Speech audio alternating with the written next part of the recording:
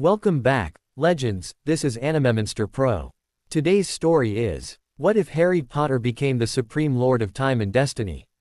Here's a quick glimpse. After the final battle goes horribly wrong, Harry is thrust back to the night it all began, armed with the knowledge of the future and the power to bend time itself. This time, fate won't decide the outcome, he will.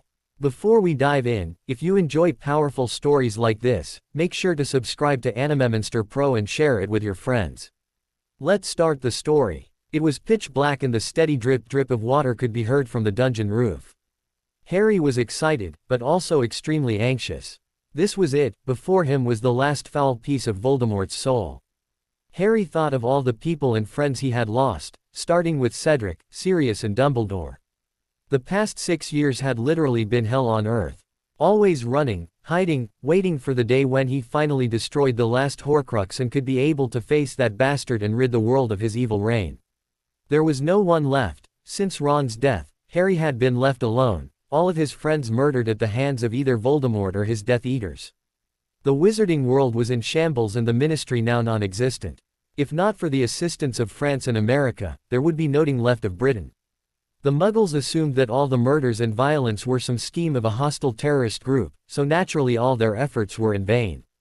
Harry learned a lot from the foreign hit wizard units. After Tonks and Moody had died, there was no one else left to complete his training. So, out of desperation he, Ron, Hermione and Neville had sought their help.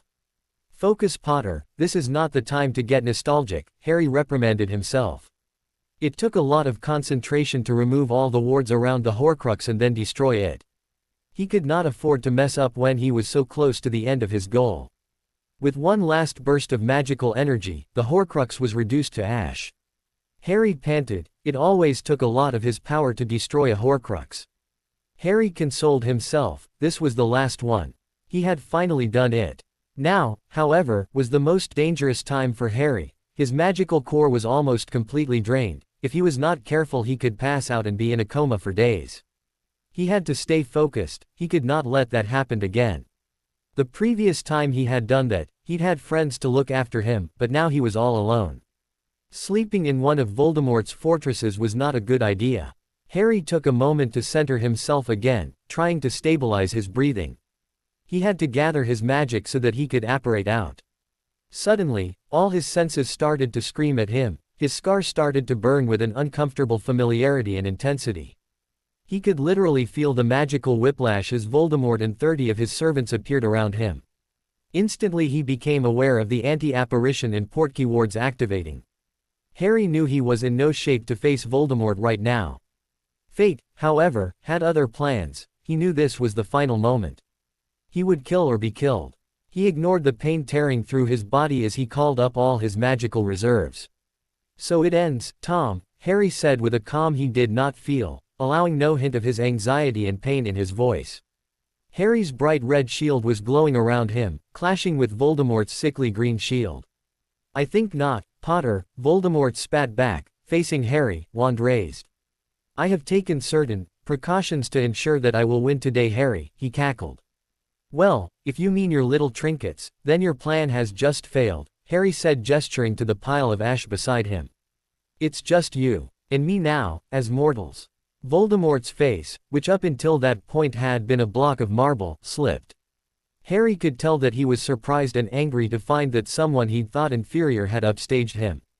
Voldemort, his eyes narrowing and voice oozing malice, spat, be that as it may, Potter, I hope that you will find your eventual death to be as painful as it was watching your friends die. I want the wizarding world to once again live without the fear and torment you are inflicting upon it. Oh, how noble of you, wouldn't expect any better from a foolishly brave, self-sacrificing Gryffindor, Voldemort cruelly laughed. Enough chit-chat, Tom, let's end this. Are you so eager to die? Harry laughed at this. He'd felt like dying since the moment he saw Sirius fall through the veil, and every time someone close to him fell, another part of him went with them. After a while, he wanted to die himself because he could not handle the feelings of pain, loss and guilt anymore. Harry had to convince himself not to end it almost daily, and on bad days, when someone close to him had died, it was even more difficult. The only reason he did not give in to this feelings of darkness was the promise he made to Ginny while she lay dying in his arms. Ginny. His dearest Ginny, how could he have not noticed her for so long? All those wasted years they could have been together. This is for you, my love, he thought, casting the killing curse with all the love and sorrow he had in him. He had only the memories of all the people he had lost on his mind.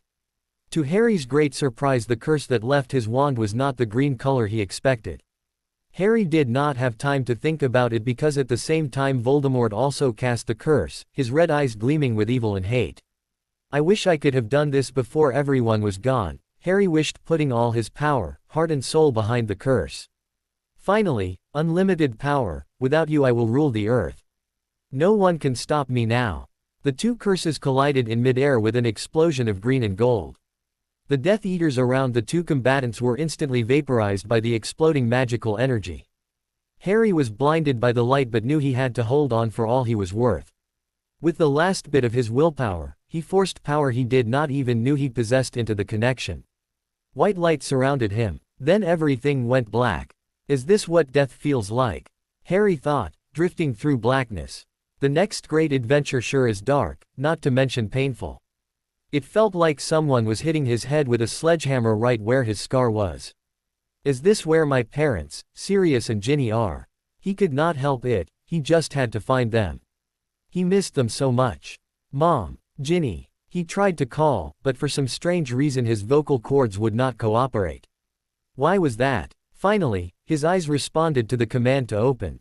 Light, there was light, although it seemed very bright. Must be heaven, so my soul was not eternally damned. He wondered. He wanted to bring his hand up to shield his eyes from the brightness, but he could not move. Well, maybe not. I'm sure there is no pain in heaven, and surely you would be able to control your own limbs. Ah well, this must mean I am in that other place. Hope I manage to bring Tom with me. The floor suddenly started to shudder, massive footsteps that shook the entire world around him. A huge, dark shape loomed above him. Harry could not help it, he cried out in terror as a massive hand reached for him. He was lifted up towards the massive creature's mouth. The creature was surrounded by the blinding light, leaving his face surrounded by darkness. The enormous dark head of this unknown beast loomed over him. Terror. It had been so long since he had been afraid. The only thing he feared after all he had been through was his friends dying. Since they were all gone, he had nothing to fear. What did it matter if he got hurt? What did it matter if he died? Dying, the ultimate relief of pain. Or so I thought. Seems that assumption was really wrong. This is the worst pain imaginable. Looks like I'm to be tormented by a titan for the rest of eternity. There, little Ari, you'll be all right now, just wait.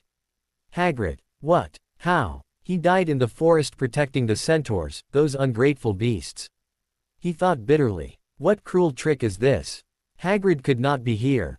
Harry looked again, making sure his eyes were not deceiving him. It was difficult to focus, his head hurt so badly and he was so confused. However, it was Hagrid, though there was something strange going on. He was huge, even by giant standards. Larger than Harry remembered he ever was. It baffled Harry's mind just how large Hagrid was. What was going on here? Why was this happening? Where am I? Questions chased each other through his mind. The world moved around Harry as the half-giant picked him up. He was taking Harry somewhere, but Harry was unable to see where he was going. Harry realized he did not have his glasses, which was why everything around him was blurry, save for Hagrid's face as it was mere inches from his own. Harry closed his eyes hoping to counteract the dizziness that were threatening to overcome him. He relied on his other senses to observe the world around him. He had learned how to depend on all his senses in the battle for the light. He had even developed a sixth and seventh sense for danger. Harry became aware of other sounds and smells around him. So loud. The thunderous breaking of timber and plaster was almost too much for Harry to bear, as Hagrid stepped over it, dislodging it or kicking it out of the way. Making a path to the unknown place, he was taking Harry. Harry recognized the sounds and smells, with all the explosions he had lived through. This place was another site of destruction. This meant he could be any place. That did not help him much to find out where he was or what was going on. Cold, so very cold. Where am I? Am I now reduced to think only primitive thoughts of cold, hunger, pain and fear? Harry was annoyed with himself for feeling like this, but in a way these feelings were also comforting. It meant that he was still alive, still human. Harry was starting to get anxious and frustrated. He was so confused and had so many questions, but it did not seem like he would be able to find the answers. He really did not enjoy this feeling of helplessness. Then, Harry became aware of a very strange noise. It was a loud rumbling that drowned out all of the other sounds. What more can go wrong? Harry thought as the racket cut into his head. Harry watched as a dark-clad rider brought a flying motorcycle in for a two-point landing nearby. This was a scene out of a distant dream. Flying motorcycle. Hagrid stopped walking at last. It had heard every step that Hagrid had taken. The mystery rider got off the bike and stood for a moment, taking in the scene. The new arrival was also too big to be a normal human, but almost looked tiny compared to Hagrid's bulk. The man shook his head in sorrow and stepped into the light from Hagrid's lantern. It was Sirius. Sirius. A younger, healthier Sirius without the hollow look in his eyes that Azkaban left. Although they now appeared full of worry for the scene before him, how could Sirius also be here? I saw him die, I saw him fall through that veil. It was then that everything came together for Harry. It now made sense. Now he knew why his friends were still alive and so huge. It was Halloween of 1981 and he was a baby again. He was back where it all began, Godric's Hollow. I don't know how, or why this happened, but I can save them all. I'll have to grow up again, not a fun prospect. At least I have a chance now, I can save them. Ginny, my love, this time I will not let him get you. I will not let him hurt any of you. It will be different this time. He will never again have a chance to wreak the destruction on the world as he did last time. Never again. I won't let that happen. He had another chance. This realization was a wonderful, but ultimately scary thought. He would have to face all of the obstacles and horrors that he had already overcame again. He did not know if he could do some of those things again. He knew he had to try however. Everything was so confusing and frustrating to Harry. Why did this happen? Harry cried out in anguish, but the two arguing men ignored his cry. The motorcycle's abrupt landing jerked Harry from his sleep. He did not know what had happened since he had fallen asleep, but he was content. He was warm and safe, nuzzled tightly in Hagrid's arms. Maybe I should just go back to sleep. Harry was extremely tired and he hurt all over. It felt like he was involved in a battle, but he knew that was not the case. Well, maybe this, first, meeting with Voldemort could be compared to a battle. After all, he was only a baby, but compared to the things Harry had lived through already, this was a minor skirmish. Wonder how and why I'm here, back in this time. He thought half through his sleep. Unfortunately, the loud booming voice of Hagrid woke Harry from his attempt to go back to sleep. Fell asleep as we was flyin' over Bristol. Harry wished he could sleep. He did not feel so much pain in the unconscious state, but now he was too awake to try sleeping again. Might as well try to find out where I am and what's going on. Harry tried to look around to see whom Hagrid was talking to. The sound of his loud voice still hurt Harry's head. Harry was happy to recognize Dumbledore and McGonagall. This means I'm safe, he thought, as he looked around a bit more to try to figure out where he was. Is that where? Whispered Professor McGonagall. Yes, said Dumbledore. He'll have that scar forever. Harry did not listen to the rest of their conversation. He already knew everything about his cursed scar. He had more pressing matters to attend to. Like finding out where the hell he was. The place looked vaguely familiar, but he could not remember where he had seen it before. It was a place in a distant memory. For some reason he had a feeling of overwhelming dread. Why is that? Harry thought while trying to remember. Everything was a bit fuzzy at the moment. The only thing he was sure of now was the overpowering headache that did not want to go away. No, Harry thought in horror as he finally recognized the environment. It had been so many years since he had left this place, hoping that he would never ever have to see it and the awful people that lived there ever again. No, you can't leave me here. Not with Themno, he tried to shout. Unfortunately, only a sad mumbling sound came out, that became a loud cry as Harry's frustration at being unable to make himself understood overwhelmed him. Why did I have to come back as a baby, a stupid helpless, not to mention speechless, baby? I can't be left here again. It could kill me. Oh my, poor little dear, said McGonagall as she took Harry from Hagrid. She tried to comfort the baby, but nothing seemed to work.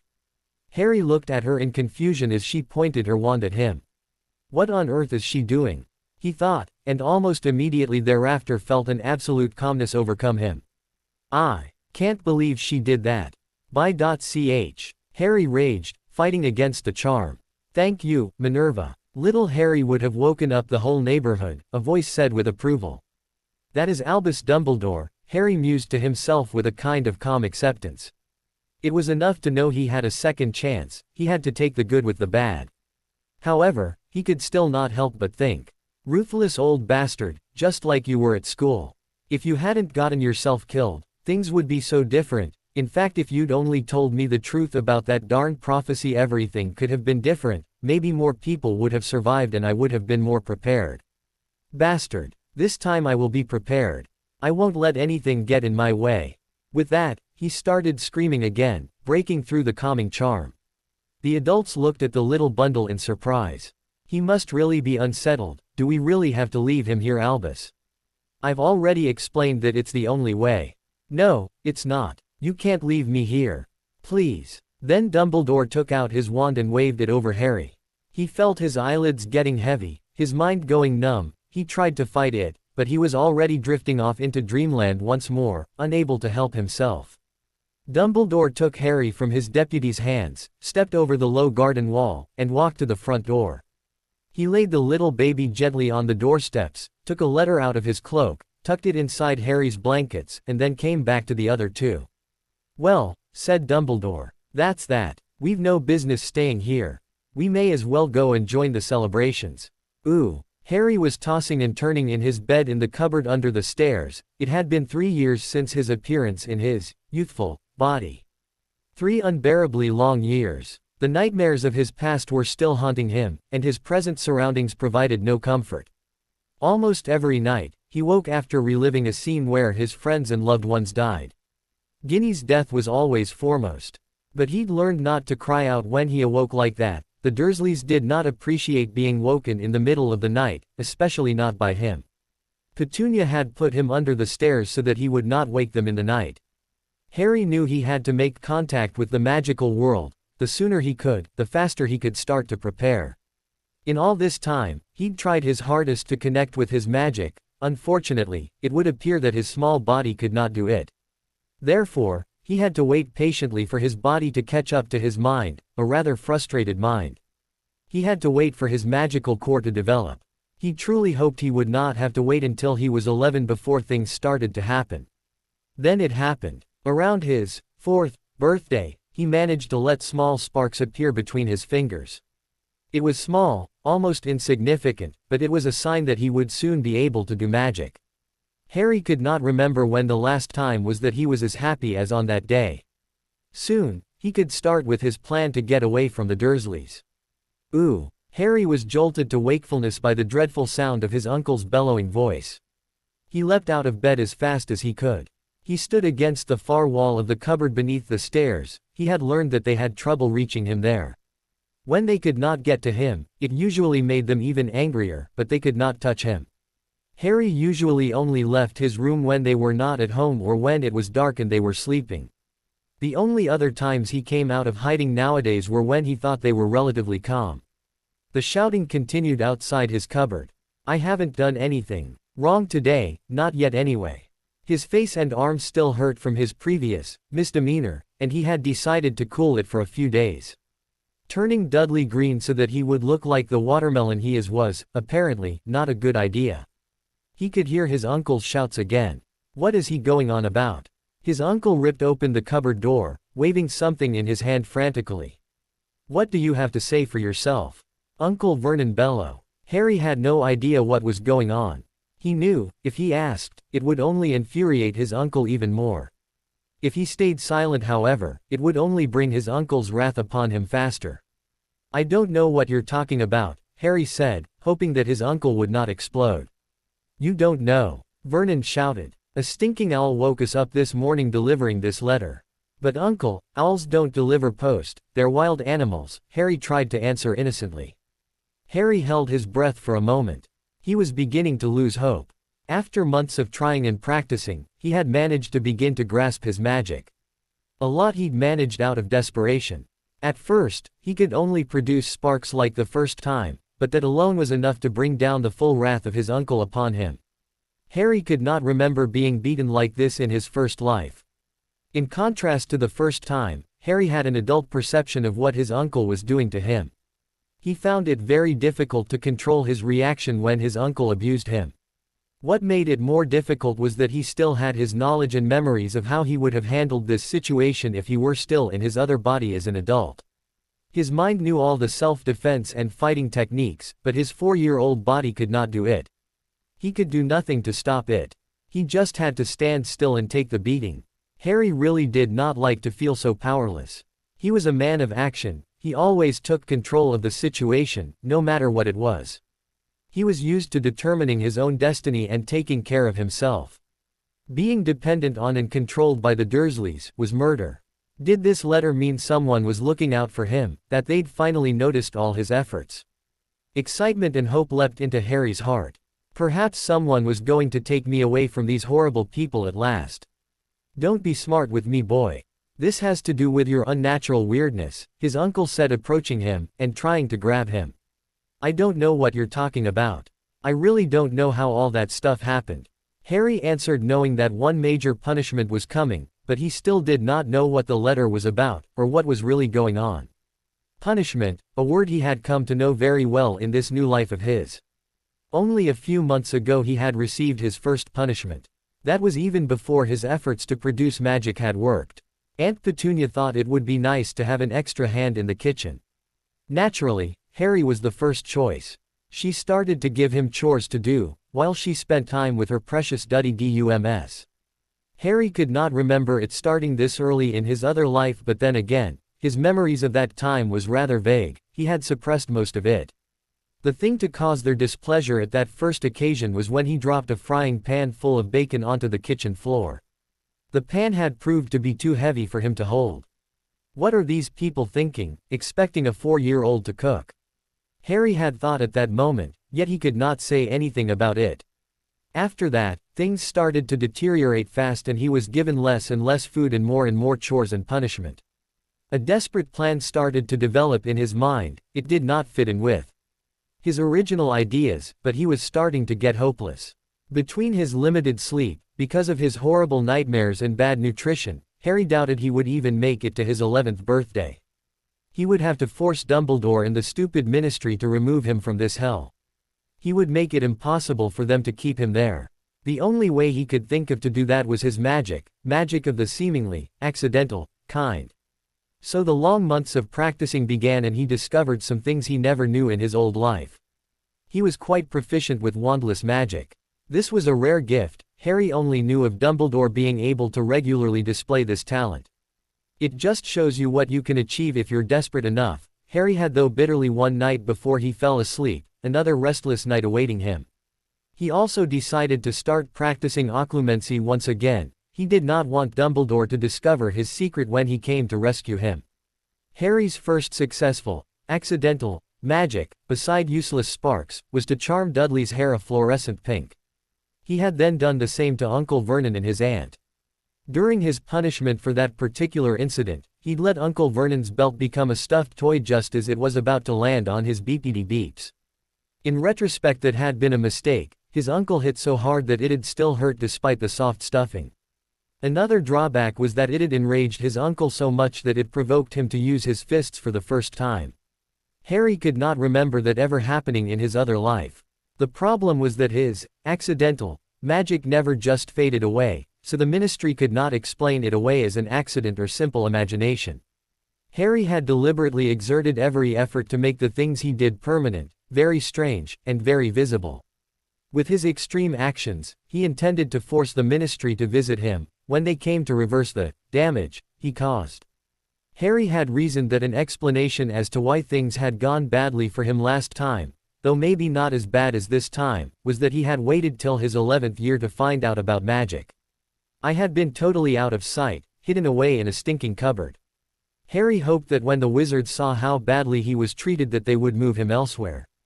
Anywhere. Okay, maybe not anywhere. The Malfoys would be even worse than the Dursleys. He shivered at that dreadful thought. And I haven't quite figured out how the issue of the blood protection would be dealt with. If I was moved away from my aunt, would I still have that protection? His mother's protection over him was linked to his aunt. Would he still be able to beat the possessed Quirrell if he moved? Dumbledore had always insisted that he return to his family at least once a year. Well, in order to beat him, I would have to be alive. I won't be if I stay, so I really don't have a choice, he decided after a while. Harry's musing was interrupted finally when his uncle got a hold on his ankle. Please, no, I really didn't do anything this time, Harry pled, hating his weakness and that he was reduced to this. I will not have freaks threatening me, Vernon shouted as the first blow struck Harry. This is the last straw, I'm tired of them coming around fixing your weird accidents. Harry clenched his jaw, refusing to scream. If I can withstand the Cruciatus curse, I can withstand this. Let them come and investigate, I will not allow them inside my house. Why do they even care about you? Vernon screamed without stopping the punching.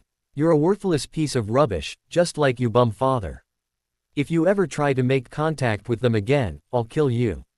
But I didn't. I don't even know who and what you are talking about, Harry gasped as the wind was knocked out of him and one of his ribs cracked. He was so confused, he did not even register the insulting remark about his father. He truly did not know what was going on. If he had access to an owl, he would have sent messages for help ages ago, but he couldn't. Harry really did not know what was going on. At this moment, he really didn't care anymore. Pain, a now familiar companion, was once again visiting him. Something was different this time, however. His uncle usually stopped after the first few punches, but now, for some reason, he just kept going. Harry could not help it anymore and screamed out in agony. His little 4-year-old body could not withstand this onslaught. His magic was still too weak to protect him. His uncle just kept hitting him, ignoring all of his cries. I hope that I've managed to stamp all of this nonsense out of you now. If you ever do anything to me and my family again, you know what will happen, Uncle Vernon finally said and then left the cupboard. Harry could feel he was losing consciousness, but he was afraid that if he gave in he would never wake up again. He could not breathe, he knew half of his ribs were broken. His left arm also was no use, somewhere through all the hits it had snapped when he tried to shield his face from his uncle's fists. What on earth just happened? He thought in confusion and shock, not really registering his situation. That thought was soon replaced with a more urgent one. He needed help immediately. Initially he did not feel all the pain, he was too surprised to register most of it. Now as he lay there in a heap on the dusty cupboard floor, everything was starting to come back to life. It was agony beyond belief. Somehow, he knew he was dying. His injuries were too severe to heal without medical aid.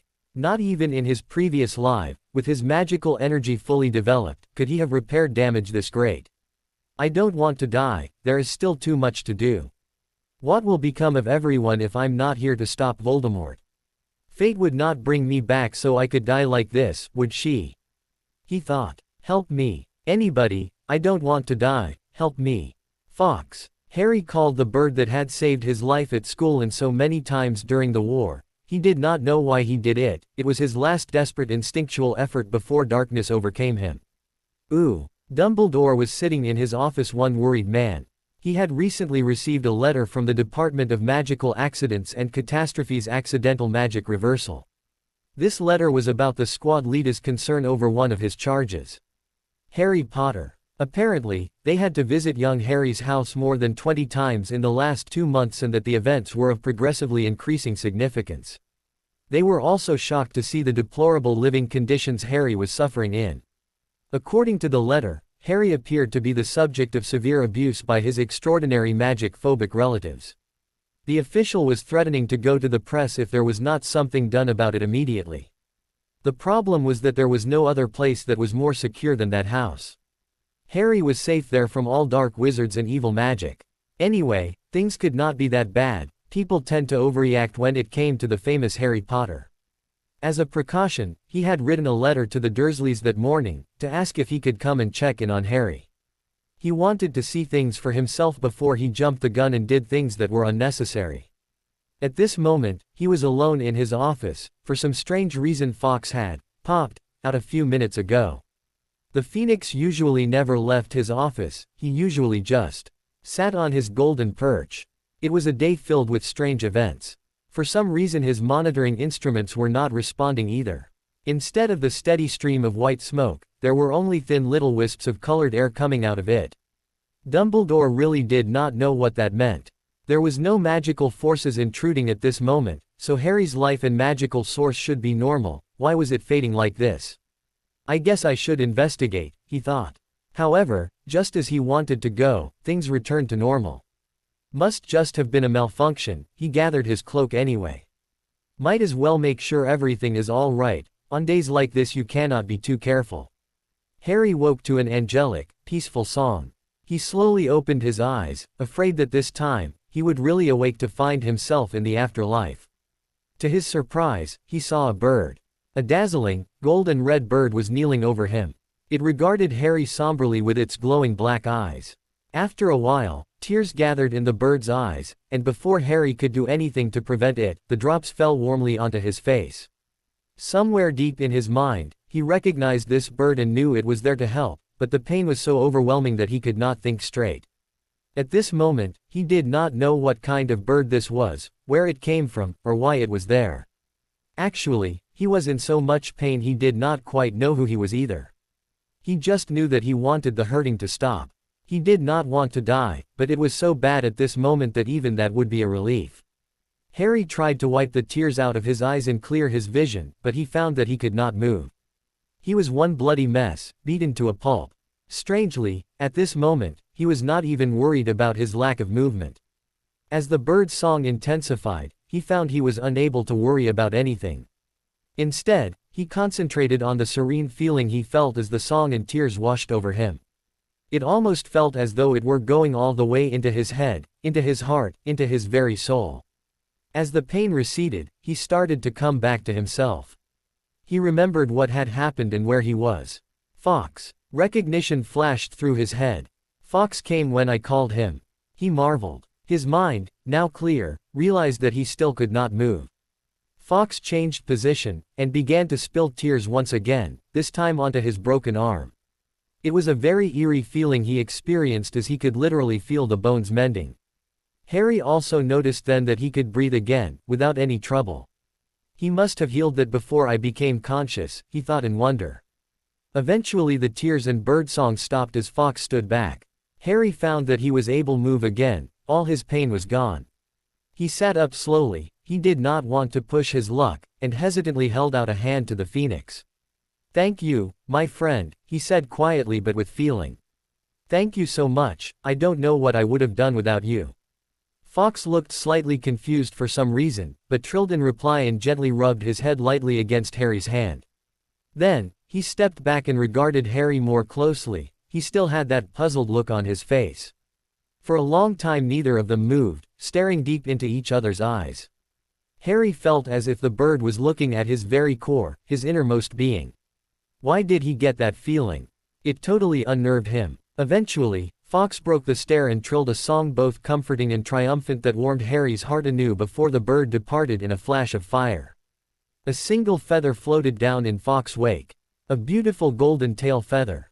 Hurriedly, Harry grabbed it, not knowing what it meant or how he would use this gift. He knew he must use this, but he did not know how. He would just have to think of a way to utilize this new resource. He carefully wrapped it in a scrap of cloth and hid it at the very base of the stairs, where only he could reach. Dudley never came into his cupboard. Somehow, this feather would change his life. That was his last thought as he fell into a deep peaceful sleep. He had gone through a lot, and even though he was healed now, his injuries had drained a lot of his energy. Beside the physical strain, he was also emotionally drained. Harry hated to feel as helpless as he did while everything happened. Being at the mercy of others, without the power and skills to protect himself, he hoped that he would soon be able to change that. It was later that afternoon that Harry awoke once again by his uncle screaming. "Oh hell, not again," he thought bitterly as he moved into his hiding space. "Who are you?" Uncle Vernon bellowed. That piqued Harry's interest. This time, it appeared that he was not to blame for his uncle's behavior. He very slowly and carefully snuck to the cupboard door, ready to spring back to his place of safety if needed. Standing so close to the door did not help him much, however. His uncle was making such a racket that he could not hear the unknown intruders respond. How dare you enter my house and ask for him? Harry was a little excited, but also disappointed. If this person had only arrived a few hours earlier, then he would have seen how badly I am treated. Now all the evidence is gone. It would not help to think this way.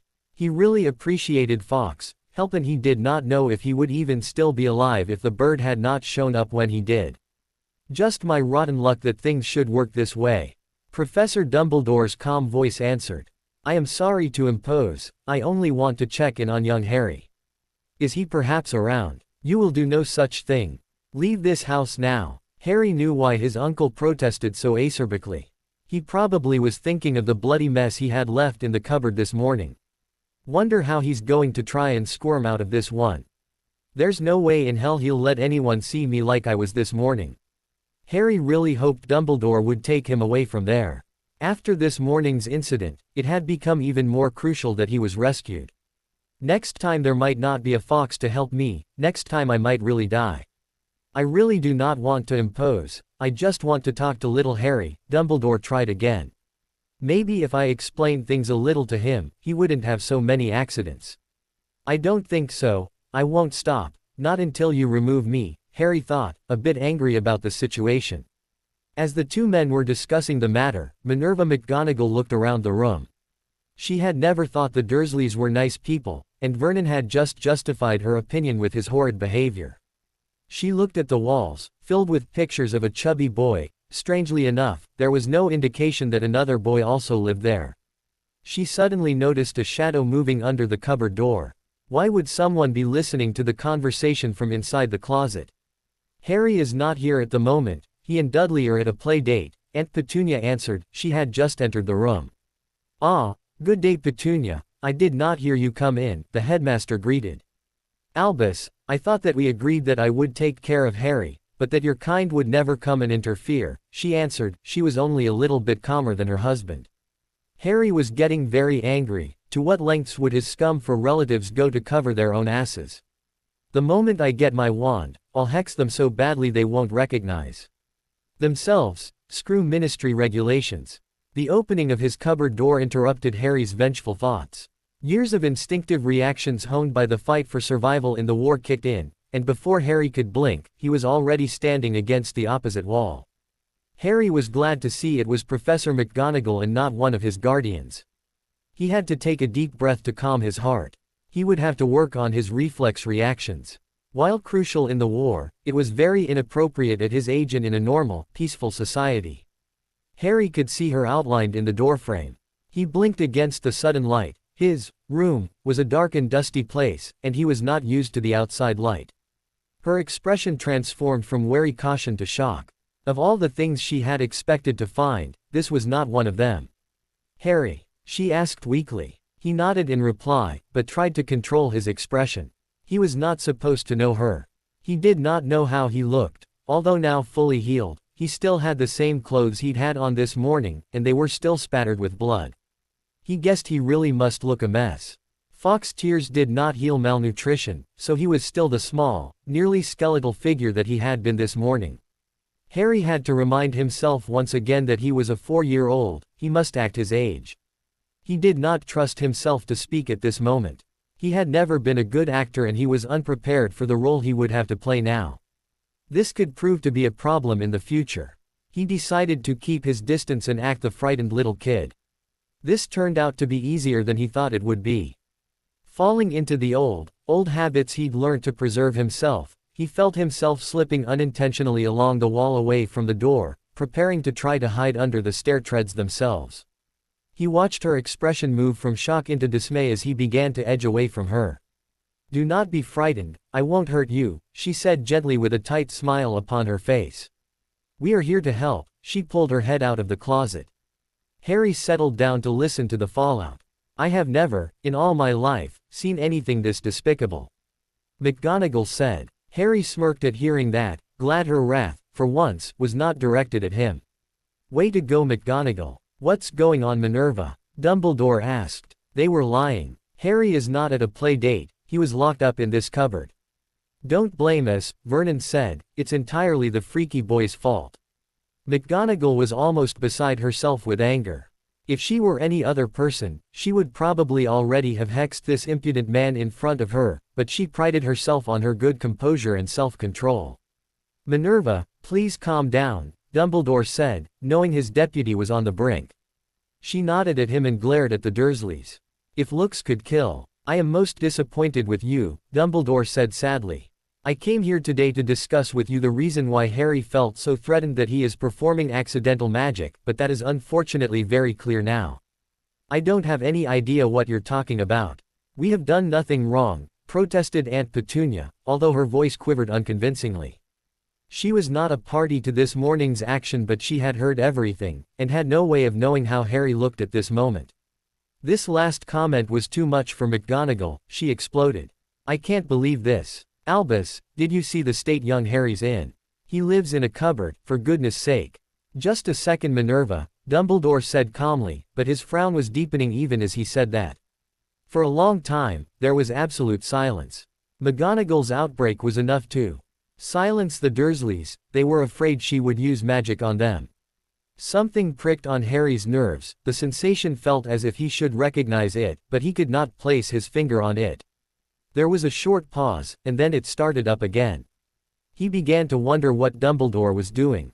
It felt like magic, he could almost sense it in the air.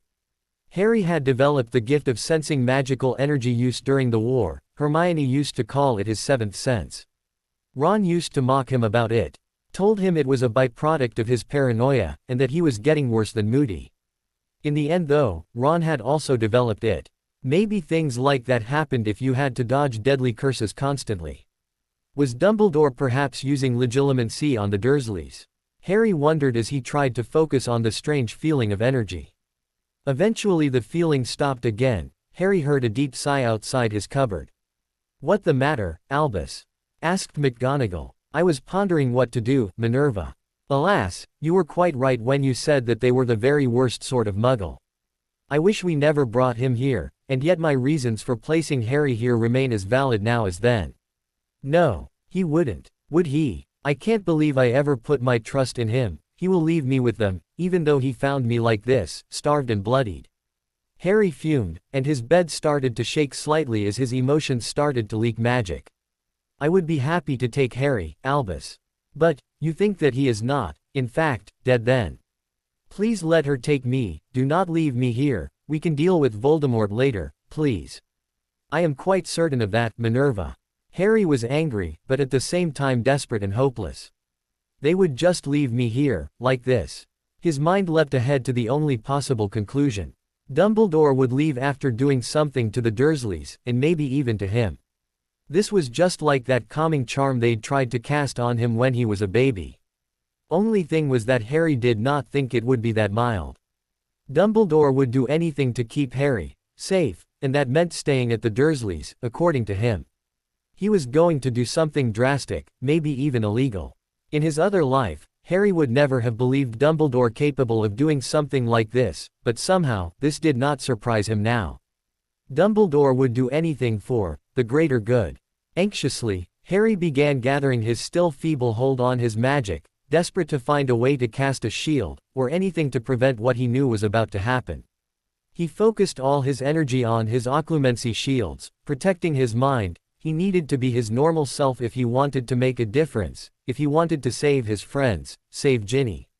"I do not relish what I am about to do, Minerva, but I cannot see an alternative.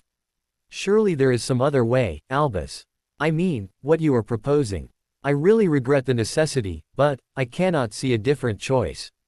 The ends do not justify the means. It's illegal, I cannot be a part of this. I'm so sorry about this, Minerva.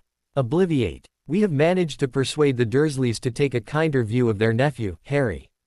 He walked over to the Dursleys while McGonagall was still zoned out because of the spell. "Now, Petunia and Vernon. Imperio. You love Harry as though he were your own son." Harry could not believe that Dumbledore would go so far as to obliviate his own deputy and cast an unforgivable curse on his foster family. He'd expected something, but not something this extreme. How could he? What is he going to do next? Harry's question was answered a moment later when Dumbledore leaned into the cupboard under the stairs. Desperately, Harry strengthened his mental and magical shields. He feared his shields would not hold, but he would just have to hope for the best. I pray that you understand one day what I am about to do, Harry. I only want you to be happy. I do not want you to remember the cruelty you have experienced here. Obliviate. Harry slowly opened his eyes. Dumbledore had left a while ago.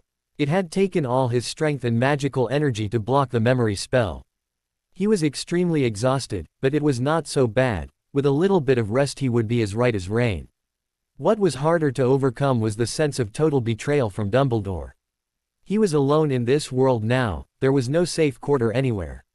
It was while he was thinking of that, cheerful thought that an idea popped into his head. In order to make his life better, he would need to do magic. He could not do proper magic because Ministry traced magical use around muggles, and anyway he did not have a wand. He could not do a lot without a wand. Feeble sparks would not help him. Wands were made of wood filled with a magical core. His old wand had a feather from Fawkes as a core. He had a feather of Fawkes in his possession. All he needed was a stick and some simple tools and he would be able to make his own wand. This wand would not be registered at the Ministry. He could use it to practice and make a better life for himself. He did not need Dumbledore, he would do it all on his own. The making of his wand turned out to be a surprisingly simple task, though it took quite a while to achieve. Luckily, Harry had long ago learned the virtue of patience. It had taken him a lot of time and misfortune, but eventually he had learned it. It was too bad he had learned it the hard way. If only I had a little bit more patience when I left after 6th year to go after the Horcruxes, he thought, thinking back to some of the foolish things he had done in his inexperience. Harry borrowed a knife and a long drill bit from the rather extensive, not to mention expensive, tool collection Uncle Vernon had in the shed that stood in the backyard. The drill bit looked as though it had not been used in years, if ever. Which it probably was, he thought. Why Uncle Vernon, who did not have a handy bone in his body, from what Harry could see, had such an extensive collection of tools in his shed was quite beyond Harry. Maybe this was one of the perks of working at a drill company. Harry did not waste time thinking of this, he simply took advantage of the fact that Vernon was unlikely to miss what he had taken. After months of searching, he also had extraordinary luck finding base wand material. Coincidentally, the same base as his old wand in his other life. He would make himself a holly and phoenix feather wand. Fate really worked in an interesting way. Harry had been allowed outside by Uncle Vernon, who now insisted that he be called Father. How wise it was to let a 5-year-old wander the streets was another story, but the Dursleys truly did not care. Harry knew people could fight through the Imperious Curse if they really wanted to. Their resistance was a testament to how much they really hated him.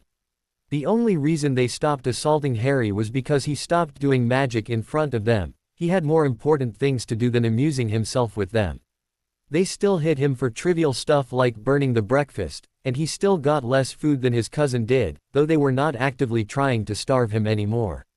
Harry roamed the streets, preferring the fresh air to the stuffy inside of his cupboard. Harry even visited the park he'd used to haunt after Sirius' death, but it had been too painful to spend a long time there. Although it had happened a long time ago, the memories still hurt. And that place seemed to bring it all back. These feelings were bad enough to deal with in his dreams, he did not want to experience them now, the pain was still too real. Ironically, in that sad place, he finally found a stick that was suitable to make a wand. A big old holly bush stood a little ways from the swing set. Harry could not remember it being there in his other life but reckoned it must have been cut down before his first visit in his other life. He had a very difficult time getting a straight piece.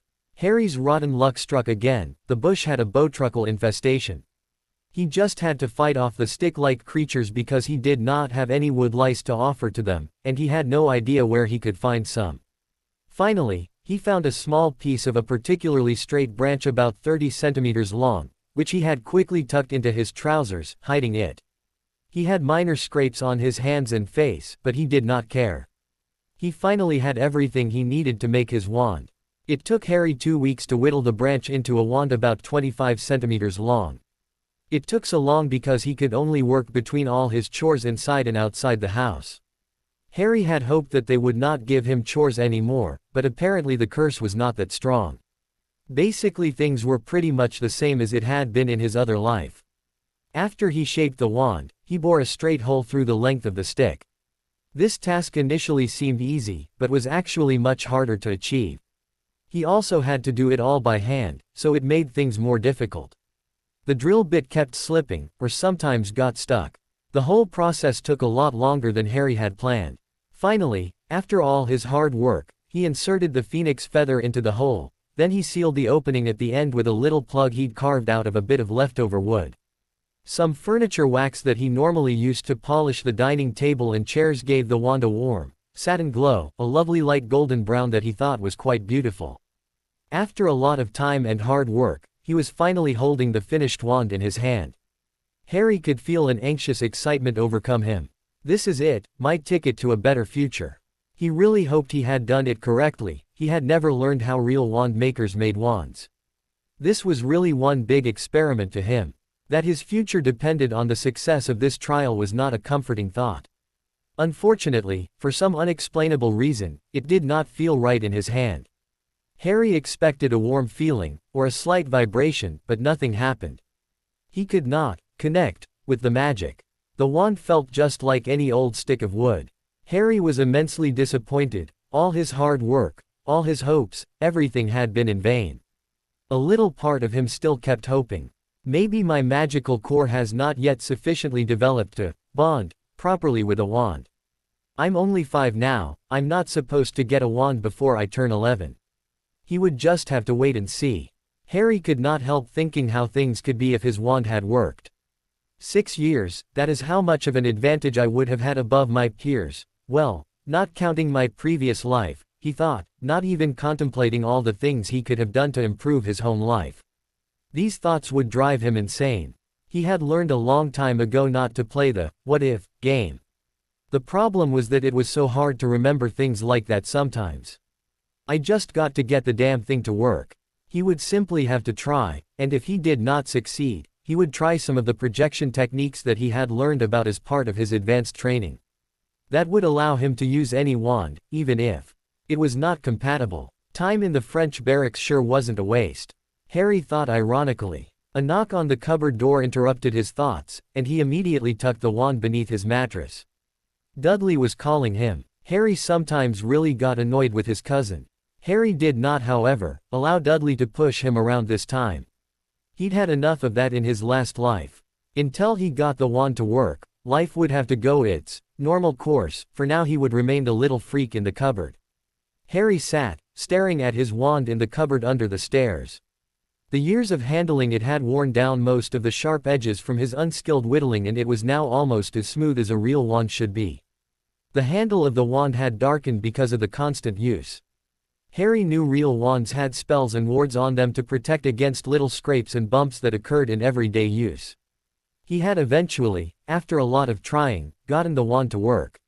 It had taken him 7 months, not to mention 10 secret visits to the local library to remind himself about meditation and visualization techniques. Initially he did not think it would be of any use. What do muggles know about magical use? But at that time, he was desperate enough to try anything. The first time he went, the librarian had thought he was lost. What would a 5-year-old be doing at a library all by himself? She was ever so surprised when he asked how to check out a book. She then, rather humoringly, led him to the children's section where the picture books were. "If you don't mind, I would rather read than watch pictures," he tried to say politely. "Sorry dear, you look too young to be in school," she replied pleasantly, though slightly confusedly. "I'm not in school, I'm only 5, Harry answered, grinning to himself at his cleverness, even as the adult part of his mind groaned at the annoying childishness of the statement. He sometimes could not resist toying with the people around him. Being 5 was rather boring, and he often got frustrated with this constraining situation. This was frequently his only source of amusement.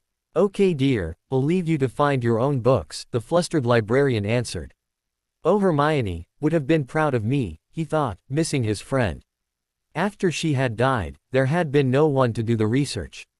He'd never realized how valuable her stream of non-stop information actually was until it was gone.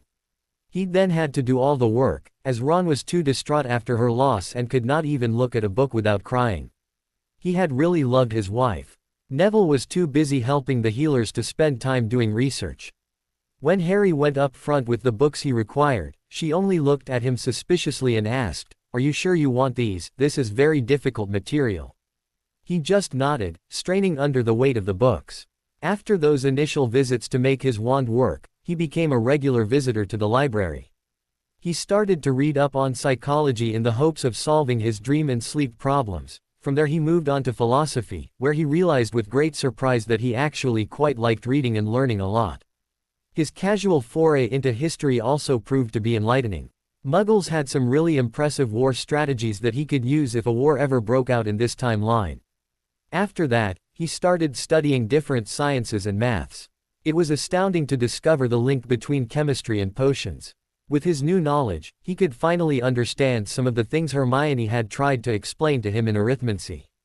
He could not help but wonder why the wizards never taught this stuff to their students. It would have made learning so much easier. In the time that he'd tried making his wand work, he decided to try magic that did not require a wand. He needed a backup plan in case things did not work out. He knew he could become an animagus. He was a golden griffin in his other life, but he did not know if his body was ready for that yet. It was while he was trying to test if he could train himself to do this again, that he discovered with great surprise that he was a metamorphagus. Well, that would explain how my hair grew back when Aunt Petunia cut it in my other life, he thought with a smile. If only Tonks could see me now. However, his transformations were, in a way, flawed. No matter what he did, he always kept his scar. After his discovery, he had to practice this talent daily because he could not keep a change for an extended period at a time. He also had a problem changing more than one characteristic at a time. Like everything, he had to develop it and try to stabilize it as his magical core matured. At last, after he had almost completely lost all hope, he managed to get a response out of the wand. At first he could not control it at all, but with time, he managed to produce reliable, controllable magic with his wand. It had taken him a long time and a lot practice to develop his magical core. It was only this year that he had managed to build up his power to anything even remotely like it had been before. Before the unexplainable accident that had reset the universe. Or whatever damn thing had happened. Things were different, this time. Extremely different. Harry had definitely not had knowledge about magic last time. The first time, the cupboard under the stairs had been a dusty prison. Not the luxurious room he had created. It was now almost the size of the Gryffindor common room. Last time, he had been mistreated, abused, and neglected. He had been a victim. Now though, he had been able to use his magic to make a better life for himself. Harry had studied things he'd never thought he would have the opportunity, or the will, to do before. He'd discovered he had so much more talent and potential than he ever would have guessed. The discovery of his wandless magic was only the beginning. After some experimenting, Harry managed to cast a congeniality charm on all three Dursleys. He had to renew it every day because it wore off, sometimes even more, but this was a lot more effective than the imperious curse Dumbledore cast on them. Harry regretted the necessity. His actions were neither legal, nor ethical, but he knew what waited for him in the future. He could not afford wasting time and energy being downtrodden and victimized. His dreams were bad enough, he did not need it in waking. He knew he must focus on preparing for the day he would rejoin the wizarding world and eventually face Voldemort again. In retrospect, though, perhaps it had been a case of the ends truly justifying the means. I hate how much that sounds like Dumbledore, he though morosely, but in the end, the four of them formed a happy family, well, kind of. Even if they were not a loving family as such, things were shared around more. Dudley was still a little spoiled, but he was not as fat as he had been. He had the same friends as the last time, but they had a nicer attitude overall and did not gang up on Harry. Well, that had also a lot to do with the notice me not charm he put on himself. Aunt Petunia worked with the local charity, and was generally happy with her role in the community. Okay, she only did it to be noticed and liked by the neighbors, but still, she did help people, even if her intentions were shallow. Vernon also benefited from Harry's spell. He was more successful than the previous time. His friendlier manner meant he made fewer enemies in the workplace. Harry's qualms about the ethicalness of his deed was placated by the results he experienced daily.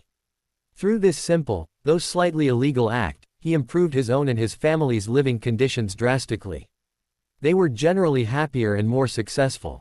The best result of his actions was that he was properly fed now and was not abused anymore. His achievements at school was not suppressed either, in fact he did exceptionally well. It seemed that the absence of negative influences did him wonders. Still, the memories of his past haunted him, he just could not forget how the Dursleys had treated him in his other life. Knowing they were only relatively nice to him because he had bewitched them also did not help his feelings towards them. One thing that annoyed him though, was school. While Harry did really well, he did sometimes feel that Muggle school was a colossal waste of time, but he knew he had to go. He did not want to raise suspicions about himself. Overall, it was a much happier existence, so he did not care about it too much. Harry's annoyance with school was solved in a totally unexpected way. It was almost the end of first grade, and as usual, he was bored out of his skull. If he had to sing his ABCs one more time, he would puke. Today they were supposed to read in class. He had read the prescribed book ages ago. How long can it take to read a 10-page book about a fluffy bunny? Now he was busy reading Shakespeare. He really did not get why Hermione made such a fuss about it. The portrayal of the witches in the play he was reading was very wrong. How could she like such a stereotypical story? He got so involved with his reading that he did not notice that his teacher was watching him. All year, she had observed the strange raven-haired boy. He usually stayed by himself and always had a book in his hand, generally material way above his age. She was quite convinced that he was a very gifted student. She knew that Harry would do better in a school with other smart kids like himself. What bothered her was that he lacked the arrogance most smart kids had. He seemed to want to draw as little attention as possible.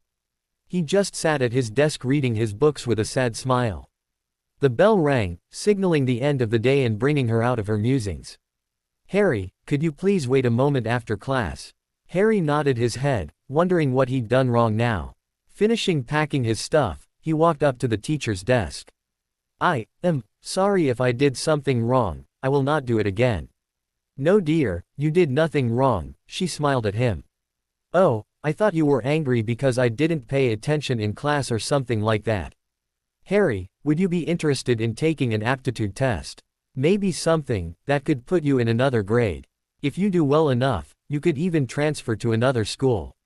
You could be with people that are as smart as you are, instead of spending time with those below your level." Harry just shook his head in disbelief. "But I am not smart at all. Anyway, my aunt would never pay for a special school. Private schools usually have scholarships for bright kids that cannot afford the tuition." Okay," Harry answered hesitantly.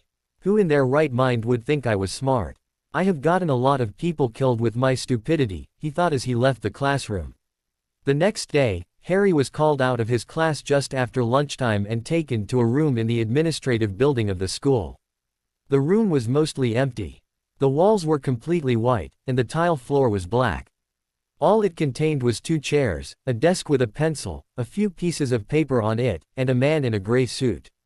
Talk about a dull, intimidating room. If I didn't know better I would fear an interrogation right now. "Come in, Mr. Potter," the man in the gray suit said friendly. "I'm Mr. Blake. I'm from the local Department of Education. From what I hear, you're quite the genius." Harry laughed. "Hardly, I can't imagine what would give anyone that idea." "We'll see. Sit down, and let's get started," the man said, gesturing at the desk. He proceeded to explain the test and how it should be filled in. He also explained the reasons for taking the test and what it was measuring. Harry picked up the pencil and began after scanning over the test once. He answered the questions in about an hour without too much of a problem. Harry had expected something more difficult, but it contained mostly math and language questions and strange picture games. This was the first time Harry had ever taken such a test. There were not things like this in the wizarding world. He did not know what to expect, as he had no experience to guide him.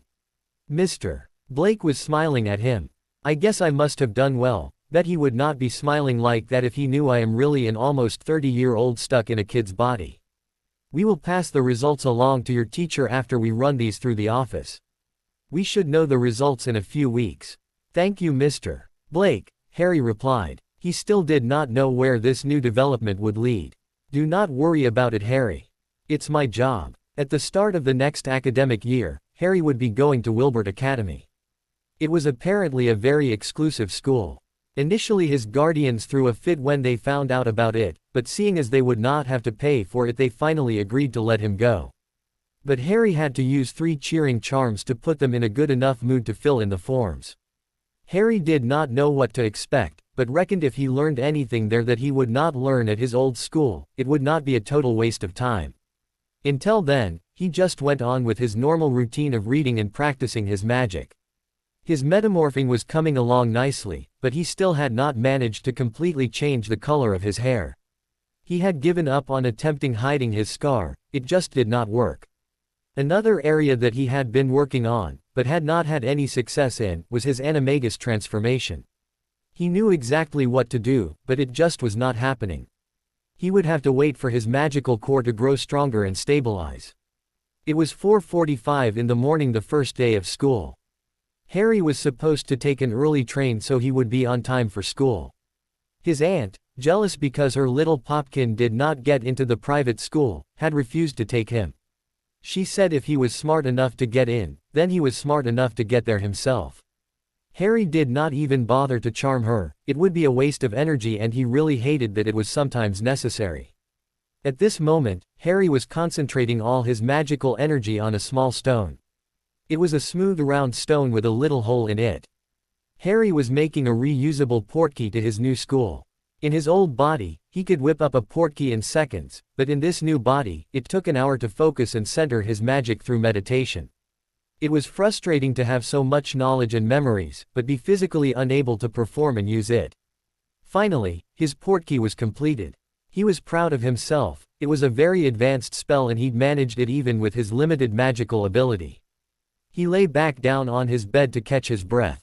Using so much of his power had really drained him, but it was totally worth it. Harry got sluggishly out of bed and dressed in his new school uniform, navy blue jacket and slacks, with a white button-down shirt. He then transfigured a piece of rope into a leather strip and tied his new portkey onto it, and then he hung it around his neck and tucked it under his shirt. He quickly went to the kitchen to grab a bite to eat and then he was off. Harry appeared about a block away from school in an alley. He had studied maps of the area to determine the best portkey site. It was still early and he leisurely strolled to the school. For some strange reason he was excited, he did not know why. It was just a school and he was probably going to be just as bored here as at the other school, but still, he had a feeling that something good was about to happen. Harry was surprised to see the school. It was huge. It was nothing like the Hogwarts castle, but it had a certain intimidating quality. He had no idea where to go. There were parents escorting their children everywhere.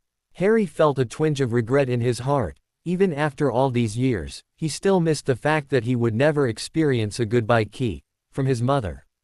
Harry walked through the gates hesitantly. He saw that most of the new students and their parents went to a counter, signed in, and then received a name tag and instructions for where to go. He got into line, hoping he was at the right place. Entering his new class, Harry felt his heart leap, a joyous tremble that one of the people he had missed most in the world was once again with him. Sitting there, absorbed in a book was Hermione. She was here and she was alive. Alive. He had not thought how it would feel to meet his once friend, the people that he'd seen die. He would have to prepare himself better for the next time, if he wanted to keep up his act. He could not help the brilliant smile he gave as he stepped forward into the class. He went straight to the open seat next to Hermione. "Hello, I'm Harry," he said, "Harry Potter." He was delighted when Hermione looked up from her book and smiled back, somewhat hesitantly. "I'm Hermione Granger," she said clearly, in a round tone. Charmed. Harry very much wanted to talk to her, but he was not quite sure how to begin the conversation. What should you say to a person that died saving your life? Meetings and beginnings are such delicate matters, I cannot afford to mess this up. It would have been nice to be more prepared. After some time of silence, Hermione surprised Harry by speaking in that forthright manner of hers. "Are you also new here?" "Yeah, this guy came to my old school and I did a test and now I'm here." "Me too, I think they put all the new second grade students in this class so it would be easier to explain how things work here, to us." "I suppose," Harry answered. He was looking for a way to keep the conversation going. "What are you reading, is it any good?" It is a storybook about a witch. I wish I could do magic, it would be wonderful. Harry almost laughed aloud. If she only knew. Luckily, he managed to keep his composure. She would be very insulted if he laughed at her. Who knows? Maybe you're a very powerful witch, but you just haven't discovered your power yet. Anything is possible, you know. You're silly, she laughed, glad that he did not ridicule her for her fantasy like the kids from her other school. I'm not silly, I'm a powerful wizard and I know a strong, brilliant witch when I see one, he said with a mock-serious tone of voice. It was hard for him to interact with Hermione like this, but he knew he had to. She would not understand the truth, and he really did not plan to tell anyone the truth anyway. Okay, Lord Wizard, what is my special power? Hermione mocked back. Harry almost cringed at being called Lord Wizard. It reminded him too much of Voldemort, but he could not show any of those emotions. Luckily, he was saved from responding as their teacher. A plump woman with blonde hair walked into the room. Welcome to Wilbert Academy. Today is an orientation day for all new students. You will be shown around the school to familiarize you with all the facilities. We will also help you choose the extra activities you want to take. All students must choose at least 2 supplementary courses. Preferably, one in the arts and another of a more physical nature. You must also take an extra language class.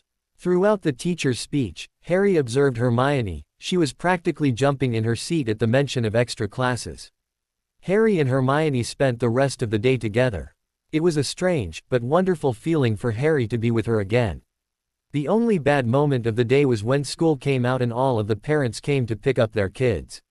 Harry waited with Hermione until her mother came. Isn't your mommy getting you? Hermione suddenly asked when she realized there was nobody to get her new friend. Harry looked at her, his smile quelled, and shook his head. No, he answered. I live with my dear aunt and uncle. My parents were killed when I was still very young. Hermione looked taken aback, almost aghast. I'm sorry, she said. Harry shook his head. That's okay. It's not like I remember them, he said, trying not to think of what he used to see near Dementors, trying to forget that cursed night in the graveyard. He did not want to think what he would see now if a Dementor got near him. Too many things had happened to him, things nobody should ever live through.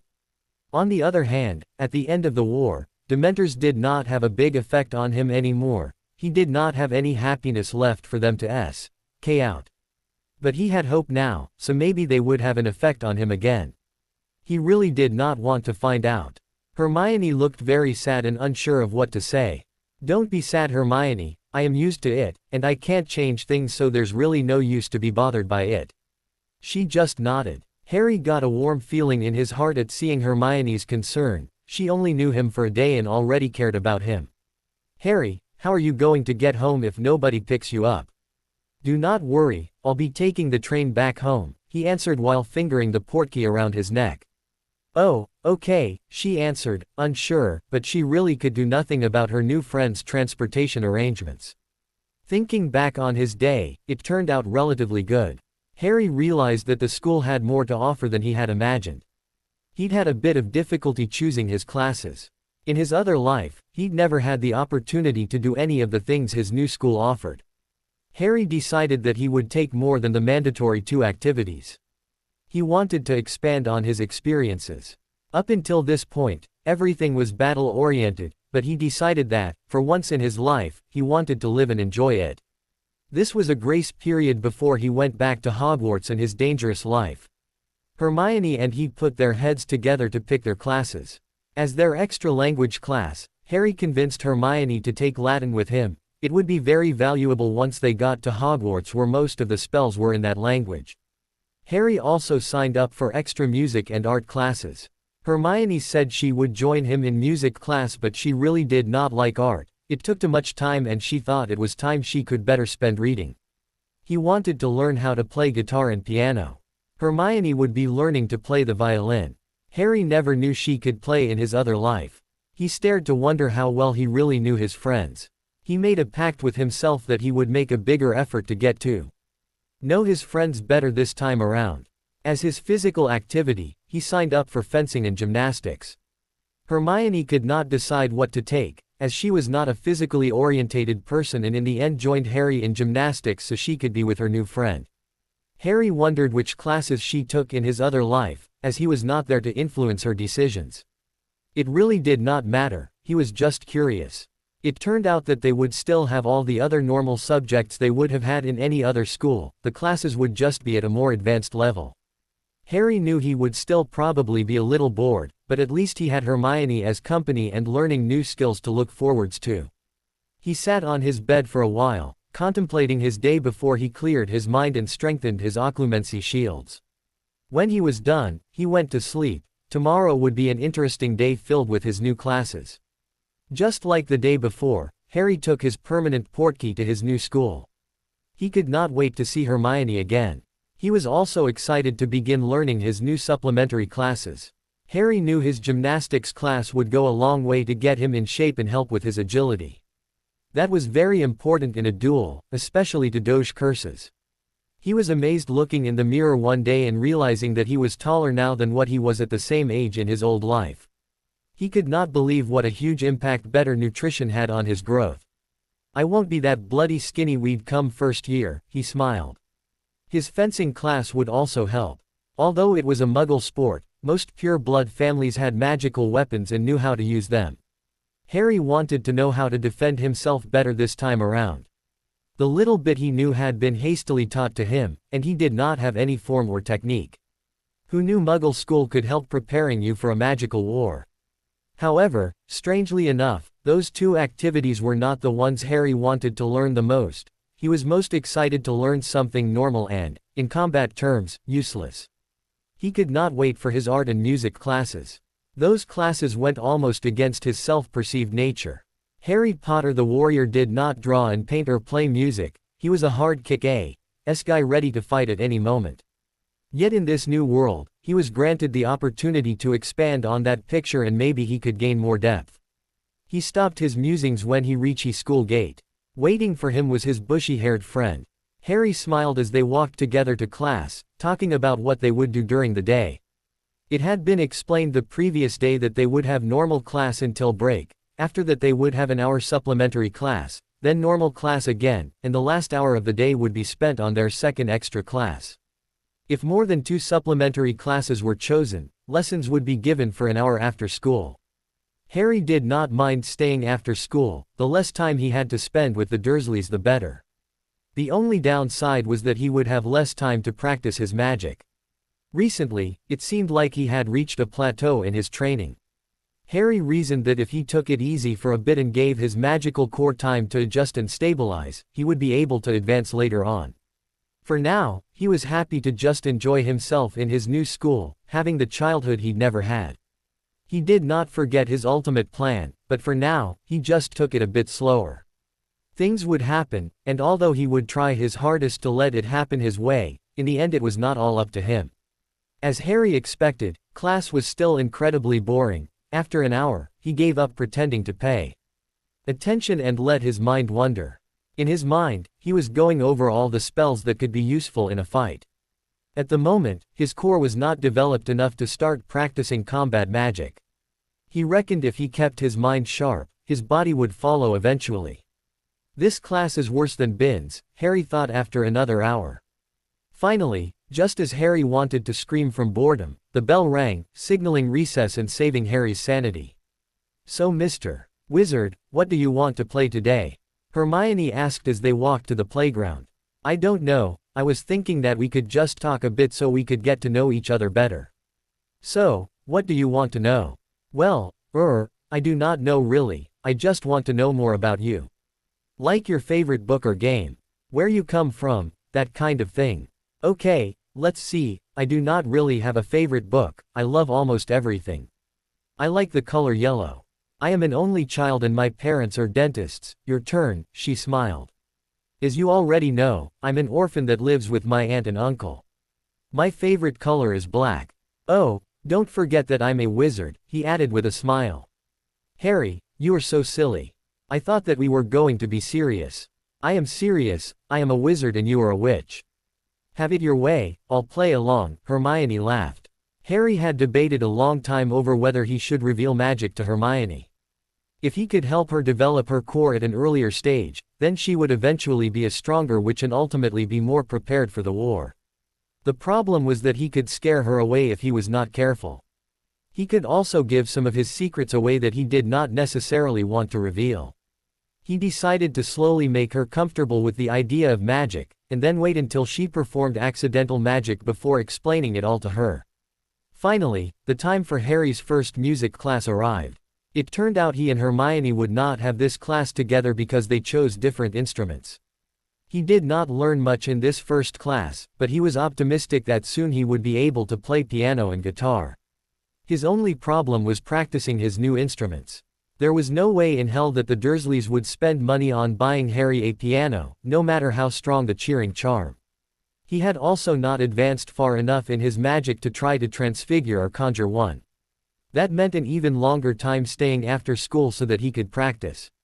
Harry also liked his new gymnastics class. The coach was some Russian lady that was channeling the spirit of a drill sergeant. Almost all the kids were afraid of her, but, compared to training with Moody, she was really a sweet woman. Harry actually liked the discipline in her strict mannerism.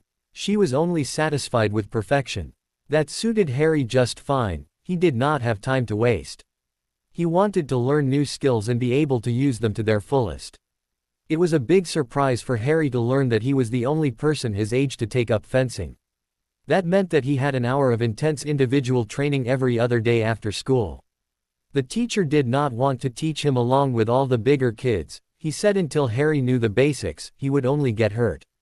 He was quite surprised at what Harry could already do, especially when Harry told him it was a first-time experience for him. Which it was technically in this life. According to Harry, his old life did not count and he should stop feeling guilty about things that were lies but technically true, if only this life were considered. Something he read in one of the many philosophy books helped him a little bit with this concept. It all came down to relativity, or rather his interpretation of that theory anyway. His situation was unique in so many ways, he did not even want to contemplate it. Harry was very pleased with the skill of his teacher and knew he would learn a lot from him. The strangest experience at Harry's new school was on his third day in his first art lesson after school. The moment he entered the door he could feel something. He did not know what it was strange, it felt like magical energy, but at the same time completely different. It was like nothing he had ever felt in the muggle or magical world before. The feeling of this strange power was almost overwhelming. He froze in the door, trying to look for the source of the power, but it was emanating from all over the room. "Move along, Potter, we don't have all day," said a snooty girl named Alice, as she pushed him into the classroom and walked past him to a desk. The further into the room he got, the greater the oppressive nature of this strange power got. So he opted for a seat as close to the door as possible. Constant vigilance screamed through his head, telling him to get out of there, but he knew he could not. He had a class to attend. He would monitor the room and try to understand this strange power and its source. He looked round the room, taking in his surroundings. The place almost reminded him of his old divination classroom. Crystals of every imaginable color was placed around the room, some were even hanging from the roof on pieces of fish line. Harry recognized the smell of incense burning. Easels and canvases were standing around a table with a pot on it. Apparently, the subject they would be drawing today after they finished their theory part of today's lesson. A tall woman with long, sleek black hair in a deep purple velvet dress stood in the front of the room surveying her class. There were 10 kids in her class, all of them sitting close to her in the first 2 rows, except for a dark-haired boy, which sat by the door at the back of the class. At this moment, his eyes were closed and he was busy rubbing his temples with his thumbs. As hard as Harry tried to ignore the weird feeling, it just got worse the longer he stayed in the room. His senses were overwhelmed with the power and not even his occlumency could block it out. He knew he had to get out of that room, or he would drown in that strange magical power. He stood up and ran for the door, not even bothering to get his stuff. The moment he was outside the door, the power was gone. He sagged against the wall, breathing heavily. Harry did not know what was in there, but he knew he sure as hell did not want to go back in there. As much as he wanted to learn how to paint, he knew he would be dropping the class first thing come morning. Why on earth was I getting that feeling in a muggle classroom? He almost wondered aloud. Harry was really freaked out at this moment. A moment later, the art teacher was kneeling beside him. "Are you all right?" Harry just nodded dumbly. He was fine now that he was outside. Right, let's get back to class then, she said as she got up. Harry shook his head. I can't go back in there, the power is too much. Harry really did not know how to explain this to his muggle teacher. All he knew was that he could not go back in there. What do you mean, young man? She asked friendly, but also curiously. I don't know, there is something weird in there. It is so powerful, it's overwhelming. It is coming from everywhere in the room, Harry answered, knowing that she would probably think he was insane. Oh, I understand now. You're a very sensitive person, in tune with your surroundings, she said with a smile.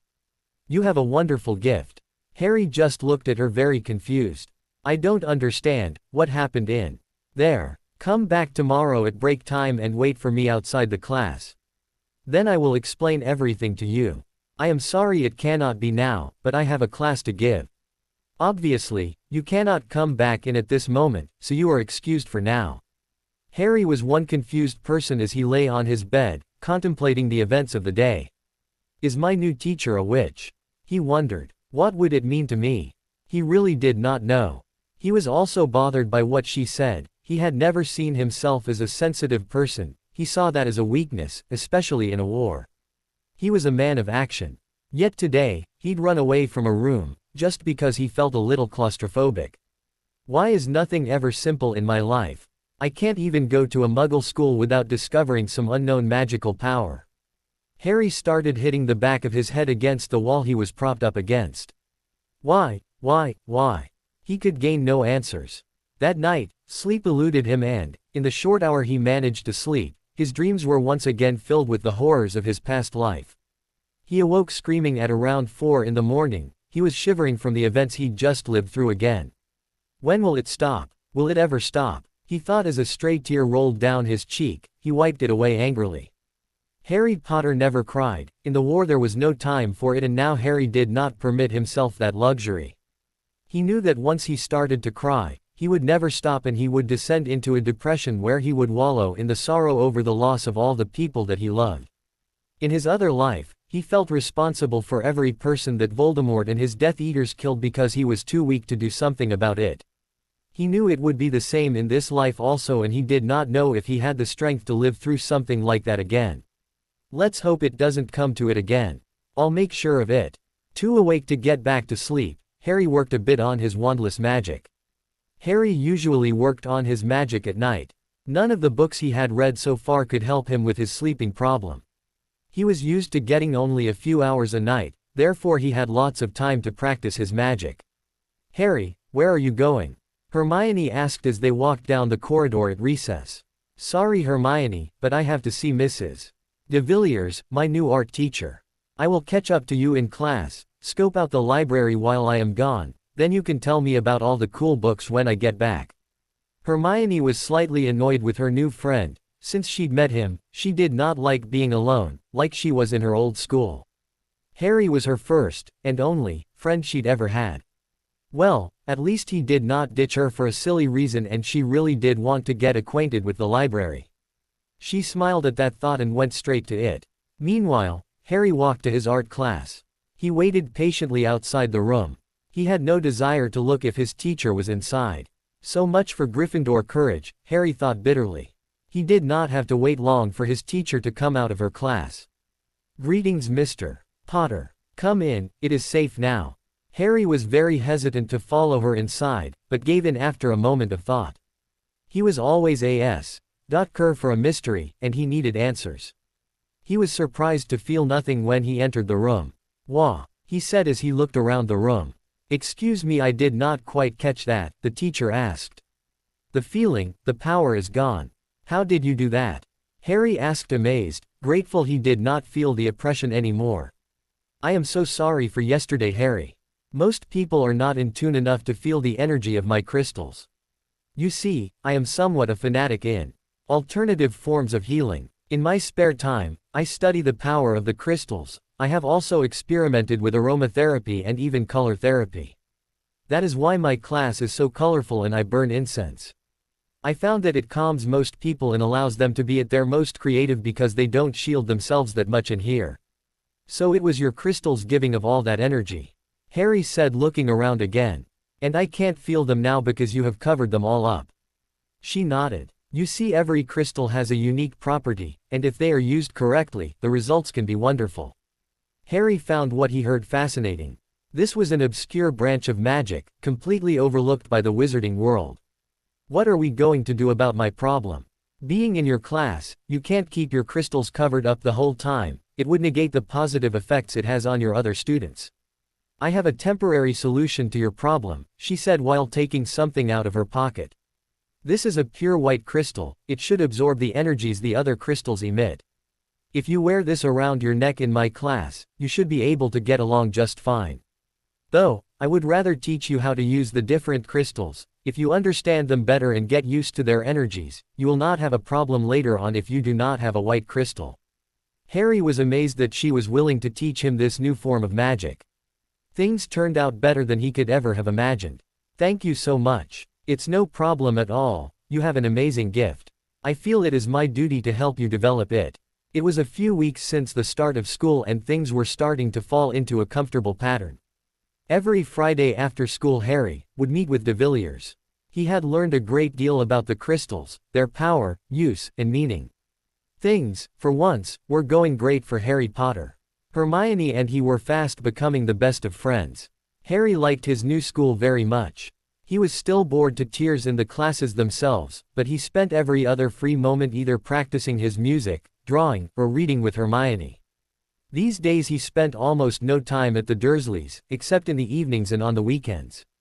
He was still waiting for Hermione to show the first signs of magic, but he did not want to force things. At the moment he made sure that most of the conversations they had, and books they read together were about fantasy, creatures like centaurs, fairies and witches. They even sometimes talked about what they would do if they could do magic.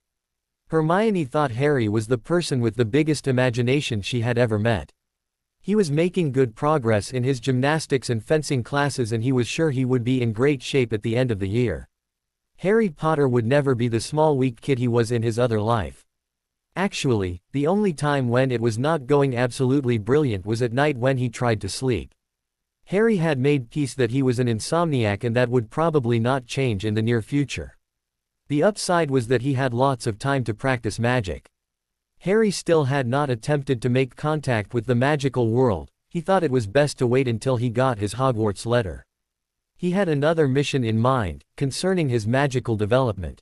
His discovery of crystal magic made him wonder if there were other obscure branches of magic he did not know about.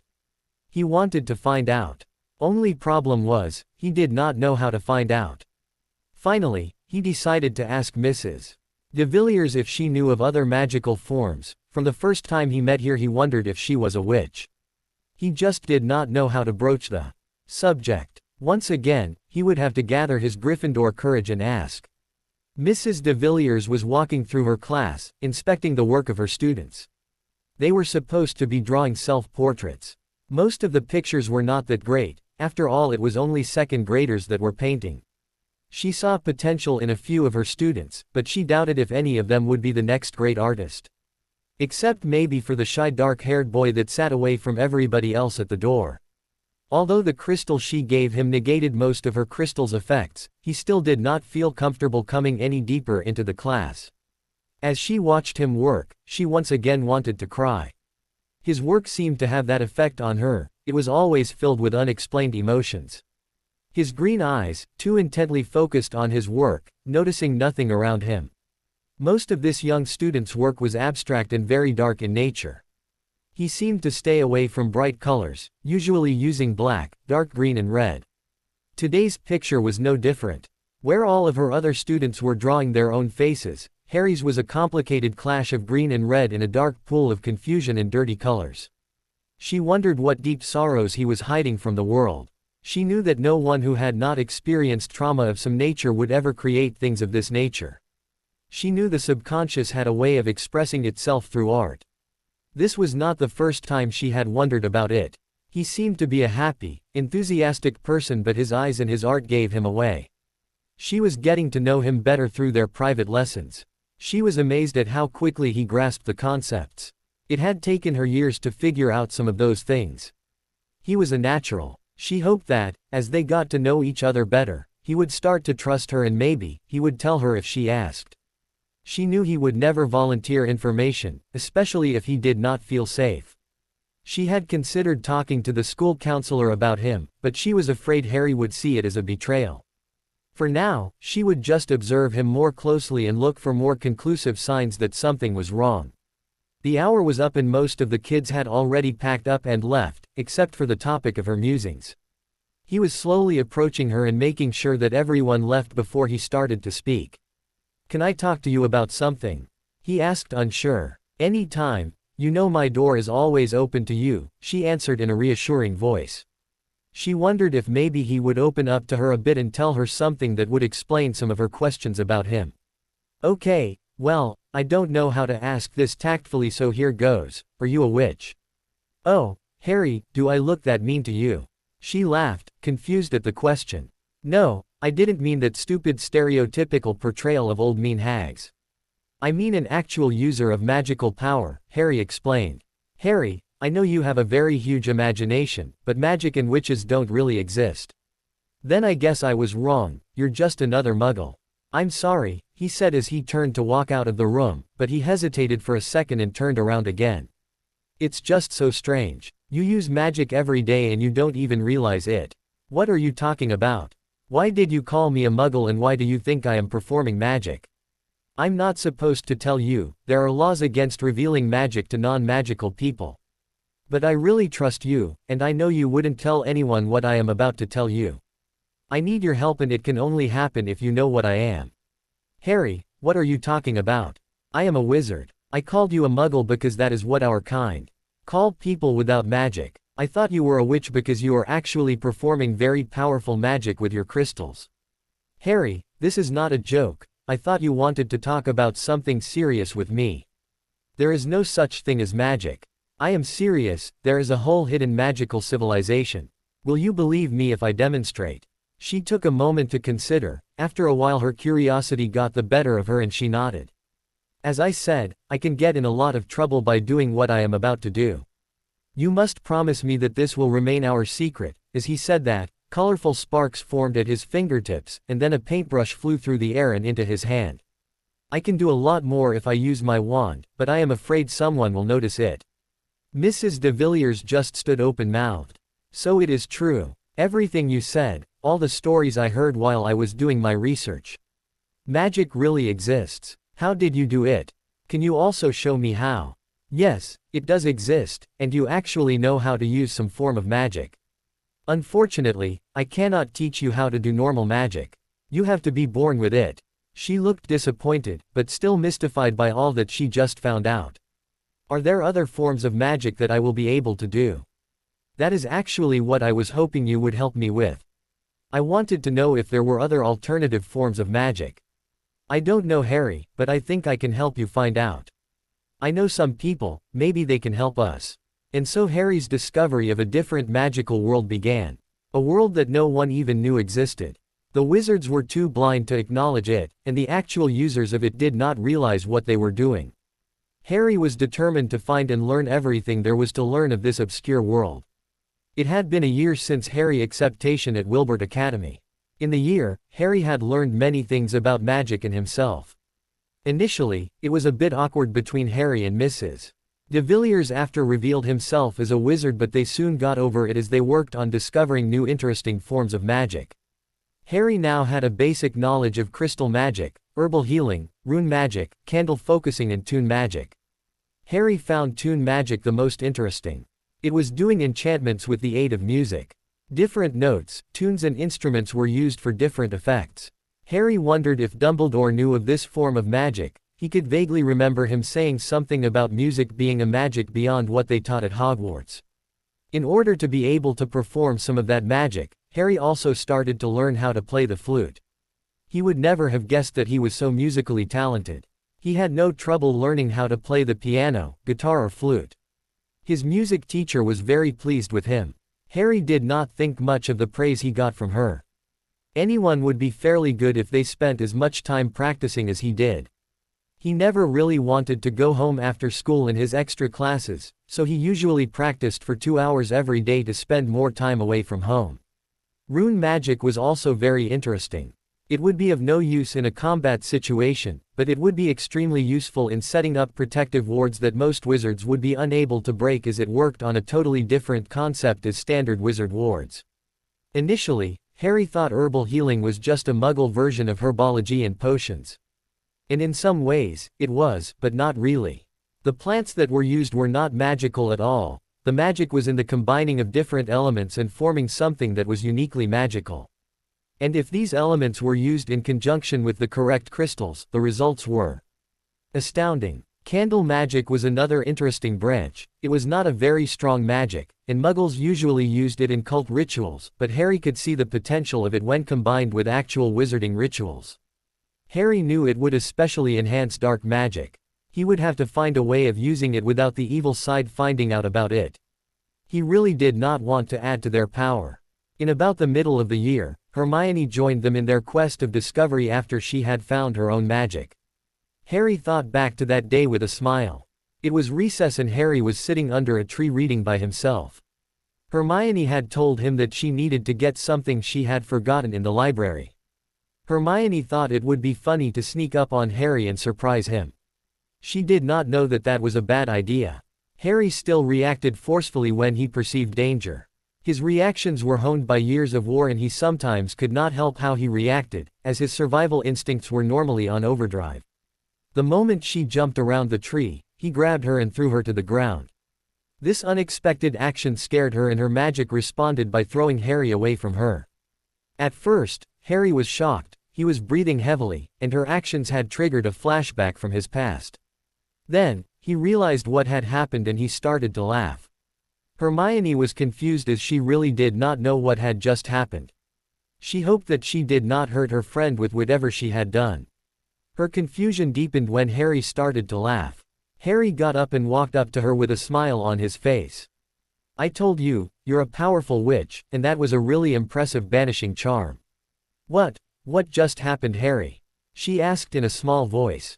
"That, my dear friend, was your first accidental magic. You took your time actually doing it. I've been waiting for this to happen all year."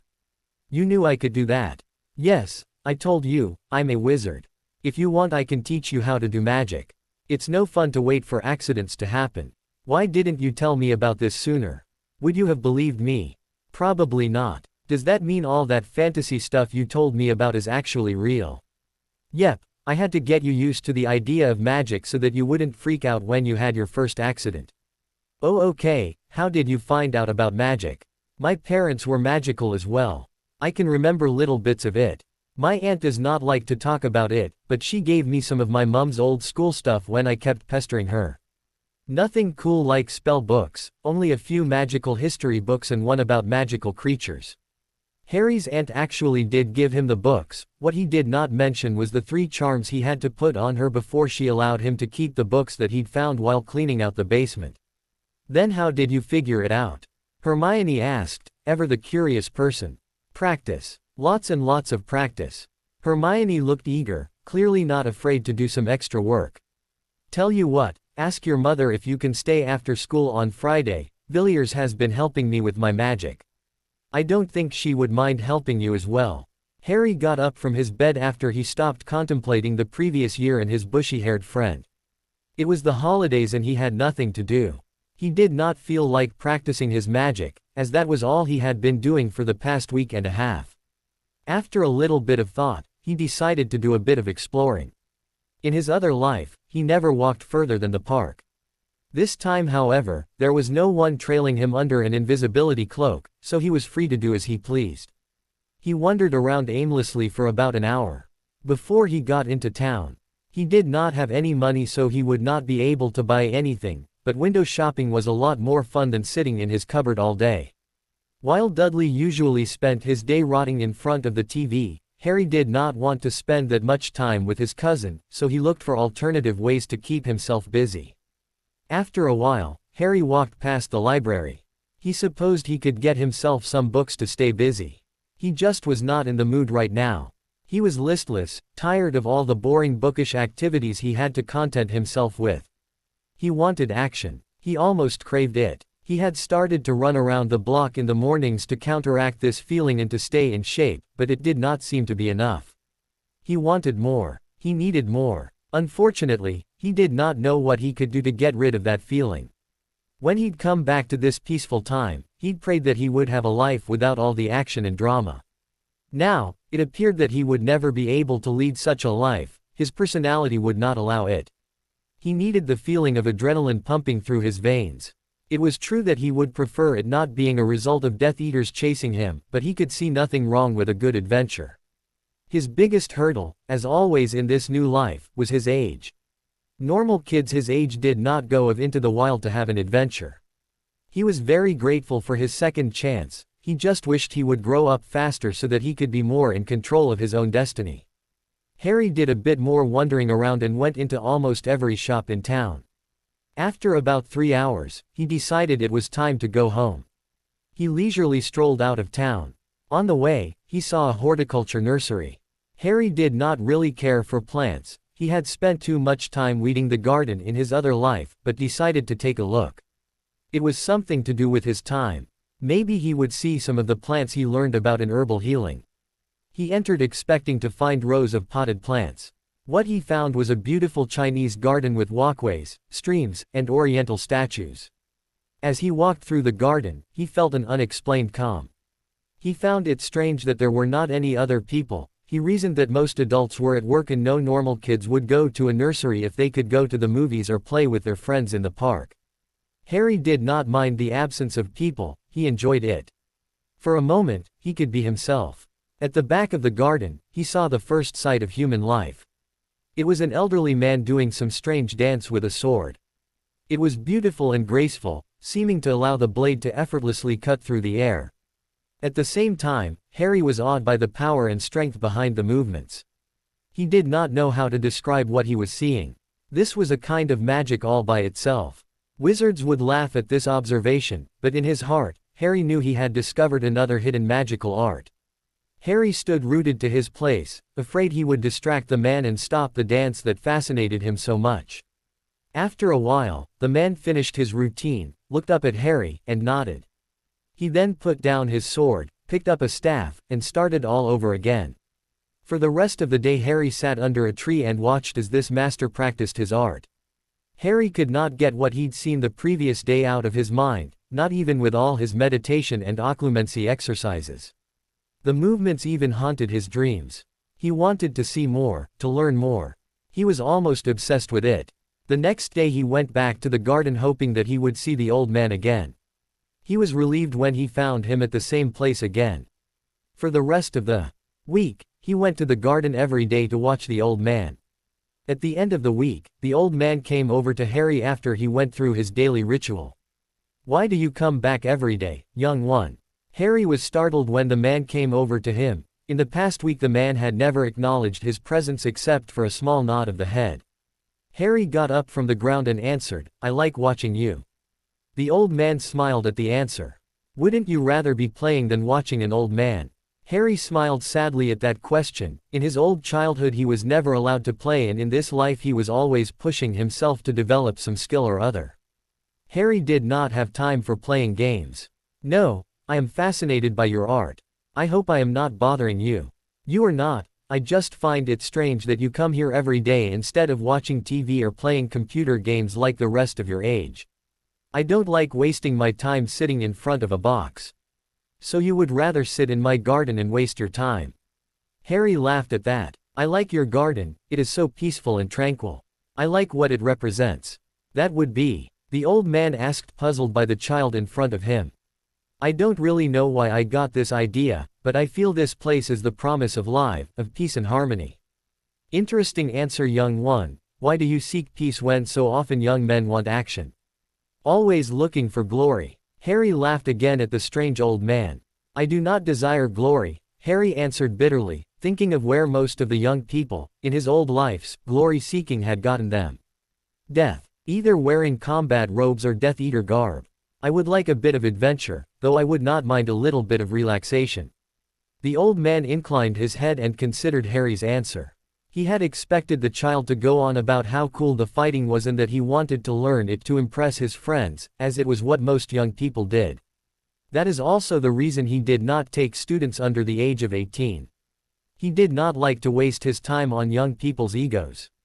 He last had an apprentice 5 years ago, mainly because he could not find any since that had the right attitude.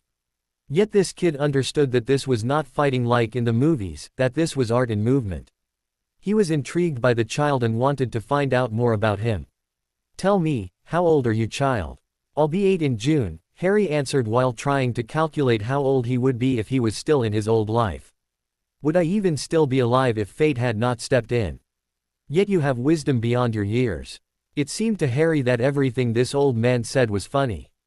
He never thought himself wise. It was almost preposterous. If his previous life experience had made him wise, then he would rather be ignorant. "I would not call myself wise," Harry smiled.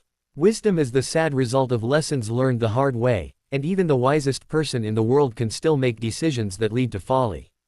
I will leave it for the old that have nothing else left but their supposed wisdom and knowledge." He was again taken aback by the child's answer. He sensed a lot of bitterness in this young one. He was tempted to read the child's aura but decided against it. It was very difficult to read a child correctly because they were still developing and constantly changing. "If you do not seek glory, and do not desire wisdom, what is it that you seek?" Harry took a moment to consider. He had no idea where this conversation was heading. This man seemed to ask random questions and make assumptions out of his answers that he did not understand. This was worse than talking to Dumbledore. He would have to continue talking to find out where this was heading. "Skill. That is what I seek. Skills to prepare for my future." That was it. The child did want to learn. He just had a strange way of asking. "So, you would have me teach my art to you?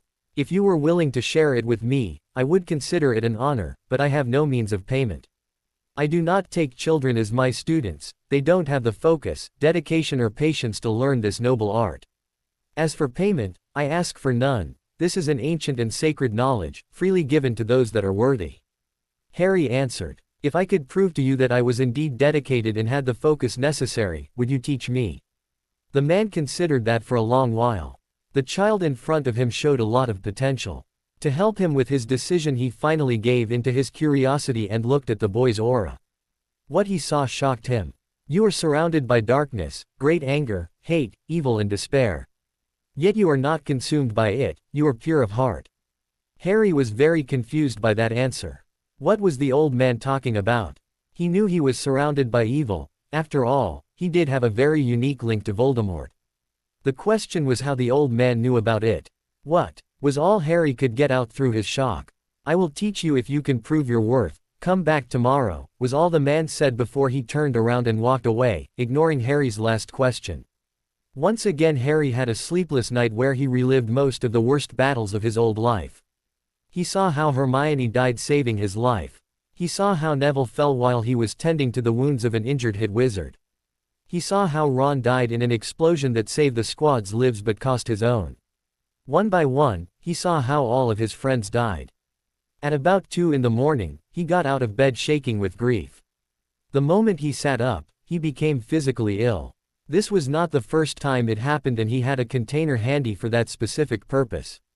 One banishing charm later and all the evidence of his bad night were gone. He spent the rest of the night practicing magic. He was currently at about a 5th year level in charms. He could do spells that were more difficult, but that took a lot of time and focus. He did not want to augment his headache right now by practicing advanced spells.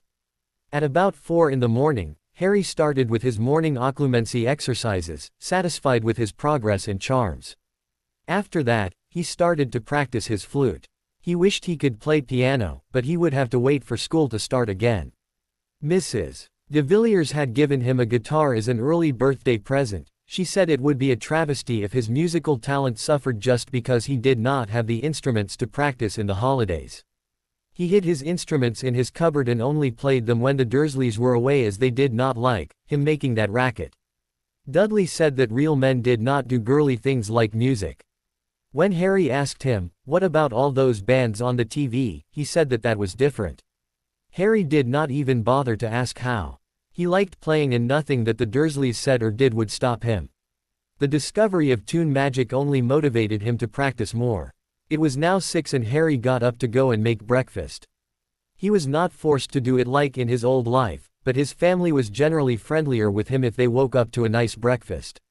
He ate an egg and a few pieces of bacon and then left for his morning run, after he secretly renewed the congeniality charm on his relatives.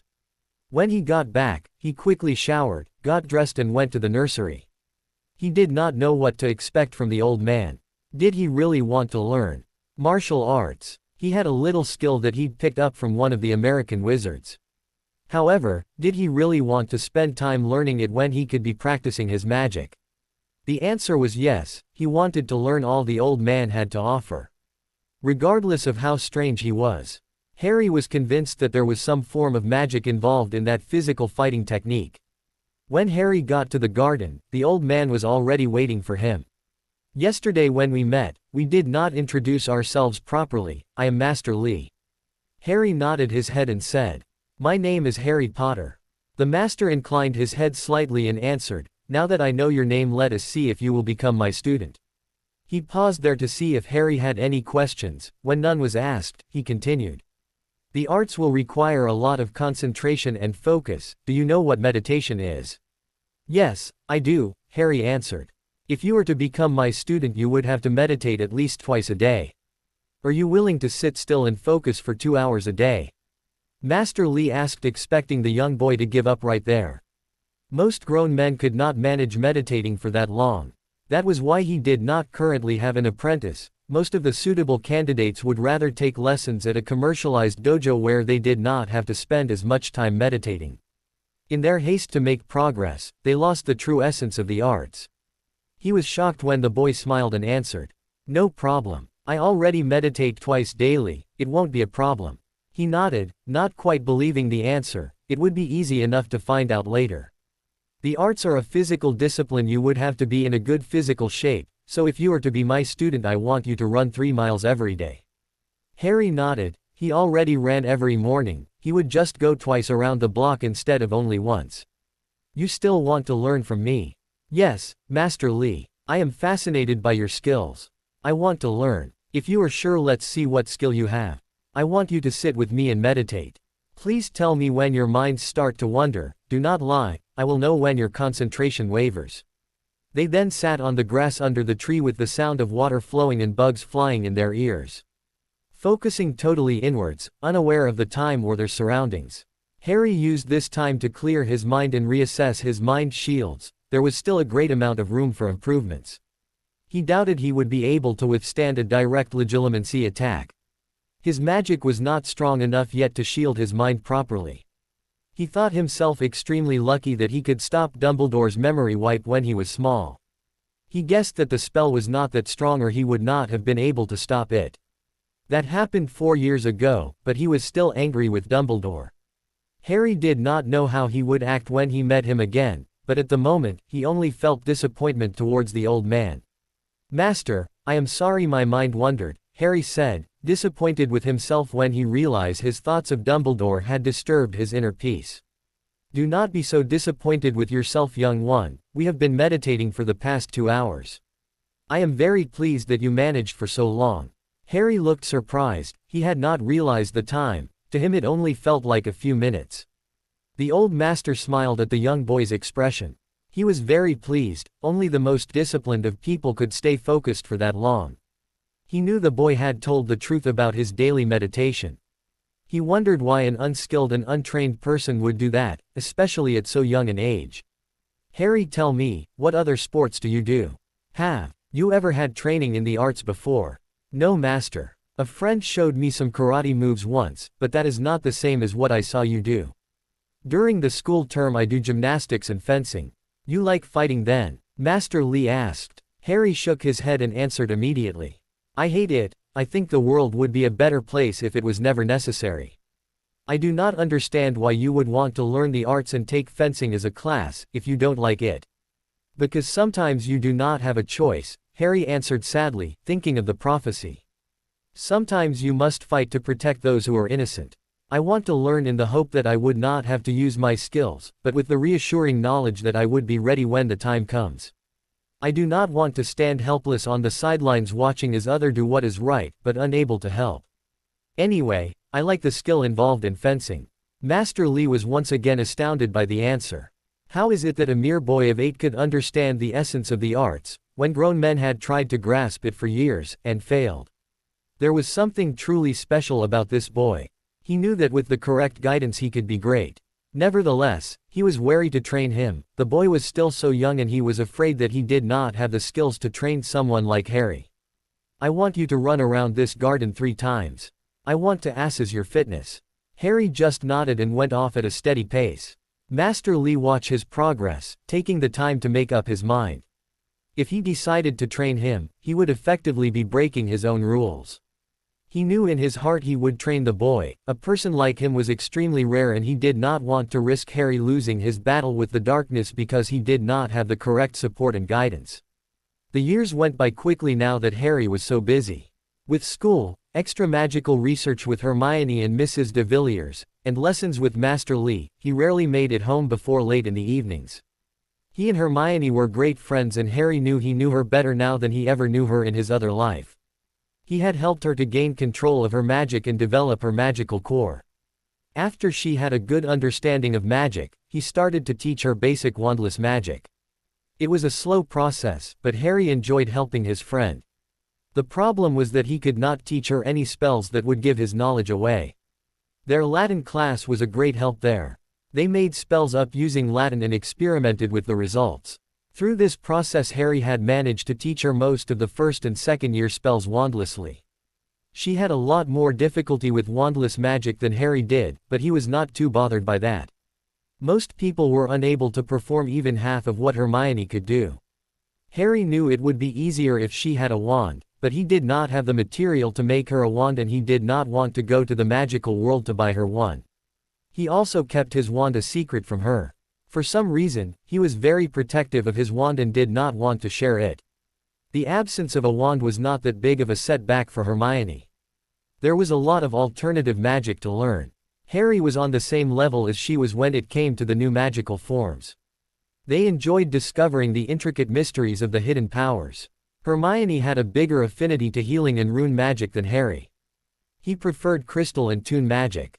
Yes, helping Hermione with her magic was interesting. He could still remember their lessons together. The pencil remained firmly on the tabletop. Hermione crossed her arms, and pouted.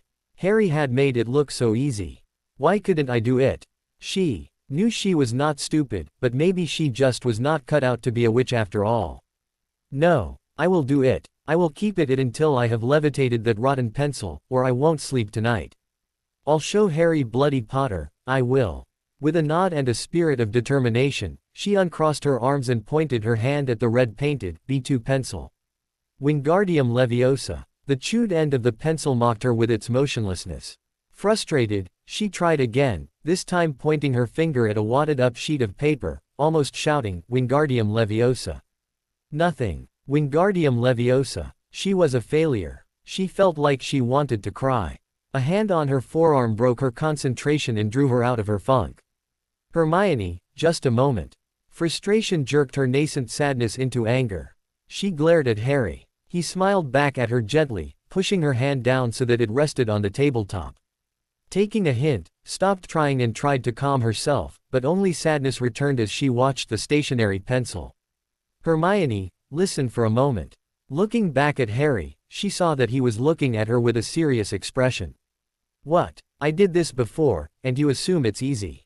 The thing is it took me over a year to be able to start doing things other than sparks. Hermione stared at him in horror. A year? What? It couldn't possibly. Yes it can and it's all right, no one is pressuring you to get it the first time.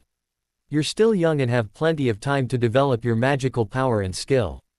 What I meant was, I know how magic is supposed to feel. After all, I did all kinds of things without any spells like the ones we've figured out. A lie, but not really. He really could do that now after extensive practice. Harry told her to observe him closely and he slowly moved his hand in the same pattern that he would if he had used a wand. Then he slowly pronounced the spell. I think all these hand movements are aids. Crutches to help you direct the magic. I know it's not necessary. If these were really necessary, would there be any accidental magic? But I think it might help you get it right initially. Oh, you really think I'll be able to do it if I practice the hand movements? Yes I do, though it would be better if it weren't needed. I'm confused, so I don't need these movements to cast a spell. Harry smiled, and pointed his hand directly at the pencil. Closing his eyes for a moment, he breathed deeply in and out, then in again, then opening his eyes once again, and without a single word or movement, the pencil began to float. Now Harry moved his finger, like a pointer. As he pointed, the pencil followed, but not every movement was caused by the move of his hand. He made the pencil spin in place, and pirouette on its axis, and even move closer and farther away, all without fancy movements or intricate incantations. Then the pencil rested once again on the table, and Hermione's eyes were sparkling with excitement. "Please, Harry, can you show me how to do that?" Harry nodded. "Yes, of course I will. I'll try. I'll try my very hardest." There was a long pause, which Hermione broke by saying, "So, how do you do it?" "Intent, focus, relaxation, and decision," Harry answered. "Excuse me, what do you mean by that?"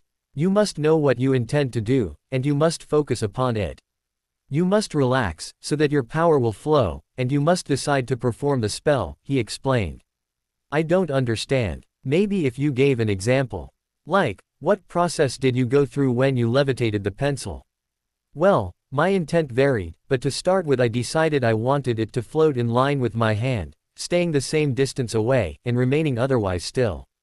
I didn't decide that I just wanted it to rise, or it would have just gone up and not stopped until I decided for it to stop." He smirked a little in memory. "I put a book through the ceiling once that way." He shared a laugh with Hermione, and continued. Focus. I focused on my magic, feeling it and telling it that I needed it to do something for me, and I focused on the pencil. I did not want the table itself to levitate, after all.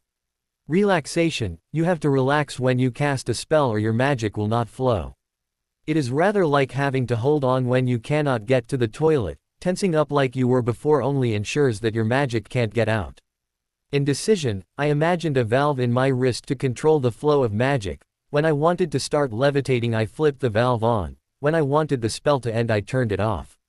"Oh, and when you made it twirl about, that was varying your intent."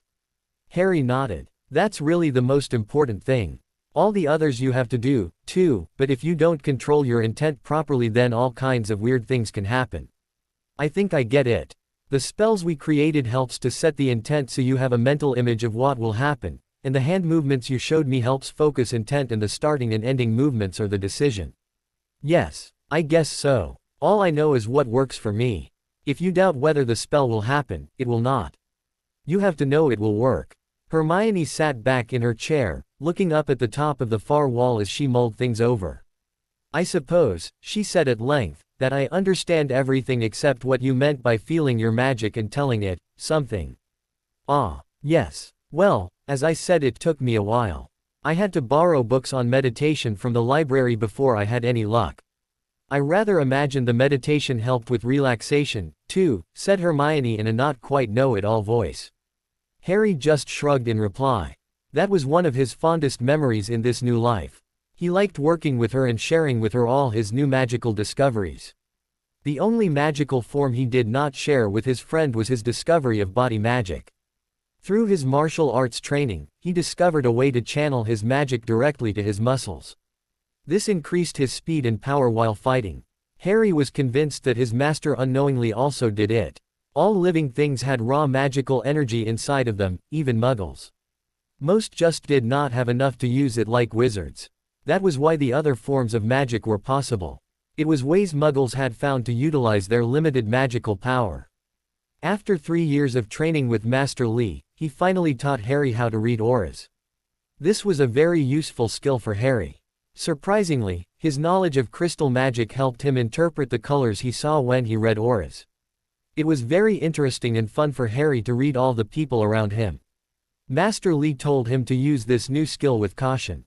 It was dangerous to make assumptions about people based solely on auras. Harry was getting very skilled with the arts. He was by no means a master, but he was skilled in most of the weapons. His favorite was the Japanese katana. He was also very good with the staff. He did not really like the other weapons. He could use them but he felt uncomfortable. He did not experience the easy flow of motion he felt when using a sword. He felt like one with his weapon when practicing with his katana. After all the years training with Master Lee, Harry still did not understand half of what he said. Harry had come to love and respect his master. He knew he would miss him dearly when he went away to Hogwarts.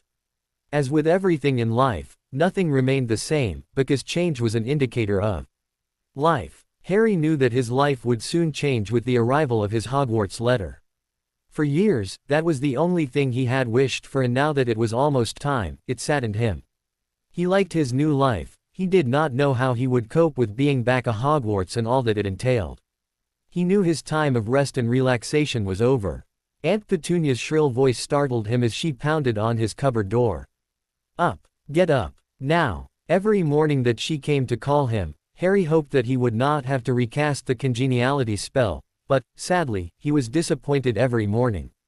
Better get it over and done with. He cast it through the door.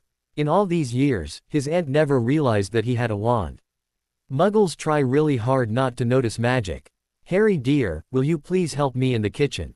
I want everything to be perfect on Duddy's special day. Amazing how her attitude changed with just a wave of a wand. Harry thought sadly as he went to help her with the bacon. When Harry got to the kitchen, he was glad to see that the table was not hidden beneath presents. With his better attitude, Dudley did not demand so much attention. He was happy with the things he got.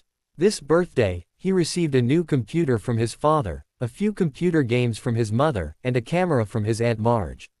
Harry had decided to be nice, so he also gave Dudley a gift. What a contrast to my previous life, if one could call it that. Harry would be going with the Dursleys to the zoo. In his new life, he never had to stay with Mrs. Fig, as they usually took him with them when they went out. Although Harry did not enjoy his stays with her in his other life, before he knew she was a squib. He now knew she was a contact to the magical world, and he sometimes wished that he could visit her. He was still grateful for her help in his 5th year. Hopefully that event would not happen in this life. A half-hour later, after Piers had arrived, they were on their way to the zoo. As they drove, Uncle Vernon complained to his wife about the traffic. Not even the charm was strong enough to take that negative aspect of his personality away. At least he did not complain that much about Harry anymore. When Vernon went on a tirade against young hoodlums on motorbikes, Harry knew better than to comment. Silence was the golden rule for peace in this family. The Dursleys still freaked out if he talked about unnatural things. They had a lovely day. They had ice cream and hamburgers, making jokes while watching all the animals. Everything went well. That is until they reached the reptile house. Harry did not really want to stay in there for long. All those snakes talking and hissing to him was starting to give him a headache. Dudley had other plans. He wanted to look at all the big and poisonous snakes. Harry could not remember having this problem the previous time. He reasoned that he was not that aware of his ability to speak to snakes then, maybe that had an effect. His magic was better developed this time, and he also had a better understanding of how it worked. At this moment he wished that was not the case. All the snakes brought back bad memories of Nagini and the basilisk. Harry was standing in front of the tank of the Brazilian boa constrictor, trying to ignore all of the snakes. Dudley had already moved on to another tank and was getting bored. As he stared at it, the snake winked at him. "Don't look at me like that," Harry said. "I know you're annoyed with all these people, but there's nothing I can do about it." He really did not want to repeat what happened last time. The snake just shook his head sadly. "Dudley, Mr. Dursley, come and look at this snake. You won't believe what it's doing." This sudden shout behind Harry startled him, and for a moment he lost control of his magic. In that instant the glass of the boa constrictor's tank vanished. "Oh, not again," Harry thought with dismay as the snake sailed past. "Brazil, here I come, thanks, amigo." Dudley and Piers leapt back with terrified screams. In seconds all of the people in the reptile house were screaming and running for the exits. Ooh. Harry sat in his cupboard that evening, lamenting his misery. His uncle was beside himself with rage. Especially after Piers claimed that Harry was talking to the snake before everything happened. For the first time in a long time, he was sent to his cupboard without food. That really did not bother him that much. He knew how to conjure sandwiches. They did not taste that nice, but he would not go hungry. At this moment, his thoughts were occupied with one simple word: why? Why did things happen the way they had today? He had no intention to free the snake, and yet it happened. What was fate's intention with it all? Did it mean that certain events had to take place? What implications would it have for him? Harry was also angry at himself for losing control of his magic like that. No matter how hard he tried, his young body could not always contain his magical power. Accidental magic was part of being a young wizard and, although training helped with control, it did not entirely eliminate the problem. Ooh. Harry woke up this morning with a huge smile on his face. It was the summer holidays and he was once again allowed outside the cupboard. He had received the same punishment for the snake incident as in his previous life. It was not that bad this time, he had a lot to keep himself occupied. He mainly focused on practicing his magic and his music. He needed to learn better control over his magic. With his increase of power he had to work on control all over again. He was getting really tired of the minor accidents that kept happening around him. He had thought that having a wand would solve the problem of controlling his power. He was wrong, really wrong. Weird things constantly happened around him. The only thing that prevented a nasty reaction from his guardians was the congeniality charm he put on them. But his fortunes would soon be changing. Today was the day. This was the day that would change his life. Harry had been anticipating this day for the past 10 years. Today was the day his Hogwarts letter would finally arrive. The letter that would announce, once again, his return to the magical world. "Harry, breakfast," Aunt Petunia called. Getting up from his four-poster bed, he dressed quickly. Harry slipped his wand into his pocket after recasting the congeniality charm and left the extraordinarily spacious cupboard under the stairs. As he exited, he quickly checked the muggle-repelling ward over the doorway. That was also one of his brightest ideas. As Harry entered the kitchen, he was grateful to see his aunt was not dyeing old clothes for his new school uniform. Interestingly enough, he would be going to Smeltings with Dudley if his letter did not arrive. Fat chance of that happening, he thought cheerfully. Seeing as Dudley was now a somewhat nicer person, he did not carry his smelting stick with him. Harry was grateful he would not get poked or hit with it. They heard the click of the letter box and the flop of letters on the doormat. "Get the post, Harry," Uncle Vernon said from behind his paper. Harry did not argue, he was too eager and excited to get to the door and the letter that would unlock his future. True, it would also bring the darkness closer to him. He had spent a lot of time debating if he wanted to go back, whether he was prepared for his task, but after a lot of soul-searching, Harry decided he was ready. He walked to the door, grinning as he picked up the mail and sorted through it briefly. He smiled in gratification. Finally it was time to rejoin the wizarding world, my world. The expected letter was there. "Here you go, Aunt Petunia," Harry said. Putting the remainder of the mail down on the tabletop, Harry took the letter addressed to him and sat down before opening it. Taking a deep breath to calm himself. "You can call me Mum, Harry dear, you know that," said Petunia. "Thanks for getting the mail. Fat chance that ever happening. If I haven't done it in 6 years, I will never do it." The part of Harry that was still stuck in the past rebelliously thought. "What do you have there, Harry my boy?" asked Vernon, looking up from his paper after Dudley poked him. "I received a letter," he said, putting on a puzzled face. Pretending ignorance was extremely difficult, seeing as he could hardly contain his excitement. "Oh, really?" asked Petunia as she handed her husband a cup of tea. "Who'd be writing to you? Not that fancy school of yours again, I hope." "No," Harry answered, embarrassed. His accidental magical slips also happened occasionally at school. It was not that he did not know how to control his magic, accidents just happened. Another problem was that he still had a good dose of paranoia left from his other dangerous life, so he automatically responded if you approached him unexpectedly from behind. With his new martial arts skills, he usually scared people with his swift reaction. Luckily, he had enough control not to hurt someone. Mrs. de Villiers also helped to smooth things over with his other teachers. Harry slowly turned the letter over, looking at it. "It's strange, there are no postmarks on it, and it is addressed to the cupboard under the stairs. I do not think the school knows where my room is. I don't know if anyone knows, I've never told anyone about it." Harry watched out of the corner of his eye as Petunia and Vernon exchanged a meaningful glance. He never even told Hermione about his cupboard, he was afraid that it would give too much away. She would probably freak out and tell a teacher. That would certainly draw unwanted attention. "Harry," Vernon said, "leave that for the moment. Petunia and I would like to talk to you before you read it." This certainly went better than the last time, but what could be so important to keep me from opening my letter? He wondered, annoyed. Ooh. After they finished eating, Vernon took Dudley to visit Gordon, one of his friends. For once, Dudley did not want to go. He wanted to know why his parents were making so much fuss about a stinky old letter. Who would write to my cousin anyway? He always kept to himself and weird things always seemed to follow him. Something is going on. When Vernon returned, they all sat down in the lounge room. There was a strained silence for a long time. Harry could not handle the suspense any longer.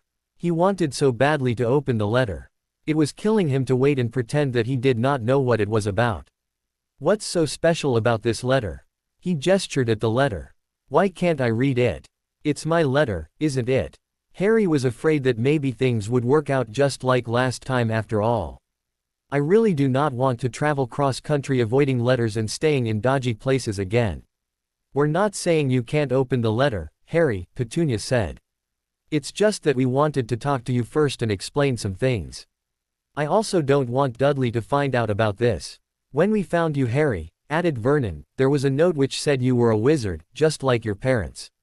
That's why all those strange things keep happening around you. We didn't want to tell you about it, we are not that comfortable with the whole thing. We decided it was best to wait till you were older to tell you what you were and what really happened with your parents. That note also said that you were enrolled in Hogwarts and would be receiving a letter about now. Harry stared at his guardians in shock. Never in his life could he ever imagine that they would have this discussion. In his other life, his parents and magic were a taboo subject. Harry already knew everything that they wanted to tell him, but the fact that they would willingly discuss what happened warmed his heart. What? He asks, faking surprise. You're a wizard, Harry, answered Petunia. Just like my sister and her husband. You said something about the truth about my parents, didn't they die in a car crash? Unfortunately not, they were murdered by an evil wizard, Vernon said.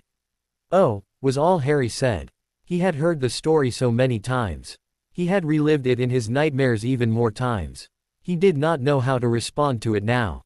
Vernon and Petunia shared a glance, and Petunia said, "Why don't you open your letter? You must be curious what it's all about." She wanted to change the subject. She really did not like talking about her sister. Harry just nodded. He wanted to enjoy the moment. He did not want to be trapped by morbid thought about things that happened so long ago and which he could not change. He looked at the envelope uncertainly. He had to remember to act surprised. Keeping up this charade was getting bothersome. Hogwarts, what is that? He asked with a puzzled look on his face. Read your letter, Harry, it will explain everything, Petunia encouraged.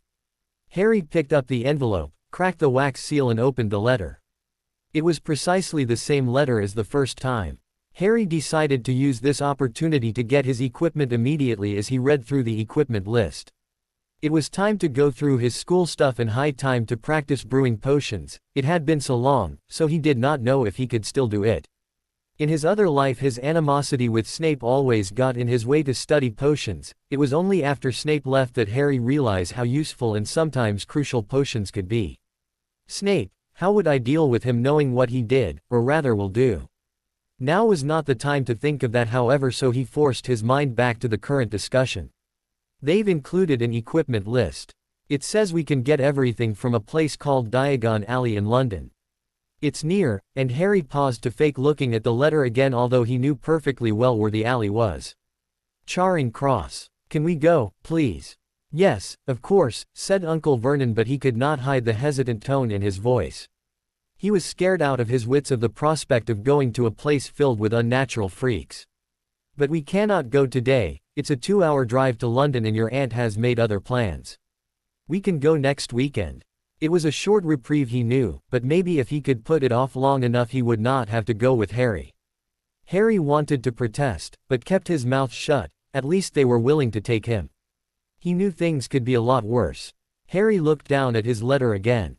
We await your owl by no later than the 31st of July, he read aloud. Where do you think I could? Harry asked, looking for a way to get to Diagon Alley sooner. There is one sitting in the window. Vernon said, irritated. What would the neighbors think? Harry smiled and nodded. Things were definitely looking up. Ooh. Harry walked through the garden looking for Master Lee, After all these years the place still filled him with a sense of peace. He found him tending to one of the bonsai trees. "Master," Harry greeted with a bow. "Soon I will have to leave here to follow my destiny. I knew this day would come, though I do not know what you must do. I wish you luck. Remember to always keep the balance and use your skills wisely. There is much I can still teach you, but time is against us. My door is always open to you. Thank you, the time we have spent together has meant a lot to me. I am forever in your debt. I will return in the holidays so we can continue with my training. We still have a little time left before you go away. Come to me at the next full moon." Harry smiled and bowed before he went back home. Ooh. Uncle Vernon dropped Harry off in front of a dingy, run-down pub. The windows were painted over and an old, blackened sign proclaimed it, the Leaky Cauldron. Harry took a good look around to remember all the times he had entered through that door to the wonderful world of magic. Non-magical people could not even see the Leaky Cauldron, so he'd had to point it out to his uncle. Vernon just nodded and drove off the moment Harry got out of the car, afraid that someone would see him near that freaky place. After Harry finished his survey of the surroundings, he opened the door and entered. It was strange, but after 10 years in this peaceful world, Harry still did his paranoid ritual of assessing his surroundings for possible dangers and finding all possible escape routes before allowing the door to close behind him. Moody had drilled it into him. No matter how much time had passed, he still remembered it. Constant vigilance was an imprinted mantra. As he entered the pub, he immediately did it again. It was a natural process by now and only took a few seconds. He noticed that, even at this time of the morning, there were a number of patrons sitting at tables, either huddled in conversation or just waiting. Luckily, he could not sense any threats directed against him currently, although one hag that sat at the far end of the room gave off an evil feeling. As he stared at the room, Harry was caught up in one of his memories. He marveled at the sight around him, not because it was great looking, but at the fact that it was still there. In his other life, after Dumbledore's death, Diagon Alley was one of the first places that was destroyed. He could still remember the smell of burning flesh and wood mixed in with the sickening clouds of black. Harry remembered standing there, looking at the carnage and thinking it was his fault entirely. He was unable to stop Voldemort and his followers. Harry did not notice the door opening behind him and was literally knocked out of his memories as the person entering walked into him. His defensive instincts kicked in immediately and he was on his feet in seconds, facing the person that knocked him down in a combat stance. Harry was feeling very angry with himself for being so distracted. Where was his constant vigilance? If he was still in his other life, he would be dead now. Death Eaters would capitalize on any distractions. To his relief, it was not an enemy that stood in front of him, it was someone he really trusted and missed from his other life. Professor Minerva McGonagall. "I am so sorry," she said, looking down at the little person she had bumped into. To her surprise, she saw a miniature James Potter looking back up at her, right down to the thick, perennially messy black hair. Before Harry could respond, someone gasped loudly. "Bless my soul, it's Harry Potter." Harry winced internally. Trust Doris Crockford not to miss a trick. Playing his part, Harry looked around wildly, settling on a hunchbacked old crone. She held out a hand in greeting. "Doris Crockford, Mr. Potter. It's a real pleasure to meet you." Harry shook her hand numbly, and then she was replaced by another person, a grizzled old man with mutton chop whiskers. He wished he had thought to change his appearance before he came in. There was nothing he could do about it now though, he would just have to sick it out and deal with it. "Daedalus Diggle, Mr. Potter. It's an honor." Again, Harry shook hands, this time looking up to Professor McGonagall in near panic. It was totally faked, he was used to people acting this way, but this was supposed to be his first contact with the wizarding world and he acted his part. "That will be quite enough," rang out McGonagall's voice. "Mr. Potter has been raised by his muggle relatives since he lost his parents at a very young age, as you all no doubt know. He therefore knows nothing of the wizarding world, so please allow me to familiarize Mr. Potter with our world before you congratulate him for something he no doubt does not remember." The silence that followed that outburst was absolute, and Professor McGonagall gathered up Harry and led him into a back room. He tried not to stare at the pink tinge that had blossomed on the professor's cheeks as they trooped down the passageway. He also had to put the scene of his parents' death out of his mind that her words had recalled. As the door closed behind them, Harry heard the buzz of conversation resume with a slightly shocked overtone. That certainly went better than last time, and no Quirrell. I will have to work on a plan to deal with that bugger, he thought as he closed the door. The room was small, with a table and 6 chairs. A small fireplace sat in the corner and a fire was burning even though it was a warm day. Tools were stacked neatly to one side. Harry guessed the fireplace was used in flow conversations, like the time Sirius talked to him in his 4th year, but it was definitely too small to travel from. I am so sorry about what happened out there, McGonagall apologized. Hello, he said with self-assured voice, I'm Harry Potter. Harry knew he was shocking her with his confidence, she was expecting that he would react differently. I should really work on my acting skills. Harry made a mental note. Well, Mr. Potter, I'm Professor Minerva McGonagall, I am a teacher at your new school, she answered and put out her hand, which Harry duly shook. Her hand tingled, just a little, as they touched. She suppressed her surprise at this sensation, she normally only felt it in Dumbledore's company, keeping her face professional. Is this your first visit to the alley? Harry just nodded, he was not supposed to know her, and she was just a stranger that ran into him. Where are your guardians? I am sure they will get worried if they cannot find you. I came alone. They didn't want to come with me, they are too afraid of magic, he answered. Well, that simply will not do, you cannot go walking around a strange alley alone. Harry was slightly annoyed with his professor, but knew that he was supposed to be 11, and 11-year-olds did not have the freedom of adults. I am going to be the guide for a young Muggle-born witch today, so I will be happy to show you around also. That way you will not get lost and those people can't bother you again. Thank you, Professor, Harry answered, knowing that he really did not have a choice in the matter. Heaven forbid Harry Potter should be alone and in danger. Mr. Potter, I'm sure you have quite a few questions, but it would be best if you were to hold on to them for just a little while. I will be very happy to answer all your questions later, when our other guests arrive, I assure you. Harry looked up at her, a slightly puzzled expression on his face. He actually did not plan to ask anything, but, thinking of it now, he probably should, to keep the impression of his ignorance of the magical world. Harry nodded and Minerva smiled in gratitude. She then looked up to see 2 other people enter the room. Good day to you, Mrs. Granger, and to you as well, Hermione. Surprised, Harry looked up. Hermione saw him and smiled at him. Running over to him, she pounced and gave him a hug. Why didn't you tell me you were also coming today? I've missed you so much this holiday. My own, it's only been about a week. Anyway, I did not know you would be here, but I'm really glad to see you too. Oh, today's going to be fun. Not only do I finally get to see the magical world, I get to explore it with my best friend ever. Hermione said excitedly. McGonagall was really surprised to see this. She knew something strange was going on the first time she met the Granger girl.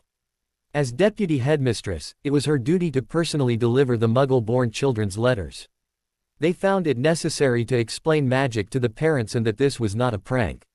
When she gave Hermione her letter, she did not respond with the normal doubt and fascination. She simply said, "Finally, I've been waiting for my letter all year." When she asked the girl about it, she just answered that she had known she was a witch for a few years now and that she and her best friend have been planning to go to Hogwarts for a long time. At least now she knew who the friend was, but it still did not explain how they knew about Hogwarts. Well, now that we're all here, let's begin, said McGonagall, realizing that now was not the time to wonder about it. We'll spend a little while going over some simple rules, and then we'll go on to Diagon Alley itself. Please, take a seat, McGonagall said with a sigh. Drawing her wand, she conjured a blackboard on the wall opposite the fireplace, near one end of the table. She stood by the blackboard, took a deep breath, and began. This is going to be so boring. Harry thought wistfully as he stared at the blackboard. Can't we just get on with it? Ooh. Finally, after an hour of explaining everything, really everything, McGonagall opened the portal to the alley. Harry's reaction to seeing the alley was very much the same as the first time he saw it in his other life. This time it was just wonderful to see it and not a smoking pile of rubble. Did these people realize how dependent they were on this place? Probably not. If they did, they would have protected it better the first time round. Their first stop of the day was Gringotts, the Wizarding Bank. They walked from the Leaky Cauldron, down the alley. As they walked, Mrs. Granger and Professor McGonagall gravitated together, so Harry naturally walked with Hermione talking excitedly about what they were seeing. "How did your parents take the news?" Harry asked as they walked. They had decided not to tell anyone about their magic before they got their letters. Mum and Dad were ever so pleased to get the letter, really. As you know, they're both dentists and they are used to there being a reason for everything. When my letter came, it meant there was a reason for all the strange things that had been happening, you know. I don't think they could have taken another call from school about our strange accidents. Harry nodded wordlessly. Hermione plunged on. I think they were starting to worry about all the crystals and herbs in my room. Mom almost freaked out when she found a paper where I practiced some of my runes. What about your aunt and uncle, were they glad to get the letter? Harry grimaced, thinking back to his previous life and their reaction. I suppose so, he said after a while. They never really said. It is not like they really like having me around, you know. They just tolerate me, I guess. They are probably glad they're rid of me now. I mean, I will only return in the summer months. Now I will not be able to infect Dudley with my weirdness anymore. Personally, I think it's a win-win situation. Oh, Hermione said in shock. She always knew something was going on at her friend's house, but he never talked about it. He also did not want her to visit his house. He said his aunt did not like him inviting guests over. She got together her courage and asked the question she had been afraid to ask for a long time. They don't, you know, do they? She asked, unsure if she should be asking it now, after all the time they knew each other. Harry got a cold glare in his eyes, thinking back to his old life and now, of all the actions he had to take to stay alive. He really did not want to talk about them now. Even if they were nicer to him in this time, he still had feelings of hate sometimes. As he looked into Hermione's concerned eyes, his expression softened. He got a warm feeling in his heart at his friend's concern. Harry replied, no, not recently. Not since I learned to get my magic under better control. Not to mention the congeniality charm, he thought silently before continuing. They're really magic phobic, in their minds no magic equals no punishment or something like that, really hard to know how their heads work. Anyway, when I have accidents it's not so bad anymore. They usually just ground me these days. Hermione stared at Harry, a surprised expression on her face. She did not know how to respond to his answer. Eventually her curiosity got the upper hand. You know you never told me how you learned to do that. I know Mrs. De Villiers helped you, but that was always with the other stuff, never with the actual magic. Harry nodded with an amused smile. Yeah, I made a wand for myself when I was about 5, you see. I had been turning my uncle's hair pink and skin green, that kind of stupid stuff. It just came to me that perhaps if I had a wand, my power would not get out of control and maybe I would be able to do something useful, rather than annoying them and making them punish me. So I made a wand and tried really, really hard and… Harry, why didn't you tell me this before and why didn't you also make a wand for me? Hermione asked crossly. I didn't have the right material, Hermione. Anyway, you managed to control your magic just fine without a wand. You say you have managed to bring your magic under your conscious control, Mr. Potter, Miss Granger. Professor McGonagall asked with amazement in her voice. Harry did not notice the adults stopping in front of him and he ran into Mrs. Granger and bounced off her and landed once again on the ground. Damn, he thought. In his elation at seeing Hermione and visiting the ally, he let his guard down, again. He did not want anyone to discover their use of magic. It was done now, he would just have to try to find a way to use this situation to his advantage. After he sorted himself out, Harry looked up to see the professor looking down at him, greatly surprised. He just nodded, looking down apologetically. Did you have any magical texts, books, or that kind of thing?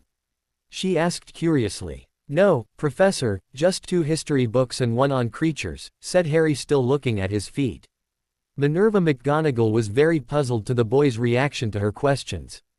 He looks almost ashamed, and as if he did something really bad. Having control of your magic was nothing to feel bad about. Actually doing it at 5 and teaching it to another was something to be immensely proud of. Where was the self-assured boy she had met earlier? You made yourself a wand? She inquired perplexed. Where would you find wand material in the muggle world? Yes, Professor, Harry answered while he got it out to show her. Never mind, Harry, she said, now in a more kindly voice. We were going to have to stop in at Ollivanders anyway, but I can see that now we will have something to do there other than simply purchasing wands. Miss Granger, when did you start controlling your magic?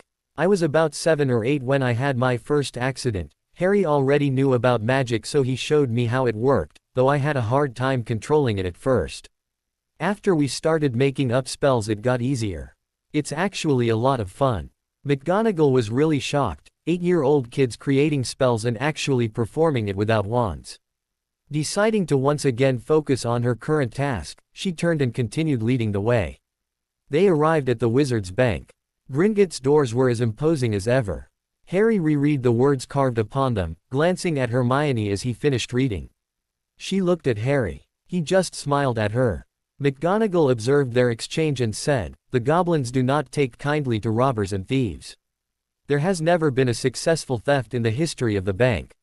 She turned and led the way into the bank. Not for long. Harry thought sadly, thinking back to his old life where Voldemort attempted to steal the stone.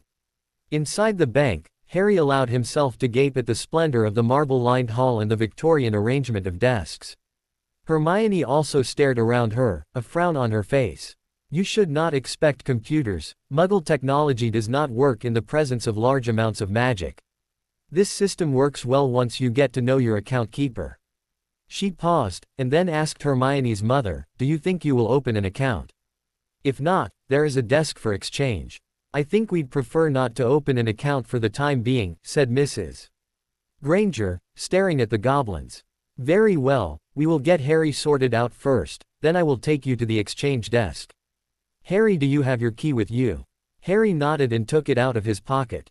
He went with Professor McGonagall to the same desk as Hagrid had taken him to that time when he had rescued him from the Dursleys. A moment's conversation and a goblin named Griphook was ordered to conduct him to his vault. "Strange that Griphook always accompanies me to my vault, must be one of Dumbledore's meddlesome safety precautions." Harry was glad he did not also have to go to Vault 713 to get the, you know what, as Hagrid called the stone the first time. Harry did hope that the timelines did not change so much that Dumbledore would not remove it later. If that were the case, Harry would have to deal with Voldemort much earlier than he intended. Professor McGonagall turned to take the Grangers to the exchange desk while Harry went down to his vault with the goblin. And so it was that Griphook conducted Harry to the cart which was suspended between rails over an apparently infinite depth. Harry knew not to make the mistake of looking down. The manic roller coaster cart ride started and Harry was thrilled, wishing he could go faster. It was several minutes before they pulled to a stop by a stone ledge. Griphook got out first. "Lamp, please," he said. Harry unhooked the lamp from its holder, and Griphook turned it to illuminate a massive door, roughly carved in no particular pattern that Harry could recognize. "Key, please," Griphook prompted, and Harry handed over his key with a smile. Some things never changed and goblin procedure was one of them. No matter what happened, they always did things the same. The vault door opened moments later and somehow, the scant lamplight was multiplied as the contents of the vault were exposed in all their glittering glory. Harry stepped forward and looked around, attempting to estimate the vault's holdings. Leaning down to scoop some coins into a bag, Harry asked, "Mr. Griphook, how do I find out the state of my accounts?"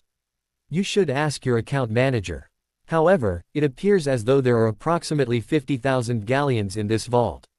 I do not know about your other holdings. So I do have other investments?" Harry asked, already knowing the answer. It was a huge surprise when he found out about it in his other life. This was just one of the secrets Dumbledore kept from him. "Yes, Mr. Potter. You will gain access to your family vault and other accounts when you turn 17. That's all I wanted to know. Thank you." Finished filling his bag, Harry hooked it over his belt, and looked around once again. There was nothing else in here, just money. He wished he had access to his family vault. There were a few books in there that he really wanted to read again. Not to mention his mother's dairy and some of his father's gadgets, which had been quite useful during the war. Harry got back into the cart and smiled at the goblin. Tell me, Griphook, would it be possible to go any faster? An unusual request, young wizard, but since you asked so nicely, yes, said Griphook with an amused grin. Harry smiled. He always suspected that the goblins had control over the speed of the carts. This was their little way to get back at all those pompous wizards that thought themselves superior. I think I will like doing business with you, Harry smiled as the cart sped off. You're not afraid you'll fall out? The goblin asked, seeing the glee in Harry's eyes. I am sure there must be something that keeps us from falling out, no matter what. You cannot have customers falling to their deaths. It would be bad for business. The goblin smiled at the young wizard as the cart stopped and he got out. Ooh. It was mid-afternoon by the time they got to Ollivander.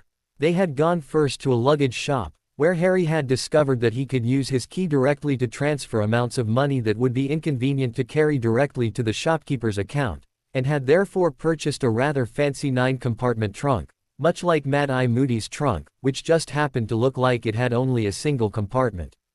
It had cost over 700 galleons, but Harry knew that the cost was well worth it as it had built-in charms to prevent it getting too heavy, no matter how much was stored within. It was also spell-resistant, which Harry knew was a very important feature, especially with his lifestyle, or rather, the lifestyle he would probably adopt again if things turned for the worse in this life and the war started again. The trunk could even hold a whole library's worth of books and a house's worth of furniture.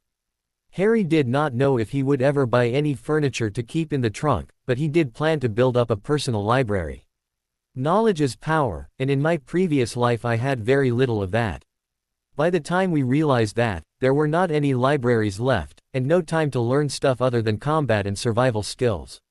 This time I planned to be prepared. The trunk could also only be opened by those whom Harry allowed access, as it had a magical security circle almost like a palm scanner.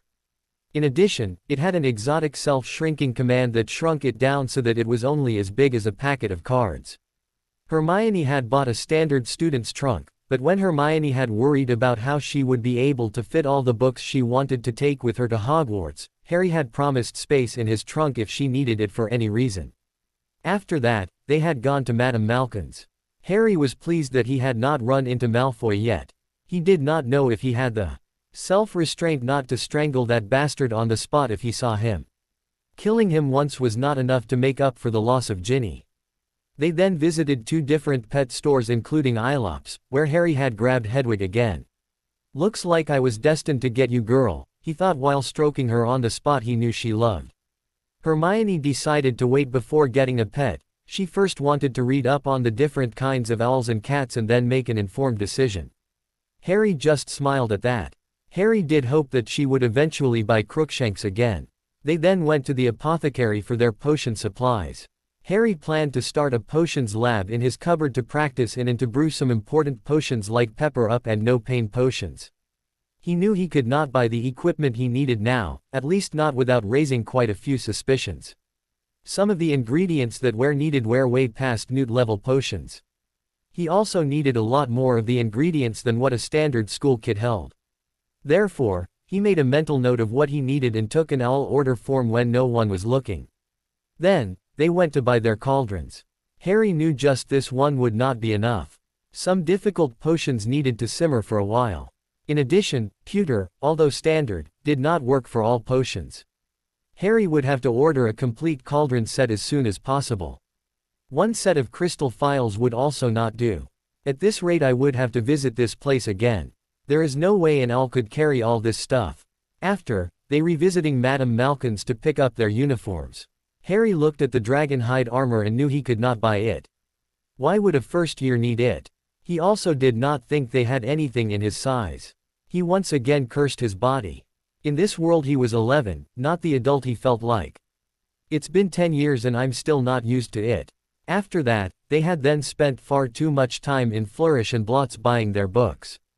The prescribed texts had taken no time at all to find, but both Harry and Hermione insisted on browsing the entire bookstore. Harry made notes of books he wanted to buy all the texts he would need up to his 7th year at Hogwarts. That is, if he stayed and completed the 7 years. In his other life, he'd left after his 6th year to hunt down the Horcruxes. He also wanted some defenses, healing, and potions books. Upon seeing Harry making the list, Hermione started doing the same. He whispered in her ear that he would set up an all-order account for them, so they could get books even while they were at Hogwarts.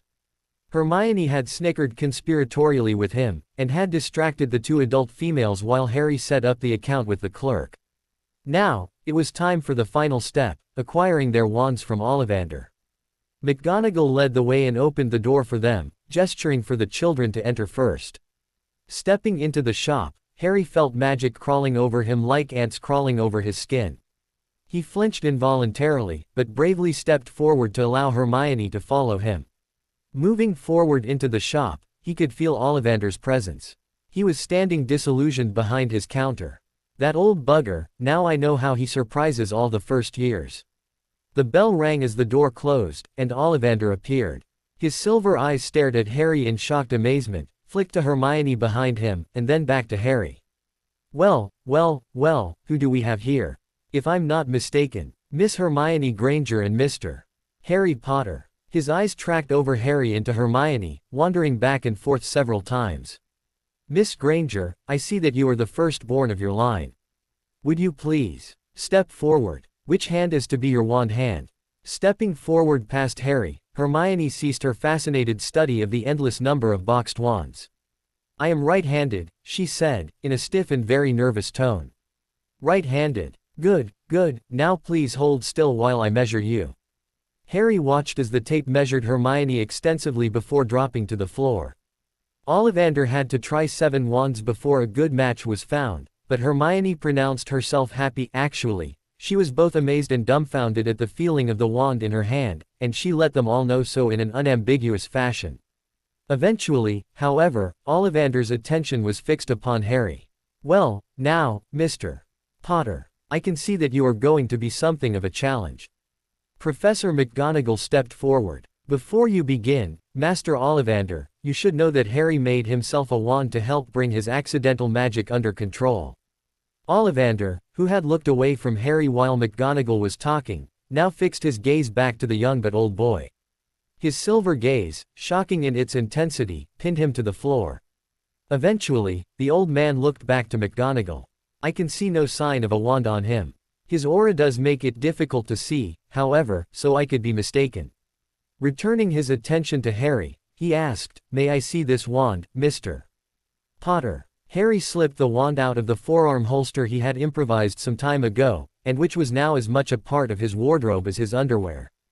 Ollivander hesitated, and then took it with one hand. Holding it up to the light, he stared at it for a long moment before fixing Harry with his gaze. How did you make this? He asked, his voice softer than usual. A strange bird visited me after my uncle nearly killed me, Harry said neutrally. He ignored the gasp from McGonagall and continued, he left a feather behind after he healed me. That bird saved my life that day. I had been having a lot of trouble with accidentally turning people colors and things. That scared the Dursleys, so they beat me to try to make me stop it. I had to do something to stop them. I was terrified that they would kill me eventually. When I touched the feather, it felt somewhat tingly, and I felt it drawing something from my hand. I do not know where I got the idea, I just somehow knew I could use the feather in some way. I decided that if I could do magic, then I must be a wizard like in the storybooks I had read. So, maybe I should have a magic wand. You cannot be a wizard without a wand. So I borrowed a knife and a long drill bit from my uncle's workshop and found a stick that felt right. Then I carved the stick so it had the right shape as in the books and used the drill to bore a hole down the middle. I put the feather into the hole and filled the hole with scraps from the carving. Harry looked at the wand in Ollivander's hand and took a breath before continuing. Don't really know why I put the feather inside the wand, it just somehow seemed to be the right thing to do. Harry looked at the wand again. He hated lying like this, but at the same time, he was congratulating himself with his storytelling skills. It took me a really long time to be able to use the wand, though. It did not feel like the feather at all really, just a stick of wood. But I kept trying and eventually I was able to get it to do things. He shrugged, frowning in confusion, not at the only partly true story he had told, but why it had taken so long for the wand to start obeying him. At least I stopped turning people's skin green. He looked up to see Ollivander exchanging what he could only class as a significant glance with McGonagall. The professor knelt down so that she could look him in the eye. And put one hand on Harry's shoulder. Did you say that the Dursleys abused you? What did you mean by that? Harry shrugged disingenuously, although inside he was leaping with glee at the thought of rather belated revenge on his relatives. The usual, you know. They'd lock me in my cupboard, not feed me, Uncle Vernon would hit me with a work belt. I'm not really sure how many times he did that. I only knew how to count to 10 then.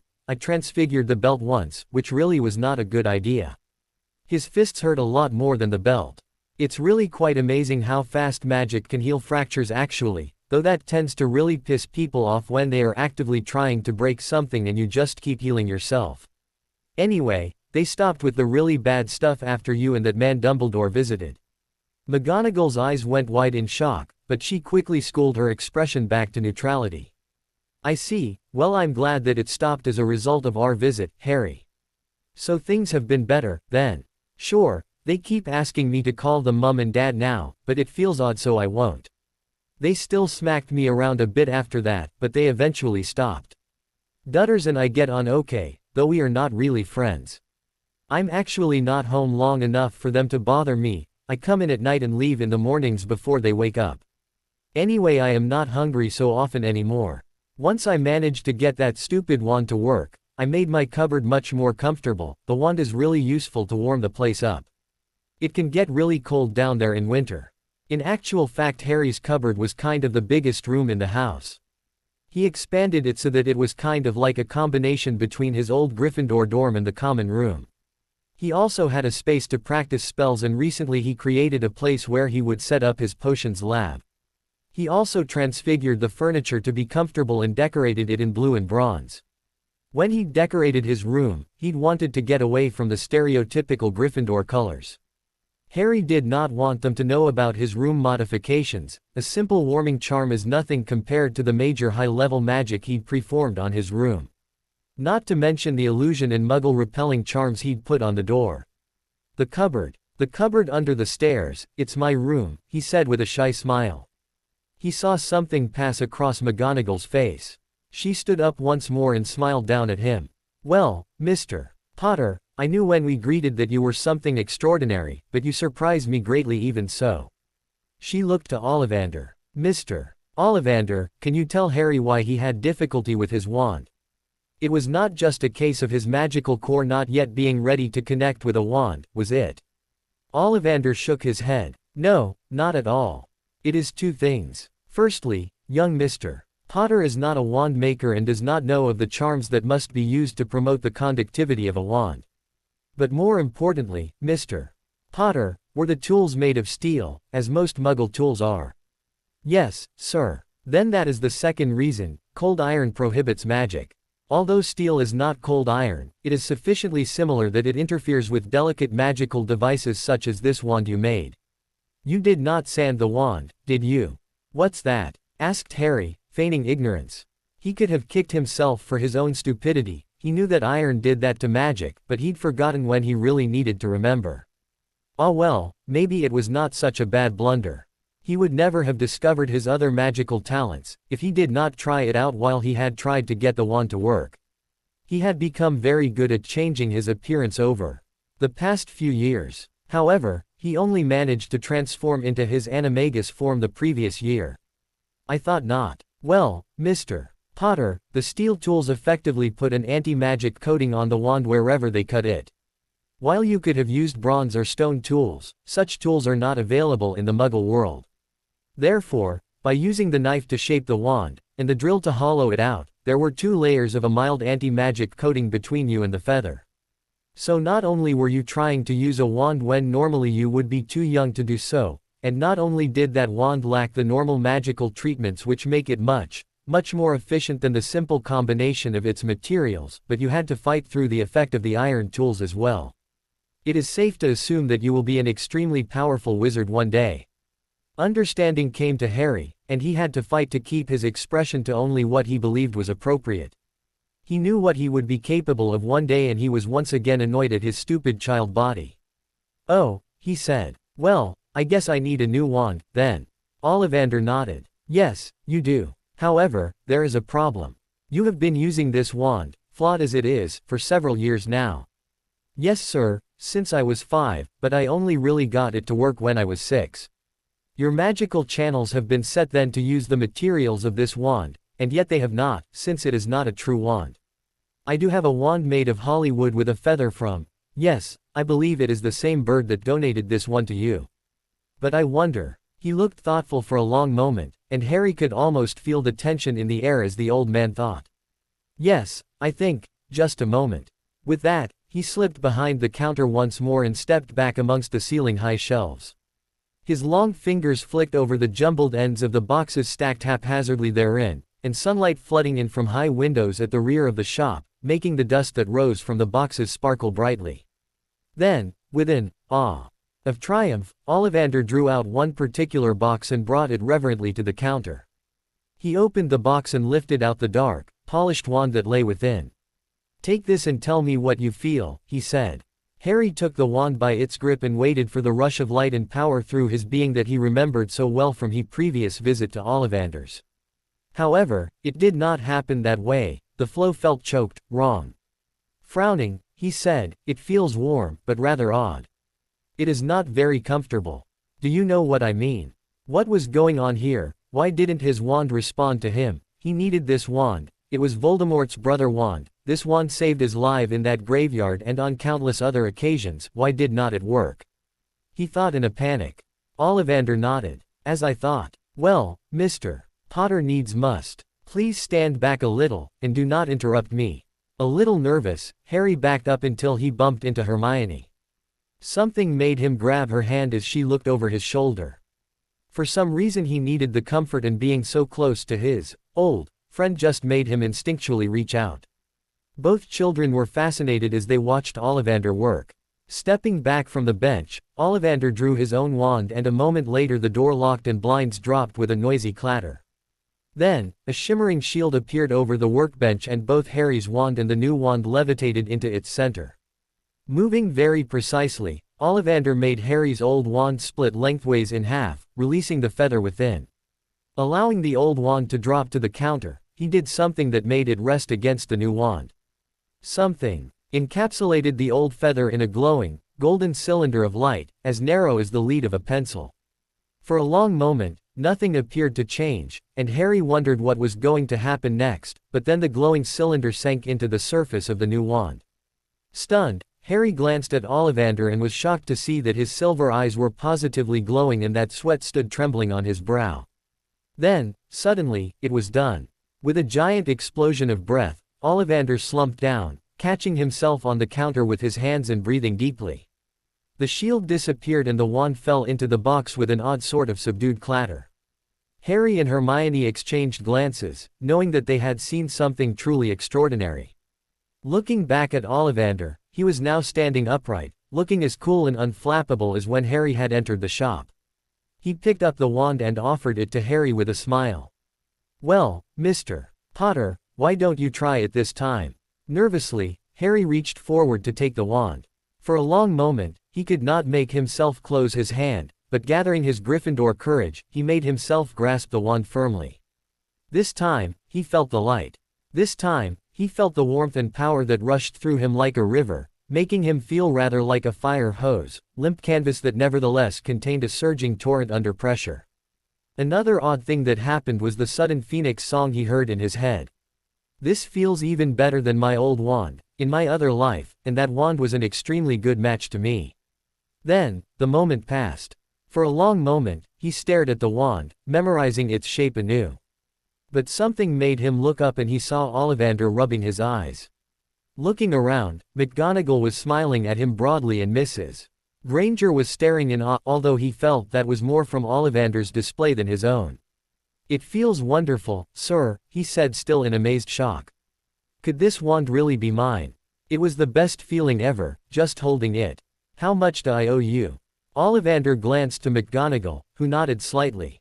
"Oh no, Mr. Potter, I could not possibly charge you for a wand like this. I think we can expect great things from you, Mr. Potter, great things. However, listen well to me. You must never even hint to others that your wand has 2 phoenix feathers. It would be very bad for both you and me if it were to become known." They cannot be discovered through chance, since they are now merged and appear as one. So you must keep this secret for both our sakes." Harry frowned. "Of course, sir, if you say so. But why? What is so terrible?" "It is against the law, Mr. Potter." "It is as simple as that," said Professor McGonagall. "You will no doubt learn why in your History of Magic class sometime in the latter half of your school career at Hogwarts, but for now, simply accept that this must remain a secret from everyone." Harry did have 6 years of magical education at Hogwarts, but he could not remember ever learning about this. Then again, he never really paid attention in that class. His L results was proof enough of that. Even if he had not had that dream in the test, he doubted if he would have done any better. "Do you swear to keep this secret, to keep it safe?" Gulping, Harry recognized a formal oath. "I swear." Harry Potter was exhausted by the time he returned home from Diagon Alley. His uncle picked him up after he got all of his stuff and they had a very uncomfortable 2-hour drive back home. "Why couldn't I just apparate home?" He thought, knowing as he did that he needed a license and that he wasn't even supposed to know about it yet, never mind doing it. Mostly, however, he was exhausted because of his act. Today, it was more difficult than he had initially though. He would have to take a time and think of all the people he would meet again and how he would react to them. It would no do for a first year to use unforgivable curses on teachers and fellow students. Quirrell, Snape, Malfoy, Pettigrew, the list went on and on. He would also have to decide how to deal with Dumbledore and meeting his old friends, Neville, Ron and Ginny. His Ginny. How would he cope with seeing her again? He really did not know. 11 years was not enough to forget. At the Leaky Cauldron, he and Hermione had made plans for the two of them to visit each other over the remainder of the summer. At that point, however, Mrs. Granger had stepped in and told them that she and Harry's Aunt Petunia should meet first. Unable to think of a way of dissuading her, Harry had given her the Dursleys' telephone number. Now, arriving at number 4, Privet Drive, Harry let himself in. Having closed the door quietly, he almost jumped in surprise to discover Aunt Petunia standing at the entrance to the kitchen like an evil gorgon, arms crossed and frowning deeply at him. "I had a call from a Mrs. Granger earlier," she said sternly. Uncertain at the conflicting signals Aunt Petunia was sending, Harry just looked up at her. "That's right," he replied. "She's my friend Hermione's mom. My own is one of my friends from Wilbert Academy. Her parents are dentists, I think." Petunia looked at Harry oddly. For a moment, he had sounded almost adult, even more so than usual. "The Grangers live not far from the train line. If I allow you to visit them, do you think you can keep yourself out of trouble?" "Yes, Aunt Petunia." "Good. Then you may visit whenever you wish, provided you always let me know where you are. However, you may not invite the Grangers here without first discussing it with your uncle and myself. Am I quite clear?" "Yes, Aunt Petunia. Thank you." Mrs. Granger said that you may visit on Friday if you wish, and she can meet you at the train station as long as you get there by 8:30. Apparently Hermione is eager to begin reviewing the school textbooks. A smile broke out on Harry's face, and Petunia felt herself lifted a little by its brightness and simplicity despite the boy's unnatural powers. "Yes, please," he said. "Good. You will need to catch the 7:46 train." Petunia turned to call the Grangers back. She was happy that the boy, her foster son, had made a friend. He would be leaving all the things he knew behind. And besides, it would keep him out of the house a bit more, so there would be less chance he could infect Dudley with his powers or knowledge or his occasional weird otherness. The boy, for all that he was like a son to her, was even stranger than her sister had been. She was only glad that Dudley had not shown any sign of that thrice-damned, eternally cursed magic. Harry Potter stretched out in the couch that sat in front of the fireplace in his somewhat expanded and redecorated cupboard beneath the stairs. It had been this way ever since he had finally managed to get coherent and decently powerful magic out of his old wand. But now, what? He held up his new wand before his eyes, looking it over. It was his old wand, his original wand from before his return, that was certain. And yet, it was not. When he held this wand, he felt a warmth, a connection that he had never felt before, either in this life or in his memory of the last. He could feel the magic, as though he stood before an enormous wall of water barely restrained, trembling to be released. He remembered the feeling at Ollivanders, the feeling of a flood torrent just barely contained. Now that he thought of it, he also remembered Ollivander himself. Squinting and blinking, as though a bright light had been shone into his eyes. Clearly, Ollivander could see magic, or at least auras. Just as clearly, McGonagall could not. He was glad that he could read auras but wondered how different it was to see magic. With a sigh, Harry went to slip the wand into his wrist holster, making a mental note as he did so to purchase a proper dragon hide holster at the earliest opportunity. He thought forward to the remaining 4 weeks of the holiday before he would once more go to Hogwarts. The next 4 weeks. He had a lot to accomplish in that time. Starting with tonight and his return to Diagon Alley. He would also have to make a trip down Knockturn Alley. There were specialized items you could only find there. He would also spend some time with Hermione. She was much more childish than he remembered the old Hermione, but he was used to it by now. He had found that he himself reacted childishly in some ways too. He supposed that his reactions were partly his experience and partly caused by his body. 4 weeks. In 4 weeks, he would be at Hogwarts. In 4 weeks, he would be at the place he loved and hated the most. In 4 weeks he would see everything and everyone he ever held dear. Everyone, that is, except for Sirius. No, he would not allow the imprisonment of Sirius to go on any longer than it had to. And that meant revealing Pettigrew early, which in turn, threw out the whole timetable for the return of Voldemort. For without Pettigrew, who would perform the dark arts rituals that would create the homunculus that was the starting point for that ceremony at the end of the Triwizard Tournament? With another sigh, Harry sat up. To act could totally change the timeline. Could he risk changing too much too soon? He had been struggling with that question for the past 10 years. However, the cost of not acting was enormous. He had forced himself to not think about his godfather rotting in Azkaban for the past 10 years, since he had not been able to do anything about it, but now that the time to meet Pettigrew was close he could hardly bear to wait.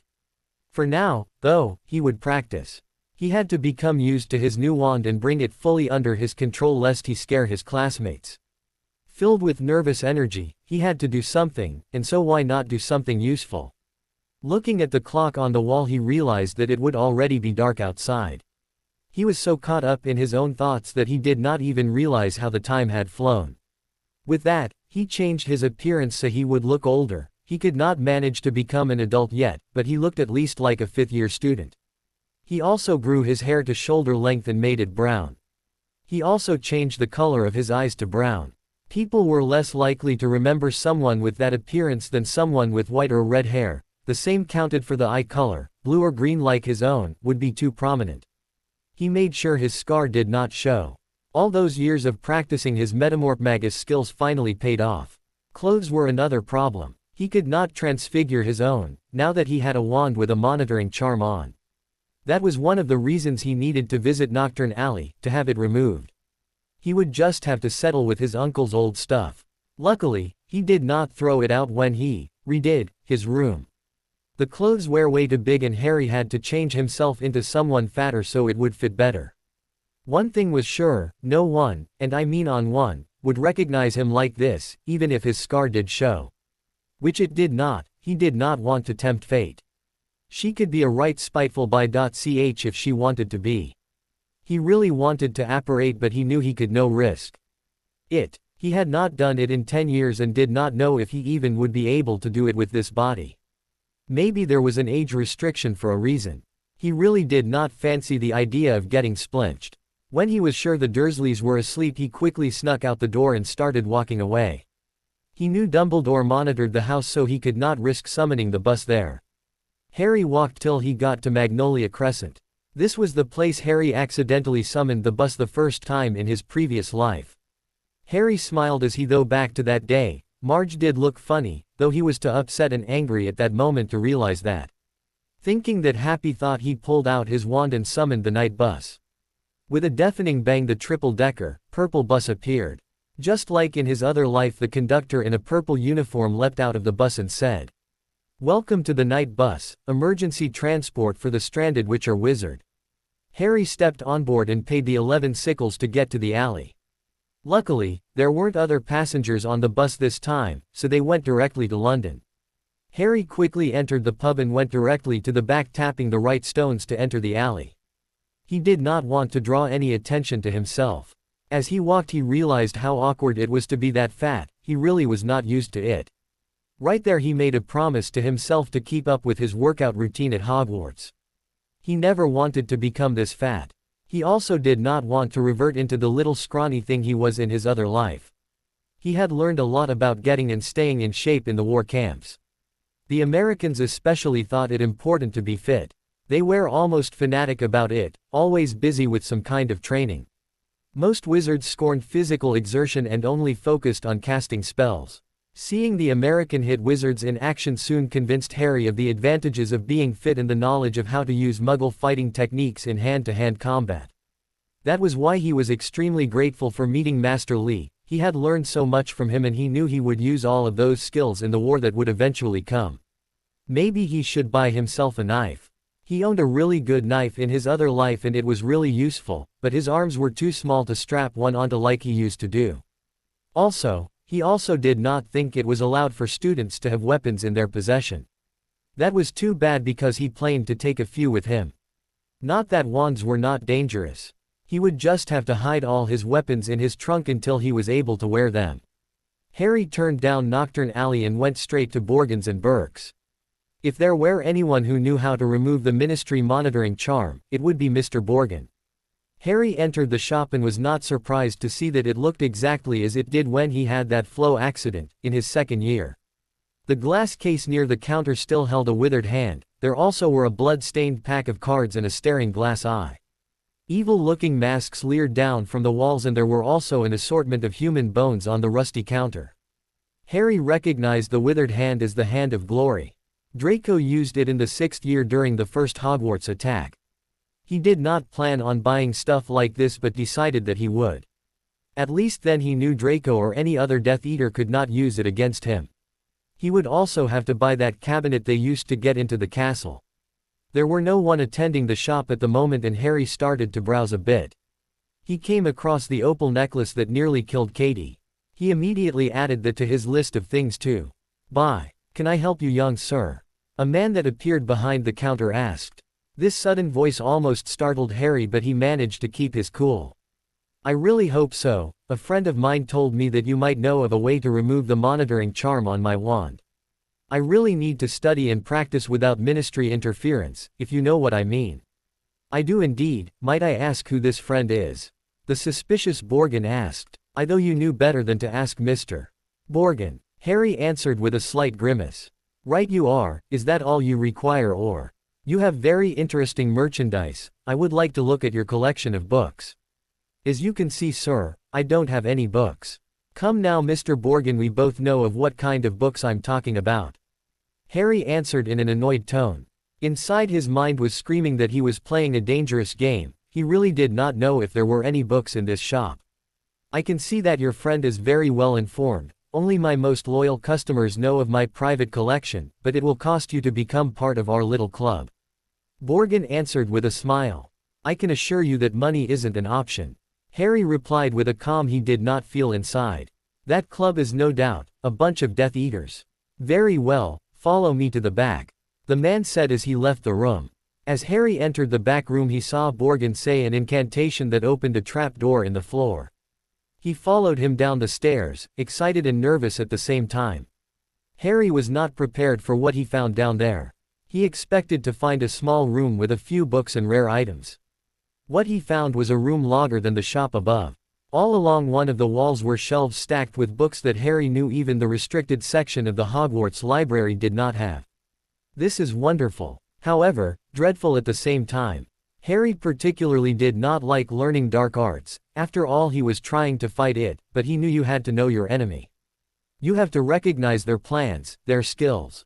You have to know all their dirty little tricks and be willing to fight almost as dirty as they did.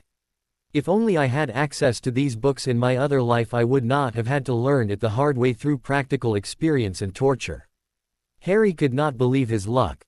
He did not know where to begin, so he just started at one end and worked his way through to the other end. Borgin left Harry alone after a while, seeing that he had no intention to just skim over the merchandise. He knew a serious customer when he saw one. It did not matter that this one was still in school, as long as he got paid he really did not care. Harry found books on legilimency, unforgivable curses of other countries, illegal potions, and some very nasty curses and hexes. The most important book, however, was on how to create Horcruxes. Harry reckoned if he knew how the darn stuff were created, it would be easier to destroy them. He had a very difficult time the first time round, and if there were a simpler way, he wanted to know. He also found a very handy book on shield and blocking charms. This was not really a dark book, but maybe because the curses against which the shields were effective were also listed, it could be classified as one. In the end, Harry left with about 30 books on the dark arts, the Hand of Glory, the opal necklace, and the cabinet. He also found a dagger that were almost exactly like the one he used to own. It did not have nasty charms or poison on it. Its sole purpose was to cut. Harry reckoned it was between Borgin's stuff because cuts caused by this blade could not be healed by magical means, they had to heal the muggle way. Harry shrunk it all down to the size of a matchbox. After Borgin took the monitoring spell of his wand. It took him longer than he planned to make his purchases. He had spent nearly 3 hours in there, but he reckoned it was all worth it in the end. His next stop were the apothecary of Nocturne Alley. They had some potions ingredients that the one in Diagon Alley did not have. He did not get everything he needed. The normal ingredients he would order by owl. He only wanted the ingredients of questionable nature that could not be ordered by normal means. On his way out of the alley, he passed by a pet shop. This store did not have the normal cat and owl selection. No, they had a more exotic variety. There were a Grindylow in a tank in the back, other tanks held spiders and poisonous frogs. Harry really did not know why he entered this shop. He did not need anything in this store. He just knew it was right for him to be there. He looked cautiously around him, searching for the thing that called him there. Then he saw the most curious thing he had ever seen in his life, a snake in Gryffindor colors. It was not a big snake. In fact, as snakes go, this one was miniature. Small enough to fit in Harry's hand palm. Its scales were crimson and gold. The little snake lifted its tiny head and hissed, "SSS please helps me, SSAVESS me sis." Harry was astounded. What could he do for the little creature? He did not want to blow his cover, but he was intrigued by this little thing. "How can I help?" Harry hissed back in Parseltongue. "SSS, you're a SSS light wizard SSS, by me SSS. SSS, I don't wants to be USSSED by dark wizards to do darks Days.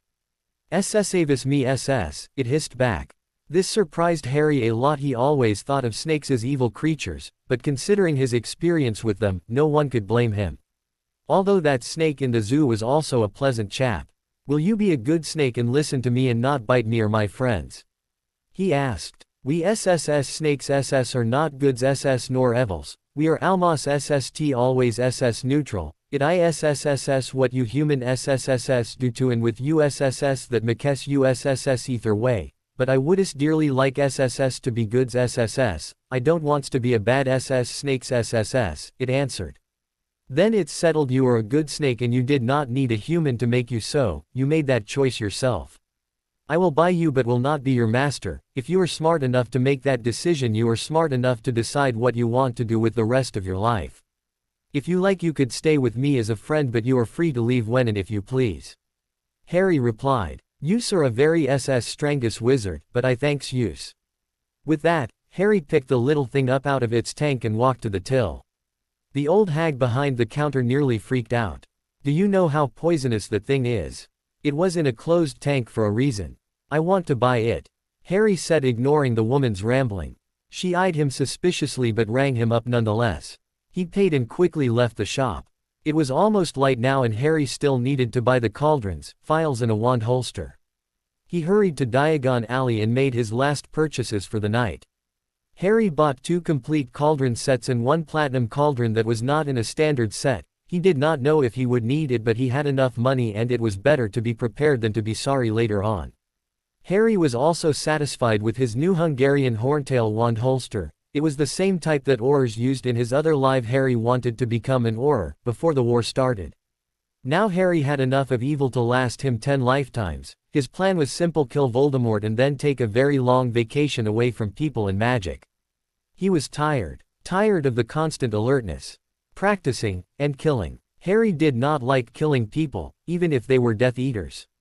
He thought he was done. He had killed almost all of them. He had destroyed all of the Horcruxes and only had Tom left. Then fate played a cruel trick on him and now he had to do it all over again. He knew he should be grateful for the opportunity to save his friends, it was so hard to go on knowing what he would have to do. It really wasn't fair. All he ever wanted to be was a normal kid, but no. Fate decided to put him through this hell. Twice. Harry made it to his cupboard just before the Dursleys woke up. He transformed back into his normal form. Glad to get rid of the bulk around his waist. He was exhausted. Lying on his bed he thought of all the things he did the previous night. It was really fun to be able to act like a grown-up again. Playing the little clueless 11-year-old is beginning to wear on me. He wanted to go out and destroy the Horcruxes. Unfortunately, he had to wait, at least until his second year. Once he had the diary he knew where all the rest of them were. He had to preserve the timeline until he could destroy that little book. With that, though he fell asleep, Harry slept for the most of the morning but woke up because of an insistent hissing in his ear. At first, he had no idea what could make that noise, but as he became more awake he remembered the snake he bought. He sat up wiping the sleep out of his eyes and then put his glasses on. The snake sat on his bedside cabinet. "Whereism isen hoser use?"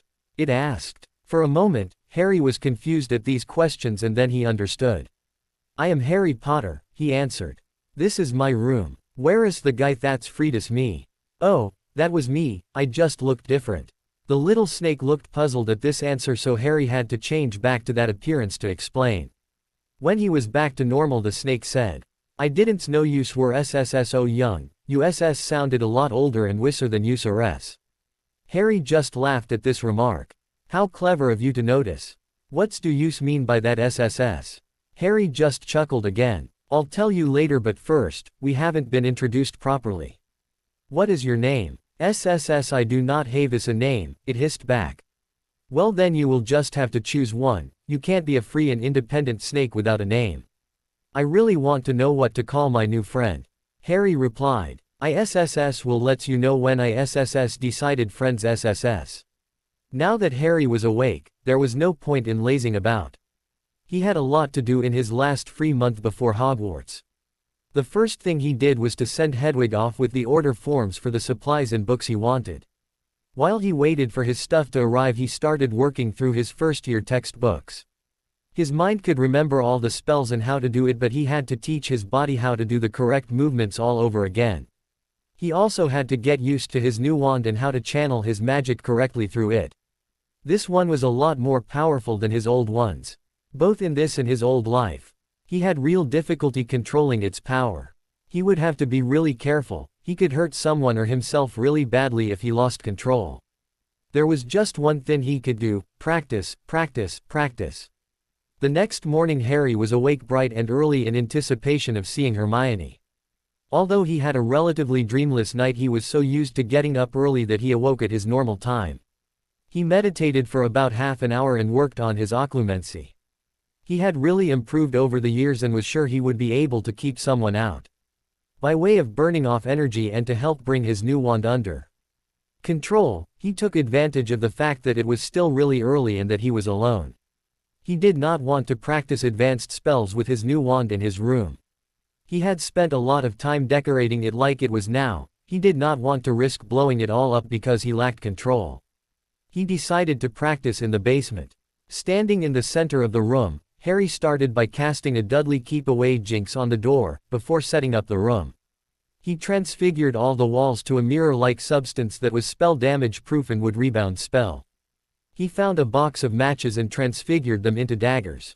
He transfigured one into a sword and another into a staff. He then conjured soft gymnastic mats so he would not hurt himself if he fell. He looked around the room satisfied with his work. It was 5 o'clock, he still had lots of time to kill. It was time to play. He took up his staff and walked to the center of the room. He levitated all of the daggers around him, he then spelled them to randomly launch themselves at him. He then fired a few stinging hexes at different places at the walls around the room. Soon he was dodging hexes and daggers from all angels. He used his body magic to increase his speed and agility. Harry had to use all the skills he had learned from Master Lee not to be injured. He snickered as he transfigured some of the projectiles into daisies. all the while maintaining his shield and avoiding rebounded spells. When he got bored, he summoned his sword and transfigured the remaining daggers into fruit that he sliced into fine pieces. He never dropped the fruit onto the ground, they stayed flouting around him. Harry laughed at his new method to make fruit salad. He wondered what his aunt would say if she knew how he had made it and that it was actually matches. As the transfigured his staff into a bowl and flouted all the fruit into it, he heard applause come from the stairs. Harry jumped, his heart racing. It was Dumbledore. The blood racing through his veins froze at the sight. Harry had 6 years' experience with the headmaster of Hogwarts, and although kindly and powerful and grandfatherly, and very thoroughly good, the old man could also be ruthless and was wisest and most powerful wizard in the world.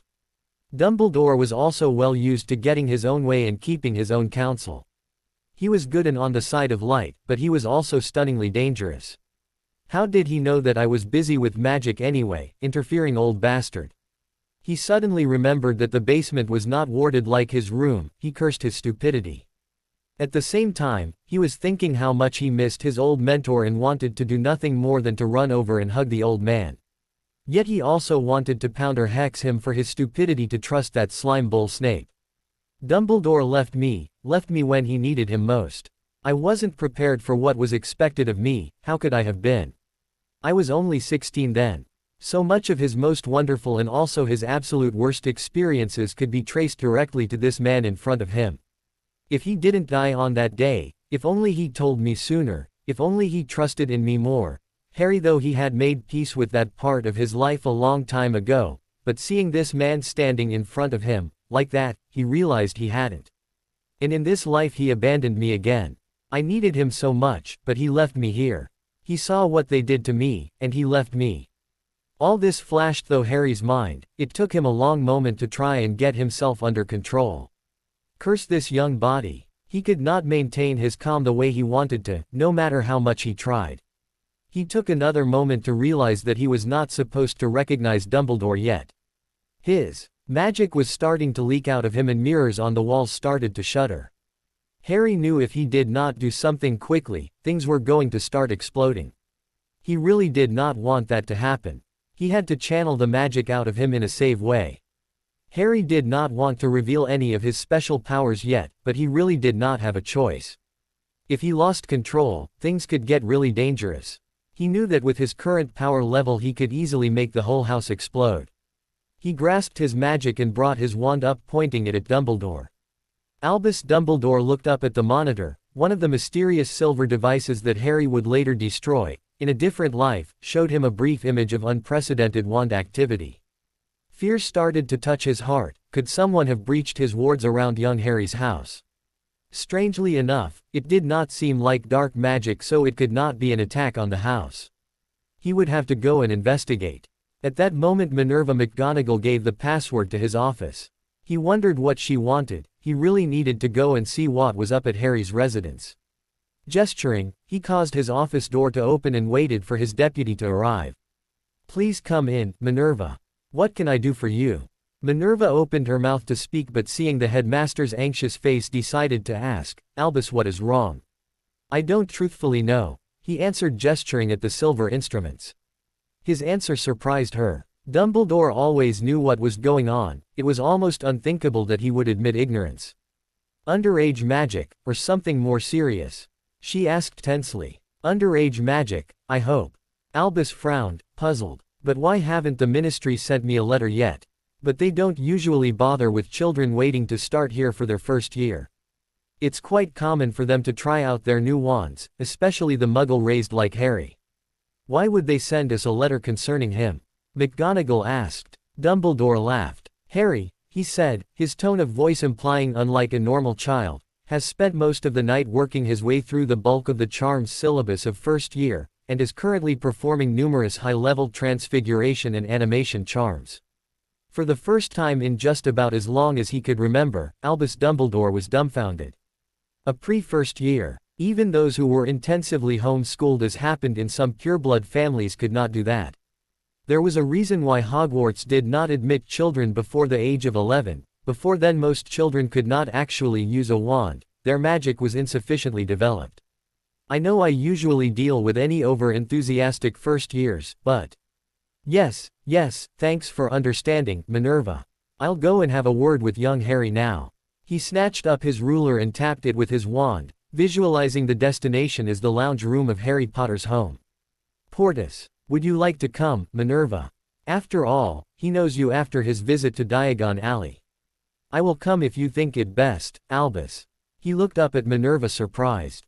Her tone was clearly reluctant. Is there something I should know about Harry Potter, Minerva? He asked in a puzzled tone. Yes, but you'll find out when you visit him. I could tell you about it if you wished, but wouldn't you rather get there and catch him red-handed, so to speak? Albus could not help but feel that there was something very odd going on here. Still, Minerva had a point. A child, like a puppy, reacted better if caught in the act of wrongdoing. So he nodded and tapped the freshly made portkey with his wand. The Dursleys' lounge room had not changed noticeably in the 6 years since he had last been here. Had it truly been 6 years? It seemed it was only yesterday when he had been forced to come here and perform a number of regrettable actions to ensure Harry's safety in his only viable refuge from the forces of darkness. The feel of active magic came from the basement, and he stepped lightly into the hallway and stood at its end, looking down the stairs. He wondered why the boy was down there and what he could possibly be up to. He walked a bit down the stairs so he could see what was going on. He found a young boy, who was undoubtedly Harry Potter, orchestrating the final stages of an extreme combat exercise. Controlling all components with great flair and excellence. Visibly enjoying chopping up the fruit and making a salad. It was a display of control he would have applauded in an adult, but in an 11-year-old child. It was unheard of. Not even the Aurors were expected to have that much control. With a flourish, Harry finished the display, and Albus applauded. The boy spun to face him, visibly shocked. For a long moment Harry stood there, apparently stunned, emotions flickering across his face. Interestingly, he could sense nothing of Harry's actual feelings during this time. He could feel the magical discharge even before the mirrors started to shudder. He knew what was going to happen next and prepared a shield charm for when the inevitable explosion came. He had worked long enough with young magical children and knew what would happen with such an emotional magical build-up. There was nothing he could do except repair the damage afterwards. To his surprise, Harry's wand came up to point at his chest. He appeared to be deciding what to do. This assumption struck him as odd. Children in such an emotional upheaval could not think straight, never mind make decisions about their actions. He braced himself for what was to come. But it did not happen. Young Harry had a look of utmost concentration on his face. Slowly, very slowly his hair started to grow longer and longer. Then it started to change color. First it was a violent purple, then blue, and finally bright red. Still it grew till I was almost at his waist. Dumbledore could sense the magical energy in the air lessen, and when it was almost gone the boy turned his appearance back to normal. He was stunned looking at this boy, wand still raised at him. How on earth did he manage to control that? Realizing that Harry could not possibly recognize him, he decided to introduce himself before Harry got into actual trouble with the Ministry by casting a hex or jinx. Harry, I am Albus Dumbledore, headmaster of Hogwarts School of Witchcraft and Wizardry, he said. He was relieved to see Harry lower his wand, although he didn't put it away. I know, said Harry politely. What can I do for you? He did not expect that reply. Actually, he did not expect any of the events he so far witnessed. Seeing the puzzled expression on the old man's face, Harry was torn between telling him the truth or sticking to his plan of secrecy. In the end his plan won out. He had spent too much time on it over the past 10 years to change it now. He decided to be mean, besides he really was angry with Dumbledore. I remember, was all he said. Those 2 words shocked Dumbledore to his core. How could this be possible? Young Harry was only 4 when he last visited this place. Even without a memory charm he was not supposed to remember him. He was absolutely speechless at that moment. Dumbledore's lack of response broke the damn wall anew in Harry. How could you just leave me here? I tried so hard. Do you know how difficult it is to do permanent magic when you are 4? But you left me here. After all my efforts to get your attention, you still let me rot in this hell. You saw what they did to me and you just left. Dumbledore could not understand what this boy was saying, it just did not make sense to him, but the boy rambled on, tears now staining his cheeks. On that day almost all my hope died. You would leave me here to die. Well, I guess it doesn't matter really. I died emotionally a long time ago, what does this empty body matter? Harry, I didn't just leave you. I really do care. I put a spell on them so they would take better care for you. Dumbledore answered, his heart breaking for how much pain and torment this boy in front of him was in. What made it worse was that Harry seemed to blame him for it. He did not quite know what was going on here, but he knew he wanted to fix it. He wanted to wipe away all this pain. Well, it didn't work. They still abused me and then insisted that I call them mommy and daddy. Do you know how that feels? It is an insult to my parents' names. On the day that you left me here, I learned an important lesson, a lesson that I should have learned a long time ago, but unfortunately forgot. I should take care of myself. There is no one else I can or should depend on. If I am to survive, I should stop wasting time and start preparing for the inevitable. Harry realized at that moment that he was not acting anymore and that he should be more careful of what he said. He needed to calm down, he could not lose it now. He closed his eyes and took a deep breath and exhaled slowly. All those meditation books he read when he was younger, and all the hours spent in his room and with Master Lee meditating had really helped him now. His breath became steadier and he could focus again. Completely calm, he opened his eyes and said, I'm sorry for my horrible behavior. I didn't intend to lose it like that. You must be here for a reason, other than dealing with an emotional child. Dumbledore could not believe the sudden change that came over the boy. He actually preferred the hysteric boy, at least he knew how to deal with him. This unnaturally calm, expressionless boy scared him a bit. Could this spiking of power and emotions be a result of that curse that rebounded all those years ago? He knew it would affect the boy, but could it be this bad? He realized then and there that he should keep a closer eye on Harry Potter from now on. Collecting his thought, he answered the boy. I came to tell you about the restriction of underage wizardry, Harry. In short, children are not permitted to perform magic outside school until they turn 17. Harry looked up at him, frowning. Really? Feeling the need to explain a little more, Albus added, normally we don't need to tell students about it until they go home for the first time after attending school, but in your case that option doesn't exist. For you have been performing magic of a scale completely unexpected for a child yet to come to Hogwarts. Albus was a little surprised to see Harry sigh, almost in defeat. The boy looked around, nodded to himself and stepped towards the doorway. Waving his wand, he turned everything back the way it was before his morning exercise, except the salad. He flouted the bowl over to him. Ignoring the strict glance the headmaster was giving him. My relatives are getting up and Dudley doesn't know about magic. I will keep it to my room from now on. I don't think you understand, Harry, you're not to use magic at all. Dumbledore tried to explain. I know, but I need to practice and I doubt if anybody is going to see anything in my cupboard. Just ignore those puffs of smoke for the next month and I will be a good little boy when term starts. Oh, and don't worry about the ministry, they won't know of a thing. Harry answered calmly. What do you mean by they will not notice, and how do you know about my private monitors? Dumbledore asked calmly, but inside he was a very worried man. How much of Voldemort's evil transported into this poor innocent boy? You really should not drop your mental shields when you are around children, they might just be able to do the unexpected. Harry answered meanly. He had not mastered legilimency yet, but there was no harm in letting the headmaster think that he had. At this moment he was feeling very spiteful. Then suddenly Harry could feel the light touch of Dumbledore's own legilimency probing his mind. Immediately he reinforced his own achromatic shields. There was no way that he would allow anybody inside his mind. Having Voldemort there in his other life was enough, he did not need others there also. He got a little bit angry again at this attempted intrusion.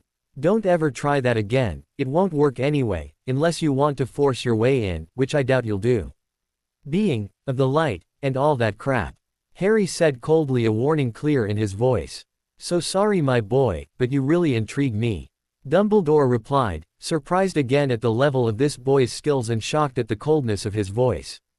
Then would it not be better to ask me first, before you enter? Not that I would consent, but still, it is only polite. Harry snapped, irritated. He did not like people messing with his mind. Well, the same could be said about you. Dumbledore said sternly. Harry smiled at that. He really was a sharp old bugger, doesn't miss a thing. As nice as this little chat is, I really need to be somewhere in a while and I am afraid I might already be late. I really should be going," Harry said, looking at his watch. "I guess you can find your way out seeing that you got in without an invitation. Tell me, have you wizards ever heard of a thing called breaking and entering?" Harry said as he walked past Dumbledore. Hearing no response from the old man, he said, "Guessed not. I would hate to see how screwed up your legal system is." On the train to Hermione's a little later, Harry tried not to worry about having exposed himself to Dumbledore like that. "I'm afraid I didn't give him a very good first impression. Stupid. This might cause problems later on. The guy probably thinks I'm some kind of unbalanced dark wizard now." Oh well, the die was cast now. He could not obviate the headmaster, there was too much risk of the spell not working for any number of reasons. For now, he had to be an 11-year-old. An abnormal 11-year-old, but an 11-year-old nonetheless. This was going to be hard, very hard. Mrs. Granger stood waiting for Harry's train. She was so happy that Hermione would not go to her new school alone and that her best friend Harry would be going with her. As far as she could remember, Hermione only talked about her friend Harry. That meant she probably did not have any other friends. She knew her daughter was not a very social person and had difficulty making friends. And because of this she knew Harry must be a very special person to have broken through to her little girl to become such a close friend. Ah, here comes the train now. A surprising number of people pushed their way off before the waiting city-bound commuters surged onto the packed train. She stood back, out of the way of the hurrying people, and waited for Harry to make himself known. And there he was, she saw, as the last of the adult commuters passed her as they made their way to the exit. She stepped towards him, curving to meet him as they both made for the exit. "Good morning, Mrs. Granger," said Harry with a happy smile. She returned the smile, looking down at him. "Good morning, Harry. I must say, Hermione is very eager to begin reading about her school material." She silently berated herself. She had almost said magic. "It wouldn't surprise me if she spent all last night reading, I sure did." Mrs. Granger suppressed a giggle. He knew her girl all too well. Parts of this chapter is from the story Undo, retried by Oliver. I give full credit to him. Evil Harry, hey, I'm so bad, poor Dumbles don't have a clue what is going on. As my beta pointed out to me, the Ministry monitor magic use by area. I like to think they are too lazy and incompetent to have a system that works efficiently, so they took the easy way out and put a spell on all the wands at legitimate wand shops. So Harry can buy a second wand, if he wants to, at a shady place without worrying for it to be tracks. It also made it necessary to go out and remove the charm.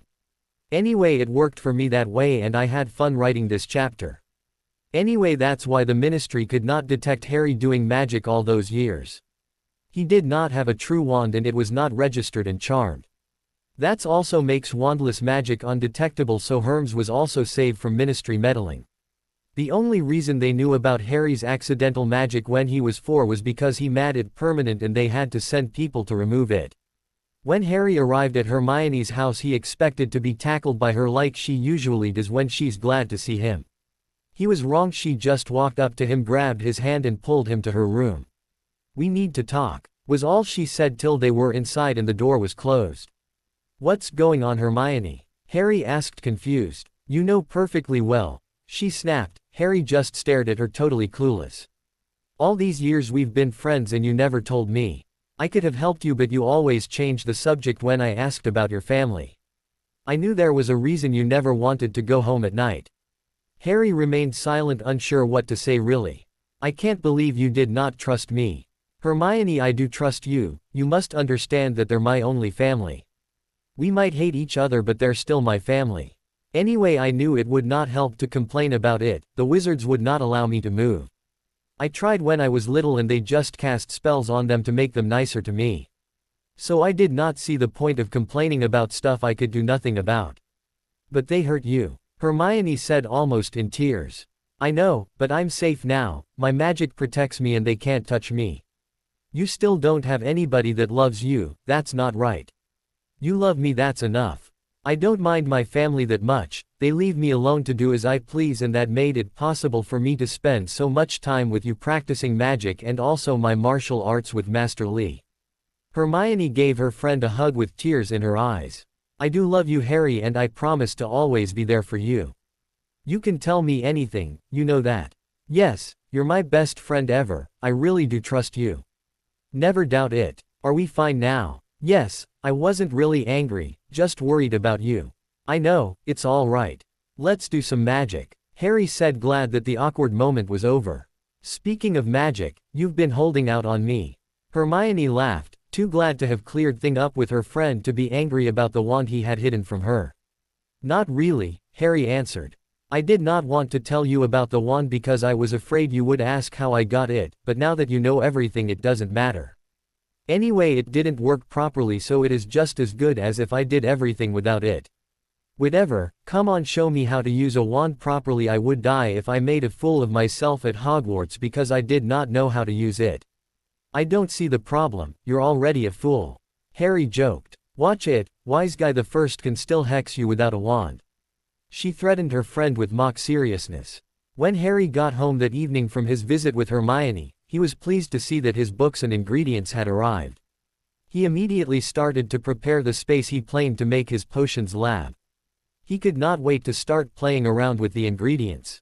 With no greasy git hanging over his shoulder to criticize, he actually enjoyed brewing potions. He also had to build up a stock of all that vile stuff Madame Pomfrey usually forced down his throat, like the pepper-up potion. He did not like the hospital wing. God knows he spent enough time in there the first time round. If he could heal himself and avoid that place, he would be perfectly happy. Unfortunately, before he could start having fun, he would have to sort out all his new belongings. His room was a mess of books, cauldrons, ingredients and dark items. After packing away all his potion equipment, he had enough room to start sorting through all the books he had, about 60 of them. Falling back on the habits he learned from years in Hermione's company, he sorted them according to subject and topic. He then compiled a reading list of all the things he needed to know the most urgently before he went to Hogwarts. With Dumbledore monitoring him, he would not be able to practice the dark arts as he had originally planned. He would have to wait until he got to Hogwarts and the Room of Requirement. It was ironic that it would work that way. Luckily, Dumbledore's did not know of that room yet. Dumbledore's interference did not matter that much anyway, he still had plenty to keep him occupied. Legilimency, potions and healing charms was on the top of his list. The shield book was also on the OK list. If there were still time left at the end of the month, he would work on a few light hexes and jinxes. Another project he started working on was his wandless magic. Although he knew he could do it, he had never tried to do advanced spells, except for summoning and banishing. Therefore, as he worked through his school syllabus, he tried to do all the spells without his wand. Once he could do it with complete control using his new wand. He really did not have a problem doing any of the spells with his new wand. His problem was that he was doing it too well. He really had to concentrate on not sending too much power into the spells.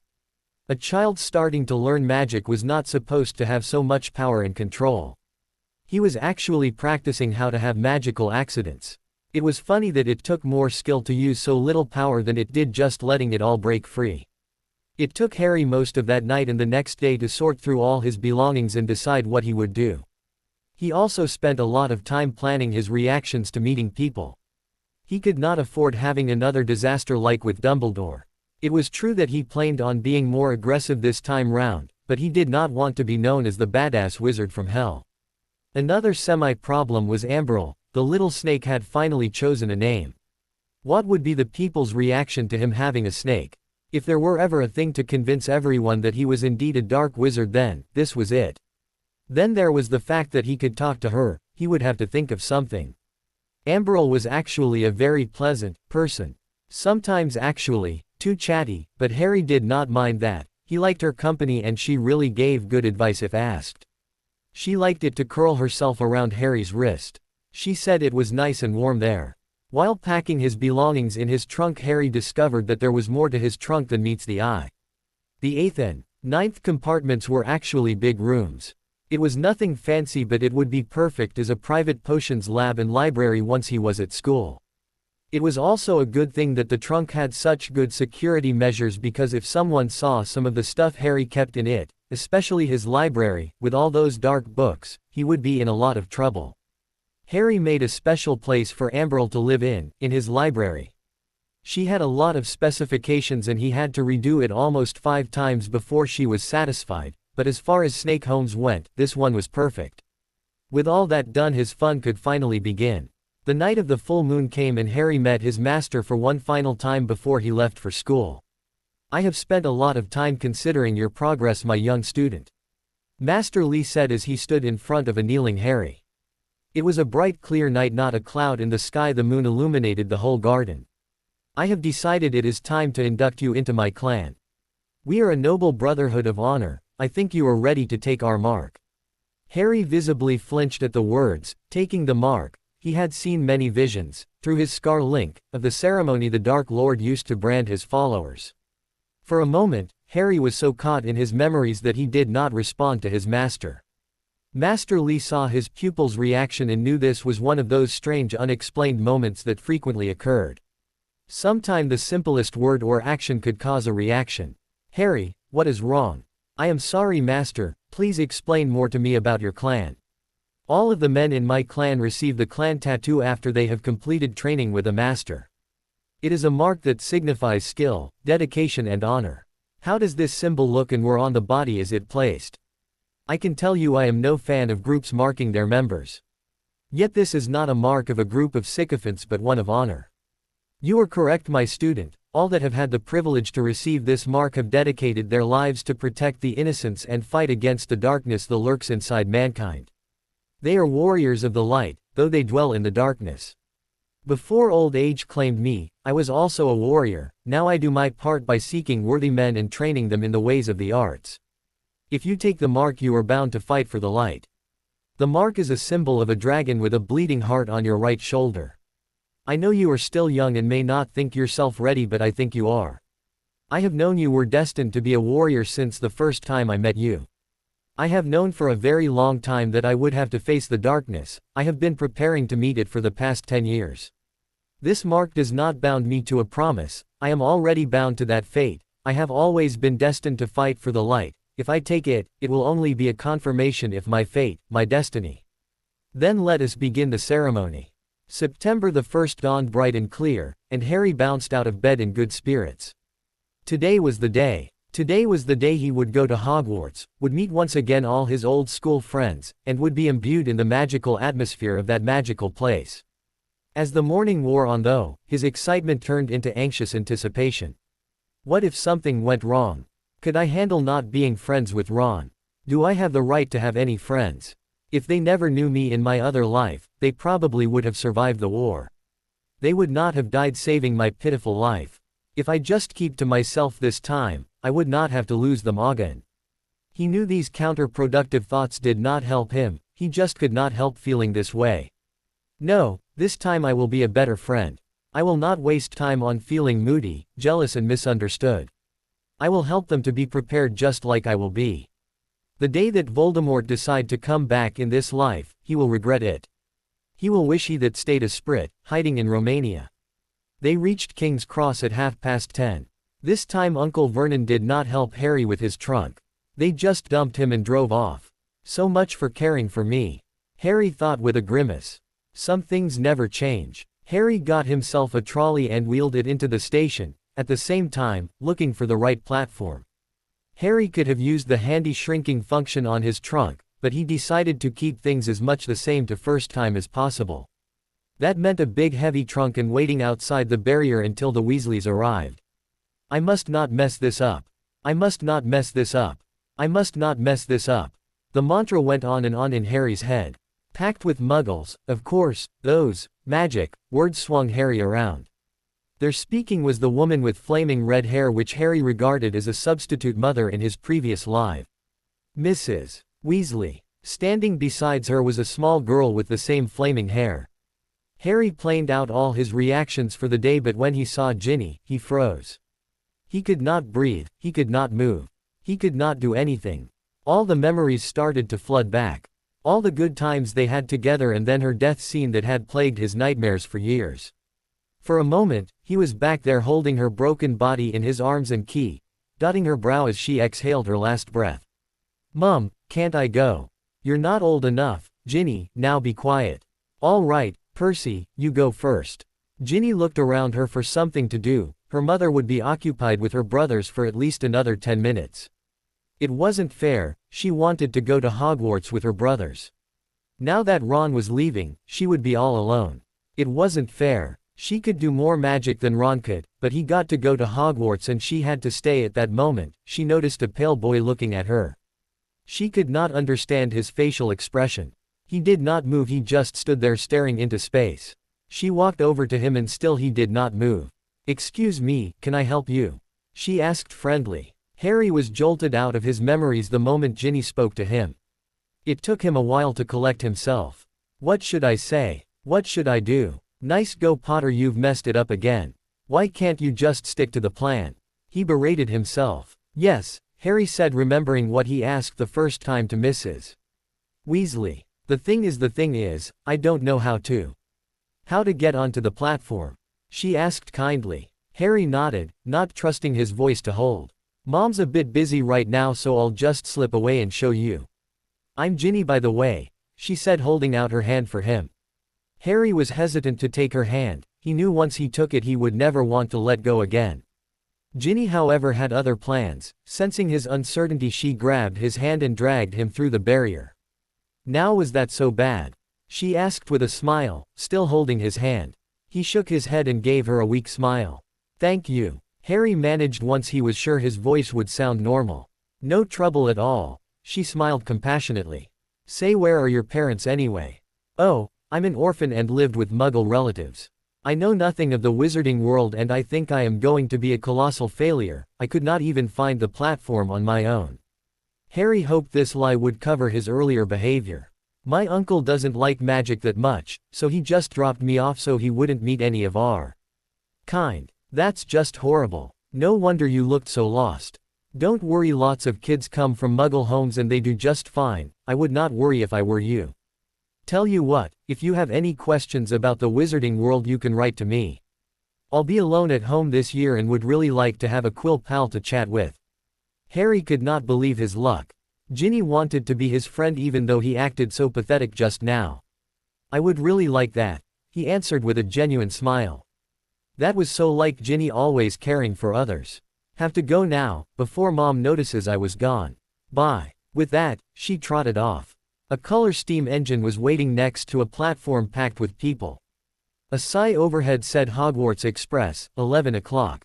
Harry looked behind him and saw a wrought iron archway where the ticket box had been, with the words Platform 9 3/4 on it. He had done it. He was back in the wizarding world again. Smoke from the engine drifted over the heads of the chattering crowd, while cats of every color wound here and there between their legs. Owls hooted to each other in a disgruntled sort of way over the babble and the scraping of heavy trunks. He looked around to see if he could find Hermione but could not find her. He guessed she was already on the train. The first few carriages were already packed with students, some hanging out of the window to talk to their families, some fighting over seats. Harry worked his way down the train, knowing it was full almost all the way to the back. He smiled seeing Neville looking for Trevor. That was another friend he did not want to see waiting 5 years to come into his own. Eventually Harry made his way to the last compartment, and began trying to stow his possessions. Hedwig's cage was not a problem, but Harry's trunk was even heavier this time round, even with the special charms to make it lighter.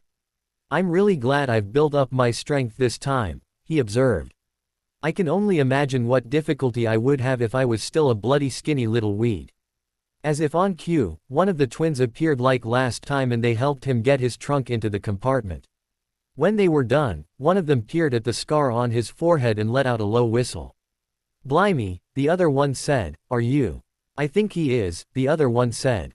What? Harry asked stupidly. You're Harry Potter. The twins chorused. Harry smiled at this. It was almost exactly identical reaction to what happened the first time. At least something was happening according to plan. Oh, yes I am, he answered. They gawped at him and Harry felt himself going red involuntarily. Molly's voice came floating in through the window. Fred, George, are you there? Coming, Mum, they called before hopping off the train. Harry watched his favorite family interact on the platform. Molly faffing over Ron and the twins teasing Percy, the perfect prefect. Percy. That was another relationship he would have to work on. If he could prevent what happened to the Weasley family relationship, after the Triwizard Tournament he would be very happy. Ron never said how much the split in the family had bothered him, but Harry knew that it had had a huge effect. Maybe if he became better friends with Percy this time, he could prevent it altogether. Molly reprimanding the twins brought Harry back to the present. Blown up a toilet. We've never blown up a toilet. Great idea though, thanks Mum. It's not funny. And look after Ron. Don't worry, Ickle Ronnikins is safe with us. Shut up. Ron's familiar voice cried out in annoyance. A loud whistle suddenly sounded, and the three boys clambered onto the train. They leant out of the window for her to key them goodbye, and Harry watched as Ginny began to cry. Don't, Ginny, we'll send you loads of owls. We'll send you a Hogwarts toilet seat. George, only joking, Mum. The train began to move. Harry saw Mrs. Weasley waving and Ginny, half laughing, half crying, running to keep up with the train until it gathered too much speed, and then she fell back and waved. He could not stop himself. He waved back at Ginny. He would write to her as often as he could. This time he would not ignore her existence for 5 years. This time he planned on spending as much time as possible with her. The door of the compartment suddenly slid open and the youngest red-headed boy came in. Anyone sitting there? He asked, pointing to the seat opposite Harry. Everywhere else is full. Harry shook his head and the boy sat down. Remember, keep your cool, act normal, breath. Do not mess this up. Harry nervously organized his thoughts and emotions. I'm Ron, Ronald Weasley. Who are you? The redhead asked as he held his hand out in front of him. Harry Potter. Harry replied as he grasped Ron's hand and shook it, ignoring the shocked expression on Ron's face. After a while, Ron got over his shock and started looking at Harry's scar. Harry tried not to get annoyed at that. It was only a normal reaction to meeting the famous Harry Potter. He knew Ron would get over it soon enough. So that's where you know who? Ron asked shyly. Yes, said Harry, the only thing I remember is my mum screaming in a burst of green light though. Wow, said Ron. He sat and stared at Harry for a few moments, then, as though he had suddenly realized what he was doing, he looked quickly out of the window again. Are all your family wizards? Asked Harry, who wanted to become friends with Ron again as quickly as he could. Yes, I think so, said Ron. I think Mum's got a second cousin who's an accountant, but we never talk about him. So you must know loads of magic already. Harry said as Ron shook his head slightly. I heard you went to live with muggles, said Ron. What are they like? Harry sighed. Not too bad, except for the fact that they hate all things magical and wish I'd died with my parents. Ron looked totally shocked and unsure how to respond to his idol telling him that. Harry shrugged. They thought if they beat me often enough, I would decide to be normal, he said bitterly. It's alright, it wasn't that bad really, they mostly just ignored me once I managed to cast a notice me not charm on myself. That's awful, Ron said in barely more than a whisper. But you were bloody brilliant to manage that spell. It was mostly accidental magic at first. Harry answered quickly while looking for a change of subject as he saw the look of pity in his old friend's eye. He hoped that now that Ron knew a bit of that side of his life it would prevent any jealousy problems even before it started. Wish I'd had 3 wizard brothers. Harry stated, remembering what he had said when he had first met Ron. 5, Ron corrected. Harry noticed he looked very gloomy. I'm the 6th in our family to go to Hogwarts. You could say I've got a lot to live up to. Bill and Charlie have already left. Bill was head boy and Charlie was captain of Quidditch. Now Percy's a prefect. Fred and George mess around a lot, but they still get really good marks and everyone thinks they're really funny. Everyone expects me to do as well as the others, but if I do, it's no big deal, because they did it first. You never get anything new, either, with 5 brothers. I've got Bill's old robes, Charlie's old wand and Percy's old rat. Ron's attempt to cheer Harry up by describing the downsides to being the youngest son in a family full of brilliant wizards was really nice considering that this was Ron. Ron with the emotional intelligence of a rock. As Harry listened to his friend's rant, he wondered if he could do something about Ron's inferiority complex. He did not want his friend to struggle with this issue for years until he finally figures it out after school. He knew his friend needed to find his own true identity soon. It would be crucial for the future. He needed to define himself and get comfortable with that person. The problem was how do you help an 11-year-old that does not even realize that he has a problem?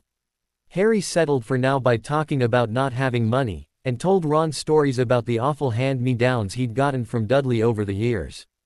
True, it was not that bad in this life, but he could not help remembering what happened in his other life. Harry's face turned a bit pale as Ron reached inside his jacket and pulled out a fat grey rat, which was asleep. In Ron's hand was the bastard who had framed Sirius after he had betrayed his parents to Voldemort, the same person that had used him in a ceremony to resurrect his master after Harry had spared his life. It took a moment before Harry could get his breathing under control and his hands to stop shaking. It would be so easy to kill the rat now, but he knew he had to preserve the timeline, at least for now. He also could not risk his newly formed friendship with Ron. His name's Scabbers and he's useless, he hardly ever wakes up.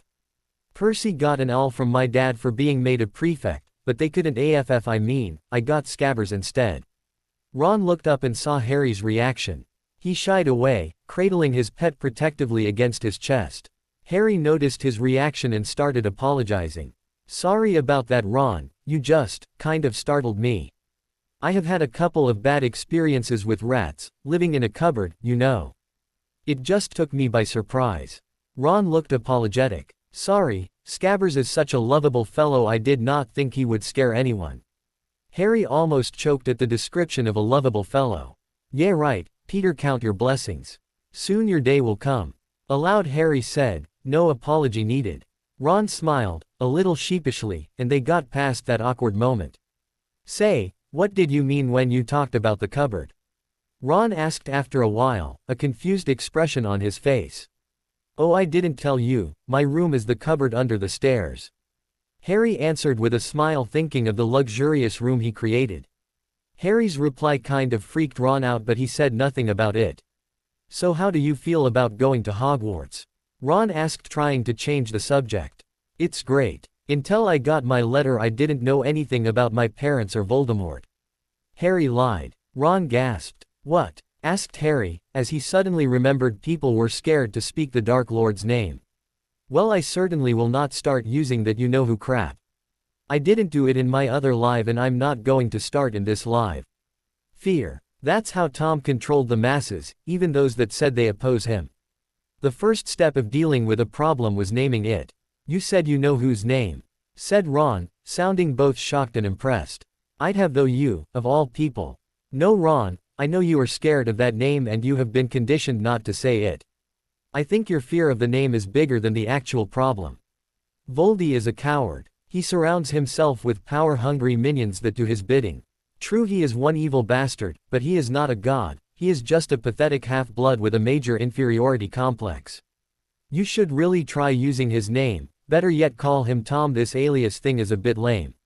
Harry said, forgetting that he should not let on that he knew this information. Ron looked shocked for a minute and then said, I suppose you're right, I mean he has been dead for 10 years, so there's nothing to be afraid of really. Harry wanted to correct Ron but decided this was not the right time. He did not want to scare his friend away on the first day. While they had been talking, the train had carried them out of London. Now they were speeding past fields full of cows and sheep. They were quiet for a time, watching the fields and lanes flick past. Around 12:30 there was a great clattering outside in the corridor and a smiling, dimpled woman slid back their door and asked, anything off the trolley, dears? Harry got up to his feet, and walked over there, ignoring Ron's muttering about he'd brought sandwiches. Harry bought 3 boxes of Bertie Bott's every flavor beans, a dozen chocolate frogs, and a bit of everything, knowing that Ron was probably starving and did not want to eat his sandwiches.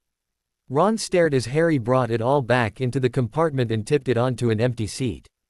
Hungry, are you? Ron asked. Not really, I've never tasted any of these. Got any idea what they are? Harry asked as he held up a pack of chocolate frogs. He had to stick to the conversation he and Ron had all those years back, if he could remember half of it. He had already veered of topic too often. They're not really frogs, are they? Harry asked as Ron shook his head. No, said Ron, but see what the card is, I'm missing Agrippa. What? Oh, of course, you wouldn't know, chocolate frogs have cards inside them, you know, to collect, famous witches and wizards. I've got about 500, but I haven't got Agrippa or Ptolemy. Harry unwrapped his chocolate frog and picked up the card. It showed a man's face. He wore half-moon glasses, had a long crooked nose and flowing silver hair, beard and mustache. Underneath the picture was the name Albus Dumbledore. "Oh great, I got Dumbledore," said Harry sarcastically. Ron did not notice that and asked, "Can I have a frog? I might get Agrippa." "Help yourself, I'll never be able to finish all of this myself anyway," Harry said as he turned the card over and began reading. Albus Dumbledore, currently headmaster of Hogwarts. Considered by many the greatest wizard of modern times, Dumbledore is particularly famous for his defeat of the dark wizard Grindelwald in 1945, for the discovery of the 12 uses of dragons' blood and his work on alchemy with his partner, Nicholas Flamel. Professor Dumbledore enjoys chamber music and tenpin bowling, and interfering in Harry Potter's life. Harry though bitterly. Harry turned the card back over and saw that Dumbledore's face had disappeared. He put it in his pocket making sure he knew where to find it, just in case he had to go on a fact-finding mission again. At least he would know where to look this time, he would just feed the others the information in a subtitle way. Next, he went to open a bag of Bertie Bott's every flavor beans. "You want to be careful with those," Ron warned Harry. "When they say every flavor, they mean every flavor, you know. You get all the ordinary ones like chocolate and peppermint and marmalade, but then you can get spinach and liver and tripe. George reckons he had a bogey-flavored one once." Ron picked up a green bean, looked at it carefully and bit into a corner. Blearg, see, sprouts. They had a good time eating the every flavor beans. Harry got toast, coconut, baked bean, strawberry, curry, grass, coffee, and sardine and was even brave enough to nibble the end of a funny gray one he knew was pepper. The countryside now flying past the window was becoming wilder. The neat fields had gone. Now there were woods, twisting rivers and dark green hills. There was a knock on the door of their compartment and Neville, looking tearful, stood in the doorway. Harry felt sorry for his old friend. This was another person he would have to help with self-confidence. "Good thing I read all those psychology books, it didn't help to solve my problems, but maybe it can help my friends." "Sorry," Neville said nervously, "but have you seen a toad at all?"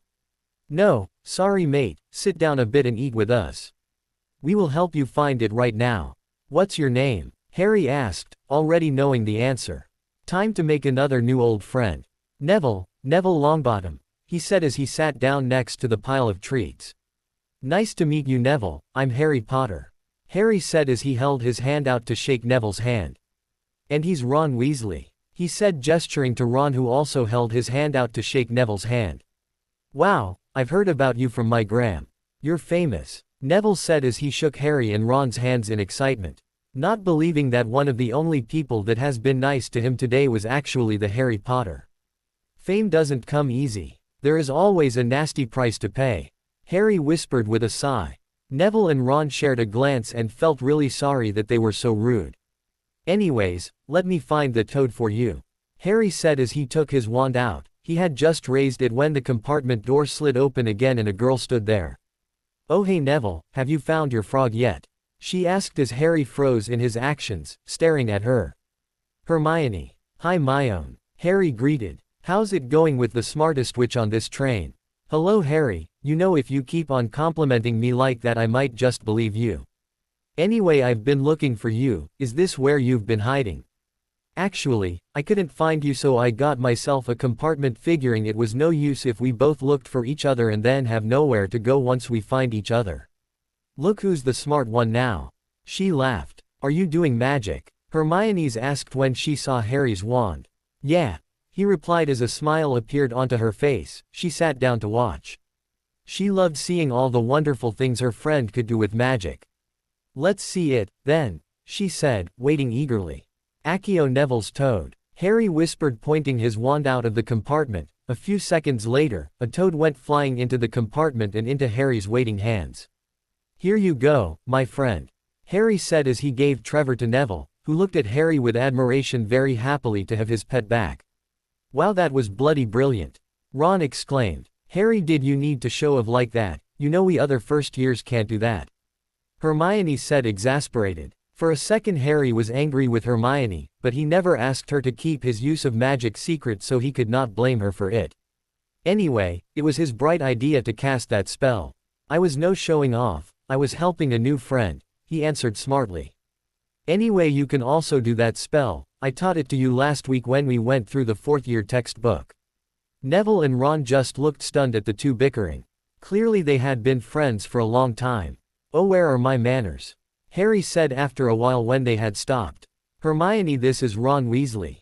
She greeted him and introduced herself. After chatting for some time, Hermione said, Harry, did you know you were in modern magical history and the rise and fall of the dark arts and great wizarding events of the 20th century? My own, you really shouldn't believe everything you read. You know that, after all the bogus stuff we found while we were doing our little research project. Harry said, annoyed. He eventually read all of those books in his other life, in a hope to learn something to help him with his quest. What he found was a load of useless garbage that was incredibly lacking and laughably wrong on some of the major events. I know, Harry, but they can't all have it wrong.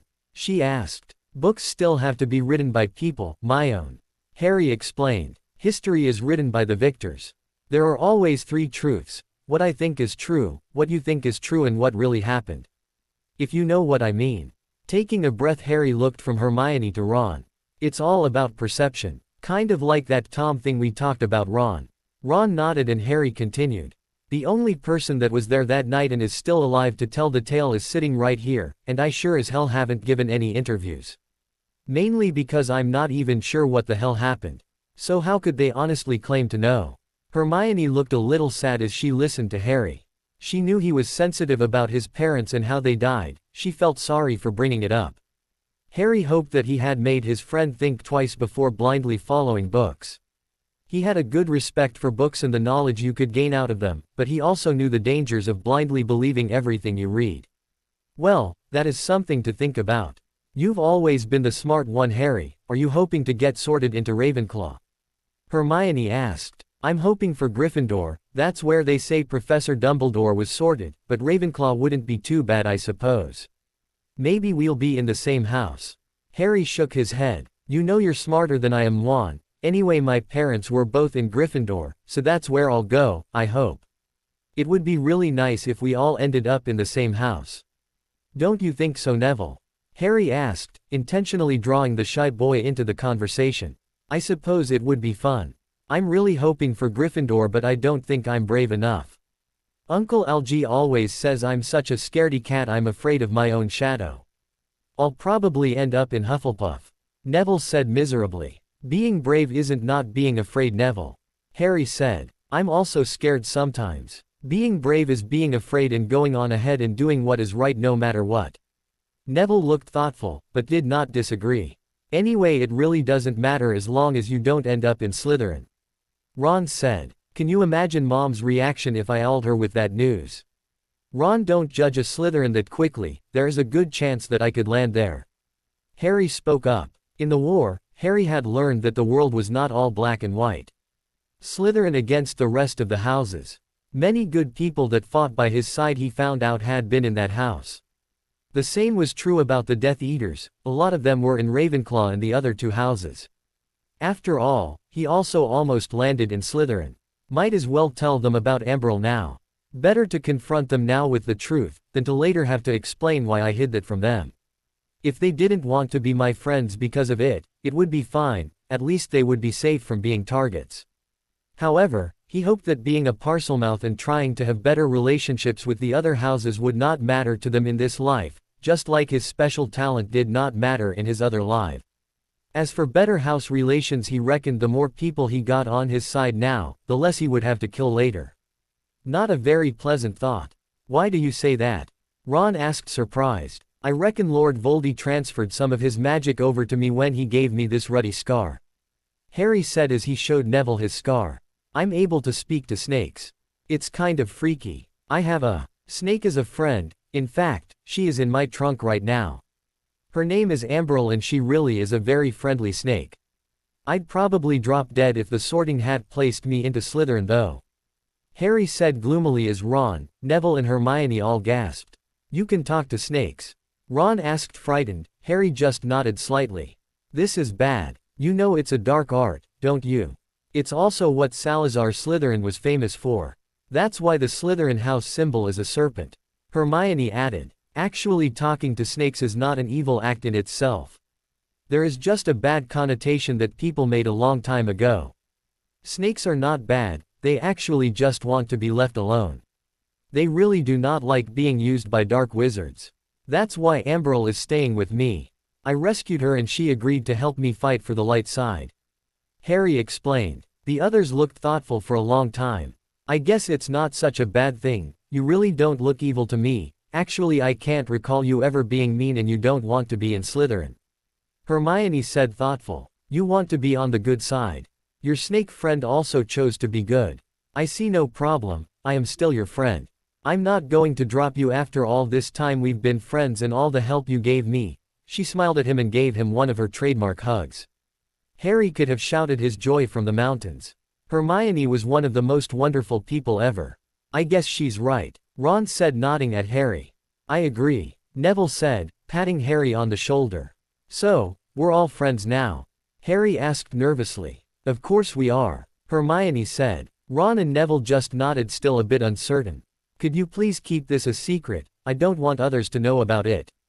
They might think I'm some kind of dark wizard, which I'm not. Harry asked. Sure mate, no problem. Ron said after he finally made up his mind. Harry did not look evil. Suddenly, the door to the compartment slid open yet again, and 3 boys entered. Harry recognized them as Malfoy, Crabbe, and Goyle. Potter, I presume, Draco said in his annoyingly superior voice as he scanned the compartment. Harry stood up the moment he saw his old school nemesis in the door. He automatically took in a defensive position so that he would be able to shield his friends. His battle instincts kicking in. Malfoy. Harry replied just as arrogantly as Draco, but inside seething with suppressed anger and memories. Scene of death and destruction flashing through his mind. Hermione, Ron, and Neville followed Harry's actions and also stood up. This here's Crabbe and this is Goyle. Draco introduced as he pointed to his bodyguards. I know the goon squad, all muscle no brain. Hard to find good minions these days. Harry commented sarcastically. Malfoy chose to ignore that. Maybe if Potter could be that cold, he was his kind of guy and would fit in nicely with his gang. He continued to speak. Apparently you know me, so I guess you looked up on all the great pure-blood families, like the Malfoys. Draco said with an imperious smile. Ron gave a slight cough, which might have been hiding a snigger. Draco Malfoy looked at him. Think my name's funny, do you? No need to ask who you are. My father told me the Weasleys have red hair, freckles and tacky clothes. Draco said as he turned back to Harry. You'll soon find out some wizarding families are much better than others, Potter. You don't want to go making friends with the wrong sort. I can help you there. Draco stated as he held his hand out to shake Harry's, but Harry did not bother to take it. He was disgusted at the arrogant little ferret in front of him. I understand perfectly what you mean. Better than you even know yourself. I just have to look around in this compartment to know who the better wizards are. I am sure Ron and Neville's family is a million times better than yours. After all, they're not a bunch of inbred sycophants that stoop to the level of licking a half-breed's boots. Harry said in a cold voice as Draco's cheeks turned slightly pink. I'd be careful if I were you, Potter, he said slowly.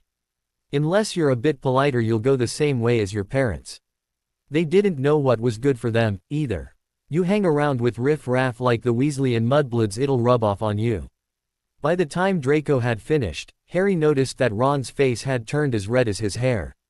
No, Draco, you should be the one that is afraid. You have no idea who you're dealing with. Harry said softly in a very dangerous voice, but it almost sounded like a shout to the stunned Draco. It was strange to hear an 11-year-old talking like that. Harry was almost beside himself with anger. The blonde ferret before him directly contributed to Dumbledore and Ginny's deaths. He saw in his mind's eye how Draco killed Ginny in his other life. If only I could kill him right here, right now. My life would be so much easier without this bastard. He did not let his anger show, he continued calmly. You have a choice today. Be your own man or follow your pathetic Death Eater father and his powerful master. Just know I'll be watching you, and if you make the wrong choice you'll have to deal with me. Remember, I was one when I kicked old Voldy's ass. Draco just stood there not knowing what to do, but he did not want to look weak in front of his friends. He then thought that Potter was only full of hot air. After all, he was raised by muggles, he could not possibly know anything about magic. He stepped forward with a sneer. I suggest that you leave, if you have any brains in your thick skull. Harry threatened as Malfoy snickered. You'll regret it. Harry warned again, but Draco was too thick to notice. But we don't feel like leaving, do we boys?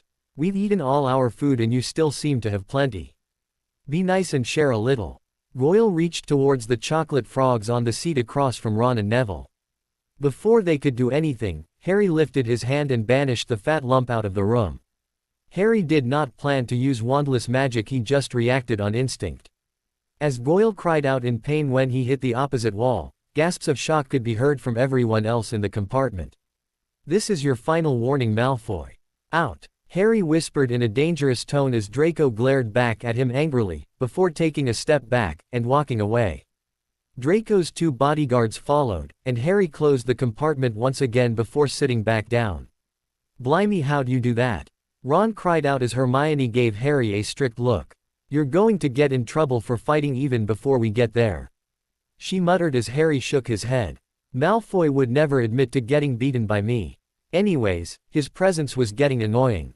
I had to kick him out before I punched him in the face for insulting my friends.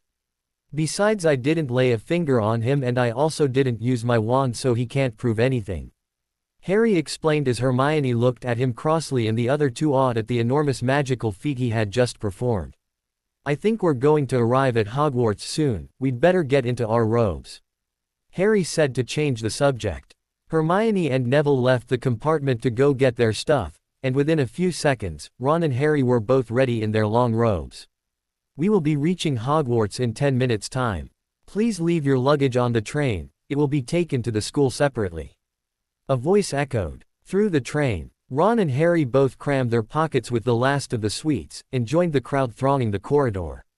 The train started to slow down and finally stopped. People pushed their way towards the door and out onto a tiny, dark platform. Harry shivered in the cold night air. I'm here, I'm finally back at Hogwarts. A lamp came bobbing over the heads of the students and Harry heard a familiar voice, Furs years. Furs, years. Harry was very glad to see Hagrid. He would have to think of a way to become friends with the gentle half-giant with the really big heart, again. He had really missed him a lot. Finally Harry is back at Hogwarts and now all the fun can begin. Next up, the sorting. My timetable has changed and now I have class on Fridays, sniff, sob. I'm thinking of giving myself longer time between chapters. Maybe once every 2 weeks. We'll still try to update as soon as possible. My favorite vampire, my brother, and Beta said that I was revealing too much of Harry's power to the enemy. I know he is giving a lot away, but he is too emotional to think when he is confronted with Ginny's murderer for the first time. Anyway, Draco is so taken aback at being confronted and denied for the first time in his life that he doesn't even realize that Harry did not use his wand. Poor Harry will need to work on his emotions, he's not really good with the deception game. He needs to get in touch with his inner Slytherin. Hagrid's big hairy face beamed over the sea of heads. Come on, follow me, any more Furs years. Mind your step, now. Furs, years, follow me. Slipping and stumbling, they followed Hagrid down what seemed to be a steep, narrow path. It was dark on either side of them. Harry remembered there were thick trees there. Nobody spoke much. Neville sniffed once or twice. Don't worry, Nev, we'll be just fine. Harry whispered in Neville's ear. Yale get Furs sight o' Hogwarts in a sec, Hagrid called over his shoulder, Zhu, round this bend here. There was a loud, ooh. And Harry smiled at the reactions of the students. He could not help himself feeling a little bit nostalgic. I've really missed the castle, the only place I've ever felt at home. In his other life, only a pile of rubble was left. All the major wizarding places were destroyed long before Harry could destroy all of the pieces of Voldemort's soul. The narrow path had opened suddenly onto the edge of a great black lake. Perched atop a high mountain on the other side, its windows sparkling in the starry sky, was a vast castle with many turrets and towers. If I can prevent its destruction in this world, I will. I won't let Tom win this time. No more in 4 to a boat, Hagrid called, point to a fleet of little boats sitting in the water by the shore. Harry, Ron, Neville, and Hermione all sat in the same boat. Already they were beginning to form a bond of friendship. Everyone in, shouted Hagrid, who had a boat to himself, right then, forward. And as he said this, the fleet of little boats moved off all at once, gliding across the lake that was as smooth as glass. Everyone was silent, staring up at the great castle overhead. It towered over them as they sailed nearer and nearer to the cliff on which it stood. "Heads down!" yelled Hagrid as the first boats reached the cliff. They all bent their heads and the little boats carried them through a curtain of ivy that hid a wide opening in the cliff face. They were carried along a dark tunnel, which seemed to be taking them right underneath the castle, until they reached a kind of underground harbor, where they clambered out onto rocks and pebbles. Neville managed to keep hold of his toad this time and was spared the embracement he had in the other timeline. They clambered up a passageway in the rock after Hagrid's lamp, coming out at last onto smooth, damp grass right in the shadow of the castle. They walked up a flight of stone steps and crowded around the huge, oak front door. "Everyone here?" Hagrid asked. Hagrid raised a gigantic fist and knocked 3 times on the castle door. The door swung open at once. A tall, black-haired witch in emerald green robes stood there. She had a very stern face and Harry thought back to his first impression of McGonagall all those years ago in his other life. She was not someone to cross. That was an accurate assumption, but he knew that her sternness was only a facade covering the truly nice person she really was. He remembered how she stood up for him that day when Umbridge sat in on his career counseling session. He also remembered all the time and effort she had spent teaching him how to become an animagus during the war after Hogwarts fell. "The furs, years, Professor McGonagall," said Hagrid. "Thank you, Hagrid, I will take them from here." She pulled the door wide. There it was, just as Harry remembered it. The entrance hall was so big you could have fitted the whole of Dursleys' house in it. The stone walls were lit with flaming torches like the ones at Gringotts, the ceiling was too high to make out, and a magnificent marble staircase facing them led to the upper floors. They followed Professor McGonagall across the flagged stone floor. Harry could hear the drone of hundreds of voices from a doorway to the right. The rest of the school must already be here. Professor McGonagall showed the first years into a small empty chamber off the hall. They crowded in, standing rather closer together than they would usually have done, peering about nervously. Getting comfort from the closeness of others. Harry smiled at that. He could not remember being so small and scared like the kids around him the first time. "I suppose I was," he mused, looking around the room and remembering the other times he was in this room, once at his first shorting and then again when he was made the 4th champion. That was not a pleasant a memory. He reckoned there would be a lot of places around the castle that would bring back sad memories. He consoled himself that there would probably be just as many places with happy memories. The problem was that all the happy memories were tainted by sadness, for the people in them were dead, and he knew their counterparts in this time were not the same. They were different people that would probably take different paths because of changes he made. Hermione was a good example of that. The girl he now knew in this time weren't the same Hermione he knew in his other life. What made it even worse was that he could not talk to anyone about his memories, he could not share his burden. "Welcome to Hogwarts," said Professor McGonagall. "The start of term banquet will begin shortly, but before you take your seats in the Great Hall, you will be sorted into your houses. The sorting is a very important ceremony because, while you are here, your house will be something like your family within Hogwarts. You will have classes with the rest of your house, sleep in your house dormitory and spend free time in your house common rooms." She looked over them and then continued. "The 4 houses are called Gryffindor, Hufflepuff, Ravenclaw and Slytherin. Each house has its own noble history and each has produced outstanding witches and wizards.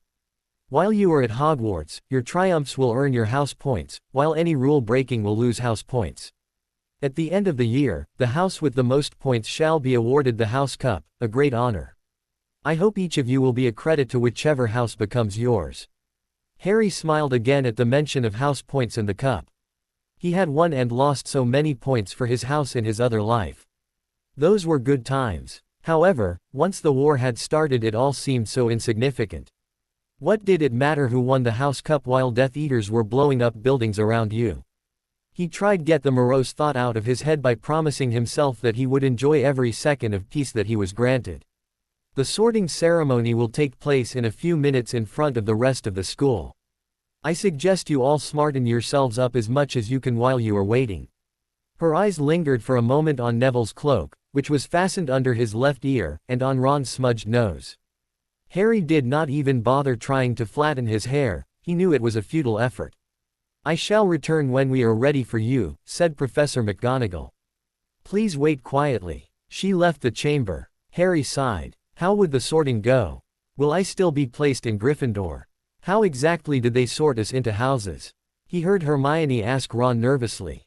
"Some sort of test, I think. My brother Fred said it hurts a lot, but I think he was joking." Ron replied. "Oh, Fred and George, eternal agents of mischief." Harry did not join in the conversation. He did not want to appear to know too much. He just smiled once again as he heard Hermione recite spells under her breath. A few seconds later, Harry heard the people all around him gasp, scream, and jump in fear. About 20 ghosts had just streamed through the back wall. Pearly white and slightly transparent, they glided across the room talking to each other and hardly glancing at the first years. They seemed to be arguing. What looked like a fat little monk was saying, "Forgive and forget, I say, we ought to give him a second chance. My fair friar, haven't we given Peeves all the chances he deserves? He gives us all a bad name and you know, he's not really even a ghost. I say, what are you all doing here?" Nobody answered. "New students," said the fat friar, smiling around at them. "About to be sorted, I suppose." A few people nodded mutely. "Hope to see you in Hufflepuff," said the friar. "My old house, you know." "Move along now," said a sharp voice. The sorting ceremony's about to start. Professor McGonagall had returned. One by one, the ghosts floated away through the opposite wall. "Now, form a line," Professor McGonagall told the first years, "and follow me." Feeling oddly nervous, Harry got into line behind a boy with sandy hair, he knew was Seamus, with Ron, Neville and Hermione behind him, and they walked out of the chamber, back across the hall and through a pair of double doors into the Great Hall. Harry felt the butterflies in his stomach. The last time he had felt this way was, well, when I was sorted. Life was so ironic sometimes. He felt excitement flow through him as they entered the Great Hall. It was lit by thousands and thousands of candles which were floating in midair over 4 long tables, where the rest of the students were sitting. These tables were laid with glittering goblets. At the top of the hall was another long table where the teachers were sitting. Everything was just as it was supposed to be. This though comforted Harry. Everything would be all right. He knew he was a true Gryffindor. After all, I did pull that sword out of the hat in my second year. Professor McGonagall led the first years up where they came to a halt in a line facing the other students, with the teachers behind them. The hundreds of faces staring at them looked like pale lanterns in the flickering candlelight. Dotted here and there among the students, the ghosts shone misty silver. Mainly to avoid all the staring eyes, Harry looked upwards and saw a velvety black ceiling dotted with stars. He heard Hermione whisper, "It's bewitched to look like the sky outside. I read about it in Hogwarts, a history." Harry quickly looked down again as Professor McGonagall silently placed a 4-legged stool in front of the first years. On top of the stool she put a pointed wizard's hat. This hat was patched, frayed, and extremely dirty. For a few seconds, there was complete silence. Then the hat twitched. A rip near the brim opened wide like a mouth and then the hat began to sing its annual song. The hat was a lot smarter than anybody gave it credit, if they had only listened to its warnings in my other life. The whole hall burst into applause as the hat finished its song. It bowed to each of the 4 tables and then became quite still again. "So we've just got to try on the hat," Ron whispered to Harry with relief and indignation. "I'll kill Fred. He was going on about wrestling a troll." Professor McGonagall now stepped forward holding a long roll of parchment. "When I call your name, you will put on the hat and sit on the stool to be sorted," she said. Abbott, Hannah. A pink-faced girl with owned pigtails stumbled out of line, put on the hat, which fell right down over her eyes, and sat down. Hannah had died in the attack on Diagon Alley, one of the first casualties of the war. Harry could not prevent himself thinking of that day. Seeing people alive that he saw dying had a bigger effect on him than he had thought it would. It had happened such a long time ago, it actually hadn't happened yet in this life. He had to tell himself. The hat paused for a moment. "Hufflepuff!" shouted the hat. The table on the right cheered and clapped as Hannah went to sit down at the Hufflepuff table. Harry saw the ghost of the fat friar waving merrily at her. Bones, Susan. She was almost destroyed by the news of her aunt's murder. She joined her aunt only 2 years later in an attack on the ministry. Hufflepuff, shouted the hat again, and Susan scuttled off to sit next to Hannah. Boot, Terry. Harry did not know what had happened to the Cleaver boy. Maybe he was one of the lucky survivors. Ravenclaw. The table second from the left clapped this time. Several Ravenclaws stood up to shake hands with Terry as he joined them. Brocklehurst, Mandy, went to Ravenclaw too, but Brown, Lavender, became the first new Gryffindor, and the table on the far left exploded with cheers. Harry could see Ron's twin brothers catcalling. Bulstrode, Millicent, then became a Slytherin. Harry remembered the day that Ron killed her. It was a very impressive duel. Then Professor McGonagall called Finch Fletchley, Justin up, who became a Hufflepuff. Justin had become a good friend in my first life, after that incident in the second year. He had fought and died bravely at Harry's side. Finnegan, Seamus was next, and he sat on the stool for almost a whole minute before the hat declared him a Gryffindor. I think he fled to America before things got really bad. Not a very Gryffindor thing to do, but no one could blame him. Lots of wizards did the same thing. Granger, Hermione. Oh, Hermione. Harry thought. Her death was one of those that had affected him the most. She died because of my stupidity. Saving my miserable life. What was she thinking jumping in front of a killing cures? Hermione almost ran to the stool and jammed the hat eagerly on her head. Gryffindor, shouted the hat. Ron smiled. She made it into her house of choice. Neville was sorted into Gryffindor. With a little bit of luck they would all make it into Gryffindor. Ron thought. Now it's only Harry and me. Then it was Malfoy's turn. The hat had barely touched his head when it screamed, Slytherin. Malfoy, thought Harry bitterly. Malfoy, the boy who was my school nemesis almost from day one. Malfoy, the little Death Eater in training. Malfoy, who was almost directly responsible for Dumbledore's death. Malfoy, who caused the first Hogwarts attack. Malfoy, who led the Death Eater forces in the attack on Diagon Alley. Malfoy, who killed Ginny. Malfoy, Malfoy, Malfoy. Malfoy went to join his friends Crabbe and Goyle, looking pleased with himself. There weren't many people left now. Moon, Nott, Parkinson, and then a pair of twin girls, Pottle, and Pottle, then Perks, Sally Ann, and then, at last, Potter, Harry. Harry was jerked out of his dark thoughts when his name was called. When he stepped forward, whispers suddenly broke out like hissing fires all over the hall. Potter, did she say? The Harry Potter. That was getting old. It wasn't fun the first time around, and now I will have to deal with it all over again.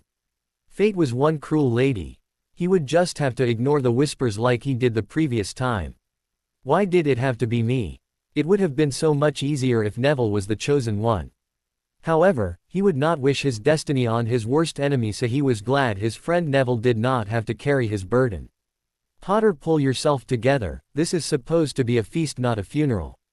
You promise yourself to enjoy yourself, so stop thinking about the past and start living. The last thing Harry saw before the hat dropped over his eyes was the hall full of people craning to get a good look at him. Next second he was looking at the black inside of the hat. He waited. Well, what do we have here? That's interesting. A voice said in his head. I can see you've already been sorted, but that's impossible. Yes, totally impossible, yet here I am. Harry thought sardonically. Yes, there's no need to be snippy. I am the one that will sort you, be careful. How did it happen anyway? Wish I knew that. Harry answered, wondering again for the thousandth time the same thing. It isn't often I run into something I haven't seen before, Mr. Potter. I've been around for a very long time. I see another Hogwarts. Oh my, you poor thing. I don't need your pity. I need your help. You're a lot smarter than others think. Could you be my eyes and ears in the head's office? Mr. Potter, I must always be loyal to the headmaster and the school. Well, I'm trying to save the school. I know you can see it all in my head. Occlumency doesn't work on you. You also know what Dumbledore will do if he finds out the truth. Your plan is an audacious one. You seek to meddle with the workings of fate itself. Well, fate dumped me here. It's not as if I had any choice. Harry thought bitterly. True, I wish you well in this endeavor. Never fear, I will keep your secrets. The more who know, the greater the risk. Thank you. Would it be possible to ask for another small favor? What more could you want? You already got a second chance. Well, This is not for myself, it concerns another. Her name is Luna Lovegood. You'll sort her into Ravenclaw, but she won't enjoy it because her housemates will treat her very badly. She will become a good friend of mine. Could you possibly consider putting her in Gryffindor where I can keep her safe? I see what you remember. You have noble intentions. Nevertheless, I cannot allow this. People have the right to make their own choices, Mr. Potter. She must choose her house on her own. I know what you are planning, but are you prepared to deal with the consequences of your meddling with the timelines? I can't see why I would be sent back here if I'm not supposed to change anything. Very well, I'll talk to you later when you sneak in to see me. What? I can read your thoughts, remember. You really are a clever hat. Why, thank you. But I think we should get on with it, people are getting restless. I must congratulate you though, your plan is worthy of the most cunning Slytherin. Well, you know about the snake thing, and you did almost send me there. Don't tempt me. The hat laughed mockingly. You sure you want to be a lion again? I see you have a mind any Ravenclaw would be proud of. Your loyalty to your friends is unquestionable. Maybe you should be a Hufflepuff, want that shock the wizarding world. The hat laughed. Please don't, I need to be a Griff for my plans to work. Harry asked, nervous that the hat would be spiteful and place him in a different house just for the fun of it. Okay, I had best send you on to your future friends in Gryffindor. Harry heard the hat shout the last word to the whole hall. He took off the hat and gave it a small pat as if to say thank you, very relieved. Then he walked towards the Gryffindor table with a huge grin on his face. He noticed that he was getting the loudest cheer yet. Percy got up and shook his hand vigorously, while the Weasley twins yelled, "We got Potter! We got Potter!" Harry sat down across from Hermione and Neville. He wanted to avoid the conversation with nearly headless Nick. He really liked the ghost, but it was really disgusting when he flopped his head sideways. Why did it take so long to sort you? Neville asked after the twins calmed down. I had to convince it to put me here with you. Harry lied. Oh, Neville said. Where did it want to put you? Take a guess. Harry said with a smile. No wonder you argued with it. I would have done the same, Harry. Hermione said. Me too, mate. Neville added. Harry barely paid attention to the end of the sorting, until he realized Ron had just been sorted into Gryffindor. Then he began clapping like mad as Ron sank into the chair next to him. Well done, Ron, excellent, said Percy Weasley pompously across Harry as Zabani, Blaze, was made a Slytherin. Professor McGonagall rolled up her scroll and took the sorting hat away. I told you we would all end up together. This year is going to be great.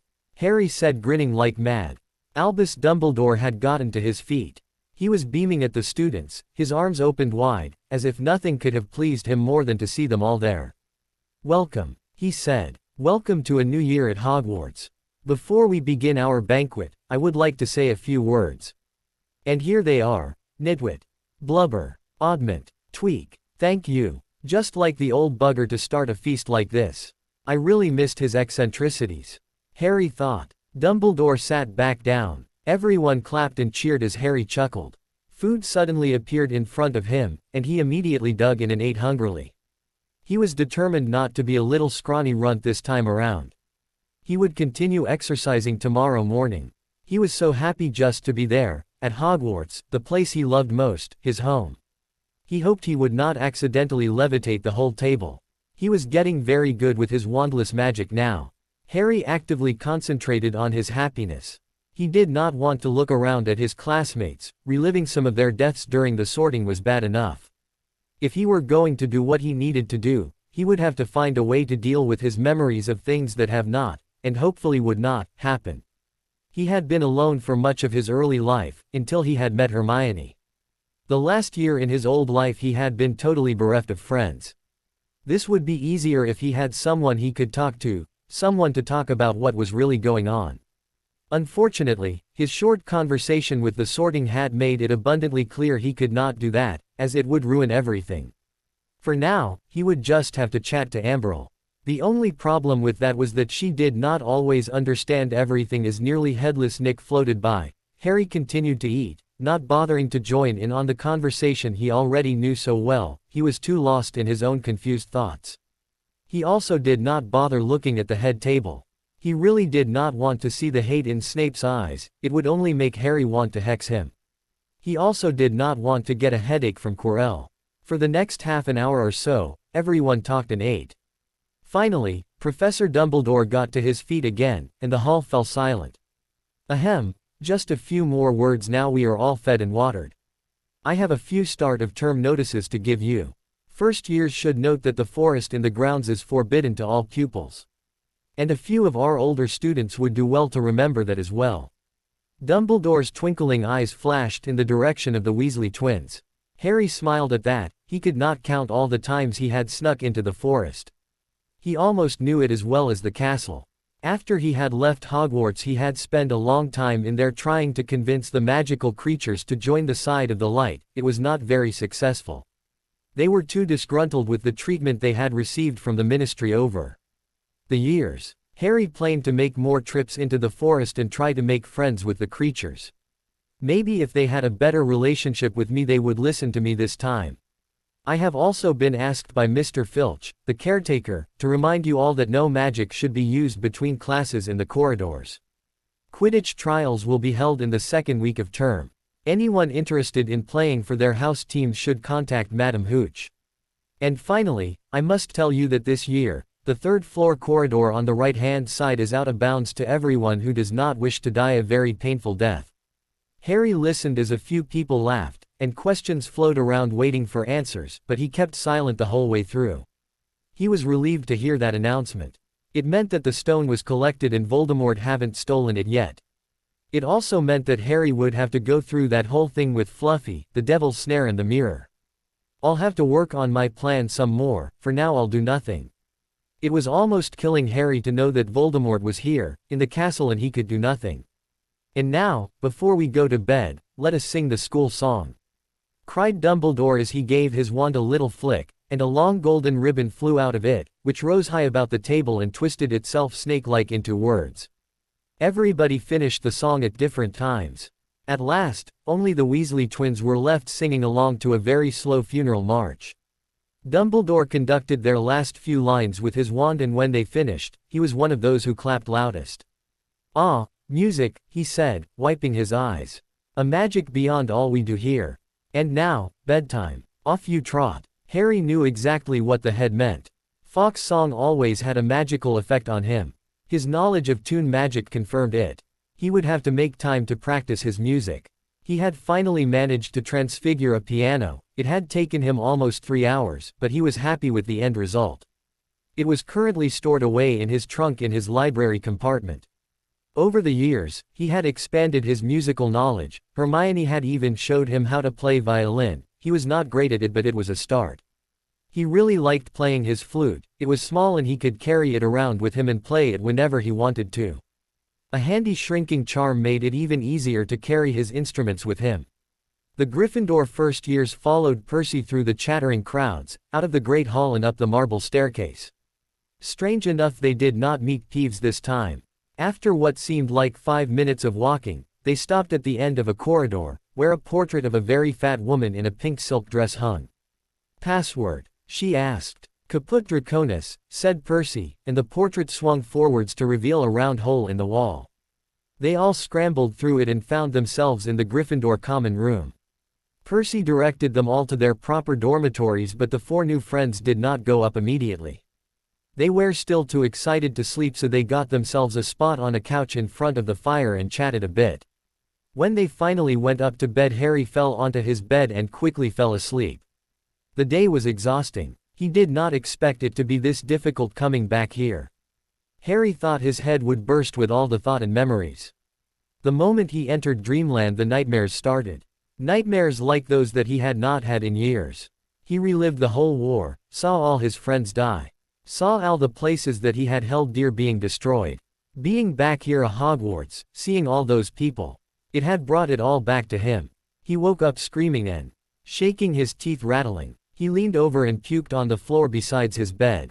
After he quickly cleaned off his mess, he noticed Neville and Ron standing beside his bed looking worried. Dean and Seamus were standing at the foot of his bed. They looked frightened. It took Harry a moment to realize what was going on. He was used to his nightmares, granted it had been a while since the last really bad one. Then he realized his screaming must have woken everyone up. Darn, Though I taught myself not to scream. Stupid, stupid. You should have put a silencing charm around your bed, Potter, he though angrily at himself. Way to freak out your roommates. Oh, I'm so sorry, he said miserably. I forgot the silencing charm. You mean you often have nightmares like that? Ron asked in a quiet voice. Harry nodded, still feeling shakily from his dream.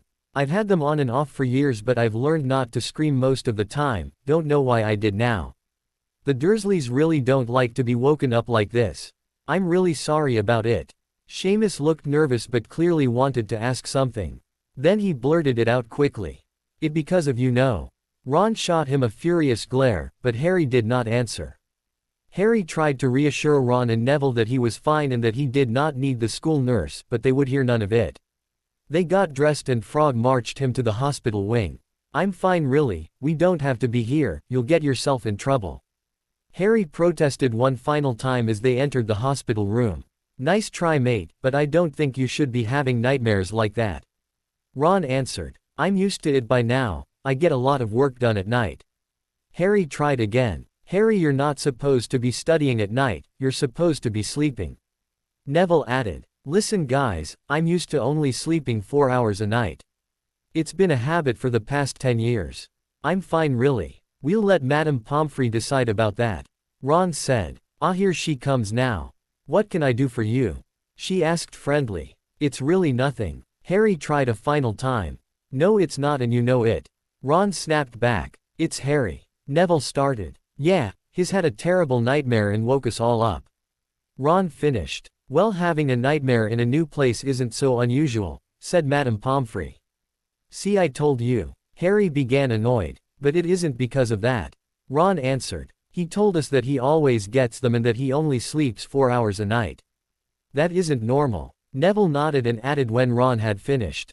He also became physically ill afterwards when he woke up. My, your friends were totally right to bring you here, Mr. Potter. Madame Pomfrey said. Tell me, how long has this been going on? Harry just glared at his friends. As much as he loved Ron and Neville, he wanted to kill them right now. He did not want any attention focused on him, and this would definitely do that. He also did not want to spend his first night back at Hogwarts in the hospital wing. When it was clear that Harry was not going to answer, Neville piped up. He said it's been going on for the past 10 years. Madame Pomfrey frowned at that. Has no one ever noticed your bizarre sleeping patterns?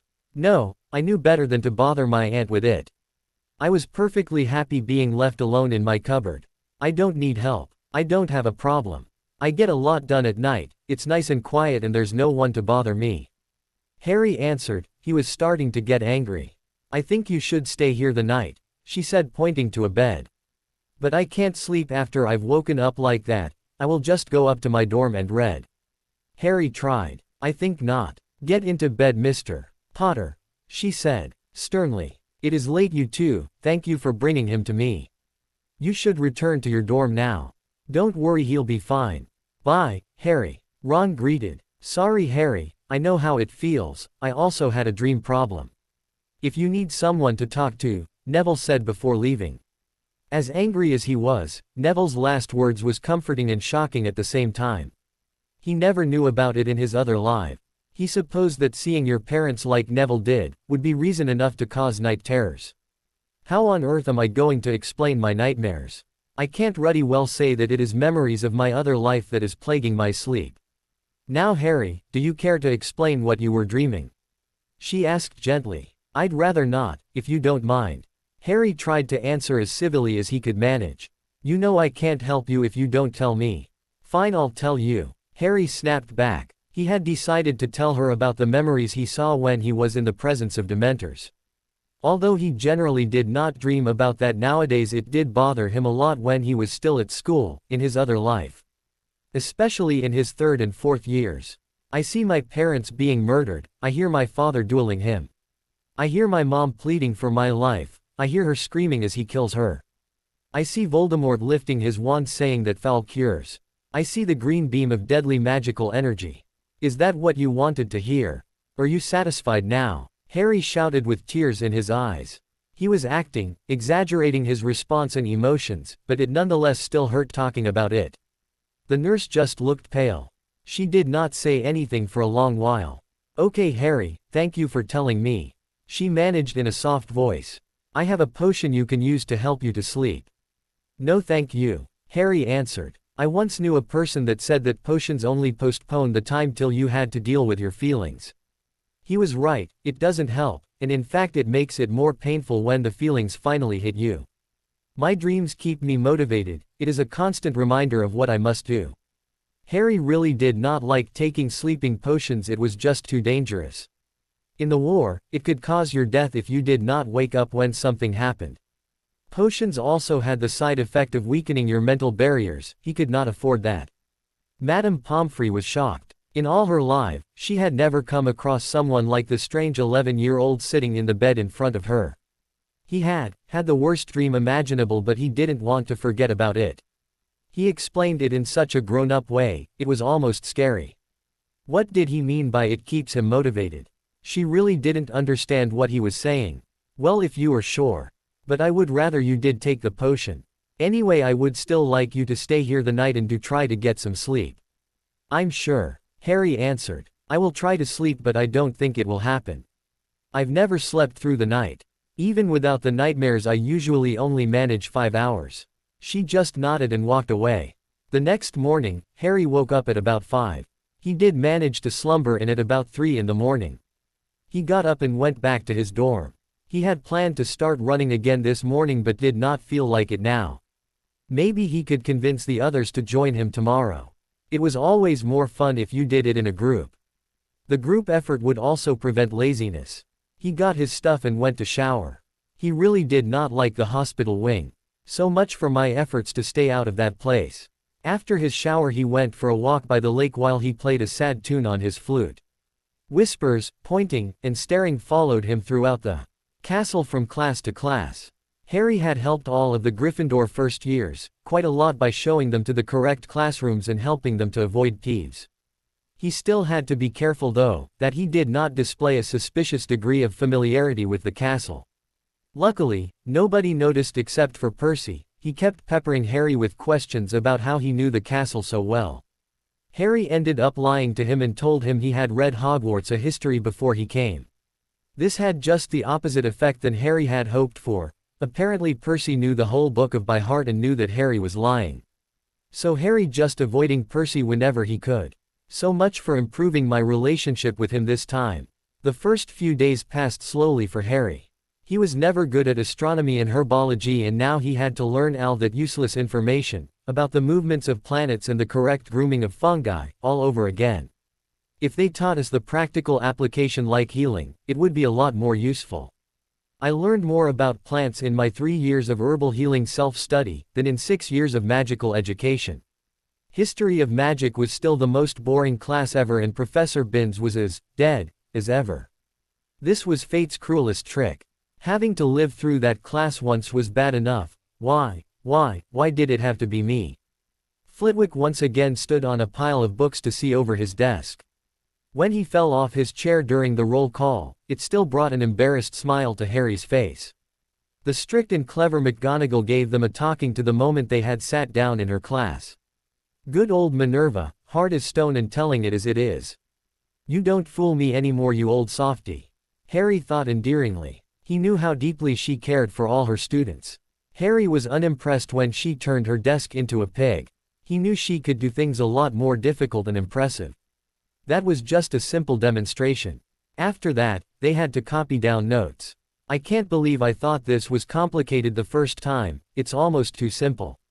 I mean, how difficult is it to turn a stupid match into a needle?" Harry had decided before he came to Hogwarts to never outperform Hermione. It would not be fair. He only did anything once she had done it correctly first. His help over the years seemed to give her an even bigger edge than she had the first time round. At the end of class he and Hermione each had a pile of perfect needles. The other students watched them jealously. They had not even managed to change the color of their matches. He and Hermione had actually been bored and had a little contest to take up their time. He won by 3 needles. Sitting through his first defense against the dark arts class could be compared to torture. Quirrell was still a stuttering nervous idiot with a garlic problem. Harry knew he could not do anything yet and he had to almost constantly remind himself to act normal. He sighed, there was nothing to be done for the defense professor. His fate had been sealed in Albania when Voldemort possessed his body. Harry also had to put his occlumatic shields on high alert. He could not afford Voldemort to see his thoughts. Harry was a very good occlumens, but his young body and weaker magic had trouble protecting his more skilled mind for such a long period. He was exhausted mentally and physically after that class and had a massive headache. Once again his friends dragged him to the hospital wing before he could get to his trunk and take one of the potions he had brewed. It warmed his heart that they already cared so much for him, but he was slightly annoyed. He was used to taking care of himself. After all, he was an adult that survived a war in his other life. A war where there was, in the end, no one close to him left. It was difficult to allow others to take care of him. He had been alone for far too long. All in all, the week was very boring and he had a hard time not falling asleep in class, but he surprised all of his teachers when he answered their questions correctly after being caught half awake. He was thinking of ways how he could disguise his other books as his textbooks so that he would not be wasting all that time in class. Harry did manage to convince his 3 friends to join him for his morning jog. Ron was very unwilling, but Hermione somehow convinced him. Harry smiled at that. Maybe they would get together sooner this time round. Harry's friends were all very unfit and it took them a long time to get used to their new morning ritual. Neville had the most difficult time of them all, but he did not complain. He liked spending the time with his new friends. He had never before had any, and this was a very new and enjoyable experience. Even if he had trouble breathing at the moment. Friday came quite quickly, and double potions with the Slytherins arrived to the misery of all the young Gryffindor's first years. Harry had sent a letter to Hagrid that morning asking him if he could meet him that afternoon. "Dear Hagrid," it said. "I've heard that you knew my parents and that you rescued me from my home on that night. I would dearly like to meet you and thank you for that. Could I come around at 3? Please send your reply back with Hedwig. Harry." Harry knew that that was not the greatest letter ever written, but he somehow knew Hagrid would be delighted to meet him. He was right. He received Hagrid's enthusiastic reply just before they headed off towards the dreaded dungeons for their first torture session, namely potions class. Harry rechecked his occlumency barrier for the 10th time before he entered the dark classroom. At least the note from Hagrid gave him something to look forward to, however small or rather large in Hagrid's case it might be. He stayed silent as he set his things on the table and prepared his parchment for taking notes during the supposed lesson. Harry still felt that Snape's method of teaching was crap and a waste of all the poor students' time. That anyone managed to pass their owls was a huge miracle. Harry looked up without flinching, staring the greasy bat directly in the eyes when the potions master swept into the room, cloak bellowing behind him. Harry laughed at this mental image. His cloak almost looked like huge wings. Snape, like little Professor Flitwick, started the class by taking the register, and like Flitwick, he paused at Harry's name. Harry felt annoyed at all the attention he was getting. He knew he should be used of it by now, but he just could not seem to get over the fact that he would never be normal or have a normal life. "Ah, yes," the professor said softly, "Harry Potter, our new celebrity." Harry clenched his teeth at the sneering professor tone, mentally trying hard to control himself. "Don't hex him, don't hex him, don't hex him, don't kill him." Unfortunately, it just did not seem to work. It took all of his energy not to jump from his seat and curse the bastard that killed Dumbledore. Draco Malfoy and his minions Crabbe and Goyle sniggered behind their hands, but Harry ignored them. He had bigger fish to fry. He would deal with the ferret, Dumb and Dumber, later. Snape finished calling the names and looked up at the class. His black menacing eyes were cold and empty like the pits of hell.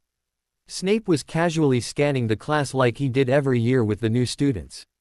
He liked to know which students know anything about potions so that he could focus on the stupid muggle-born children that were likely to blow up the class. It was while he was busy with his little mind probe that he came across something that he never thought possible with the first years, and a muggle-raised one at that. Harry unfortunately did not know the purpose of this mental intrusion and immediately saw it as a threat and violation. He met Snape's eyes the moment he detected the subtle thrust of legilimency, lightly probing at his outer mental barriers. Harry saw no use in hiding his strong mental barriers because Dumbledore already knew about his skill in the mind arts. He was still mad at himself for the tactless way he handled that situation. His initial plan was to fake that he was a natural Occlumens, but he realized that he was totally rubbish at planning and sticking to plan. It was a result of living on the edge where split-second decisions were needed, not leisurely planning. Snape decided to go on with class as if he did not notice anything different, but he was intrigued. All his years of spying made it almost impossible for him to resist the challenge of finding out exactly what was going on. So he began to lightly scan the outer barrier of the young boy's mind. The fact that this was a Potter removed any possible small thought of guilt the hardened spy would have felt for any other student. The professors he held forth on the intricacies of potion making, on indication of what he was really doing to Harry. For his own part, Harry had to struggle to remain impassive. Don't kill him, don't attack him. The knowledge that this filthy Death Eater had been rifling through his mind from the first day angered him almost beyond his own control. You are here to learn the subtle science and exact art of potion making, Snape began. He spoke in barely more than a whisper, but the students caught every word, except for Harry. He was too busy trying to keep that bastard out of his head. Like Professor McGonagall, Snape had the gift of keeping a class silent without effort. As there is little foolish wand-waving here, many of you will hardly believe this is magic. I don't expect you will really understand the beauty of the softly simmering cauldron with its shimmering fumes, the delicate power of liquids that creep through human veins, bewitching their mind, ensnaring the senses. I can teach you how to bottle fame, brew glory, even put a stopper to death, if you aren't as big as a bunch of dunderheads as I usually have to teach. When did he ever teach anything in his life? Harry, though, writing stuff of a board and letting people figure it out for themselves is not teaching. Silence followed this little speech, and Harry waited for Snape to explode on him. Potter. What would I get if I added powdered root of asphodel to an infusion of wormwood? Draught of living death, sir, Harry answered without wavering a second.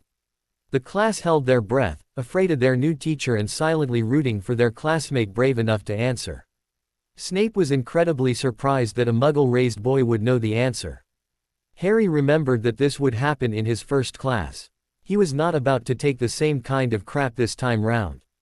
He had spent a lot of time, the month before school started, going over all of his school potion books to prepare himself for this class. Where would I find a bazaar? Snape snapped, increasing his legilimency, probing more insistently at Harry's shields. Inside the stomach of a goat. Harry replied evenly. He tried not to get sick at the memory of Ron almost dying from the poisoned mead Slughorn gave him. That was another thing Draco was responsible for. Luckily he had managed to save his friends in time. Although it had only extended his life for a few years. What is the difference between monkshood and wolfsbane? Nothing, sir, they are the same plant. Muggle botanists call it aconite. Harry felt the battering ram of Snape's attack crash into his shields.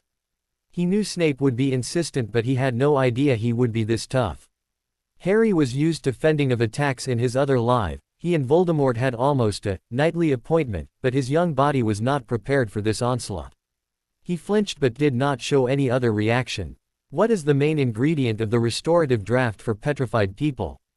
That would be the mandrake plant, sir. Harry would never forget that. Those ugly little plants saved Hermione in his second year. It's not easy to forget a snake that size. Repeatedly Snape bashed into his shields. It was starting to hurt, but he would not give in. Too much depended on him keeping his thought and memories private. Lacewing flies and knotgrass, Potter. What potion uses both ingredients? That would be the polyjuice potion, sir. I will never forget brewing that one in a girl's bathroom to break into the Slytherin common room. Hermione was brilliant even then. Snape was trying to catch him out with questions much more advanced than Harry could possibly have known. The fact that he still knew the answers must be driving the stupid git half mad. Add to that the fact that he could not break through the mental shields of an 11-year-old, Harry knew he was being a little indiscreet, okay, being totally indiscreet. He just could not help himself. At this moment, this was the only way he could get to the potion's master. What is the name of the colorless, odorless potion that forces the drinker to tell the truth? Snape asked, sure this insufferable brat would not know the answer. This was NEWT's level potions. That would be Veritaserum, sir. Harry answered promptly. He had often used that potion to interrogate prisoners during the war. He also remembered Umbridge trying to give it to him in his 5th year to find out what he knew of Sirius' whereabout. That got a furious glare from Professor Snape, who continued to fire questions at Harry for more than 15 minutes. Harry was getting a worsening tension headache, but managed to answer all questions correctly. Finally, Snape appeared to have grown tired of this game. Please explain your unbelievable knowledge of potion and ingredients, Potter. Decided to show off in front of your peers. Grab a little more limelight to inflate your huge ego even more. That was not my intention, sir, Harry responded coolly, if Snape only knew how very little he thought of himself. He did not let it show though, never show weakness in front of the enemy. That was a lesson he had learned the hard way when he and Ron were captured and tortured in his other life. They were lucky that Voldy wanted to kill Harry himself or they would have died that day. Luckily the Death Eaters were dumb new recruits so they managed they escape after a day. But he still learned a lot out of that experience. I just read a bit ahead after I got my books. Anyway, Hermione also knew all that stuff we studied together almost all of the summer. He paused for a moment, not able to resist insulting the potions master's obsession. Anyway, it's not like this is really hard, is it? You just get the ingredients together and follow the instructions. It's not even real magic. He shrugged inside, feeling a smug satisfaction. Harry had to hold himself rigid to keep from blacking out from the sudden furious thrust of the man's legilimency. Harry's barriers still held, which no doubt infuriated the man even more. Maybe that wasn't the brightest idea, he thought in pain. Well, why are you all not copying that down? Professor Snape cried out, as there was sudden rummaging for quills and parchment. He could barely kept control of himself. Later on in the class, Snape had placed them all into pairs, and set them to mixing up a simple potion to cure boils. Harry, who was working next to Neville and Seamus, began whispering instructions to Neville, who had no idea what to do. By the end of the potions class, an hour later, most of the Gryffindors had a perfect potion. Neville did not blow up a cauldron and was more confident with his own skills. Half the Slytherins were being lectured on their disastrous attempts.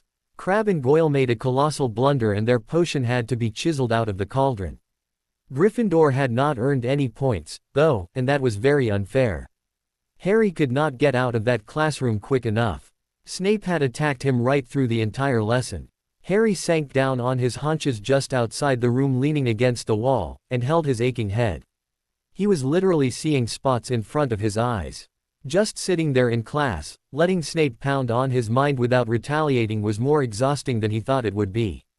He looked up when Neville sat down next to him. "Harry," the boy said, a little hesitantly, "are you all right?" "I'm fine, Nev," Harry said, still rubbing his temples. He was almost totally spent. The only thing that prevented him from collapsing was his anger. He had thought that he could not hate Snape any more than he already did in his other life. He was wrong. "Come on, mate, anyone can see you're not fine," Ron said, helping him to his feet, but he could not stay upright without assistance. "Harry, what is wrong?" Hermione asked, concerned. "Snape," Harry answered through clenched teeth before he had another black spell. Neville and Ron balanced Harry between them with Hermione at his back, preventing him from falling over backwards. The friends wanted desperately to know what was going on, but Harry was in no condition to talk. "Just take me up to our dorm, I'll be fine in a moment. I just need to lie down and repair my shields," Harry mumbled through gritted teeth, his eyes still closed. "Not a chance, mate," Ron answered. "Harry, what do you mean by shields?" Hermione asked. "Never mind my own, Ron. Madame Pomfrey won't be able to do anything. I don't want to draw attention, he will think I am weak. It will only make things worse." "Harry," Neville started to say something but was interrupted by McGonagall passing them in the hallway. "I wanted to find you and find out what you did, because Professor Snape just entered the staff lounge in an incredible rage. That man never shows any emotion, so you must have done something really stupid, but I think that can wait." "Potter, what is wrong?" "Nothing I can't handle, just out of practice," Harry answered, winching when he opened his eyes to look at the blurry outline of the professor. "Mr. Potter, I do not have any idea what you are talking about, but you are most certainly not fine." With that, she conjured a stretcher in mid-air and restrained him on it. "He's been talking like that since we left the potions class, Professor. We couldn't understand what he is on about. He only said Snape when we asked what was wrong," Hermione said, worried. Harry was still struggling to get of the stretcher. "I don't need to go to the hospital wing. I'm fine. I know perfectly well what the problem is and how to fix it." Anyway, I have an appointment with someone I don't want to miss. Harry, if you don't lay still this second, Mr. Potter, you will force me to stun you. McGonagall said with a hand on his shoulder, pushing him down. Fine, Harry said, defeated. Just don't let him near me. I swear I will kill him if I see him before I fix the damage his attack caused. I can't believe the bastard would do this to an 11-year-old. What was he thinking? Well, I shouldn't have expected anything less from a stinking, murdering, Death Eater. Loyal to Dumbledore, my ass. I think he's delirious, McGonagall said, worried. We should get him to the infirmary as fast as possible. Neville, can you please go to the headmaster's office and ask him to come? Madame Pomfrey was shocked to see the condition Harry was in. He was as pale as a ghost, with sweat running down his face and pain visible in every feature. What happened to him? She asked, putting him into bed immediately. We don't know, he sort of just collapsed after class and we don't understand what is going on. Nothing he says makes any sense. Hermione said, really scared. Yeah, he just keeps going on about being attacked, but I don't know what he means. Ron said, I know you three are concerned for your friend, but I think you should leave him now so he can receive the care he needs. We'll soon have this all sorted out, McGonagall said gently. Third time in the first week, there goes all my bloody good intentions and planning. Harry mumbled miserably, while the nurse gave him a very strong pain relief potion. It made him feel a bit better, but he knew that it would slightly weaken his defenses and would do nothing for the actual cause of the pain. In his old body, Snape would never have been able to do this to him. Compared to fighting Voldemort's onslaughts, this would be little more than a small fly buzzing around his head. Unfortunately, his body and magical core still have not developed to that level. He could keep Snape out, but it was painful and exhausting. Harry closed his eyes again, doing his relaxation exercises, clearing his mind and reinforcing his shields. To help him with the process, he imagined he was back in the garden with Master Lee, meditating like they used to do. Suddenly Harry could feel mental fingers probing at his shields. The touch was much softer than Snape's battering ram approach to legilimency, and Harry guessed it was probably Professor Dumbledore's curiosity getting the better of him. He winced, clapping his hands to the sides of his head, and the fingers immediately withdrew slightly. Harry had already repaired most of his shields, but it was still tender and hurt like hell the moment Dumbledore tried to probe him. He looked around blearily. Could you please not do that, sir?" he muttered. "I have one hell of a headache and I think one attack a day is enough for now. Maybe later in the year we could work on me handling more." He did not miss the glance the headmaster gave him. "Anyway, didn't I ask you to not do that again without my permission?" "That's all right, Harry, I'm sorry," the old man said in a soothing voice. Harry stared into Dumbledore's twinkling blue eyes and wished he could tell his former mentor everything. He felt a feather-light touch on his shield. "Stop. Thank you," Harry said with relief. "Care to tell me what happened, Harry?"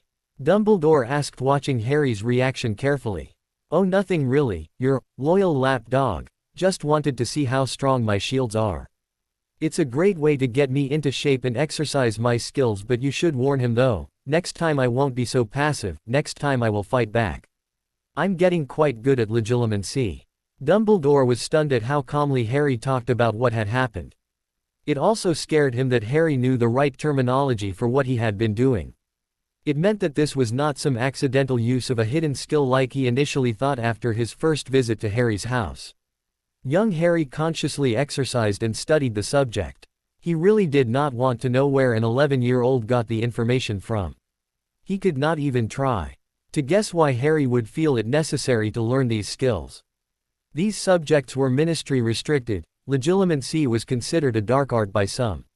The comment about Snape was also very unsettling. "Albus, this is outrageous," Minerva exclaimed. "I will not have one of my students attacked by a professor." What did Severus do to him? Harry was surprised to hear Minerva defend him so vehemently after only knowing him for a week. "Minerva," Dumbledore's voice took on a soothing tone.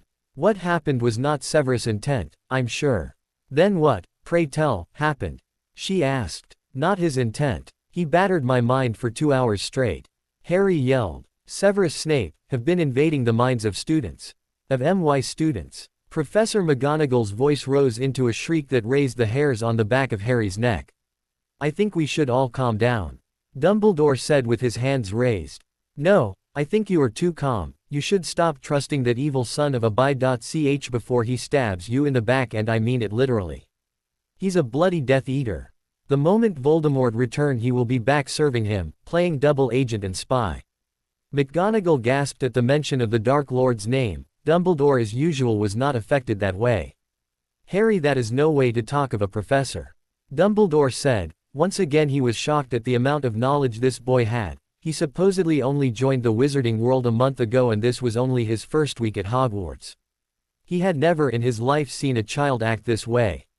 Sure, he seemed normal while in the company of his friends, but when an adult confronted him, he acted quite peculiarly. I will not show him any respect, he doesn't deserve it. I don't need to attend his class, I can brew all the potions of the whole school syllabus up to 7th year NEWTs.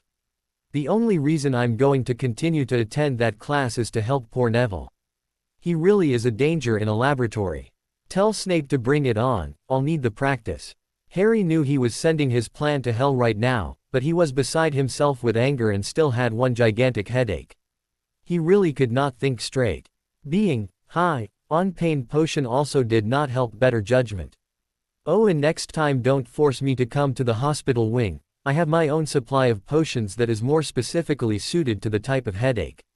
I know the stuff Poppy threw down my through is nice and everything, but I don't like the effect it has on me.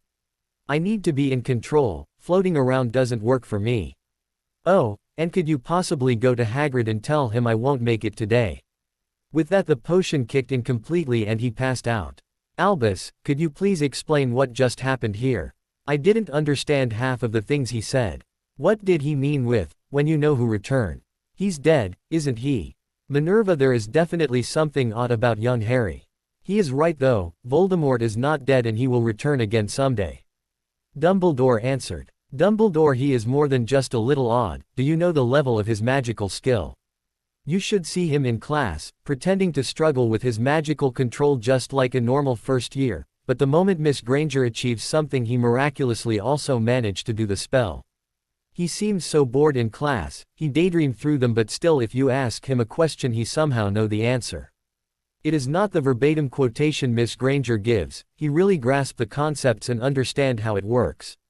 The strangest thing though is his magical energy signature. He almost uses no energy when he casts spells, with a lot more power and control than his peers do. It's almost scary to watch him in class. It would appear that Harry intend to be a mystery inside a riddle wrapped in an enigma.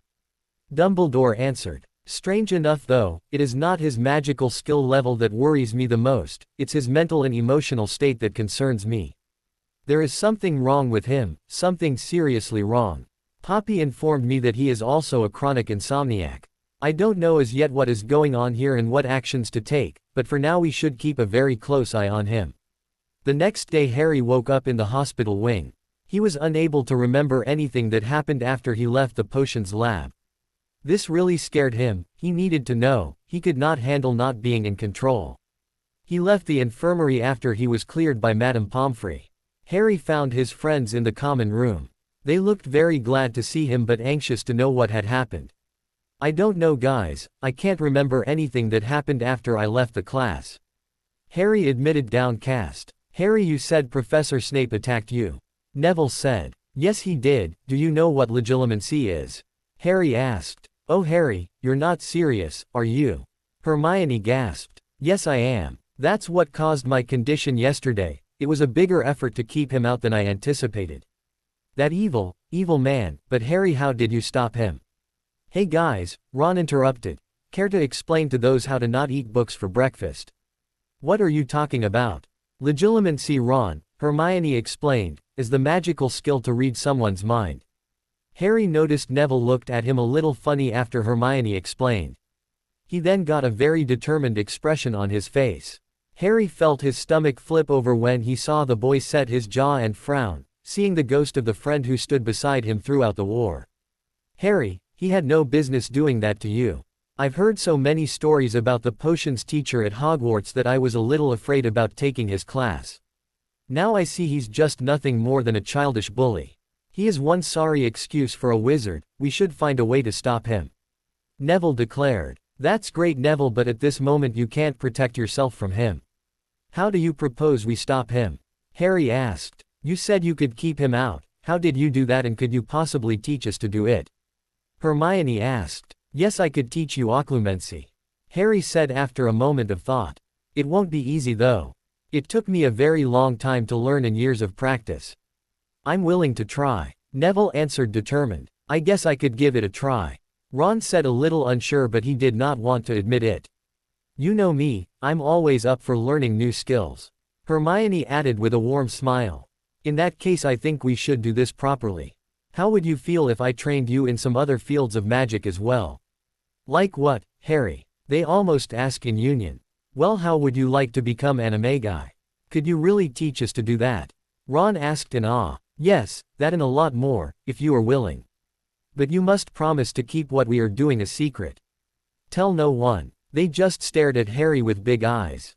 Anyway, we'll first start with some simple defensive spells, exercise and meditation. Once you manage to keep your minds safe, we can start with the good stuff. They all went to Hagrid's hut that afternoon to have tea with him. Hagrid was very pleased to meet them all. He soon became their friend. They talked about all sorts of things and really enjoyed themselves. Harry listened in on Hagrid and Ron's conversation on Charlie's work with dragons while he picked up a piece of paper that was lying on the table under the tea cozy. It was a cutting from the Daily Prophet.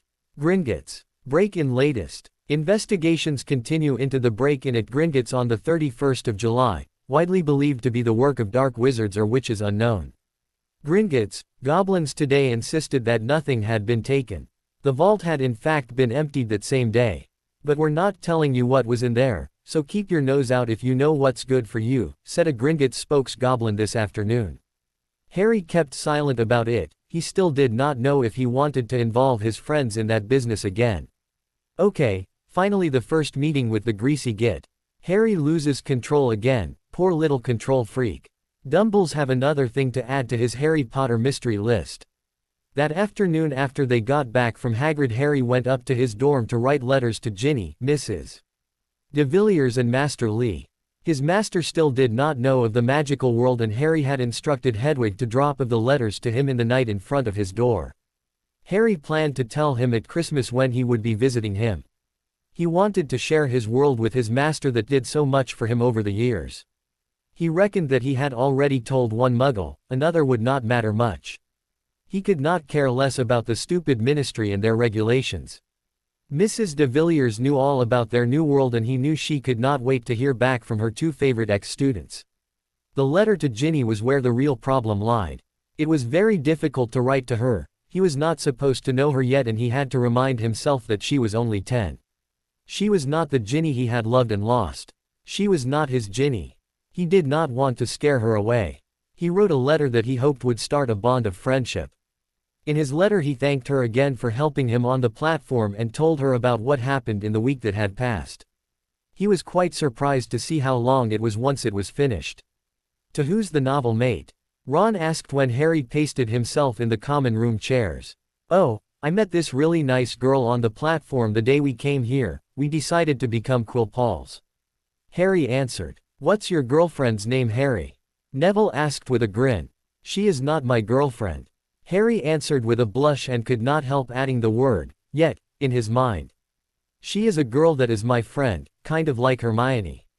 Her name is Ginny. Oi, that is my sister, Ron said, sitting straight, eyeing Harry. Oh, I didn't know that. Harry lied, feeling horrible as he did it. Looks like all Weasleys are the nicest people there are. I'm starting to love your family, Ron. Harry thought about all the Weasleys he had known in his other life. Not everything was bad about it.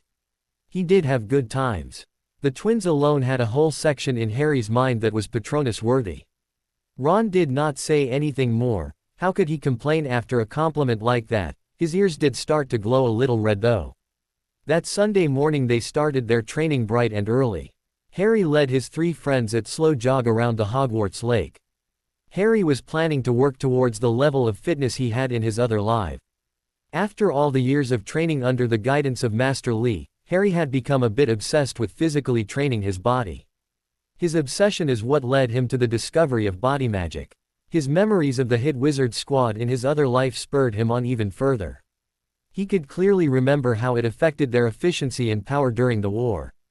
They had more agility and could duck and dodge curses more easily, sometimes seemingly without any effort. Moody had tried to drill it into Harry before he died, but it was too little too late. Harry often trained with the military wizards in an effort to make up for what he lacked. Unfortunately, he never got to the level that the war required. Because of their lack of skills, he and his friends suffered injury after injury till their numbers slowly decreased. Harry often blamed some of their losses on their fear to get up close to the enemy and fight dirty. Somehow, Harry would have to teach that to his friends this time, without them getting suspicious of him. He intended for his friends to be able to defend themselves the best way he knew how. If he had to form Dumbledore's army all over again in this timeline, then he intended to make it an army in more than just name. He really regretted that he did not continue with the DA in his 6th year. Maybe if he did, more would have responded the night Dumbledore died. Starting the DA again would take a lot of planning and some mild deception. This worried him because he had realized that he was rubbish at sticking to a plan and he hated to lie to his friends. His whole situation was starting to wear on him. He was just so tired of it all. He wanted out desperately. Having the safety of the future world rest on your shoulders was indeed a heavy burden to bear. His friends panting behind him made him look back and drew him out of his thoughts. He saw they were starting to tire. He realized all of them were breathing hard. Neville's face was pale and sweaty and it seemed like he just couldn't catch his breath. Nonetheless, his 3 friends were following him even if they were about to pass out. Hermione surprisingly was the fittest of the lot and could almost keep up with Harry's pace.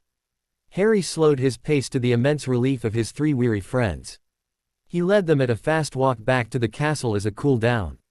Harry did not want his friends to cramp up after their first day.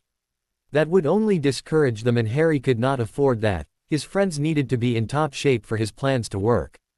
They cleaned up, showered and went to the Great Hall for breakfast. They were the only ones there that early in the morning, but the food appeared the moment they sat down.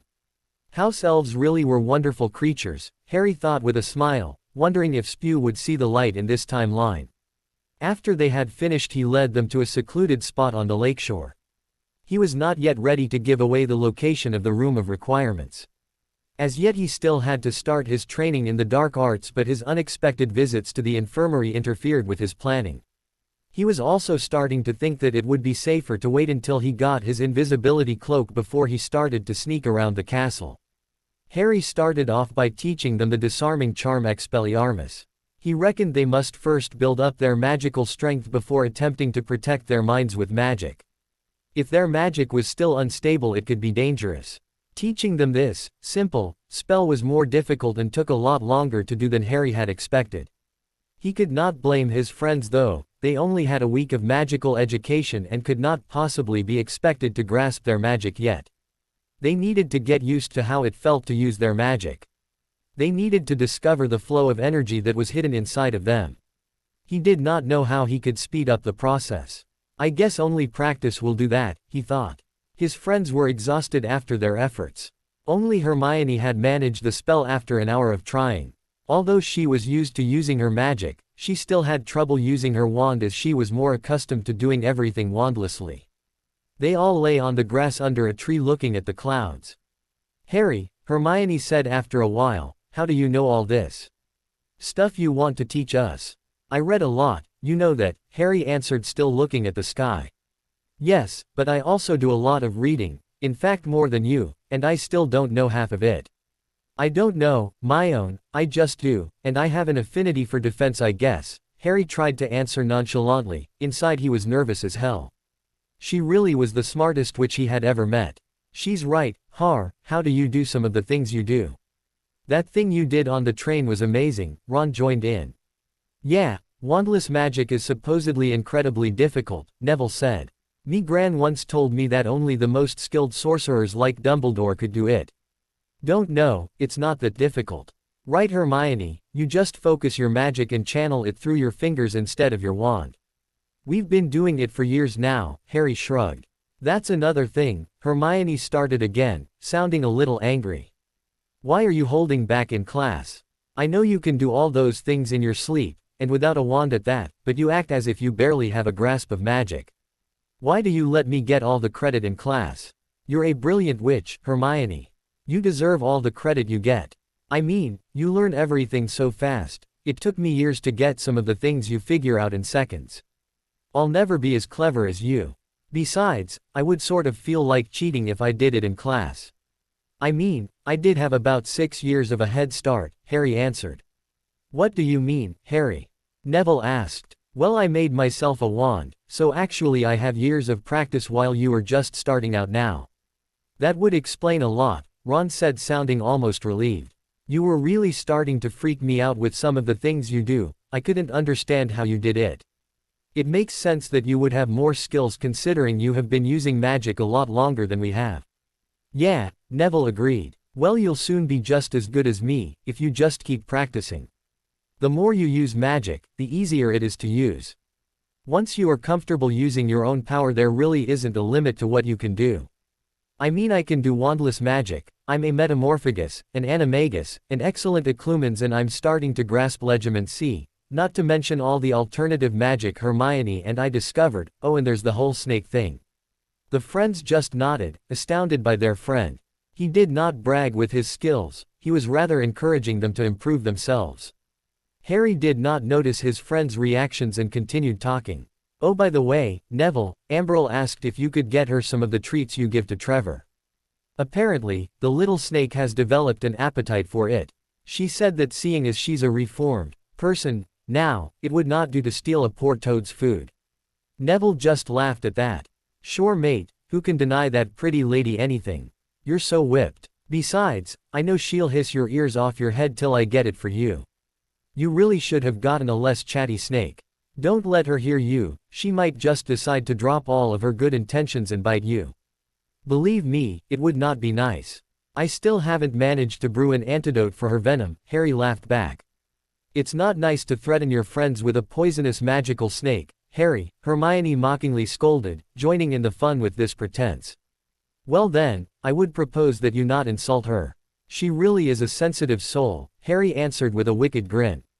The friends all started laughing, enjoying the day together. They did not know that they were being watched the entire time they were outside by a tabby cat with markings around her eyes. Harry was particularly careful when classes resumed on Monday. The situation with Snape and Malfoy was deteriorating far faster than he remembered from the other timeline. He had hoped the incident on the train would have encouraged the Slytherin to reconsider his path.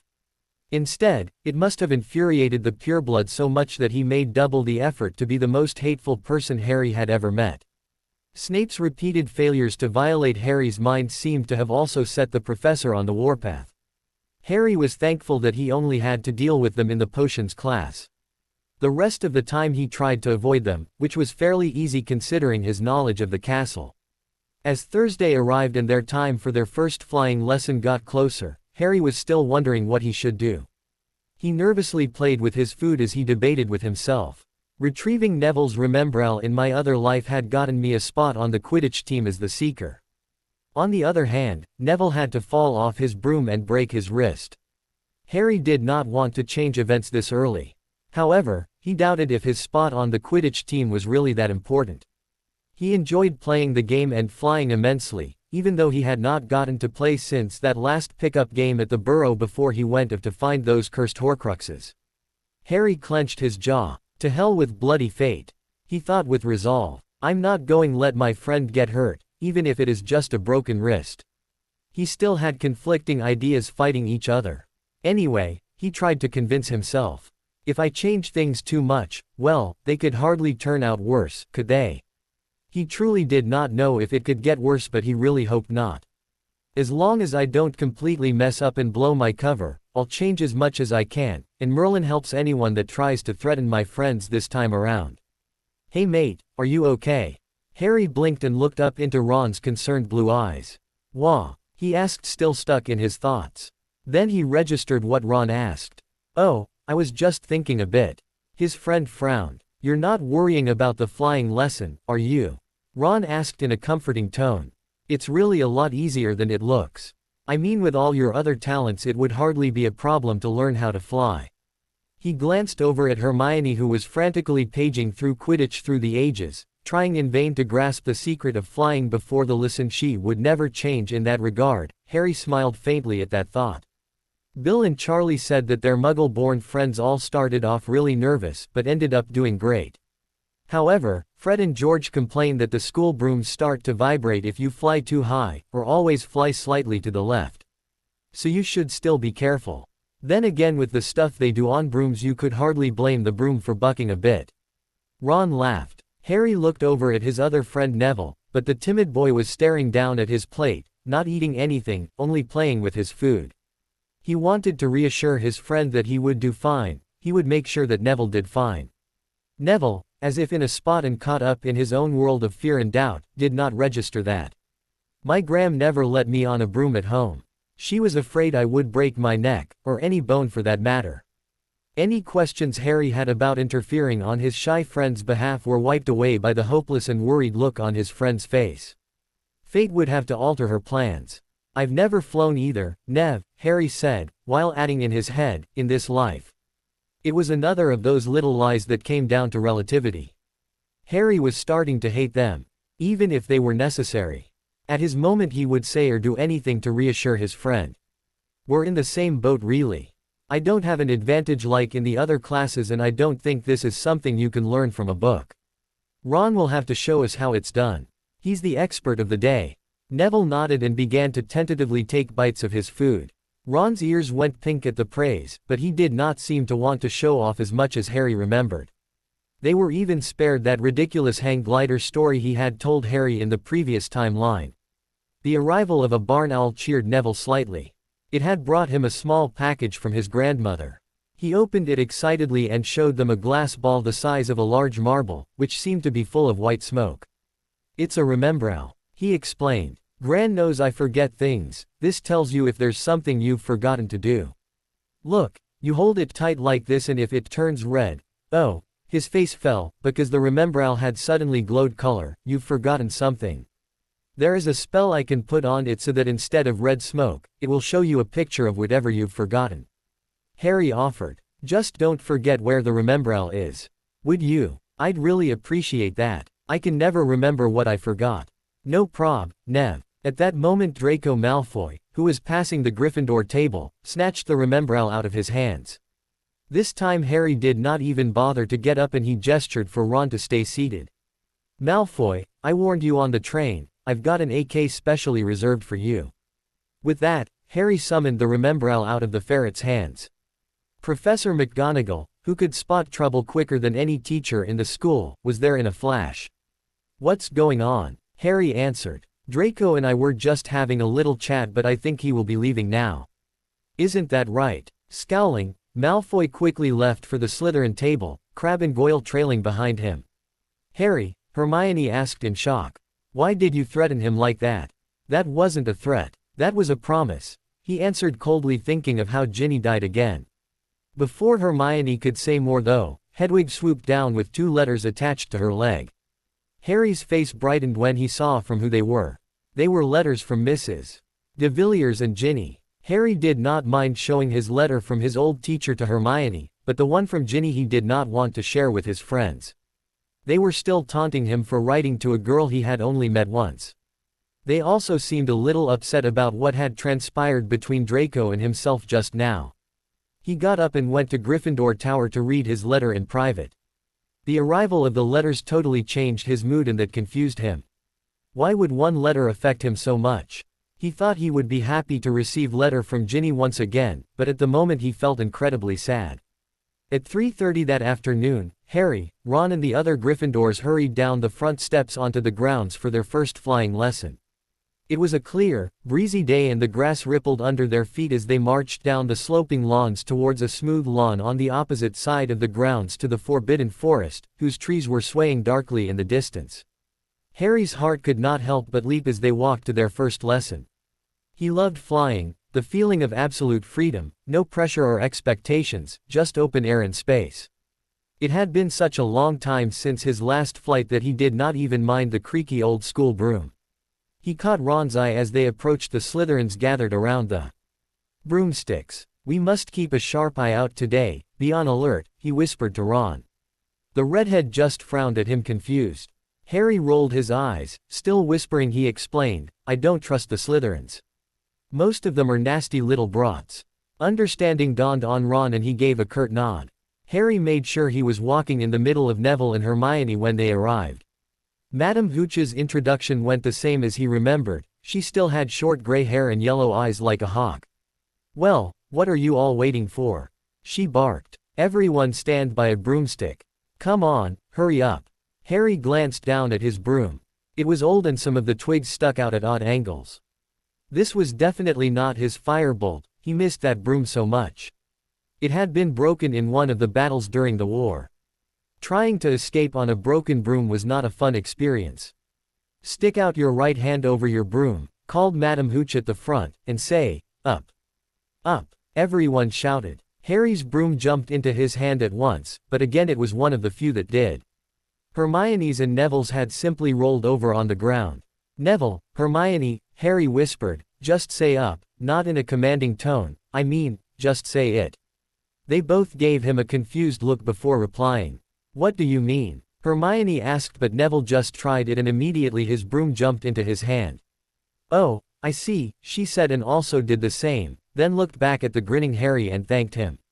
"No big," Harry replied happily. Clearly, confidence had something to do with one's flying ability because Neville had managed to summon his broom a lot quicker this time around. Madame Hooch then showed them how to mount their brooms without sliding off the end, and walked up and down the rows correcting their grips. Harry, Ron and Neville were delighted when she told Malfoy he'd been doing it wrong for years. As they prepared to take off, Harry put a reassuring hand on Neville's shoulder. "Calm down, Nev, take it slowly. You won't be left behind, you'll define and I'll be right there with you. We have your back, mate. Make sure you don't kick off too hard, okay," he said quietly. "We don't want you zooming through the clouds." As a reply, Neville just nodded with a nervous smile. This time Neville kept it under control and only raised a couple of feet into the air. Madame Hooch had them repeat the exercise a few times until everyone was comfortable. Then she began to explain how to turn and he and Neville both turned smoothly. This was really boring for Harry. He wanted to experience the sense of freedom he always felt when he was zooming through the sky at breakneck speeds. Hovering on an old school broom was agony. Harry smiled at the relieved Neville. "See, it isn't that difficult." "No, it's not. I think that I actually enjoy flying. Maybe I can ask Gran for a broom this Christmas." Madame Hooch let them now fly around a bit so they could get a better feel for flying. Harry and Neville slowly went up higher and higher as Neville gained more confidence. They were up quite high when Neville's remembrall slipped out of his pocket. Harry immediately plunged after it. It was an instinct born out of years of playing Quidditch. He sped forward, leaning downwards and gathering speed in a steep dive, racing the ball. The wind whistled in his ears, mingled with the screams of people watching. He stretched out his hand and a foot from the ground he caught it, just in time to pull his broom up, flying back to the stunned Neville with the remembrall clutched safely in his fist. "Here you go, Nev," Harry smiled. Before Neville could thank him, Harry saw Draco crashing into Hermione, knocking her of her broom. Harry's blood went cold. Madame Hooch's back was turned to them and she would not be able to save Hermione. He did not have time to panic. He immediately went into action mode. Years of fighting in the war had taught him that. He flew as fast as he could towards the falling Hermione and at the same time he pushed as much of his power as he could into the levitation spell wandlessly. He did not even think of hiding his power or using his wand, he was working purely on instinct. Hermione slowed considerably, but he could not make her stop falling. She hit the ground with a thud. She had knocked her head on a rock and was unconscious and had broken her left leg. Harry landed beside her only a few seconds later. By the time the startled teacher reached them, he had already performed the preliminary first aid charms. All without a wand. Hermione was secured on a spine board with a neck brace Harry had conjured out of thin air. He also splinted her leg and was busy doing a pain relief charm.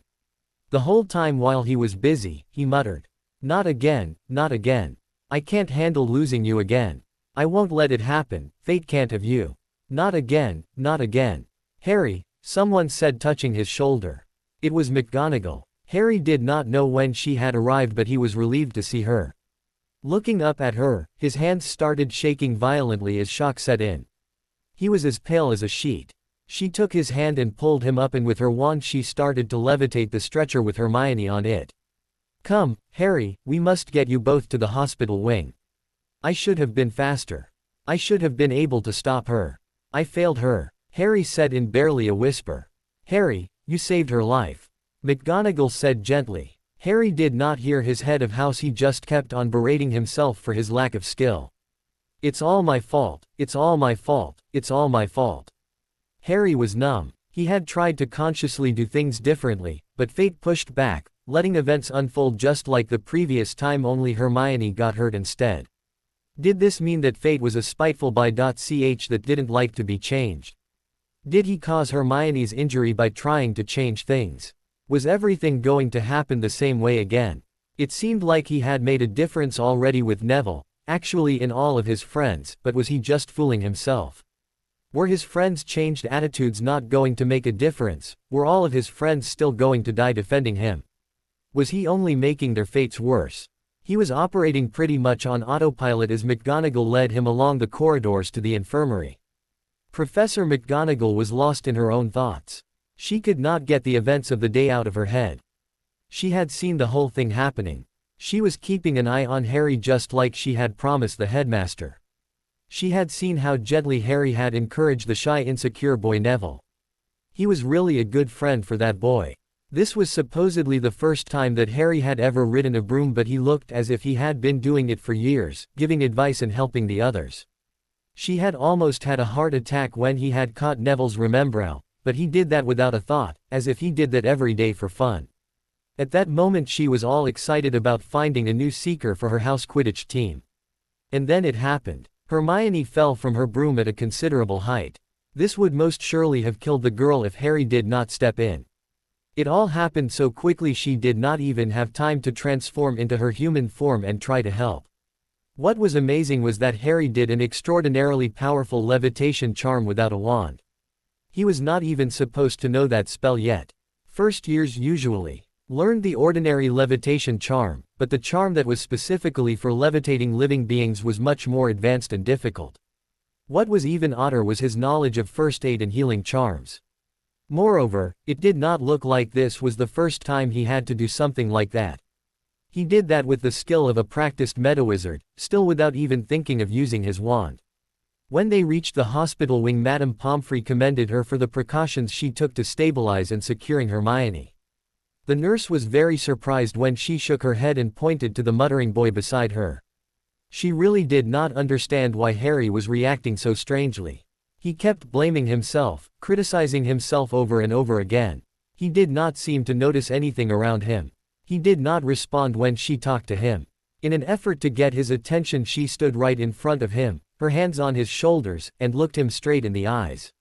What she saw there really scared her. Those eyes looked so hollow, so haunted, and so very afraid. She saw such mental torment.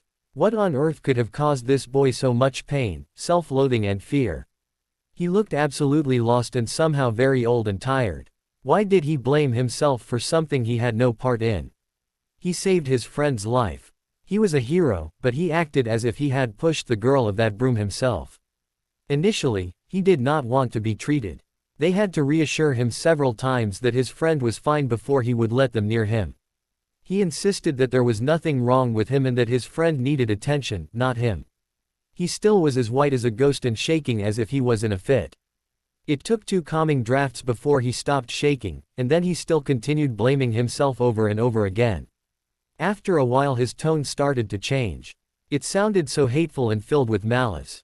It did not make any sense though. He said something about him killing a ferret with his bare hands this time.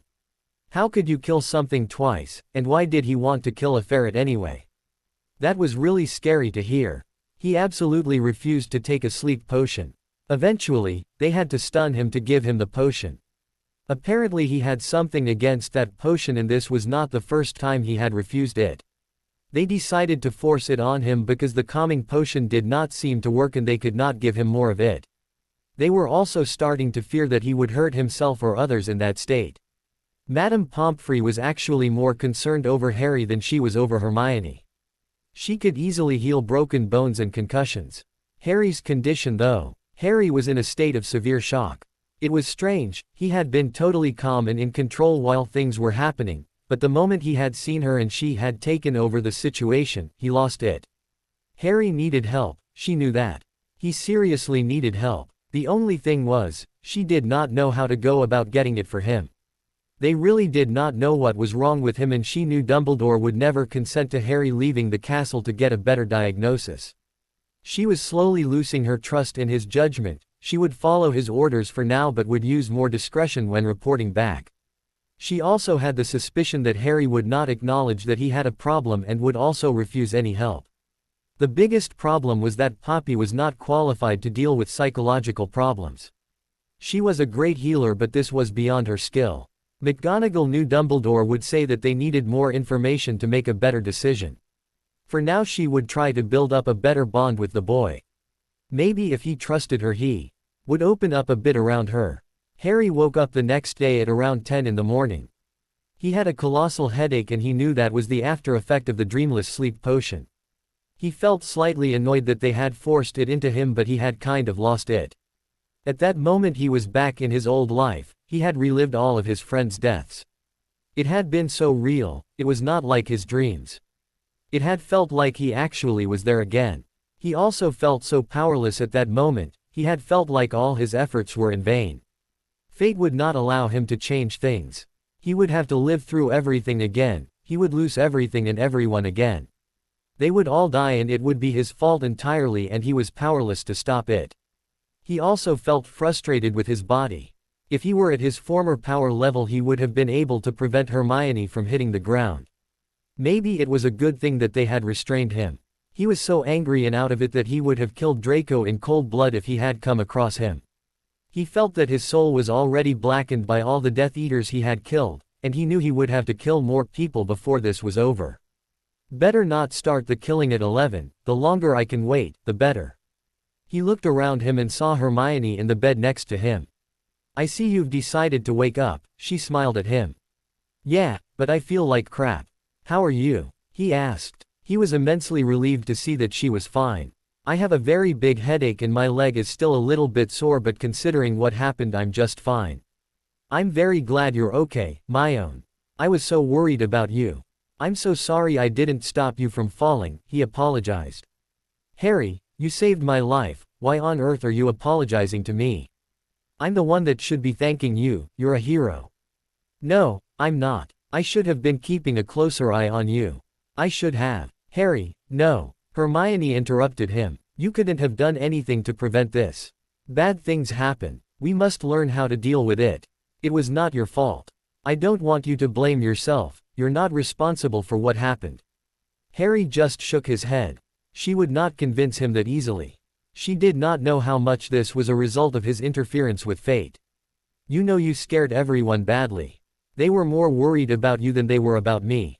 Really? Why? Harry asked, confused. Oh, Harry, Hermione said. What? Never you mind, she answered with a smile.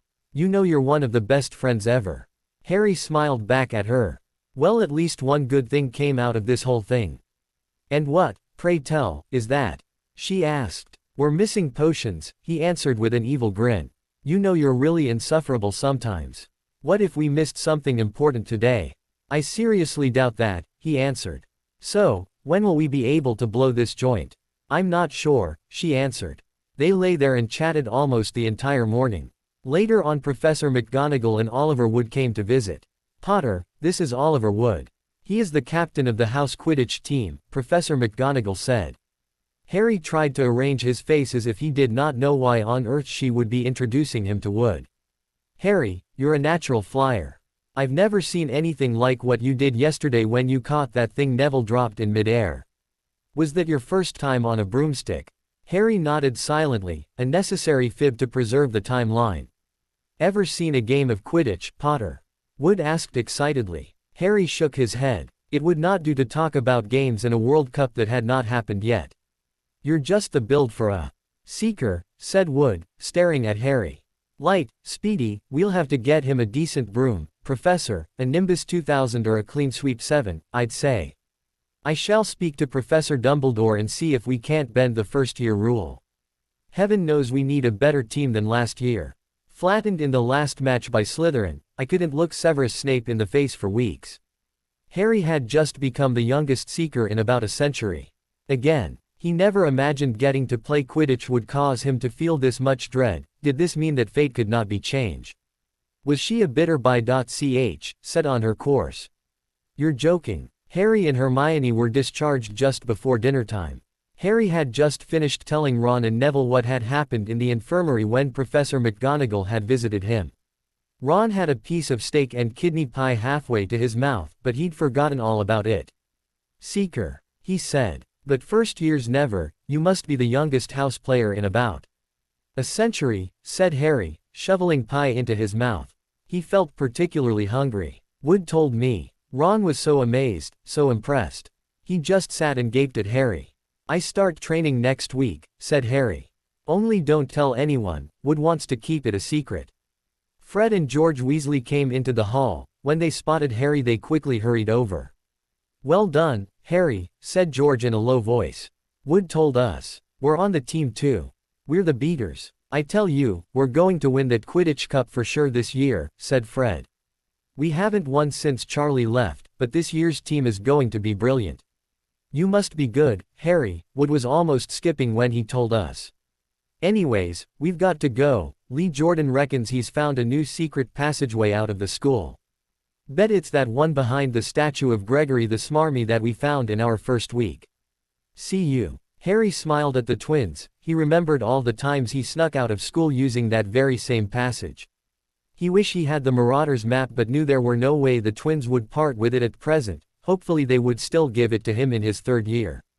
Fred and George had hardly disappeared when someone far less welcome turned up, Malfoy, flanked by the two gorillas Crabbe and Goyle. Even with his desire to avoid tempting fate again, Harry did not want to rise to the bait when Malfoy tried to trick him into agreeing to a duel during dinner. Harry had finally decided that he did not want his friends involved in his end-of-year confrontation with Voldemort. If he agreed they would run into Fluffy again. He could not let that happen. He did not want Ron to get hurt like the last time he went after the stone. Neville was also an unknown factor. They were not such close friends in the first year the previous time. What would happen if he went along on that quest? You're a coward, attacking a girl when no one is watching, Harry hissed after another nasty comment Draco made about Hermione. I'm not the one that went insane when someone got hurt. I bet you'll faint when you see blood. You're really pathetic, Potter. You have no idea what you're talking of, Malfoy. If you had any idea what I've seen in my life, what I'd been forced to do, you'd piss in your pants and be a twitching heap. That's big words for someone that doesn't want to duel. I've never liked violence. It truly doesn't achieve anything except destruction and heartache. Anyway, your girlfriends would feel left out. Harry pointed at the two gorillas behind Draco. I'd take you on any time, on my own, said Malfoy. Tonight midnight, if you dare. You're really not going to drop it till I accept? Harry asked annoyed. Draco just did not want to take no for an answer. No, I'm not. You accused me of cowardice but don't want to accept a duel. I'm not afraid of losing, I'm afraid I might forget myself and kill you. Harry did not say that aloud, he projected it straight into Draco's mind with legitimacy. I really don't like killing people, but for you I'm willing to make an exception. It really doesn't matter to me if I kill you now or later, it would just be such a bother having to escape from Azkaban. I'm planning to stay in school for a bit longer and that would interfere with my plans. Draco paled at this unexpected intrusion. Of course, just wondering if you'd chicken out. Harry said aloud, watching Draco's reaction. If you want a true wizard's duel, how about one in front of the whole school? I can make arrangements with Dumbledore. We can duel tomorrow after dinner, here in the hall, in front of everyone, Harry said as Draco's face paled even more. Go ahead, he whispered, thinking that Harry was bluffing. As you wish. Harry turned around, and headed over to the headmaster. Excuse me, Professor Dumbledore, are students allowed proper wizard duels at Hogwarts? Ones that are watched over by the staff, and school? Harry asked as Dumbledore looked back at him curiously. Of course, there are a few rules to the school duels though. Naturally the 3 unforgivable curses aren't allowed.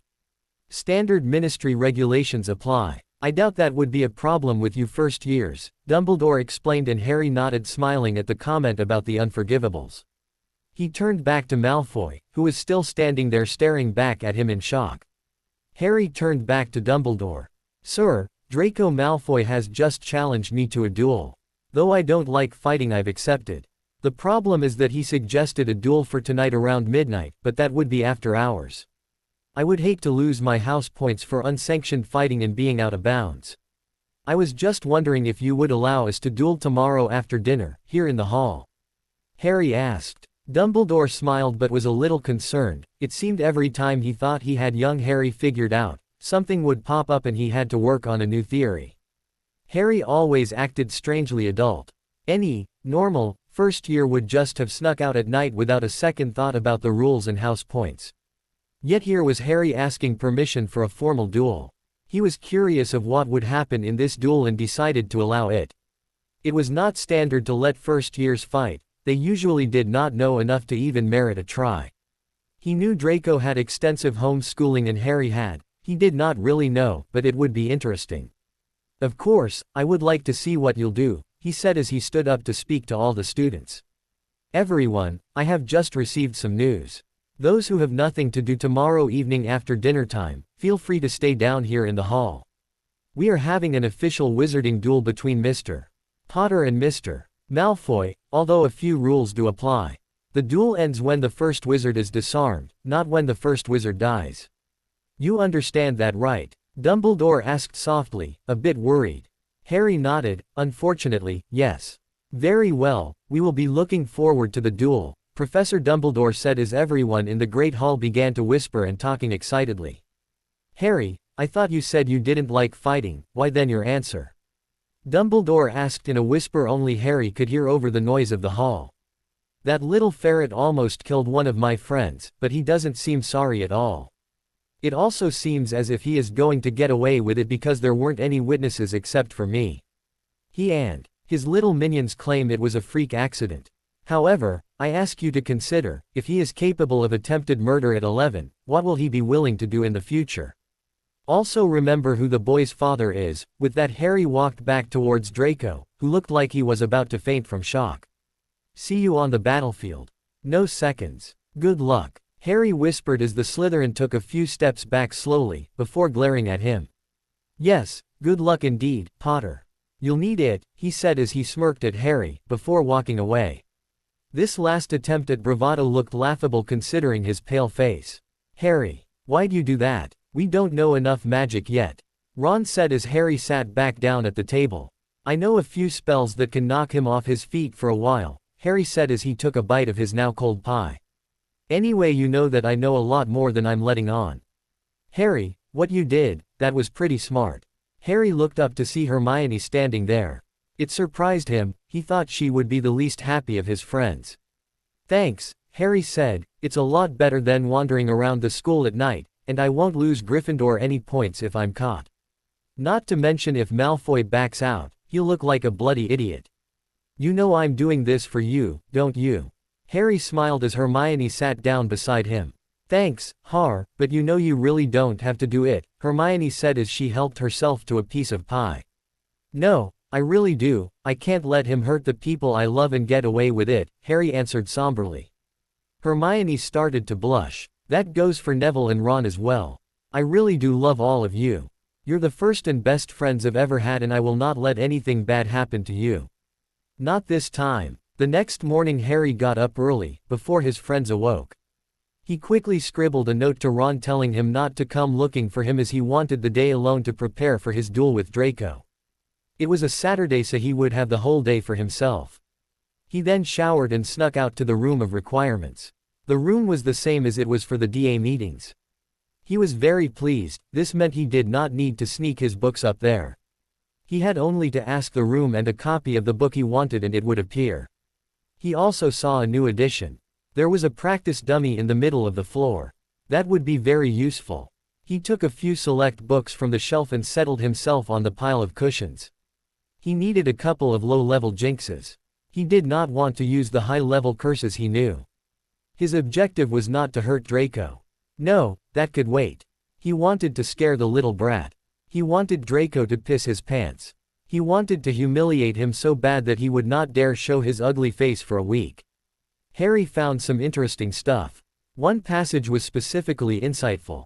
He read that the Cruciatus curse worked on the same principle as a simple tickling charm. If he could vary his intent while doing the tickling charm, the result would be the same as that evil curse. It would not be nearly as painful, but it would be painful enough to leave Draco screaming for mercy. All the students would think Draco could not even handle a light tickling charm. Harry knew that was nasty, but he really did not care. Years in battle had hardened him. Another useful spell he found he could modify was the Confundus charm. Harry could change it so it would almost work as the Imperious Curse. He did not think he would use that one, but it was still useful to know. Years ago he would have had a problem with using unforgivable curses or modified spells to achieve the same purpose.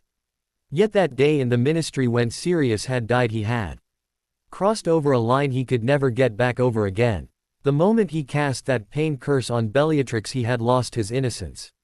From there everything just snowballed and he was forced to use nasty and sometimes illegal means to survive. Not that there were any laws at that time, there wasn't even a ministry.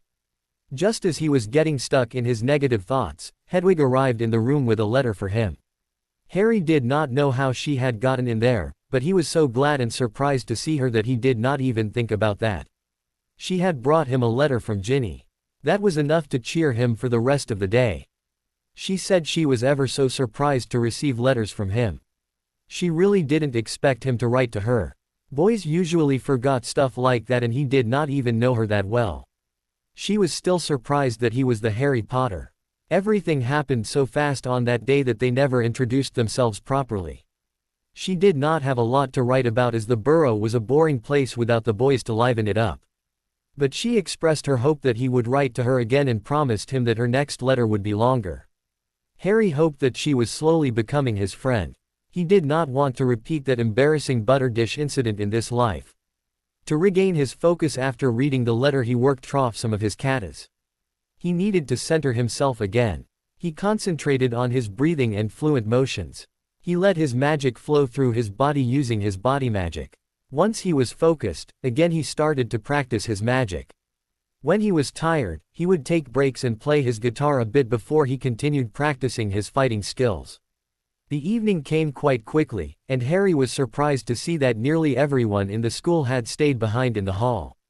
The staff table was promptly banished to create a dueling platform. It was the same size as a standard competition platform.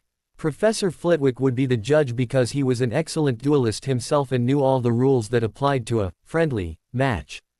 Dumbledore's loud voice could be heard over the excited students in the hall. "Students, settle down," he said. Once everyone was silent he motioned to the two opponents. "Harry, Draco, please take your positions on the platform. The duel will begin in 3 minutes. As you all know, this duel will have no seconds. The teachers and I have decided that whoever wins this duel will earn their house 50 house points." At that the hall was abuzz once again. Gryffindor and Slytherin could not believe their luck.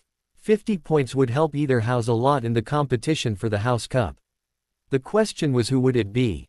Once it was silent again Dumbledore continued. "This is truly a great opportunity to prove your worth to your houses and I hope you do us proud. We as teachers will also be able to see how well the first years have advanced in the last few weeks." Harry hurried to the front, and heard a cry of loud cheering come from the Gryffindor table as he walked down the row. The Slytherins of course were booing him. Harry watched as Draco walked onto the platform. The Slytherins cheered, but it was covered by the booing from the remaining 3 houses. "Scared Potter. Please don't faint when it gets nasty." Draco sneered. "You little ferret." Harry took in the professional dueling stance, his body slightly turned to present a smaller target. Moody drilled it into him in his other life. It had saved his life on countless occasions. Moody had taught Harry a lot in the short time they were together before the old Auror's death. He had learned not to try to block an unknown spell with a shield if it was possible to dodge. Also he learned to never stay still in one place for too long, if you fell to roll out of the way and to use that momentum to get up again. Harry remembered he had spent a whole day practicing how to fall, roll and get up. Harry bowed at Draco. Draco did not do the same. He clearly had no idea what proper dueling etiquette was or he was too arrogant to bow to Harry. This did not bother Harry in the slightest. He then bowed at Professor Flitwick who was the judge. He now stood calmly waiting for the spark that would signal the beginning of the duel. The moment Harry saw the red sparks, he waved his hand over the crowd of spectators, wandlessly erecting a ward to shield them from stray spells and also preventing the interference of other students and teachers. Dumbledore was the only person to even notice that. He could see and feel the magic that surrounded the two combatants and their judge. This was a very advanced and powerful ward, and he was sure he would be the only one able to break through it. Why did Harry cast it? It must be draining some of his magical energy. Wouldn't he rather be at his full power when dueling? An even bigger question was, how did he know how to even do it, and where did he get the power to sustain it? This was another display of advanced magic, and again it was achieved wandlessly and seemingly without any effort. Draco started off by using a disarming spell, which Harry deflected with Protega, a simple shielding charm. Anybody that knew anything about dueling knew you never began with a disarming charm. It was pathetic, really. Furnunculus, he said in barely a whisper as Draco ducked the spell by rolling out of the way. Cheering could be heard from the Slytherins, but Harry was just warming up. He was gauging Draco's speed and agility, sizing up his opponent. This was a joke, compared to some of the opponents he had faced in his other life. "Come on, Potter, is that the best you can do?" Draco asked as he struggled to get to his feet. "No, that was only a starter's meal," Harry said as he smirked at the first year. "Tarantallagra!" Draco shouted. Harry did not even bother to move. Draco's curses were so weak it would not even register on his shield charm. It did not even have enough power to bounce back, it just sort of fizzed out. This was a disappointment. Harry never expected a real duel, but he did think Draco had at least a bit more power than this. Why was it so difficult to kill him in the other timeline? He was such a weak, pathetic little thing. I could be nice and end this lame excuse for a duel immediately, but I won't. Time to play a little bit. Draco tried multiple curses against Harry, but he just stood there looking bored. "Come on, Potter, don't just stand there. Fight me," Draco screamed in frustration. "Is that really the best you have?" Harry asked. "Okay, my turn." Harry quickly fired of a few curses in quick suggestion, just like the hit wizards had taught him. He intentionally missed Draco, and soon the little Slytherin was surrounded by a circle of fire. "I thought we should heat things up a bit. Hot enough for you?" Harry taunted. Draco did not know what to do. He had never before landed himself in such a pickle. Harry was Muggle raised, he was not supposed to know any of this stuff.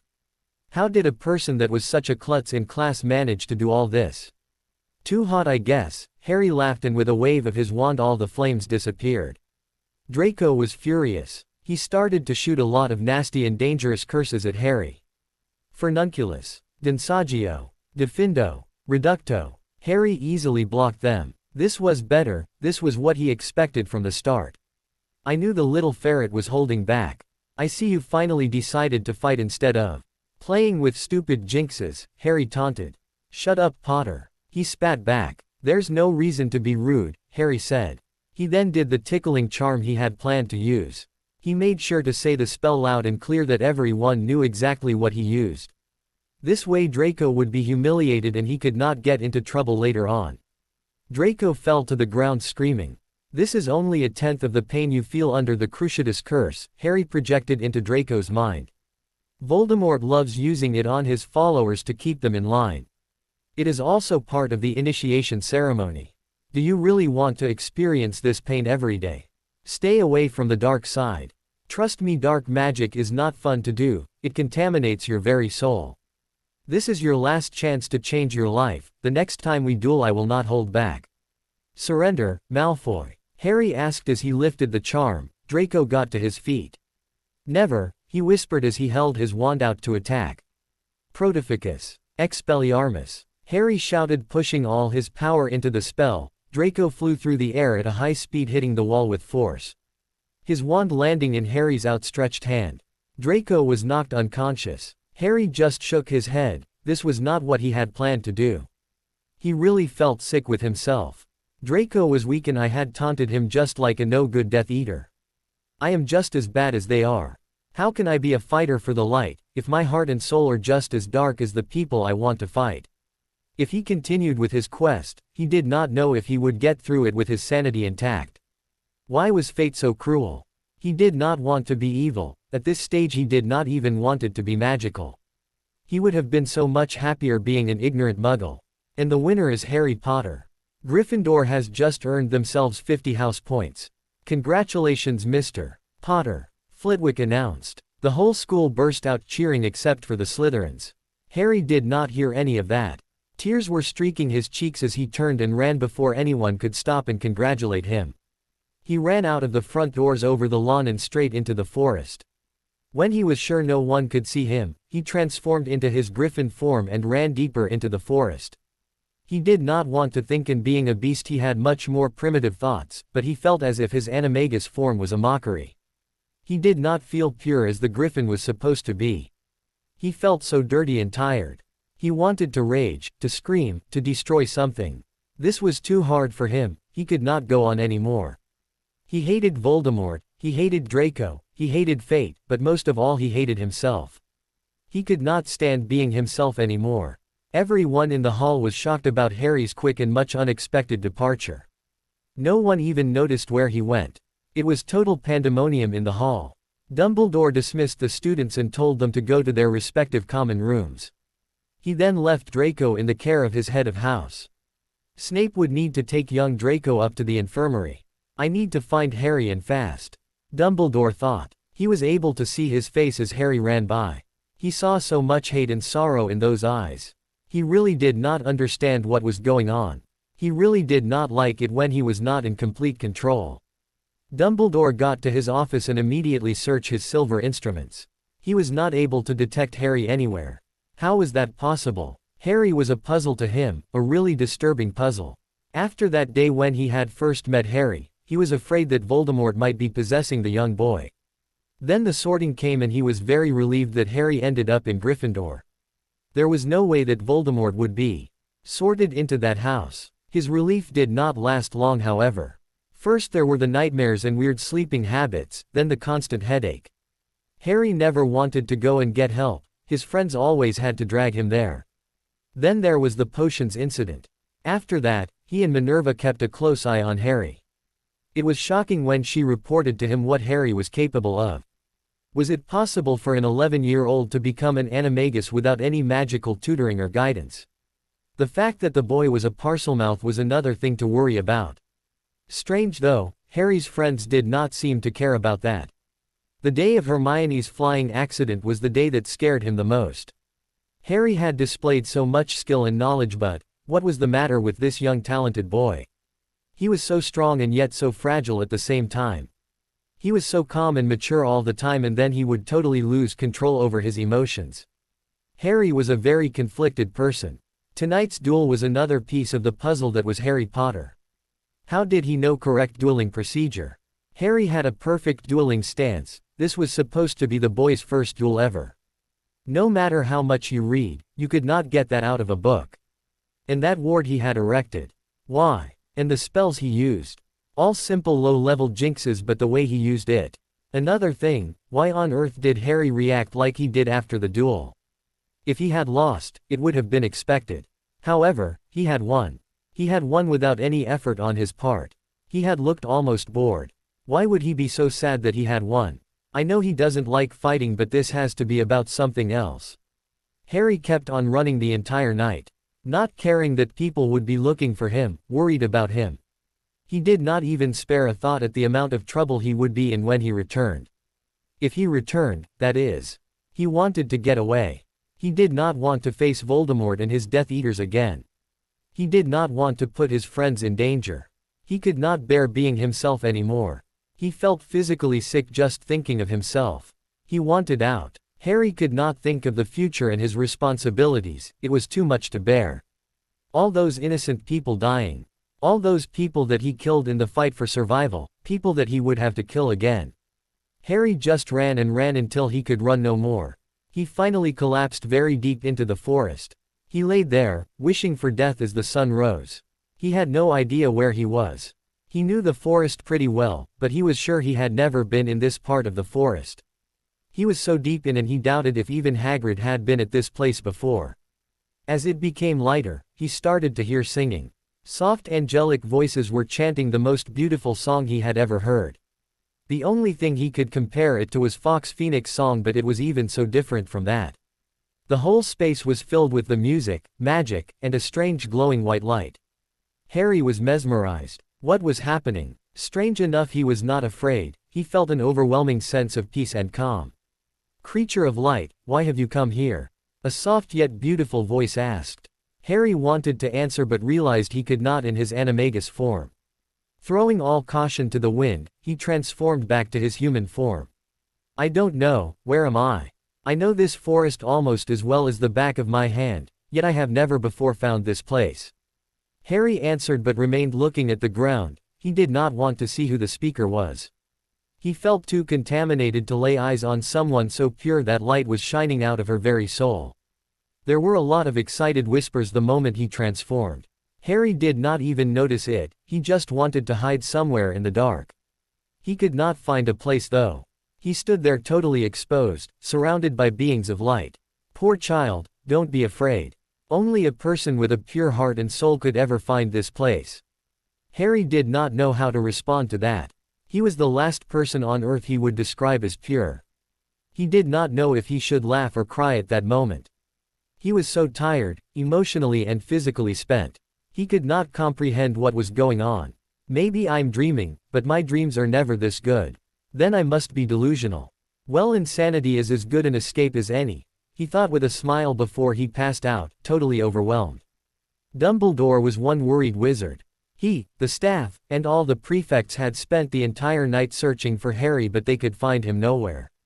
It was morning now and everyone was tired. Where on earth could he be? Dumbledore thought for the 1000th time. His silver instruments still did not show him anything. "Albus, why can't we find him?" McGonagall asked. They were in Dumbledore's office. He had just called a momentary halt to the search effort so that the tired staff could get some food and sleep. Minerva was the only one that did not want to relent on her efforts. On the other hand, Severus was almost unbearable. He did not think it necessary to look for that arrogant Potter brat. "I really don't know, not even my most advanced instruments can find him. This is the first time ever that I am unable to find someone. Maybe he doesn't want to be found, he might just want to be alone. He'll come back, won't he? We're just overreacting," she said hopefully. "I hope you're right. There isn't anything we can do at this stage. Where can he be, guys?" Hermione asked Neville and Ron while pacing up and down the common room. "We don't know, he didn't return yesterday, his bed was not slept in when we woke up." Neville answered. "I might know of a way to find him." Ron said thoughtfully. "My brothers have the weird ability to always know where everyone is in this castle, maybe they'll know." "Sorry bro, we already checked, he is definitely not in the castle." Fred answered as he came down the stairs. "You don't think he went into the forest, do you?"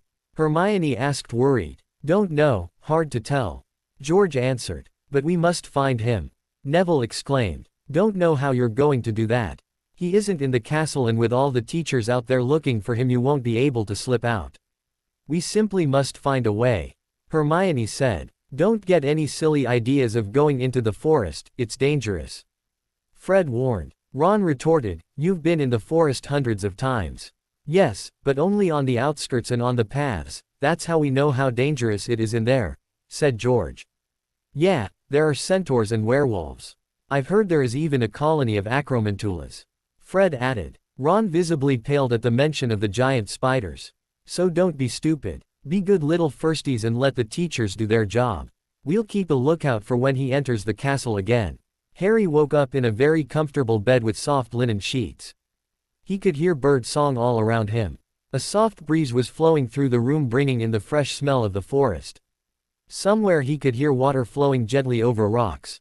It was the most peaceful Harry had ever felt. He slowly opened his eyes and the world was unfocused. He felt around for his glasses. "Morning, young one," someone said, giving him his glasses. Harry was very confused. He did not know where he was or how he got there. "Thank you," he answered. "Where am I?" he asked unsure. "You are at the home of the elves, child of light," the person answered in a kind voice. "That can't be," Harry answered confused. "There aren't elves anymore. No one has seen one in 500 years. There are only house elves. We don't like to show ourselves to your kind, light one. Only the most powerful, pure and wise know how to find us." "Then how did I end up here?" None of those things, I am quite the contrary. Harry answered perplexed. Dear child of light, I sense a lot of pain and sorrow in you. How is that possible in someone as young as you? Harry almost laughed. He had been through so much in his weird life. It would be impossible to explain. Why do you call me that? Harry asked. He remembered that they also called him that when he first got there. I'm anything but light anymore. Why do you say that, young one? Fate chose the wrong champion. I'm tired of her toying with me. I cannot do it anymore. I won't do it again. Harry did not care about his secret anymore. He knew it would be safe to talk about it here. He did not know how he knew it, but he did. Child, you still have so much to do. You cannot give up now. I can't do it, it's too much for one person to achieve. Harry cried, I can't. You do not have to do it alone, dear child. You have friends to share your burden with, the elf answered. I can't, they will all die again. I won't be responsible for it again. I'd rather be totally alone for the rest of my life than be responsible for any more of my friends' deaths. There is much power in friendship, power enough to achieve your goal. Do not shy away from that power, use it. What do you mean? How can I use my friendship to defeat Voldemort? The elf laughed musically. Pure one, you will find the way. I'm not even what you think I am. I haven't been innocent for a very long time, Harry asked. Dear child, you have one of the biggest and purest hearts I have ever seen. Your aura is even a brighter white than mine, and I'm the queen of the elves, though you should be wary for the darkness that surrounds you in the world. Harry was completely stunned by that answer. How was it possible? Everyone knew elves were the purest beings to ever walk the earth, they even outranked unicorns. This could not possibly be true, only the part about the darkness made any sense. Master Lee also warned me about it, but he never said anything about the color of my aura. WHWH what? That was all that Harry could manage. The elf laughed at the reaction of this young human in front of her, if only he could see himself as he truly was. You are a brave, courageous, friendly and kind person. You treat everyone as an equal no matter if he is a lowly South Avenue like a house elf or a king. You are one of the only people that I know that has the interest of the other magical brethren on his heart. You care for every single being that has ever crossed your path. Harry looked at her confused. He did not believe the things she said about him. How could it be true? He felt only loathing for himself for the longest of time. The elf smiled softly at him and took his hand. She looked directly into his eye, gazing into his very soul. Then she started to sing. 6 firm friends stand at your side. 7 strong fight for the light. When all around you darkness closes. Think of the power friendship poses. In magic means this must manifest. To rid the world of the darkening pest. A talisman is yours to find. In essence, one, in truth divided. This talisman, to unite your side, will reveal the love you hide. Unite in friendship, love and trust. Search for this relic, you must. Do not be blinded by your past. In pain and bitterness, none lasts. Rejoice and sing this second time. And fight for truth with love benign. Don't worry, child, about your fate. And sleep now, child, your friends await. Harry was vaguely aware that there was magic interwoven in the song and that his whole destiny was captured in that one moment in time, but he did not care because a peaceful feeling unlike any he had ever felt was spreading through him. With that, he fell asleep to the most restful sleep he had had since he arrived in his new life. Come on you two, we're going to get caught if you don't hurry up. Hermione whispered urgently. It was late at night and the 3 Gryffindor friends had decided to sneak into the forest and look for their missing friend, Harry. They had spent the last hour trying to get out of the castle.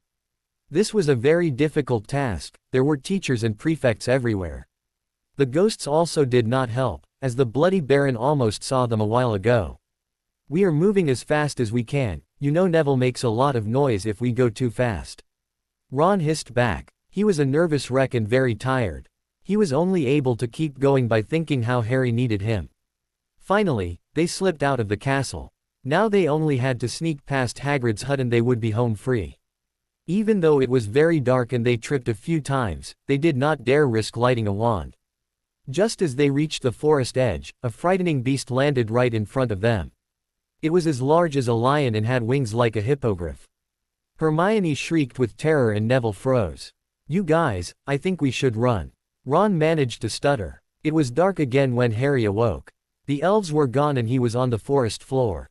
For a moment, he thought that he had dreamed it all, but then he remembered the strange song of the queen and felt a strange and foreign crystal object in his hands.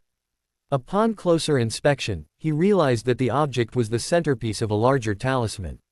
There were places for 6 other crystals to connect around it. The talisman also had a golden chain so he could wear it around his neck. He put it on and felt a strange, comforting pulsing emanating from it. He quickly cast an invisibility spell on it to hide it. As he wore it, he knew his new destiny was connected to it and he did not want anything to happen to the crystal. Then, he transformed back into his griffin form. It was very dangerous in the forest at night. He knew he was less likely to be attacked while in his animagus form. Harry did not want to walk all the way back. He actually did not know the way back. He decided that he would fly back. Once he left the cover of the trees, he could easily spot the castle in the distance. This was actually the first time he would be flying like this in his new life. His cupboard was too small to spread his wings and he had not really thought about it since he got back to Hogwarts. Harry really loved flying. It did not matter whether it was on a broom or as a griffin. A broom could go a lot faster but you did not have the same feeling of power.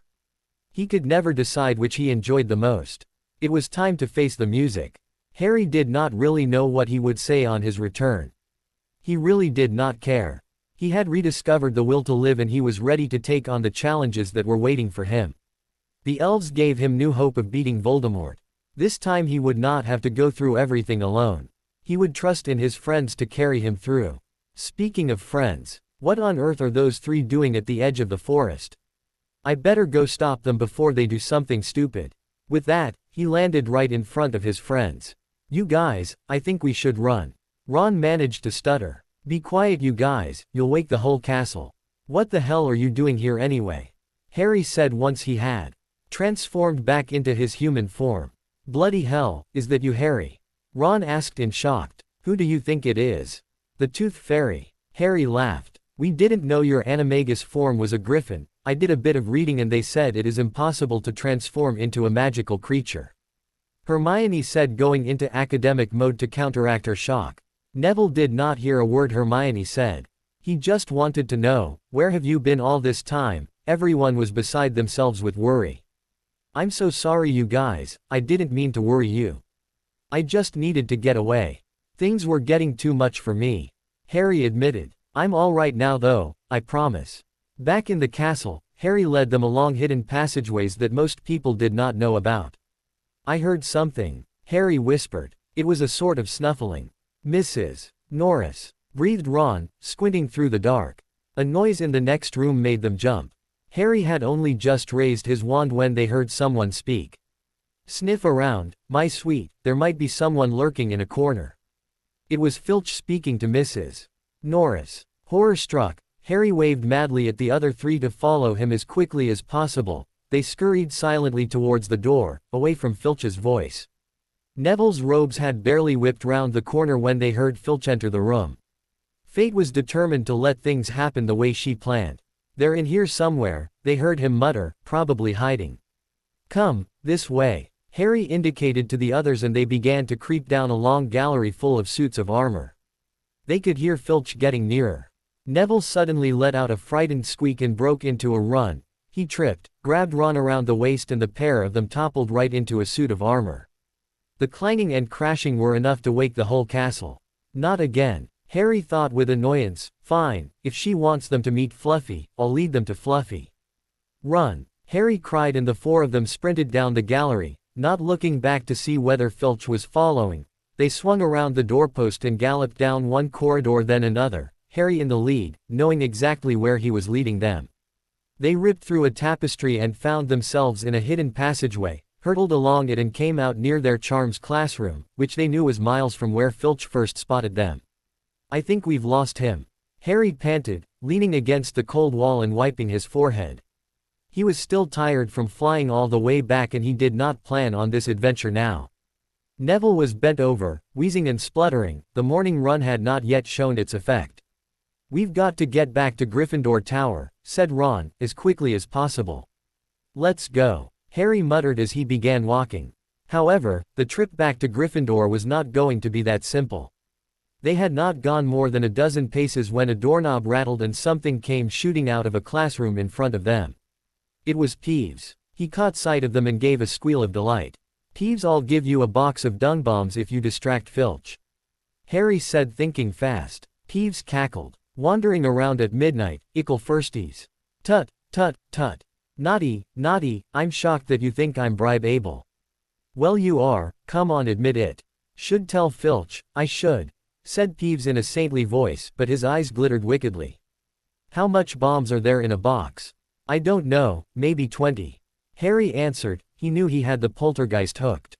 "Deal. Run along, I'll keep him busy." They were only a few corridors away when they heard Peeves yelling. "Students out of bed. Students out of bed down the charms corridor." They ran to the only door that was in that corridor. "The door's locked. We're done for. This is the end." Ronmo.net as they pushed helplessly at the door. They could hear footsteps, Filch running as fast as he could towards Peeves' shouts. "Oh, move over," Hermione snarled.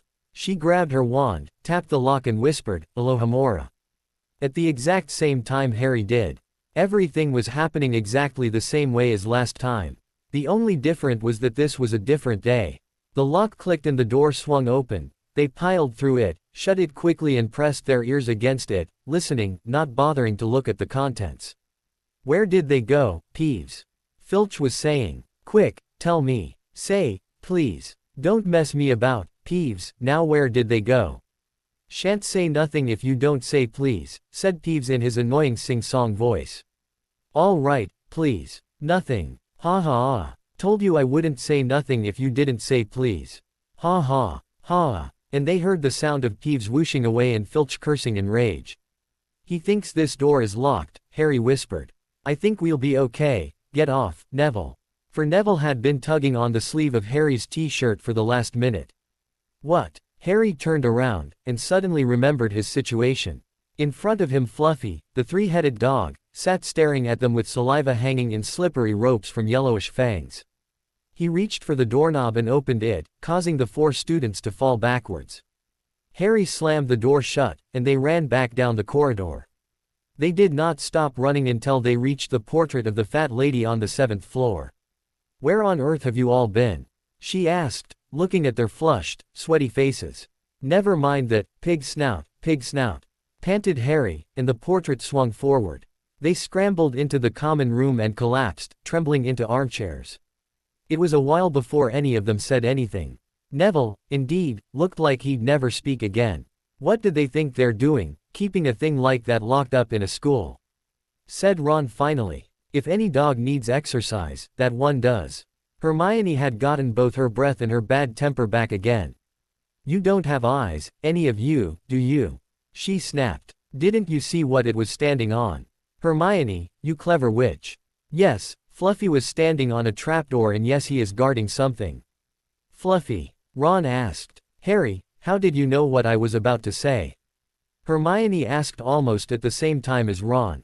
"You knew what that was all about, didn't you?" Neville added. "If you want to find out what is going on you'll have to do some research. It will be too easy if I tell you everything and you won't learn anything that way." Harry answered with a sly smile. "You have some explaining to do, Harry. You must tell us what happened after the duel to make you take off like that and then you must tell us about this whole Fluffy business." Hermione insisted. "Okay, make you a deal, the day you all master occlumency, I'll tell you some of my secrets. I'll help you find out more about Fluffy and what he is guarding but I won't tell you what it is. I'll also continue with your training but you must put more effort into it. It is really important that you master the skills I want to teach you." "But, Harry, why?" Hermione asked. "I've said enough, I think it is time for bed," Harry said with a sly smile. Then he gave Hermione a hug. "Good night." Hermione did not know what this meant. Did this mean he likes me or was that only a friendly goodnight hug? All thoughts of Harry's secrets were replaced by the mystery that was Harry Potter. She really liked Harry, but she also liked Ron, yet also in a confusingly different way. Neville was also a nice guy. She also did not know if she even should be thinking about stuff like that. She was only 11 and there were still many years to think about that. Maybe they were just really good friends. "Okay Hermione," she argued with herself, Time to get some female friends, you're hanging around guys too much. Unfortunately her logical brain could not let her get away with that argument. Harry had been her only friend for a long time, she never really had female friends so that could not suddenly be the problem. Oh, I give up, maybe I'm just tired, I'm being silly. It was only a hug. Harry lay in bed thinking of what he would do when the sun rose. It would be time to face the music. He did not know what he would say.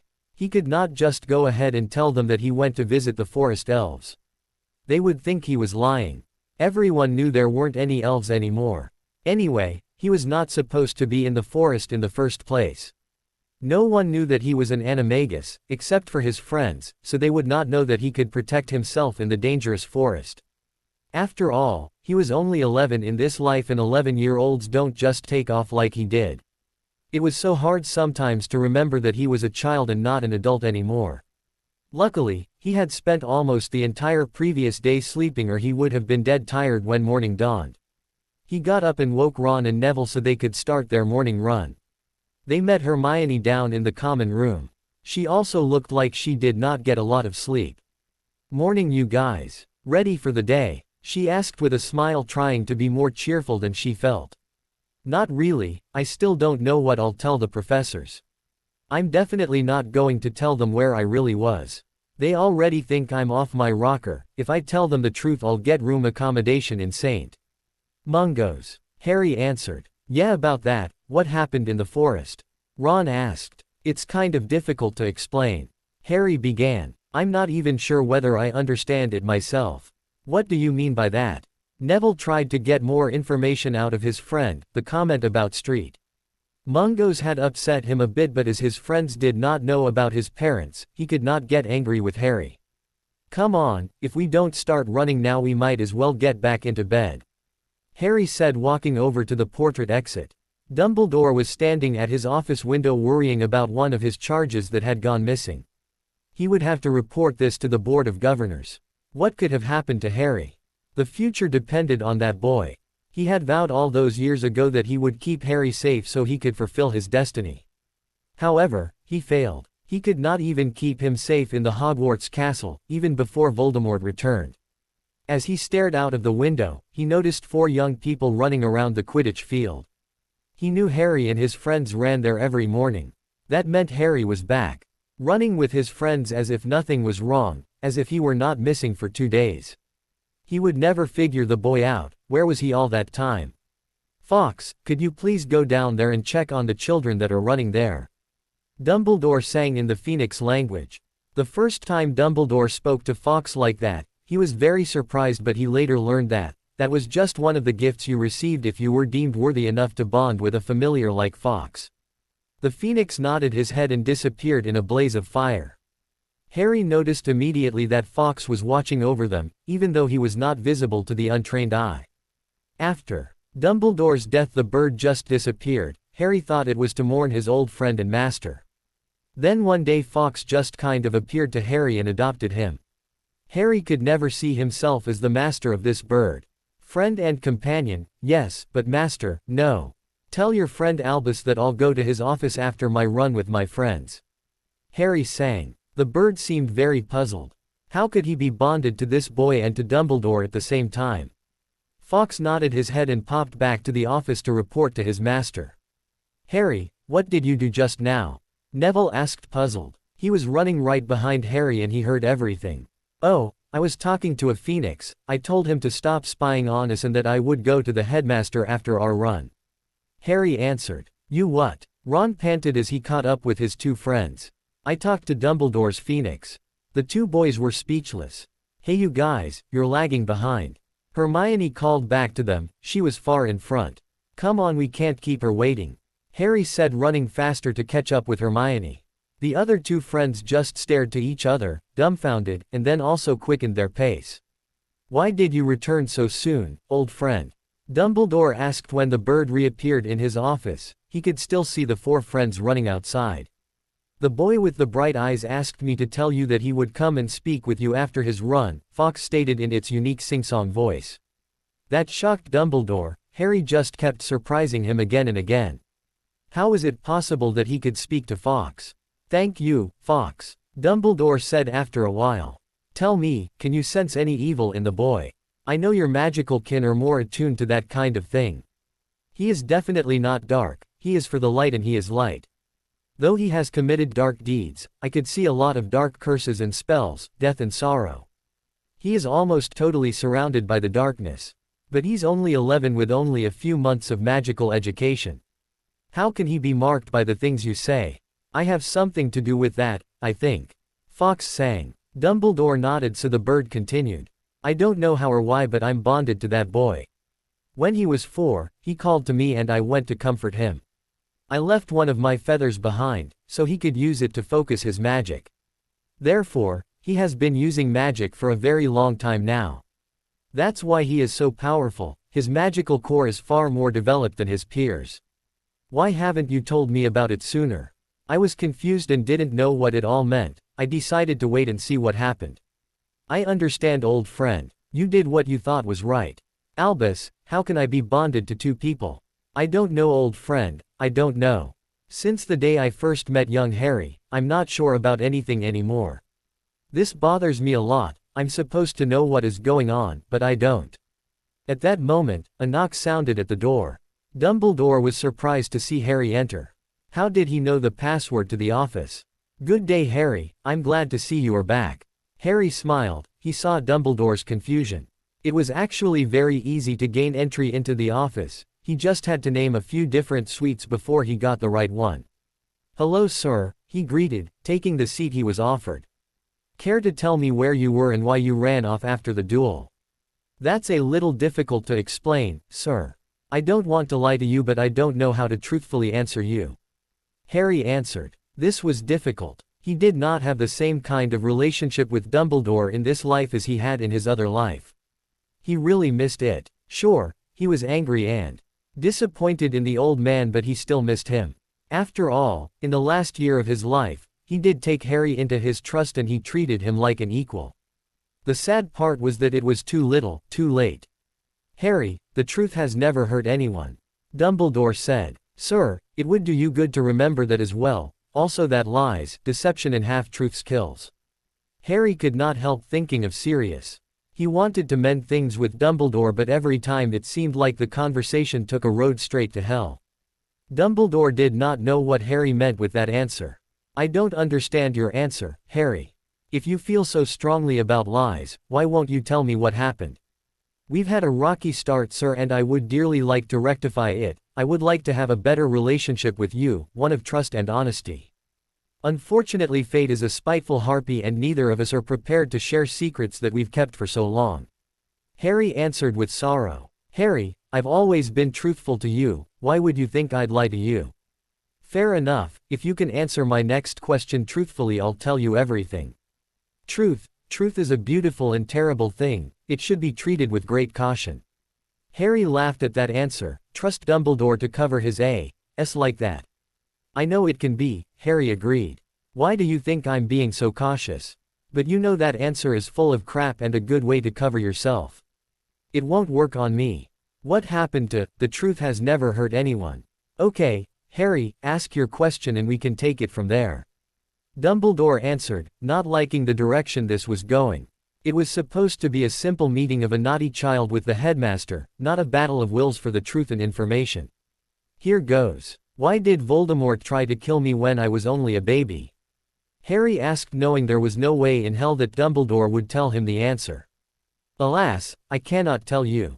Not today. Not now. When you are older. Harry held up his hand, cutting off any further explanations. I knew you wouldn't, but you'll understand then that I can't share my secrets. Just don't wait too long to tell me. Valuable time is being wasted and you might realize your folly too late. I'll ask you again later this year. Think about it, will you? I guess it must be like this. Dumbledore asked sadly. Yes, but I promise to never lie to you. Okay, I'll do the same. Will you please come and talk to me more often? Maybe we could work something out. I'd like that. It might not look like it but I really do like talking to you. Harry answered with a smile. He was a little disappointed, but then again he really did not expect anything. I guess there is only one thing left to discuss then. Harry said. What would that be? What will be my punishment for leaving school grounds and entering the Forbidden Forest? Is that where you were the whole time? Dumbledore asked amazed. How on earth did he survive 2 days in the forest alone? Yes, but I will not tell you what I did in there. It is part of the secret we are keeping from each other. Harry answered. What do you think your punishment should be? Dumbledore asked, curious of what the answer would be. I don't know. When I went into the forest I didn't plan on coming back again. Truthfully, I don't think I did anything wrong by leaving, but I did worry a lot of people and that was wrong. I guess a week or 2 of detention with Filch or Snape should do it. I'm hoping for Filch because I don't want to get into any more trouble. I'll definitely get into more trouble with Snape, we kind of hate each other. Anyway, either of them would do really. Why do you suggest them, and, Harry? It's Professor Snape, Dumbledore said. Harry's answer worried him. Why would he want to go into the forest and not come back, and also what changed his mind and made him come back? They are the people I would have the most rotten time with, though muggle cleaning with the squib won't be that bad because I'm used to it. I've also told you before that I won't show any respect to that murdering bastard, Snape. I guess that's another difference of opinion between us. You really should be more careful around him. Leopards never change their spots. Harry, I can't understand your animosity towards Professor Snape. How did you find out he's a former Death Eater anyway? Harry just shook his head. There's no such thing as a former Death Eater. Do you think he would ever let anyone quit? Anyway, we're getting sidetracked again, sir. Very well, Dumbledore gave in. He could ponder that matter later. I think I have another punishment in mind. The staff in the kitchen could use a bit of help. I think a week of kitchen duty would do nicely. Sir, wouldn't that upset the house elves? They love working and I would only get into their way. I also have a habit of upsetting those creatures. Harry answered. House elves love working but I don't think they would mind the extra hand. Why do you think you would upset them? I'm usually too nice and friendly with them. They have a really hard time making friends with wizards, but I never allow them to be my servants, so that's the biggest problem. That answer was unexpected. Most wizards were appalled by the idea of working alongside house elves. A boy like Malfoy would die at the idea of working under their supervision for a week.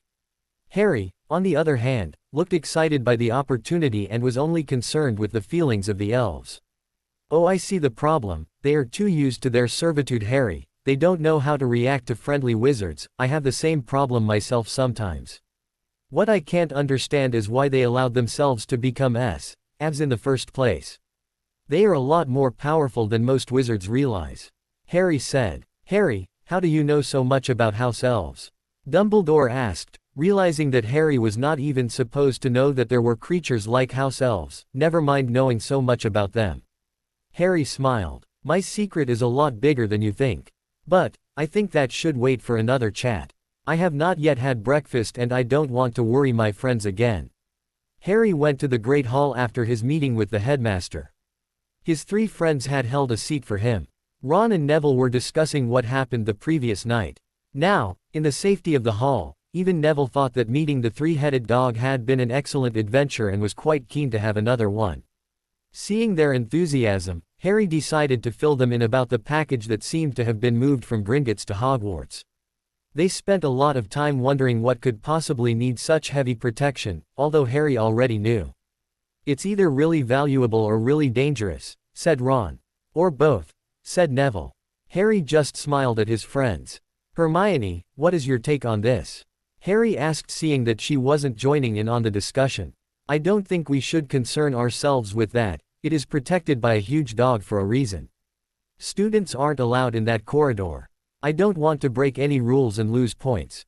You were breaking rules yesterday, Harry said, teasing Hermione a bit. Well, that was different, wasn't it?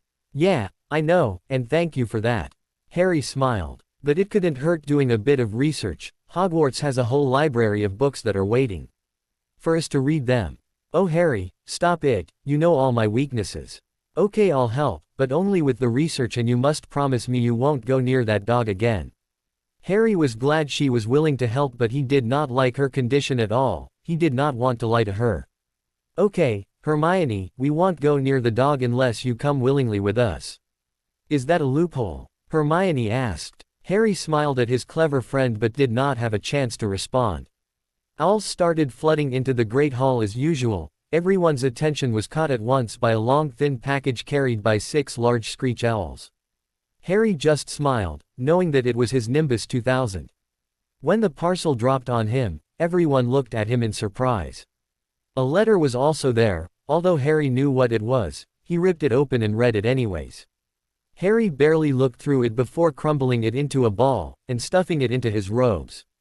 "Come on," Harry said to his friends as he got up to leave the hall quickly, wanting to unwrap the broomstick in private before their first lesson. "I missed this old broom. The day the Whomping Willow destroyed it was a sad day indeed." Halfway across the entrance hall they found the way upstairs barred by Crabbe and Goyle. Malfoy attempted to seize the package from Harry with a lot of difficulty, but in the end failed. Harry groaned inwardly. He did not want to go through this scene again. The more things changed, the more they stayed the same. "I will never figure fate out. This was supposed to happen days ago." "That's a broomstick," he said as he gave Harry a look of jealousy and spite. "You'll be for it this time, Potter. First years aren't allowed them." "It's not any old broomstick," Ron said, "it's a Nimbus 2000. "What did you say you've got at home, Malfoy?" "A Comet 260. Ron grinned at Harry. "Comets look flashy, but they're not in the same league as the Nimbus." "What would you know about it, Weasley? You couldn't afford half the handle," Malfoy snapped back. "I suppose you and your brothers have to save up twig by twig." Before Ron could answer, Professor Flitwick appeared at Malfoy's elbow. "Not arguing, I hope, boys," he squeaked. "Potter's been sent a broomstick, Professor," said Malfoy quickly. Yes, that's right," said Professor Flitwick, beaming at Harry. "Professor McGonagall told me all about the special circumstances, Potter." "And what model is it?" "A Nimbus 2000, sir," said Harry as he smiled at Malfoy. Harry and his friends headed upstairs, smothering their laughter at Malfoy's obvious rage and confusion. For the rest of the day, Harry had trouble keeping his mind on his lessons. He remembered he had the same problem the first time around. This time though it was not because he was anticipating flying on his new broom. No, he was thinking about the elves and the crystal object. He was also thinking of the confrontation he had with the headmaster. He was yet to learn the time and date of his detention with the house elves. He was really excited about it. Maybe I could work on elven relations. Magical creature alliance will be very important in the future. Might as well start now before all the bad stuff starts to happen. I can see it now, SPEW and the ferocious house elf army. Harry could not suppress his giggling as that amusing thought maybe Dobby could be the general and they could have socks as their emblem on their uniforms. Harry pretended his preoccupation was due to the broom. When the last period of the day was over, he and the other 2 boys bolted up the stairs without even making a trip to the Great Hall to get their dinner. Hermione said she would rather stay away from brooms if she could help it. Harry understood that but knew she would have to overcome her fear of flying soon. Someday they might be in a tough spot and they would need to fly out. Wow, Ron sighed, as the broomstick rolled onto Harry's bedspread. The light through the window shone on the sleek mahogany handle. The golden words Nimbus 2000 glittering. "I missed flying with this broom. It's not my firebolt but it's still a great broom." Harry thought again to himself as he picked it up. "Let's go try it out now," Ron said as Harry and Neville nodded excitedly. They ran out of the castle to the pitch. They would have an hour of flying time before Wood would arrive for Harry's first training session. When they arrived there, all Harry could do was smile. Some of his best memories and victories took place on this very field. It was almost like coming home again. He had not played any Quidditch since his 6th year in Hogwarts, before he left on his dark quest. Harry was quite eager to fly again. Before Ron could say anything, Harry had already kicked off the ground, and was zooming around the field. He yelled for joy as he made several loop-de-loops. He flew as fast and as high as his broom could go and then dove down at that same speed, pulling out of it at the last second. "Blimey, he can fly," Ron gasped with an open mouth. Neville just nodded. He had almost had a heart attack seeing what Harry did on a broom. A few seconds later Harry, grinning like a madman, stopped in front of his friends. "Any of you want to go?" he asked. Ron nodded eagerly but knew he would not be doing any of the tricks Harry just pulled off so effortlessly. He would settle for going really fast. He would break his neck if he tried anything else. What became of, "You're the expert mate," he thought bitterly. He was supposed to be teaching his friends to fly, not the other way around. Neville also had a try, but he did not go nearly as fast as the other two. He had a more cautious approach to flying. Harry guessed it was because he grew up so protected. They flew, taking turns for the rest of the hour. It was Harry's turn again, and he went on a roller coaster ride around the field. He was thoroughly enjoying himself.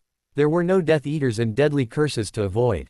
It almost felt strange. In the war, you had no time to enjoy the ride. You had to fly for your life, using every trick in the book to dodge and stay in the air. To stay still remembered his tactical flying training well.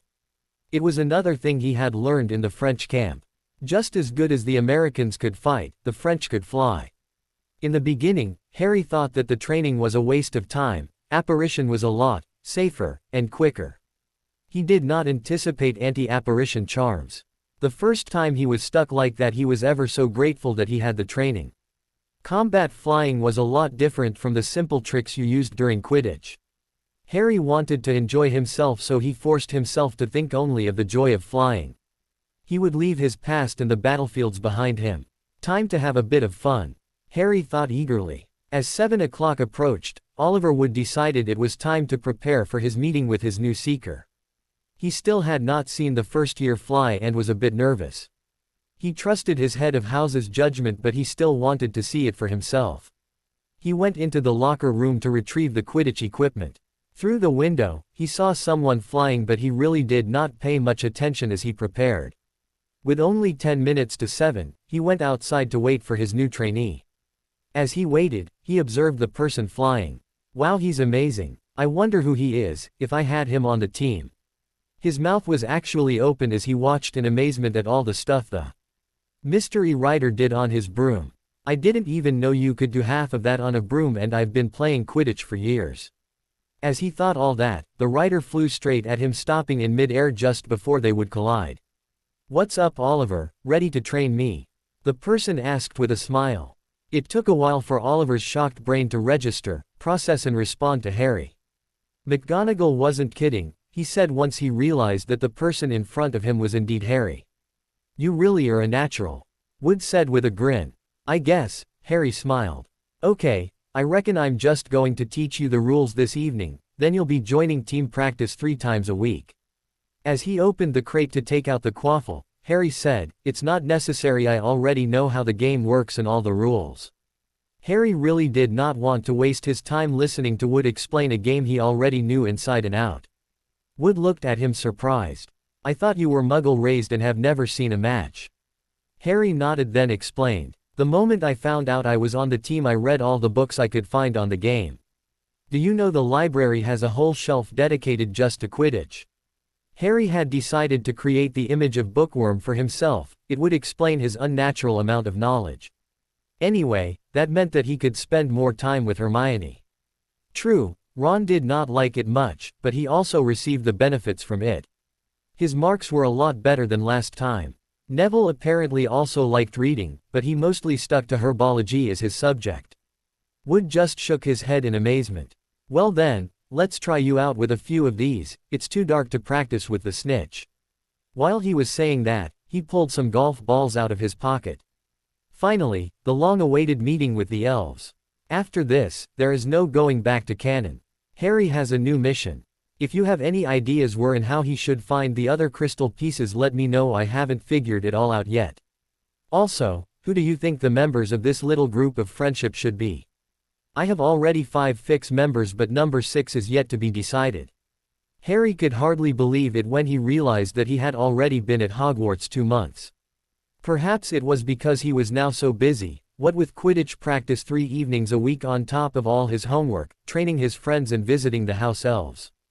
Harry sat in the windowsill looking over the grounds. This was one of those rare moments where everything was calm and Harry could relax and think.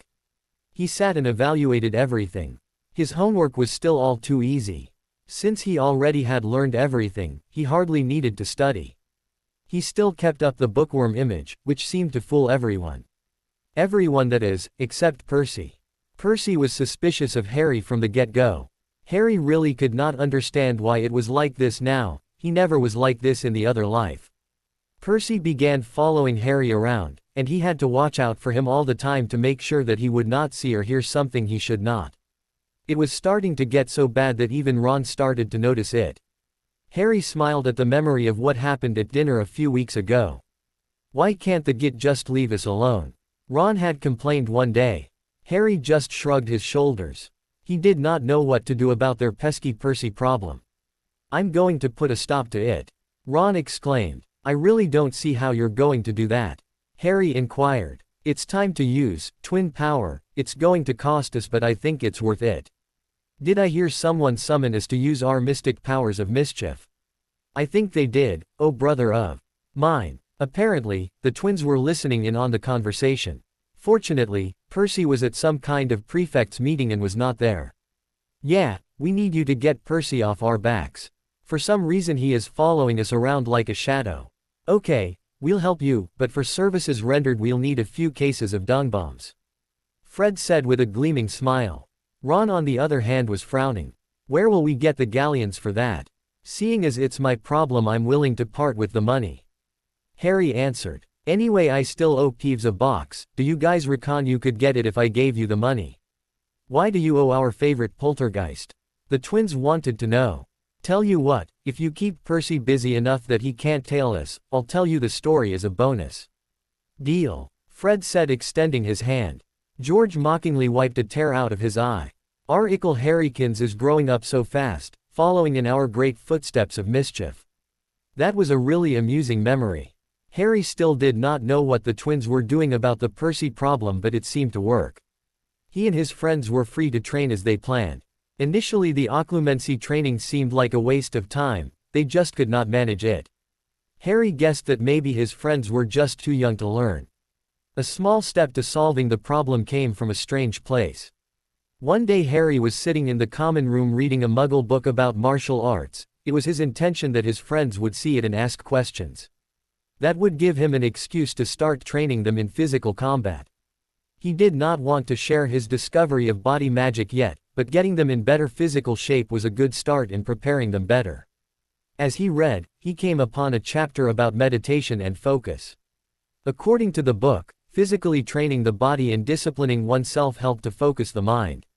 Well, that explained a lot. It was only once I started training with Moody that I managed occlumency. I really did not know that had an impact. I thought I just did better without Snape, Harry thought as he read. Then again, Master Lee had me do all that running and meditating before he showed me anything about the arts. The next day the group had started with their training in martial arts. Harry was very happy about that. 2 birds with 1 stone. After that, things started to happen in the training of their minds. Another unexpected bonus was that their spell power seemed to increase.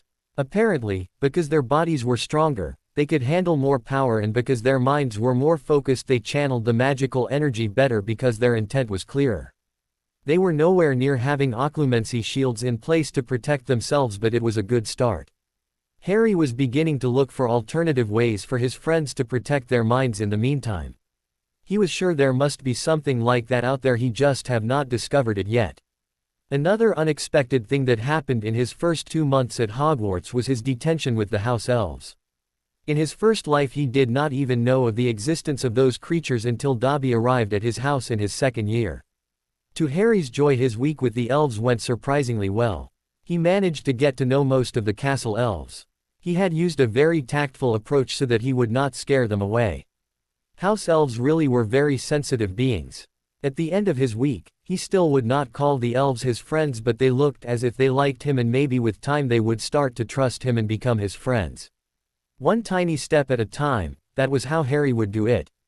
You could not undo generations of conditioning and servitude in one try. After that, Harry made a point to visit the elves at least once a week. He also made sure that his dorm was always so clean that the elves would not have to clean there. Initially his new approach to cleanliness rather freaked out his dorm mates, but they soon got used to it. He hoped that the little elves would not feel insulted that his dorm was so clean. The strange little beings really had a strange way of looking at the world. They might think he was so tidy because he doesn't trust them to do the cleaning. Hopefully they would see it in the light that he intended it. So far, they were still enthusiastic whenever he came to visit them, so Harry hoped his plan was working. Ginny's letters were also a pleasant memory, they were now writing to each other twice a week. It surprised Harry how easy it was to talk to her on paper. He had never had the opportunity to have this kind of relationship with her in his other life. There, fate always seemed to place a wedge between them and prevented them from being together no matter how hard they tried to overcome the nasty circumstances they were in. She had died before they could sort everything out. Harry sat silently staring into space, lost in his sad thought of loss and sorrow. He did not notice Hermione come sit next to him. "Canute for your thoughts?" she asked, concerned. She almost startled him, but some small part of his brain registered her presence in her question. Harry smiled at her, once his whole brain was back in focus and not ready to curse his would-be attacker. "I've just been thinking of everything that's happened since school started." "Oh," she nodded. "Yes, this is really nothing like I imagined it would be." "You don't like it here?" Harry asked, surprised. No, it's nothing like that. Hogwarts is better than anything that I could ever have expected, just like the stories you used to tell me when we were younger. I miss my parents sometimes, that's all. I also miss our adventures, seeking new magic, but I guess you teaching us all those useful spells makes up for it." Single quote. Harry nodded his understanding. The next morning Harry woke up to the delicious smell of baking pumpkin wafting through the corridors. For some strange reason this made Harry feel nervous and on edge. Then he realized why. It was Halloween. Today would be the day when Quirrell would sneak a smelly mountain troll into the castle to cover his attempt to steal the Philosopher's Stone. Great. Wonder what fate has planned for me today, he thought as he got up and dressed for his daily run and sparring session. Besides, I could handle a mountain troll if I have to. A cutting or bludgeoning curse should do the trick. Anyway, if I keep my friends together I won't have to fight the smelly beast. I'll just let the professors handle it. Hopefully fate is in a nice mood today. Unfortunately for Harry, his friends also picked up on his nervous tension. They cornered him after their run. "Okay, Harry, spill the beans, what's going on?" Ron asked. Harry did not answer immediately. "I shouldn't be surprised. We spend so much time together that we're almost attuned to each other's thoughts. They really are the best friends ever. How on earth will I explain what's going on?" "Come on mate, you know you can tell us." Ron tried again. "The thing is, I don't know myself." Harry lied, he really hated the necessity of deceiving his friends like this. "I've got this really strong feeling that something very bad is going to happen tonight." "What do you mean, Harry?" Hermione asked, a little bit worried. "I don't know. I just think we should stick together today and watch out for each other." "Okay mate," Neville said, trying to reassure his friend. "Do you think you're a seer, Harry?" Ron asked curiously. Harry started to laugh at that. "I really don't think so, anyway I don't much like fortune-telling. Prophecies have a funny way of messing up your life." "What do you mean by that, Harry?" Neville asked. "Never mind, just be careful today, please." "I agree with Harry. I also don't believe you can predict the future," Hermione said as they walked back up to the castle. "Anyway, there is no harm of looking out for each other as we do that already." That morning in Charms, Professor Flitwick announced that he thought they were ready to start making objects fly, something that all the first years been dying to try since they'd seen him make Neville's toad zoom all around the classroom. All the first years, that is, that were not part of Harry's little study group. They had already done that spell a month ago. Harry and Hermione had learned that one even before they came to school, without the aid of wands. Ron really liked levitating stuff, especially when he shot crumpled bits of paper to an unsuspecting student in the study room.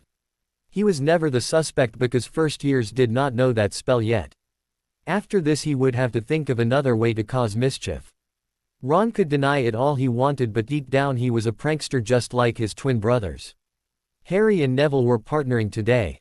Harry was thankful that he would not have to cope with Seamus Feather catching fire. Ron was with Hermione just like in the other timeline. "Now, don't forget that nice wrist movement we've been practicing," squeaked Professor Flitwick, perched on top of his pile of books as usual. "Swish and flick, remember, swish and flick. And saying the magic words properly is very important, too. Never forget Wizard Barafio, who said S instead of F, and found himself on the floor with a buffalo on his."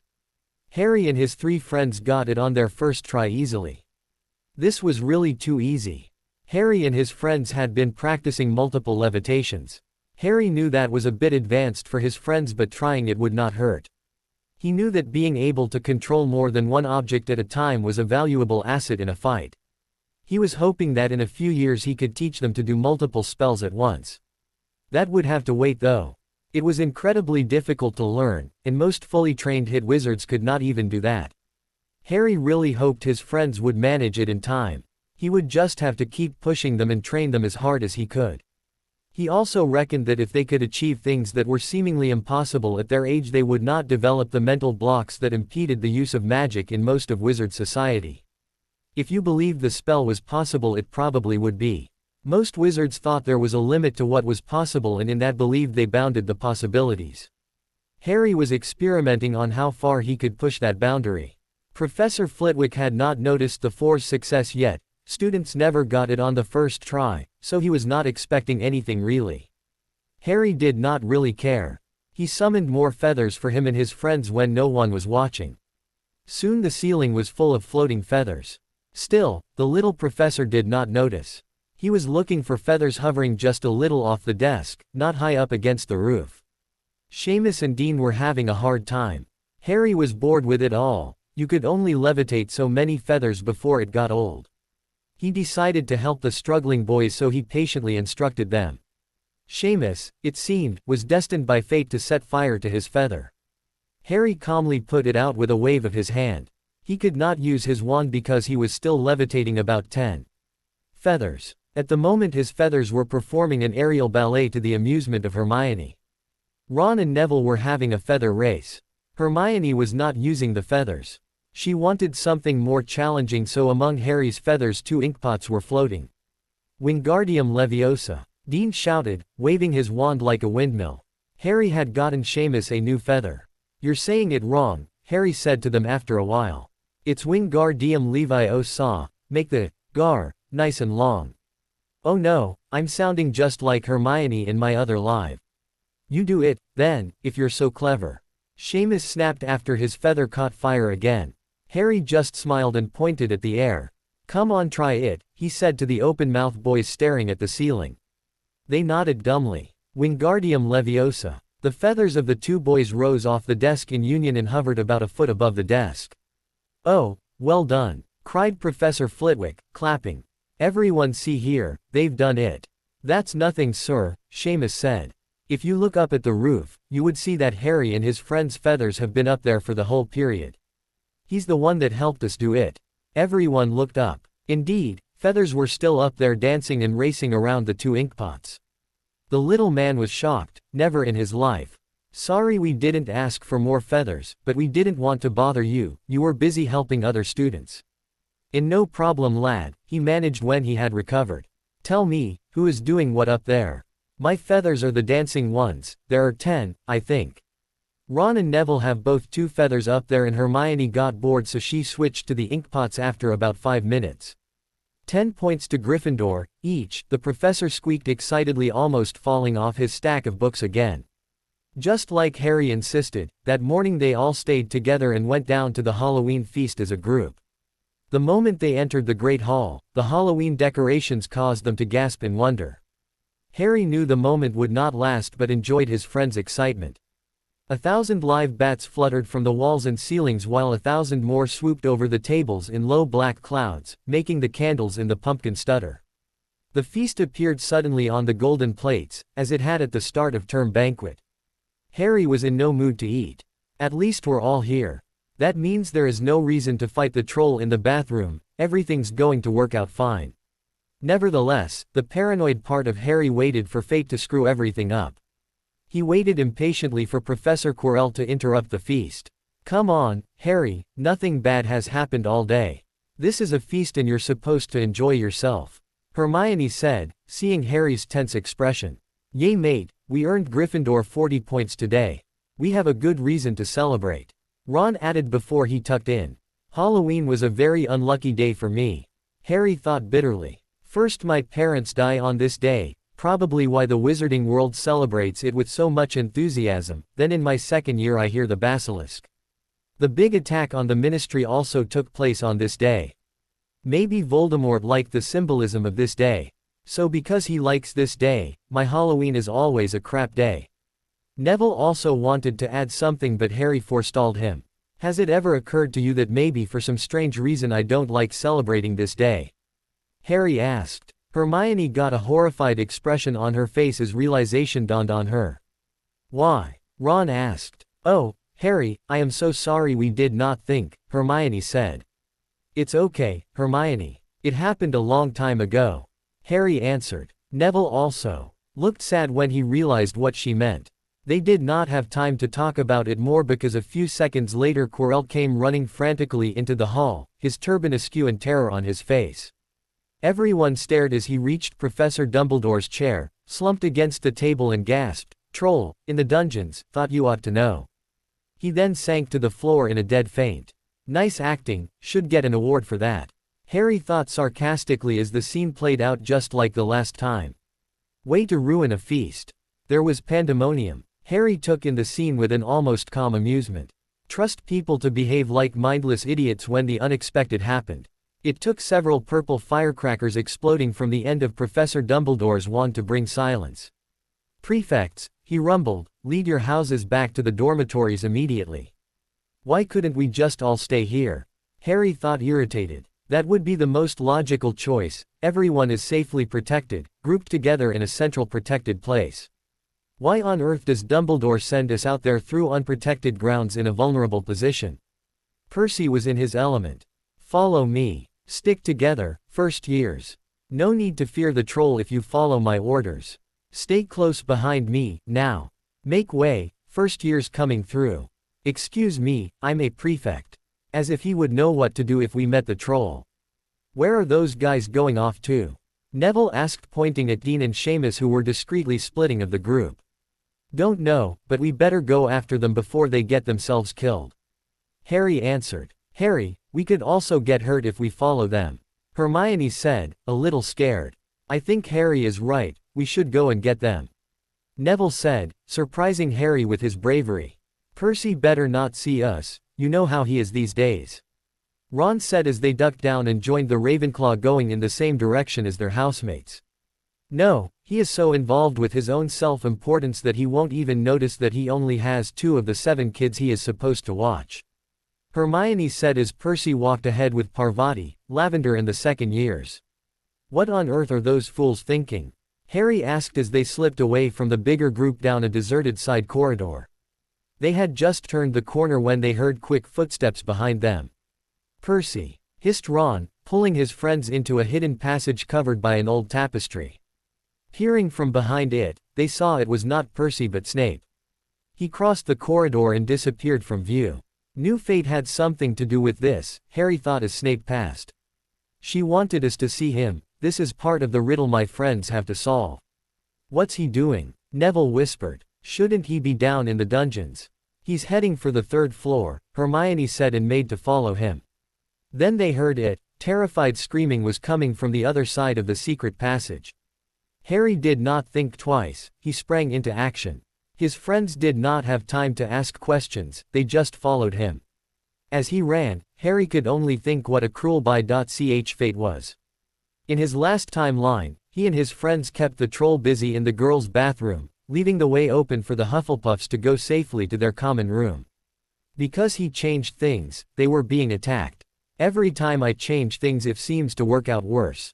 He was starting to doubt the words of the Elven Queen. How could he embrace his destiny if things were going to turn out badly anyway? A horrible scene met them as they entered the main corridor from behind a large stone griffin. The troll was 12 feet tall, its skin a dull, granite gray, its great lumpy body like a boulder with its small bald head perched on top like a coconut. It had short legs thick as tree trunks with flat, horny feet. The smell coming from it was incredible. It was holding a huge wooden club, which it was currently swinging at someone. The 2 Hufflepuff prefects were sprawled unconscious against the wall. The first years were all cowering in a corner. It seemed only one person was brave enough to stand up against this monstrosity. Run, do not just stand there, I cannot distract him forever. Susan screamed frantically to her bewildered classmates as she ducked the blow from the giant club. They did not move, they just huddled tighter together. Harry went immediately into action mode, not even considering the danger. Stay in the hidden passage, he told his friends as he ran towards the troll that nearly got Susan with his club again. He started to throw curses at the beast, but nothing seemed to work. Too late, he realized that Quirrell had put a spell repel charm on the enraged creature. It swung its club at Harry and threw him against the opposite wall, knocking his breath out and snapping his wand arm in the process. As he regained his senses, he saw Susan was lying unconscious against the opposite wall. Harry got up to resume his fight with the troll. He was nearly there when with its club the beast demolished one of the pillars that supported the roof. In a cloud of gray dust, rocks began to fall right where the first years were huddling. Harry immediately held his good arm in the air, muttering a charm to keep the boulders from crushing his friends and classmates. He knew he could not keep it up for long, the strain was too much for his magic to handle. Unfortunately, the Hufflepuffs were so frightened that they still stood frozen. "Run, I can't keep this up," Harry shouted desperately as the troll approached him. He knew if he moved the roof would fall in and his friends would die, but if he did not move the troll would get him and the roof would fall anyway. He was using all of his magical energy to support the roof, he had nothing left to defend himself against the approaching beast. To his relief he could see, out of the corner of his eye, Hermione leading the frightened Hufflepuffs into the hidden passageway they came from. Neville was trying to get Susan and the unconscious prefects out of the way. He did not know where Ron was but could not look around to find him. He had to keep focusing until Hermione had led all of the kids to safety. Harry hoped that she would hurry, because the troll had only eyes for him. He closed his eyes, expecting the inevitable blow to fall. It never came. He heard Ron's voice shout a spell. He opened his eyes seeing the beast club flying out of its hands and cracking it on the head just as in the old-time line. Harry smiled as he heard his friend gasp in amazement. "It was the first spell I thought of." Harry did not hear or see more, blackness was clouding his vision. His arm fell to his side as he collapsed. The moment his hand dropped so did a part of the roof. Harry was luckily far enough away that he was not crushed, but he was still covered with dust and small pieces of debris. Ron, Hermione and Neville ran to their friend, frantically digging him out of the wreckage, calling his name but he did not answer, did not move. Dumbledore, McGonagall and Snape found this scene, Hufflepuffs standing around senselessly and 3 frantic Gryffindors standing over the boy that was the center of Dumbledore's worries. In the hospital wing, an invisible headmaster was standing in the corner observing an unconscious Harry and his friends that were sitting around him, whispering to each other. It was noon the day after the dreadful incident and still, Harry had not moved. His physical injuries could not be healed by magical means. According to Madame Pomfrey, he was totally magically exhausted and using any magic on him would be very dangerous. As of yet, he could not find out what happened as all the statements of the Hufflepuffs was a jumbled mess and the 3 Gryffindors were too worried about their friend to give a complete account. He suspected that only Harry knew what happened and what he had done to drain him so completely. Most of the students did not know. They said that Harry just stood there with his hand raised, waiting for the troll to get him. The Weasley boy told how he accidentally clobbered the troll. He saw his friend was in danger and he used the first spell that came to mind. As the spell was focused on the club and not at the troll, it worked. The troll was immune to magic, not physical force. Dumbledore had a good suspicion of what had happened but he would have to wait and see. For now, he was content to watch and listen. Something of the whispered conversation caught his attention. He knew, didn't he? Hermione asked Ron. He knew, he warned us. Yeah, I reckon he knew all along. That's why he was so nervous the whole day. Neville whispered back. It's strange that he was so agitated all day and he tried to avoid danger and keep us safe, but then when he heard the screams he ran as if on fire, Hermione said, perplexed.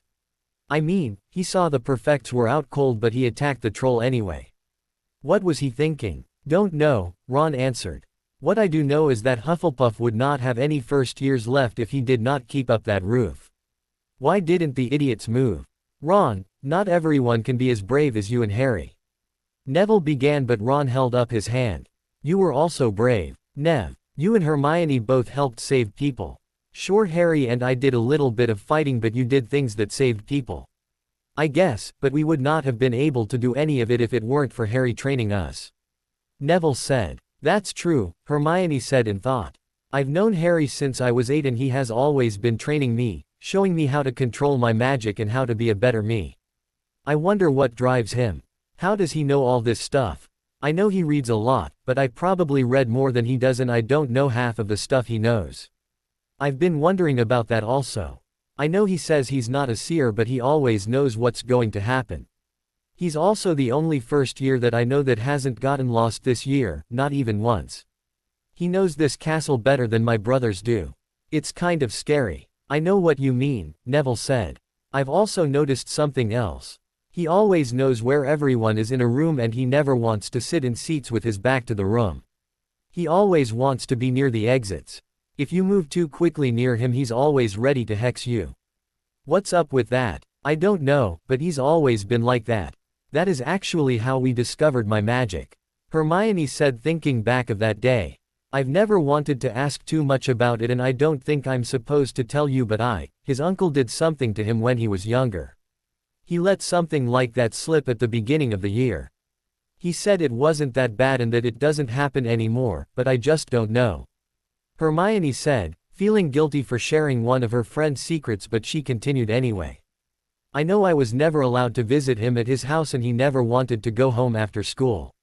He stayed to practice and study almost the whole day. He only left school early to visit a man he called Master Lee. I think he's the one that taught Harry the arts. I don't care about all this mystery stuff, I just wish he would wake up. Neville said, distressed. He has helped me so much I can't stand seeing him like this. Hedwig and Amberle are making me crazy. Have you ever heard of pets visiting their masters in hospital? Ron asked. Well, they're not ordinary pets. You know he talks to them, they're his friends just like we are. I think they might be true familiars. Hermione said. That's just another of those weird things about him. Most wizards are lucky to find their familiar in their lifetime and he has 2 already at 11, figures. Ron said. I know, it's just another one of his weird quirks, but it's not just his familiars he talks with. Neville added. He talks to all living creatures as if they're humans. Think of the fairies we found him with the other day, and his constant visits to the house elves. Well, I think it's cute that he's made friends with the house elves. You could learn something from it. Hermione defended. We know, it's just strange. He's always talking about going to visit vampires and werewolves. I've even heard him talking in his sleep about meeting the high elves. They're not even supposed to exist anymore. Ron retorted. Well, he always jokes that a general needs a diverse army. Neville laughed, thinking about Harry and his dream of uniting all the magical races. The thing is, I don't think he is joking, Neville. Ever wonder why he is teaching us all of those hexes and defensive spells? I don't know, but I trust Harry. He would never let anything happen to us. He is helping us so that we can be better wizards. Ron said. We know, Ron. Anyway, I think I know how to heal Harry. It will take ages for him to heal the Muggle way, Hermione said as she got up. Hold this crystal, Neville, and you take this one, Ron. Hermione took an ordinary Muggle herb out of her pocket and placed it into a bowl of water. She lit a contained blue fire under it and soon a sweet vapor filled the air. She then picked another crystal up and stood so they formed a triangle around Harry. My own, I don't want to be a pain, but what exactly are we doing? This looks like some of those crazy rituals Muggles that think they are witches do. Just because they are not magical doesn't mean they can't do magic. I know what I'm doing. This won't interfere with Harry's core magic but it will help him heal faster. Is this one of those alternative magic things you and Harry keep talking about? Neville asked, interested. Yes, this is a combination of herbal healing and crystal energy focus. I don't have the right candles to combine that also but I think this will do. We had a teacher that was very interested in this form of healing. I don't know exactly how Harry got her to teach us, but it's really interesting. In the corner, Dumbledore was carefully considering everything that he just heard and was fascinated by what the young Granger girl was doing. He doubted that it would help but if it made them feel better he would not stop them. They needed to feel that they could help their friend. As long as they did not use a wand or gave Harry something to drink, he would just let them be. What the nurse would have to say about this whole thing was another story. She would probably ban them from her infirmary if she saw this. To his great surprise a rainbow light was forming within the triangle, the energy then absorbed into Harry. 5 minutes later Harry woke up. Albus was amazed. According to Madame Pomfrey, Harry should have been out for at least another day. Welcome back in the world of the living. Ron greeted his friend. Harry groaned at his friend's comment. He had been at death's gate more times than he cared to count and he did not like the feeling. Hi, was all Harry managed to say. He was exhausted and every muscle in his body ached. This almost feels like I destroyed a Horcrux and then fought a dozen Death Eaters. Nice, my first time being magically exhausted in this life. Ah well, might as well get used to the feeling. I have all of those nasty things to destroy again. Take it easy, Harry, don't try to speak. We're so glad you're awake. Hermione said as she put on his glasses. I'll get Madame Pomfrey, she made us promise that we would call her if anything happened. Neville said. You better get rid of those crystals and herbs, my own. I don't think she would appreciate your alternative healing methods on her patients. Ron warned. Harry smiled at his friends, but he was too tired to keep his eyes open and before the matron could return, he was asleep again. Dumbledore was sitting in his office considering all that had happened so far that year. He would never have imagined that the return of Harry Potter to the magical world would make him feel so inadequate. The more he learned of this young boy, the less he knew about him. To the outside world, Harry and his friends looked inseparable, the Dream Team as some Slytherins called them. They spent almost every moment together, yet from what he had overheard in the infirmary it would appear that Harry did not share his secrets, not even with his closest friends. He was planning to train an army consisting of wizards, werewolves, vampires and who knew what other creatures. He knew Fawkes said Harry was for the light, but everything he did reminded him of another boy who turned out to be a Dark Lord. He could not allow that to happen again. He would have to intensify his efforts in gaining Harry's trust. He felt it was his duty to keep Harry on the path of the light. He knew that Harry was extremely powerful, maybe he would even be stronger than himself and Voldemort someday. The problem was that if he was unstable, Dumbledore was very afraid of the prospect of a powerful unstable wizard.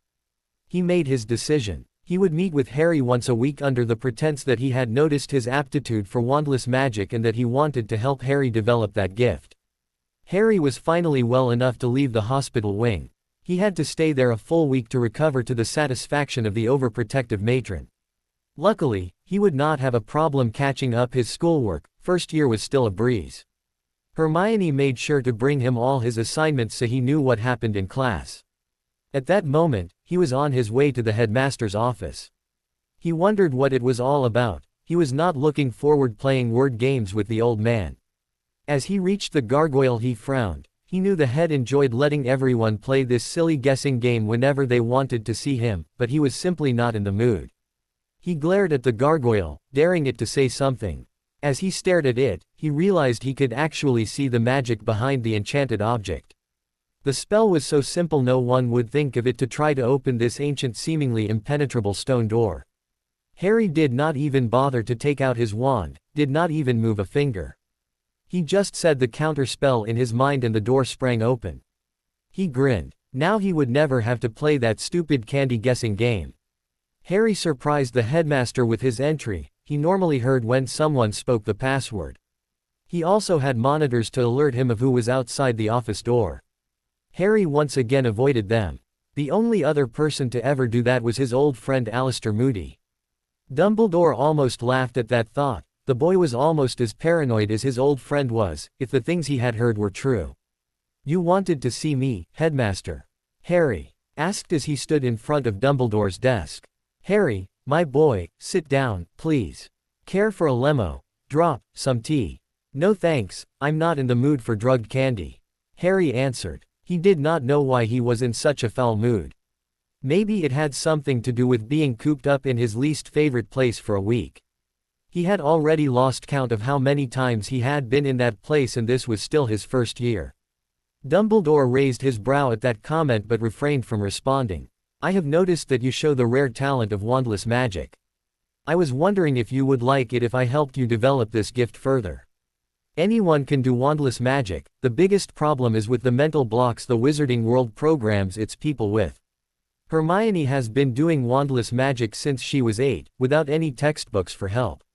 With the right hand movements and Latin words you can create any spell you want.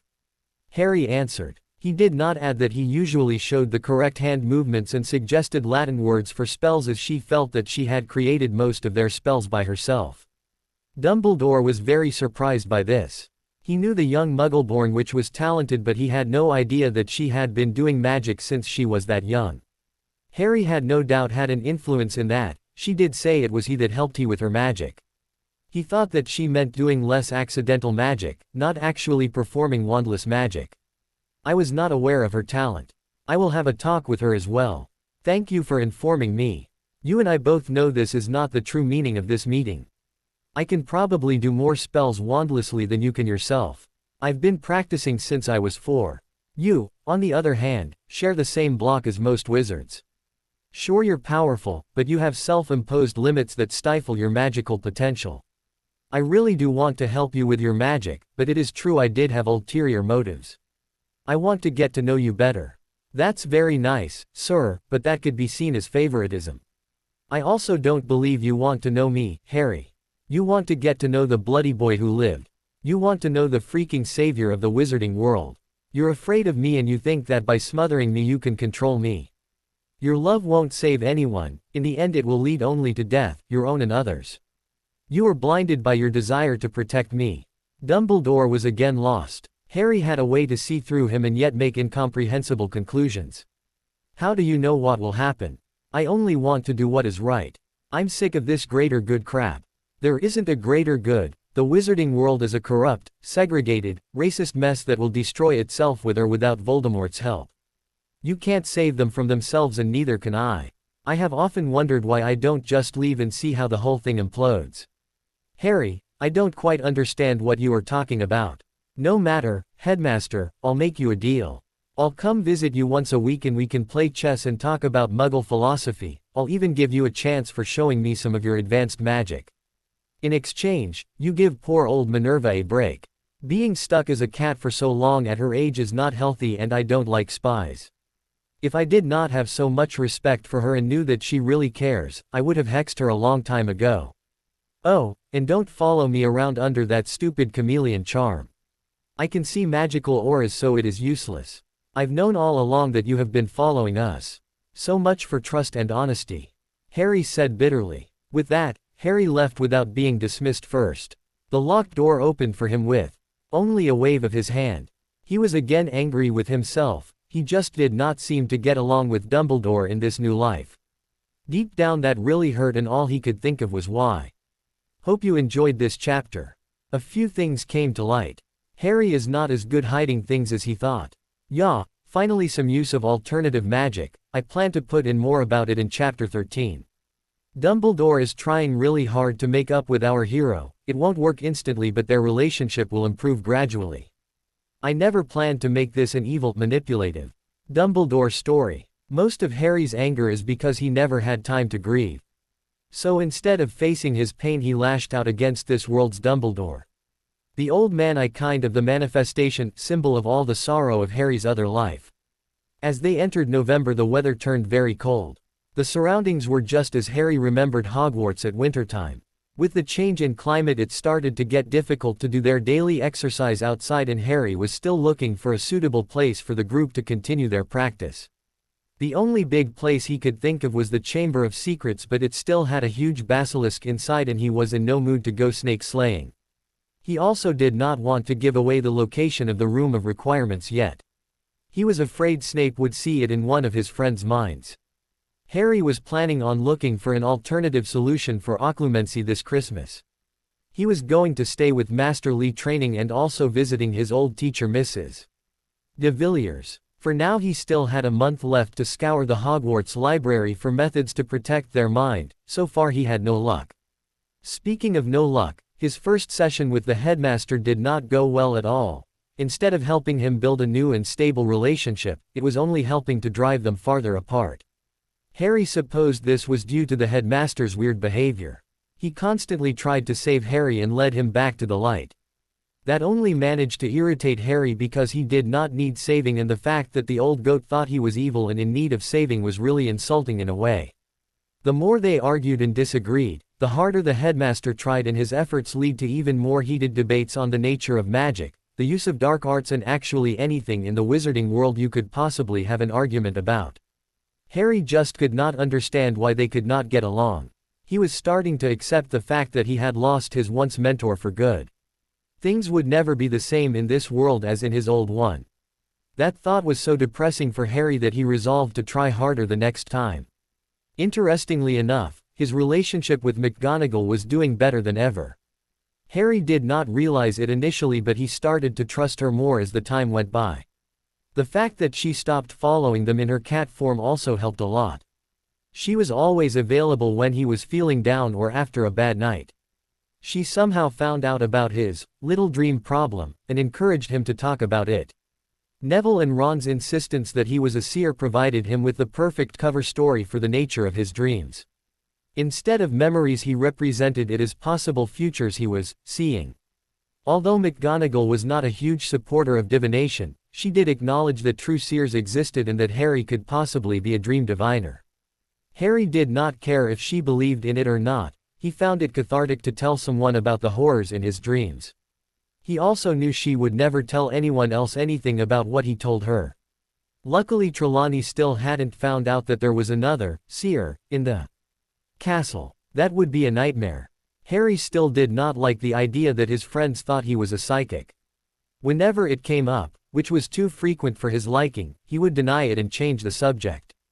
Ron and Neville had lots of fun mocking Harry about this. If they were annoying him too much, Harry would hit back by mocking Neville about his new friendship with Susan. But that only dampened their spirits for a moment before they would start again. Hermione just huffed at their antics. She still did not believe it was possible to predict the future, although it was starting to freak her out how often simple things Harry warned them about turned out true. Hermione also did not mind Susan occasionally hanging out with them. A little female company did much to preserve her sanity.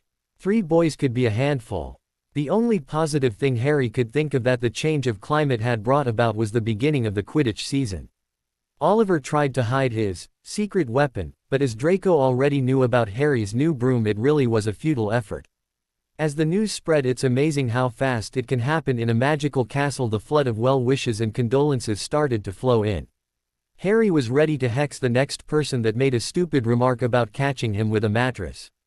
He knew he was the best flyer in the damn school. As the time for the match between Slytherin and Gryffindor approached, it only got worse. Harry was not nervous at all, but the people around him were really starting to bug him. Luckily, he had his friends to distract him and keep stupid people away. He found the best place to avoid people was the library, so he and his friends ended up studying a lot, to the absolute delight of his bushy-haired friend. Ron and Neville were slowly coming around to the idea of studying, though that did not mean that Ron did not complain a lot. He would still rather play a game of chess before he did his homework or, to his dismay, extra research. With all their time in the library, Hermione forced them all to look for more information about Fluffy and possible things he could be guarding. For someone that did not want to be part of anything involving rule-breaking, she was sure obsessed with gathering information. Harry knew from the start she was got cur for mysteries. When Harry was not busy with Quidditch, with his friends in the library or busy training them in magic, he has contemplating his strange visit to the elves and the crystal that was now permanently around his neck. He found it strangely comforting to hold it. He still had no clue what to do with it or how to find the other pieces, for now he was too busy with everything happening around him to do anything about it. It was another one of those things that would have to wait till the holidays. Harry paged through Quidditch through the ages to distract this random thought taking him over. Hermione lent it to him again this time. He already knew everything that was in it, but he read through it anyway just because it was a nice gesture from his friends.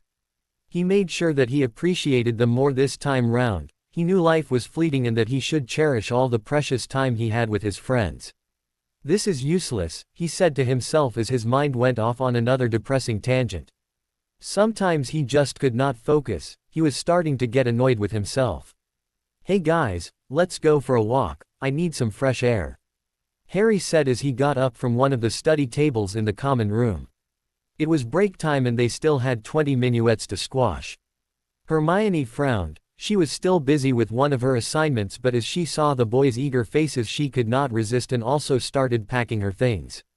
It was Really cold out in the courtyard, but it was helping Harry a lot to clear his mind. Hermione, being the brilliant witch that she was, conjured a bright blue fire for them again. Neville and Ron were paging through a book about interesting plants that Susan lent him. Neville was debating the usefulness of herbology in magic with Ron. Ron insisted that it was glorified gardening and not as useful as charms. That did not put Neville off. Herbology was his passion and he was determined to convert Ron. Hermione and Harry listened to the discussion with amusement. As they were standing around the flame to get warm, Snape happened to pass. As the friends did not know if it was allowed to have a fire, they quickly turned around to hide it. Harry mentally cursed his friends. They looked guilty as hell and would obviously attract the Dour Potions Master's attention. We'll need to teach them how to operate covertly and lie effectively. How to do that was a thought he would leave for another time. Harry was slowly compiling a mental list of all the things he needed to teach his friends and also creative ways on how to do that without waking their suspicion. As expected, the greasy bat limped over to them. Just like the previous time, he did not see the fire, but as predicted he was looking for a reason to deduct points. Soon Gryffindor had 5 points less. Neville was one herbology book short and Harry's friends had another theory to ponder.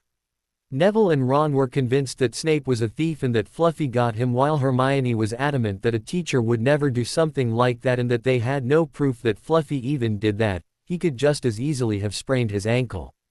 Harry said that he was staying out of it and that they should figure it out on their own. What's the use of having a seer as a friend if he won't tell you anything? Ron complained. If he wanted to get information, that was really the wrong approach. Here's a little tip: never annoy your source of information. It has a strange way of drying it up. Harry thought, annoyed to himself knowing he would never say it aloud to his overenthusiastic friends. Unfortunately, Hermione's argument lost credibility after Neville went to the staff room to recollect his book. He heard Snape's conversation with Filch about Fluffy and saw the nasty bite mark. Harry wanted to prevent that because he did not want them to waste time suspecting the wrong person, but he did not act on his impulse. He was really proud of Neville for having enough courage to face the menacing teacher and get his book back. That night Harry had a bad night again. He kept dreaming of all the times Voldemort tried to kill him. He supposed it was better than his other dreams, at least he did not have to live through the deaths of his friends again. He was in a really bad mood as he went down to breakfast that morning. The bright weather reflection and cheerful mood in the hall was an ironic contrast to the way Harry felt. As Harry played with his food, he realized the reason for his bad night: Quirrell would try to kill him again today. How nice, the first attempt on my life. In this life, what a wonderful warm fuzzy feeling. Harry thought sarcastically. Come on mate, you need to get some food into you, you will need your energy to crush the snakes. Ron encouraged. Don't be nervous Harry, you'll be great. Neville added. Try just a little toast. Hermione wheedled. I'm worried, something is going to happen today. Keep your wands with you and keep an eye on the teacher's box, please. How do you know, mate? Ron asked with a sly smile on his face. Don't go down that road again, I'm serious, be on your guard. Harry answered, annoyed. He knew that every time he warned them about something, he was unwillingly reinforcing the notion that he was psychic. Okay mate, we'll keep an eye out for you. Ron answered, not wanting to aggravate his friend more before the big match. If you're really worried, you can borrow this, Hermione said while taking off an amulet she was wearing and handing it to Harry. What is that? Neville asked curiously as Harry put it on with a grateful smile to Hermione. It is a protection amulet, Mrs. De Villiers showed us how to make them. Harry answered. Even if nothing weird happened, I still think it's a good idea that he wear one. From what I've read and the things Ron said so far, it sounds like a tough game. You can never be too careful. Hermione said. Do you reckon it'll really work? It's not just Muggle superstition.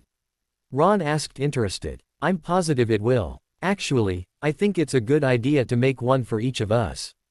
Harry can borrow that one until I make one for him. As good as he is with crystal magic, he is useless with the runes that needs to be engraved on them. Hey, that's not my fault. I can't be good at everything. Anyway, I still kick your ass with toon magic. You really should be kept away from instruments. Hermione just huffed at that comment. There's nothing wrong with my violin playing, thank you very much. Of course am I, Harry said in a mock placating voice.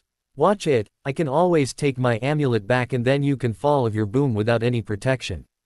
It would be your own fault, because you were nasty to your good friend that only wanted to help you." The bushy-haired witch threatened with an evil smile. Harry almost burst out laughing at that. Trust his friends to distract him in the best way possible. Pretending to be very scared, he pleaded in a small voice. "Please don't, Dark Mistress, I'll be good. I'm not worthy of your kindness." That comment was too much for the rest of the friends and they all started laughing uncontrollably. 11 o'clock arrived and the whole school seemed to be out in the stands around the Quidditch pitch. Many of the excited students had omnioculars with them and the Gryffindors and Slytherins were proudly displaying their house colors. Harry watched the scene from out of the changing room. His mind was made up, he would not allow fate to ruin his first Quidditch game of his new life. He was comforted by the fact that his friends were watching out for him. He saw his friends and roommates in the top row. They had once again made a brightly colored banner to show their support. Harry smiled at that. Not everything was bad in life, small things like that made it worth it. That was the kind of moments he was trying to preserve with his efforts. Before he got too melodramatic, Oliver called him over for his big pregame pep talk. The twins once again spoiled the moment for the overeager captain and Harry could not help but to smile at their exuberance before a game. The team walked onto the pitch to loud cheers. Harry never realized how much he missed this. It was a wonderful feeling. He could almost taste the crowd's excitement. Madame Hooch made the usual futile effort to convince the Snakes to play fair and Marcus Flint almost crushed poor Oliver's hand in the mandatory handshake. They mounted their brooms and after a loud blast from Madame Hooch's silver whistle they were off. The game went normally as any game, with the crowds cheering and Lee Jordan keeping McGonagall busy with his colorful commentating. Harry found it interesting that the game did not play out exactly as the one in his first life. Apparently Quidditch was too random to be bound by fate. Harry stored that thought away to ponder about for after the match, when he had time to focus on it. He decided to make his move when he saw Hagrid join his friends. He noticed that Hermione kept a close eye on the teacher's box throughout the game. With his better perception of magic he could detect the subtle probing of Quirrell, searching for a weak point in the charms on his broom. Harry knew it was only a matter of minutes before he would start cursing him. So far Hermione's amulet was making things just a little bit more difficult for the possessed professor. Out of his eye Harry caught sight of a flash of gold but ignored it. He hoped it was only a reflection of a wristwatch like last time and not the snitch. He made a quick dive down pretending that he saw the elusive golden ball. As predicted, the Slytherin beaters tried to put a stop to his efforts by sending the bludgers after him. He strategically placed himself so that they would hit the deadly metal balls in the direction of the teacher's box. With a little help from his wandless magic, he made sure the menacing projectiles head straight for the stuttering idiot with the turban. With a thud and a crack, the would-be assassin was hit in the end fell backward off his seat. A hush fell over the shocked crowd. Madame Hooch blew her whistle to pause the game while the other teachers levitated their injured colleague down the stands so that he could be taken to the hospital wing. The poor Slytherin beaters got an earful for their bad aim, hitting the poor professor like that. They only shrugged. They were just doing their job. They could not help that the professor did not know how to duck.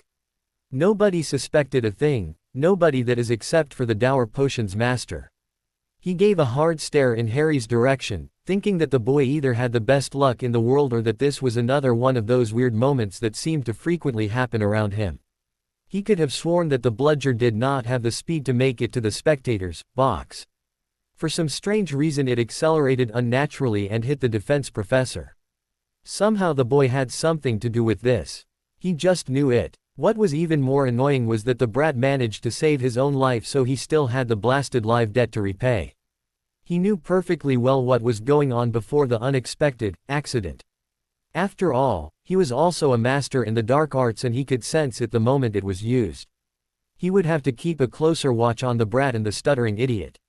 Apparently looks were very deceiving when it came to those two. After the injured professor was removed and the crowd settled down, the game started again with a sharp whistle. Harry just smirked. Now it was time for some fun. It's amazing how much fun it was to play the game when someone was not trying to kill you. Okay, fine, the Slytherin beaters still tried it, but that was part of the game. A cheerful group of friends made their way over to Hagrid's hut. After an hour of action-packed fun, Harry once again managed to win the game by catching the snitch. Man, the way you managed that bludger, it was awesome. Ron exuded, reliving the game in detail. Too bad poor Professor Quirrell wasn't so lucky. Neville said. About that, Hermione started with a thoughtful frown. I was watching the teacher's box just like Harry asked, and something did not seem right. That bludger did not act normally, according to simple laws of physics. It wasn't supposed to have gone that far. Really, Hermione, it's a magical object. It's not supposed to conform to Muggle science. Ron retorted. I know that, but I was watching the teachers, and when it happened, Professor Snape wasn't blinking. What does that mean? Neville asked. Do you remember when we read up on jinxes? Hermione asked. Comprehension dawned on Neville's face. Why do you reckon he would want to kill out Defense Professor? Well, rumor has it he's been after that post for ages. Ron said. Nonsense a lot. I don't know why the bludger acted like the, but Snape wouldn't try and kill another professor. Hagrid said hotly. But he's up to something, Ron argued. How else would you explain the giant bite mark on his leg? Only that three-headed dog of yours have such huge mouths. How you know about Fluffy? Hagrid asked. Fluffy, honestly Hagrid, Hermione said, still not believing he could name that monster that. Yeah, bought him off a Greek chappie I met in the pub last year. I lent him to Dumbledore to guard the. Yes, said Ron eagerly, while Harry was smirking at the scene unfolding in front of him.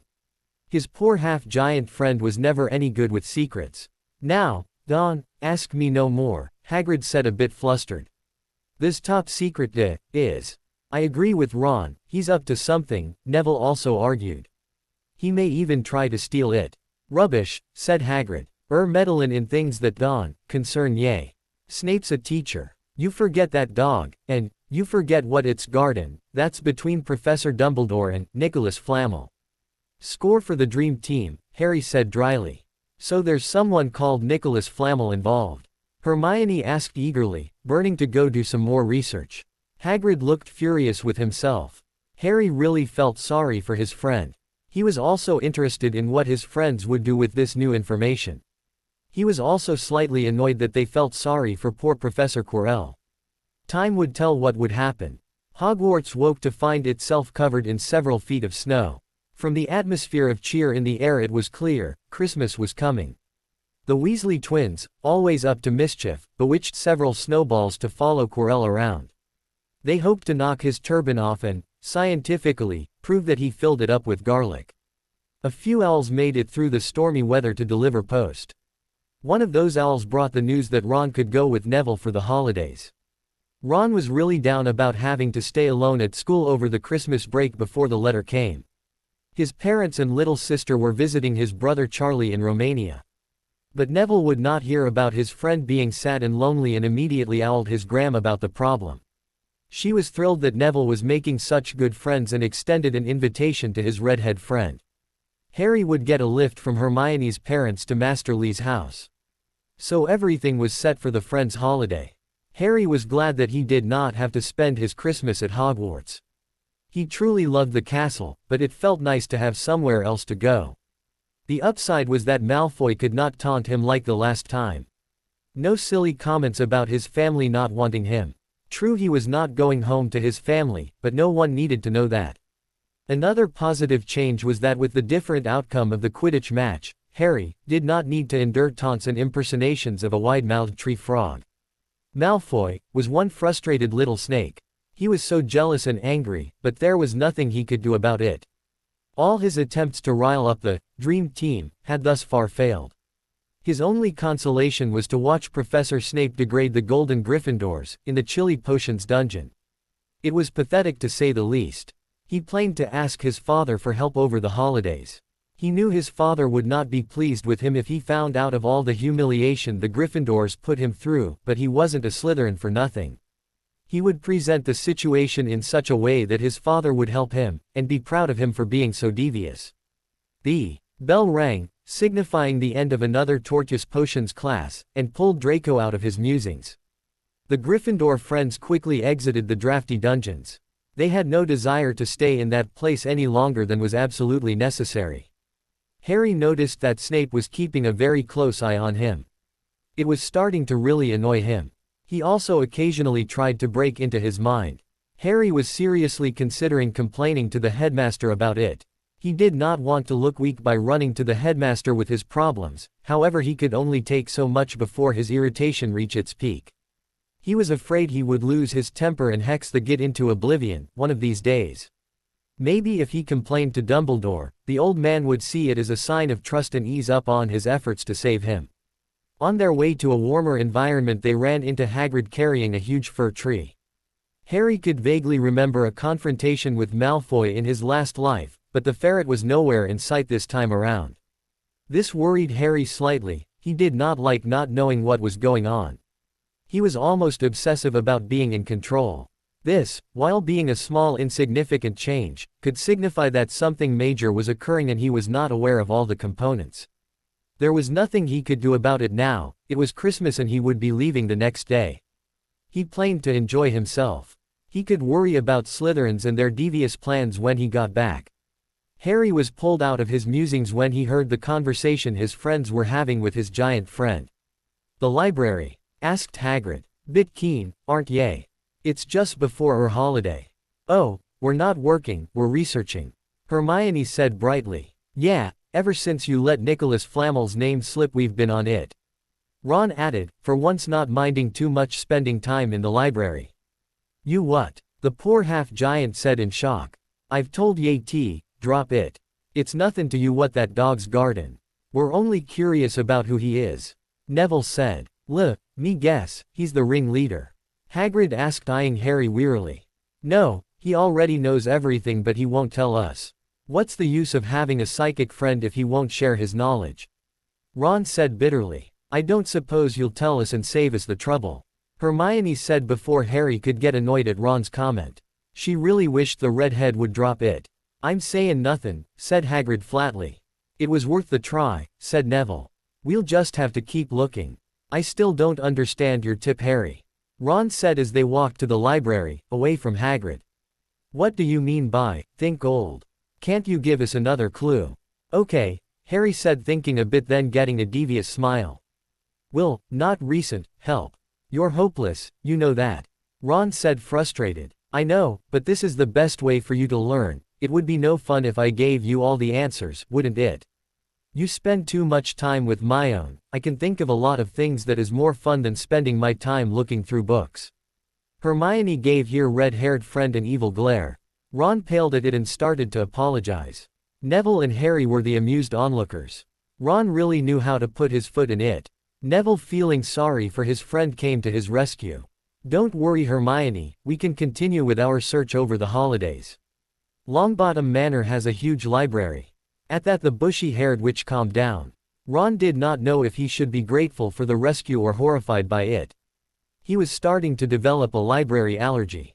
After an enjoyable train ride to London and a lot of goodbye hugs, Hermione did mostly the hugging, while the two boys tried to not look too embarrassed. Harry looked on with amusement as his friends squirmed, not appreciating Hermione's sweet gesture. Harry was on his way to what he hoped to be one of his most enjoyable Christmases ever. He was only a little anxious about telling Master Lee about the wizarding world. After a lot of consideration, he decided it would be better if his mentor knew. Anyway, it would make it easier to keep in contact with him if he could just send Hedwig with a letter. Harry had no idea how his master would take the news. He did think that the old man suspected something. The fact that he knew about aura reading suggested to Harry that his master knew more than he was letting on. He would just have to gather his Gryffindor courage and tell his master. The only decision he still had to make was, when? Would it be better to do it now or wait till it was time for me to go back to school? The Granger's car stopped in the driveway of his master's house, marking the end of Harry's debate time. They got out of the car and it was Harry's turn to suffer under Hermione's overdramatic goodbye treatment. Unlike his two friends, he appreciated the hug. Just the fact that he could once again share such a moment with his friend was precious to him. He knew it could be gone in the near future. If Ron only knew how his counterpart missed those hugs once they were gone. Master Lee was really glad to see his student again after such a long time. After the Grangers drove off and he settled in, he went to his master where he was waiting for him in the garden beside the fountain. Master Lee's house was next door to the nursery where Harry initially met him. There was a small garden gate in the back linking the two properties. "Have you studied hard, my student?" the older man asked as Harry sat down beside him in a meditation position. "Yes, master," Harry answered almost automatically. The master started to laugh and Harry looked at him in confusion. Always young men give the same answer to that question, no matter if it's true or not. The key in life is not to be so predictable. Harry still frowned. His master had a way of teaching him a lesson by totally confusing him and leaving him to puzzle things out for himself. He sometimes suspected that his master would say random nonsense just to see what interesting lesson Harry would learn from it. Harry could never decide if it was a brilliant teaching method of a totally insane coincidence. The master went on, seemingly not noticing his student's lost expression. "I see you have kept up with the arts, it is good. I started a little exercise group with my friends," Harry answered. "Still much to learn, we'll be busy this holiday." Harry just nodded at that. After a term of school where he learned nothing new except for his private study projects, he was eager to learn some new things. "You want to tell me something?" the master asked after a few minutes of silence. Harry looked over to his master with surprise. "Your muscles are so tense that your whole body is screaming it. Come speak." Master Lee answered the unspoken question. While a young man confided to his mentor, an old man was pondering his last meeting with the same student. Dumbledore sat at his desk looking out of the window at the white Hogwarts grounds while stroking the warm feathers of his familiar Fawkes. He had had a rocky start with the boy of his musings and it seemed that no matter how hard he tried he was losing. He just could not bear the thought of seeing another boy under his care walk the road to darkness. He had hoped that his weekly discussion with Harry would improve their relationship. After the disastrous first meeting, he almost lost hope. Harry seemed to disagree with anything he said. He was also very afraid of the comments the young man made about the dark arts. Harry's answers suggested that he had intimate knowledge about them already. How much, he was afraid to guess. But he knew he would never give up in his efforts to save the boy. Their second meeting went a lot smoother. It would seem that Harry made an effort to work on their relationship. In their last meeting he had given Harry his father's invisibility cloak as an early Christmas present. He knew he was opening up the door for more mischief, but hoped that through this gesture he would gain some trust from his charge. He convinced himself that the boy could not get up to too much trouble with the cloak. After all, he could see through cloaks, so he would know what the boy was up to. As he handed the cloak over to Harry he expected the boy to ask a lot of questions. He was raised by muggles and invisibility cloaks were really rare. Yet again, the boy surprised him by hugging the cloak to himself, with a far-off look in his eyes. Dumbledore really wondered what the boy was thinking about. He did not dare to try and use legilimency. It would shatter the fragile base of trust that they had managed to build. After the boy snapped out of his thought he simply thanked Dumbledore and commented how useful it would be and what a brilliant safety precaution it was. Another thing that was bothering the headmaster was why Harry was going home this holiday. He knew from overheard conversations that he was not fond of his family. So why would he then go, if he could stay in the castle or visits a friend like Mr. Weasley was visiting Mr. Longbottom? Was it possible he was going somewhere else? If that were the case, where would he go? After a while, the headmaster conceded that he was wasting his time. It would not help wondering about the boy now. He was organizing more protective measures for the stone. He would contemplate his next steps to help the boy when he got back from his holidays. He would contact Arabella to check out the boy's home to make sure he was there and that everything was all right. Maybe things were not that bad, and the boy was happily spending some time with his family. Draco was really angry at the moment.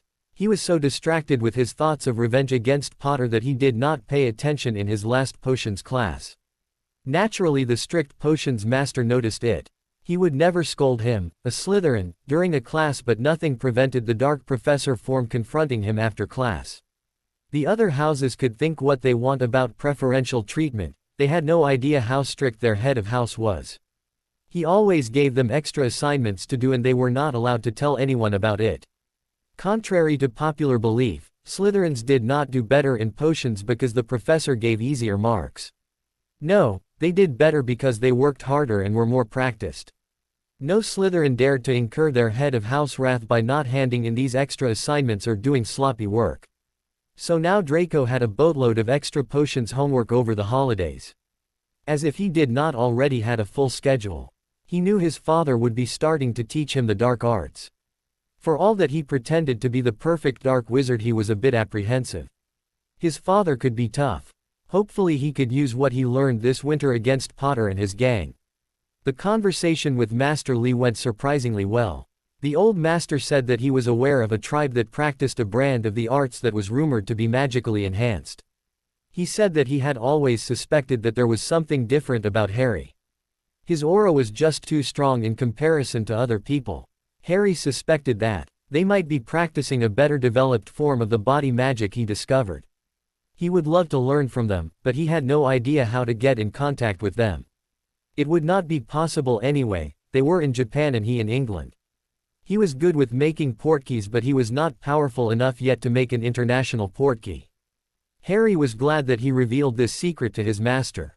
Now his master would be able to send him advice anytime he needed counsel.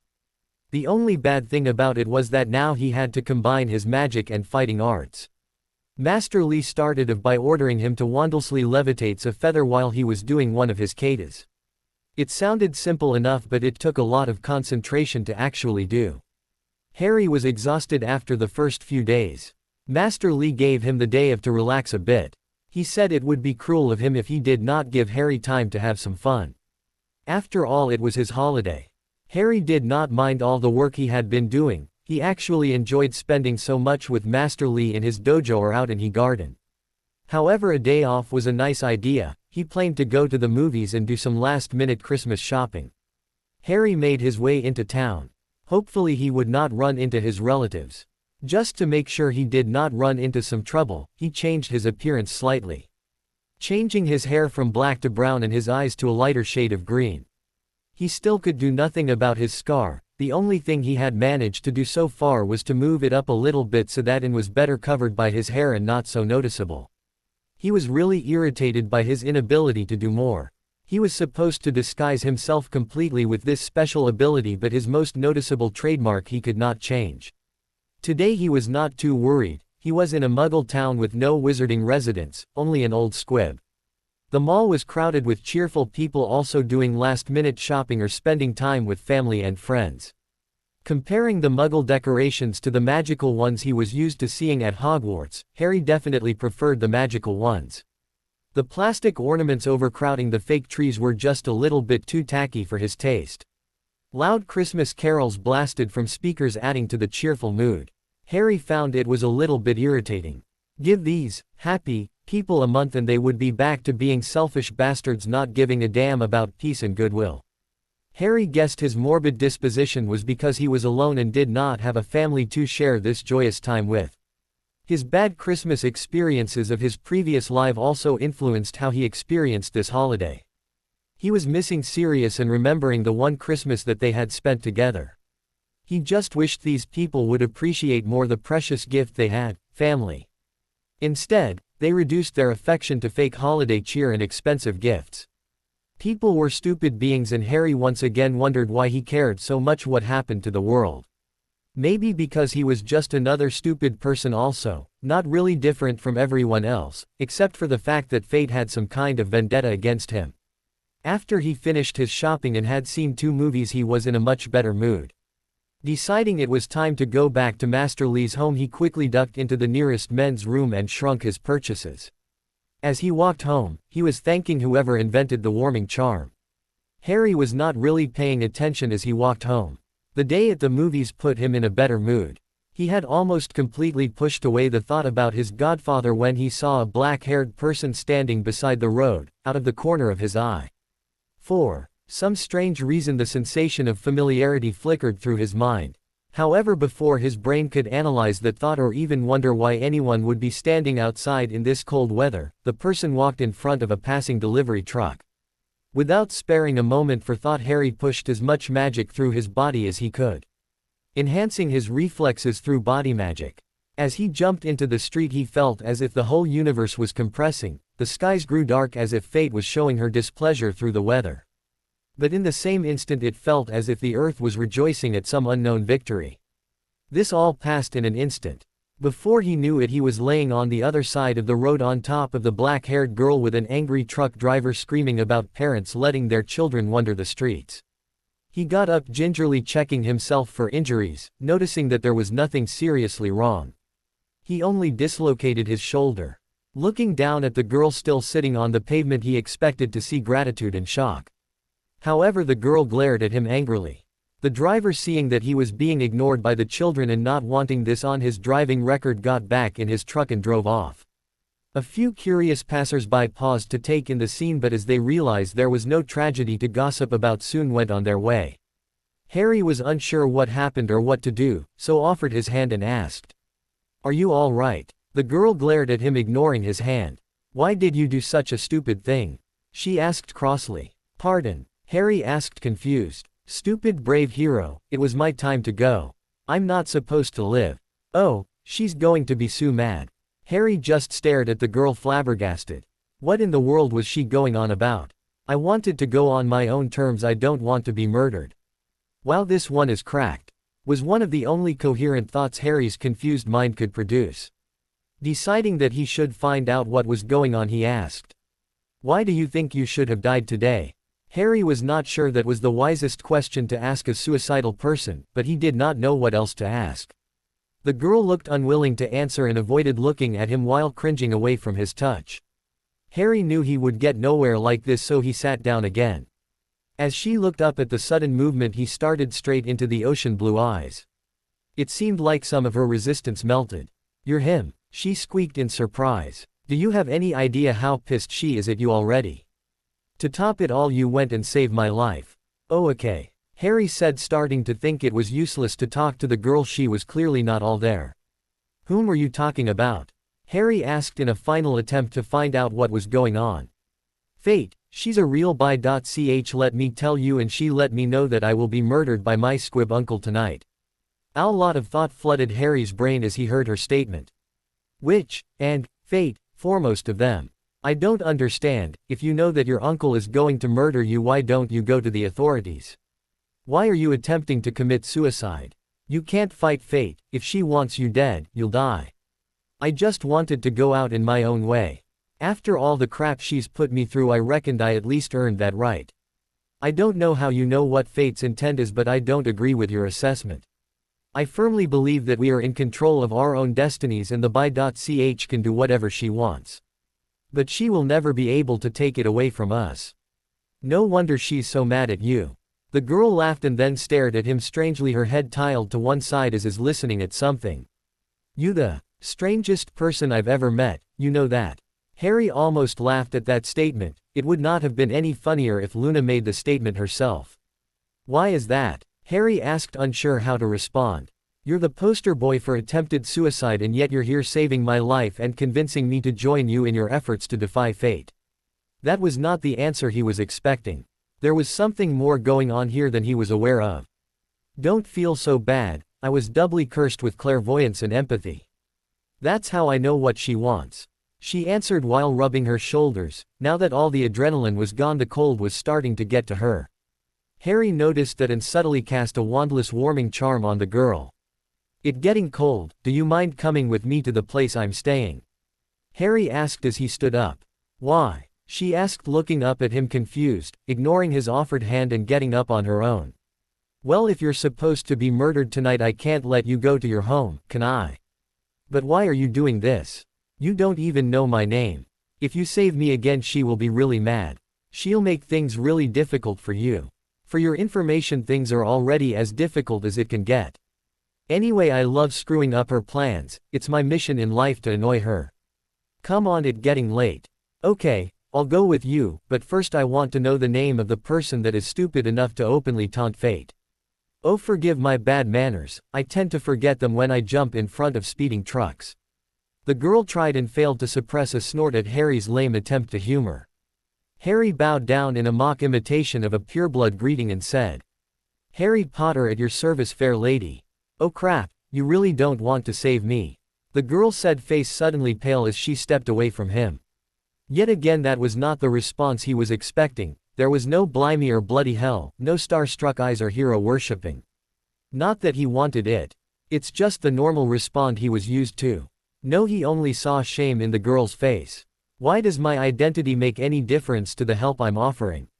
You don't understand, I'm Eleanor Black. My father is responsible for your parents' deaths. Harry was momentarily stunned. His brain could not process the information he had just received. Sirius never had a daughter that he knew of. What the hell was going on? You're telling me that you're Sirius Black's daughter? Yes. So you understand why you can't help me?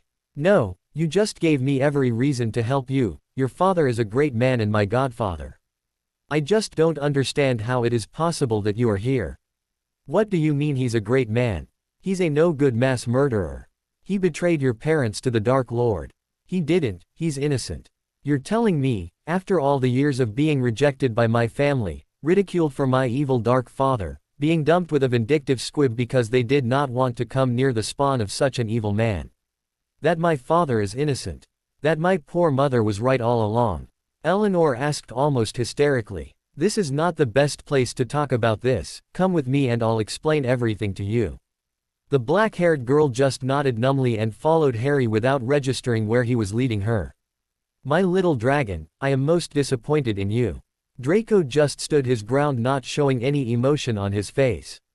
He had learned from an early age not to show any weakness in front of his father. Did you really think I would not find out? The blonde boy still did not respond, not knowing what of the countless things that he was hiding from his father was found out. Lucius, growing tired of his son's silences, barked out a dark pain curse. Draco, although in pain, almost smiled. Whatever he did wrong was not that bad, or he would have been receiving the Cruciatus curse. Now he knew it was safe enough to speak. Father, I did not intend to displease you. Do not let it happen again. Draco automatically answered, yes father. Although he had no clue what he did wrong. This was certainly not the best way to start his holidays. He was glad his father was so busy that he had to spend much more time with his father. He was not sure he would survive. His father picked something up from a nearby counter and caressed it lovingly with an evil gleam in his eye. You will find a way to give this to Potter without him suspecting it is from you. Make sure he uses it. I don't care how you do it, but don't fail me. Draco just nodded, knowing better than to question his father. Albus Dumbledore was one worried old wizard. Mrs. Figgs reported back that the boy was not at his home, and that his relatives were not expecting him back until the end of the school year. Where could the boy possibly be? A warning tone and green flash announced that someone was coming through the flow. Remus, it's been too long since our last meeting. The headmaster greeted, but the absence of the normal twinkle in his blue eyes alerted the werewolf of the seriousness of the coming conversation. Headmaster, we seem to have a problem. Young Harry is not at his relatives. Would it be possible for you to track him down? Remus almost stopped breathing. His cub was missing. His need to find the boy soon overrode his initial panic. Any idea where he could possibly be? The wolf asked in a calm voice, although he was not feeling that way at all. For years he had kept an eye on the son of his best friend.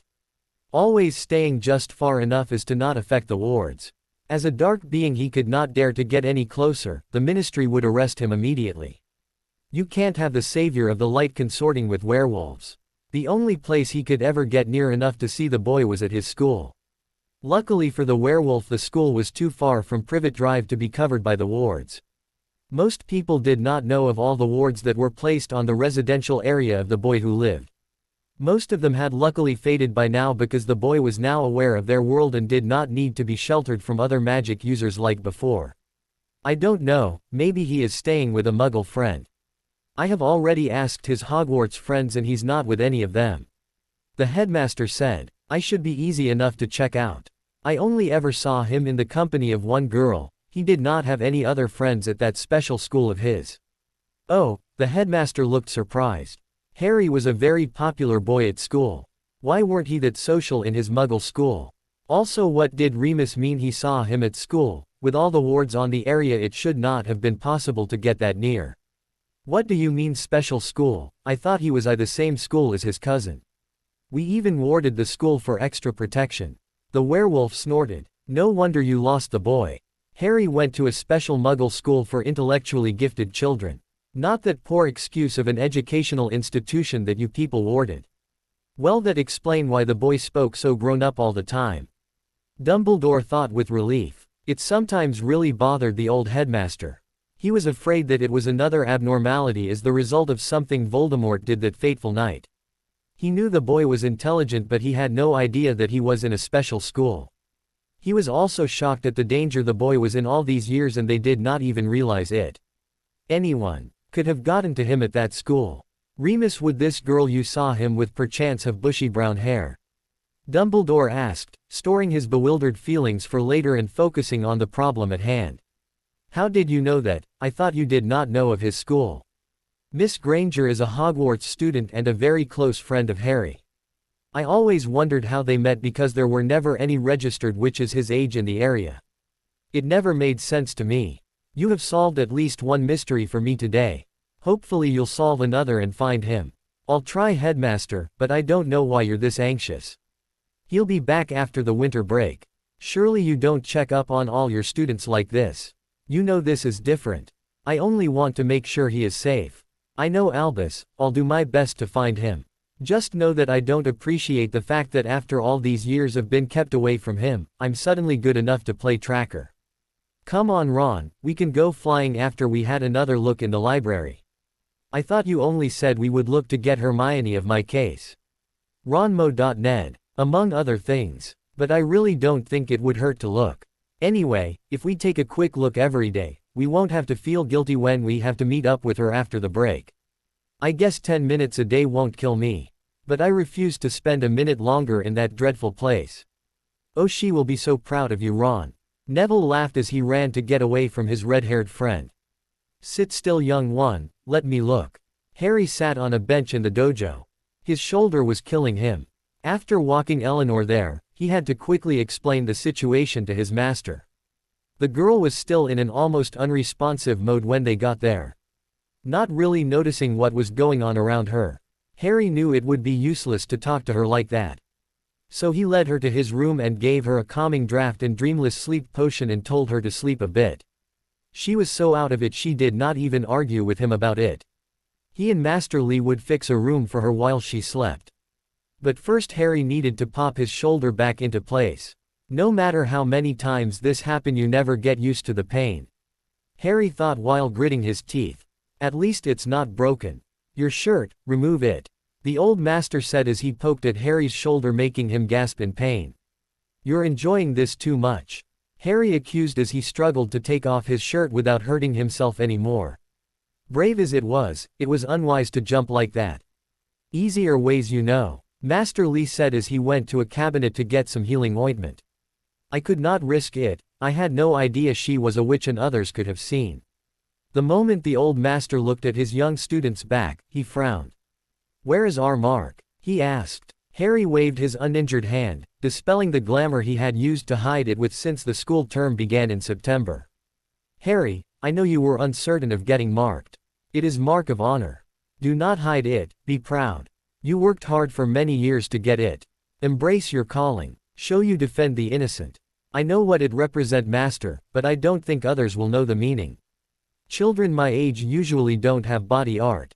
No more hiding anymore, the old man said, closing the subject. The conversation with his master distracted Harry momentarily from the pain, and he did not realize what his master was about to do when he suddenly took hold of his shoulder and arm. With a quick practiced tug, his shoulder popped into place. Harry did not even have time to shout out before it was all over. Relief wasted over the dark-haired boy as his master rubbed the ointment into the injured shoulder. No more training tomorrow. We will fix room now, and then you will go to sleep. Remus stood in front of the old house. He could see a lot of Eastern influences. What on earth would Harry be doing in a place like this, he wondered. It was surprisingly easy to find this place. He simply wrote a letter to Harry and put a tracking charm on the letter. It led him directly to this location. It was still very early in the morning and he hoped that he was not disturbing the inhabitants of this house unnecessarily. He took a final deep breath, preparing himself to finally meet the son of his best friend. With that, he hesitantly knocked in the front door. An old Eastern man opened the door. He looked very kind, but the moment he saw Remus, his face contorted with suspicion. Why have you come here? This place of light, not of darkness. Remus was taken aback by this strange greeting. How could this man know of his affliction by only looking at him? I intend no harm here, I am a supporter of goodness. Your struggle with the darkness is noble, though maybe unnecessary. Remus did not know how to respond to that, so he asked instead. Do you know a boy with the name Harry Potter? I'm looking for him. My student did not mention visitors today. The old man said suspiciously, still not letting the werewolf inside. I was sent by the headmaster of his school to check up on the boy. He was worried when he did not return to his relatives. My student led me to believe that he had permission to train with me this holiday. We will have words when he returns. The old man answered with a frown. Then started to laugh. Harry never said that he asked his relatives if he could come, he said that they would not mind. How wonderfully devious, although not very honorable. Remus was surprised when the old man suddenly started to laugh. Where is he at the moment? He asked, a bit unnerved by this strange old man. Although he was old, Remus was weary, he could sense the power that the man radiated. That really bothered him because there weren't supposed to be any wizards living in this area. He and the girl went for a run. Although your darkness is clear, no evil I sense. I will let you in and we can wait for them together. Again he was unsure how to respond, so he just followed the man inside. Come, you can go faster, Elle. Harry encouraged as he jogged beside his new friend. It was 2 days after their strange meeting. After a lot of explaining on both parts, which took up almost the entire day, they became really close. Eleanor explained how her mother found out she was pregnant shortly after her fiancé was arrested for the mass murder of 13 muggles and the wizard Peter Pettigrew. Her mother never believed in his guilt and defended him whenever she could. Her mother came from a fanatically light-sided family and they could not condone the relationship between her mother and the dark wizard Sirius Black. Shortly after her birth her mother disappeared. Eleanor had no idea what happened to her. The little that she knew, she found out from her squib uncle. He was a bitter man. Mad at the world for not being a wizard, and even madder that he had to raise the magical child of a dark wizard. Eleanor confessed that it was really hard for her to grow up with such a man. Not only did she have to endure every hurtful word he said about her mother and father, but also with her empathic abilities could she feel every hateful feeling he felt towards her. She was also unable to go to Muggle school because she was literally overwhelmed with all the emotions and passed out when too many people was in the same room. She taught herself how to read and write by watching educational programs on TV when her uncle was away at work. She also sometimes snuck out to go to the library at times she knew there weren't a lot of people. She also explained that with the strange and rare combination of abilities made her more perceptive and in tune with the universe, and sometimes she could sense what fate intended to let happen. She was really scared of what would happen to her in the future because she knew that she was supposed to be dead. The fact that she was still alive was causing a ripple in the universe and she did not know what it meant. Somehow balance needed to be restored. She was scared of what that counterweight would be. Harry reassured her that he would protect her. That things were not as bad as they looked right now. He told her a lot about his childhood, and how similar his uncle was to hers. That he understood some of her feelings, and that she was not alone. He also told her the true story about what happened to his parents and her father. He admitted that he sometimes also knew stuff that he was not supposed to know. That was part of the reason fate was so mad at him. Because he was trying to change things. He also suggested that she should try learning occlumency. It would help her shield her mind so that others' emotions would not overwhelm her. He told her that if she allowed Master Lee to train her it would be easier to master the mind arts. Luckily for them, there were no records of her existence with the Muggle authorities, so she could easily stay with Master Lee without any trouble. Just as an extra precaution, Harry snuck out the night after Eleanor's arrival. He went to her old house and planted the memory of her accidental death in the squib's mind. At the moment they were running around the block to get her fit enough to start training in the arts. Master Lee would also help her catch up on her missed education. They were both really grateful that the old man was willing to go through so much trouble to help them. Harry, it's way too early and cold to be so enthusiastic, she gasped out of breath. Don't worry, you'll get used to it, after a week or two it won't be this bad. Easy for you to say, you're running circles around me. I've been doing this for years now. I was just as unfit when I started. You're not that bad. My friend Neville had a much harder time the first time he joined me with my training. We're almost finished, just a little bit more. Augusta Longbottom was so proud of her grandson. Not only did he surprise them all by getting sorted into Gryffindor, he also made friends with the Potter boy. What surprised her even more was how self-assured her once timid grandson was now. He was virtually shining confidence. From what she heard from her old friend Minerva, he was also one of the best students in his year. It was inconceivable that she thought he was a squib merely a year ago.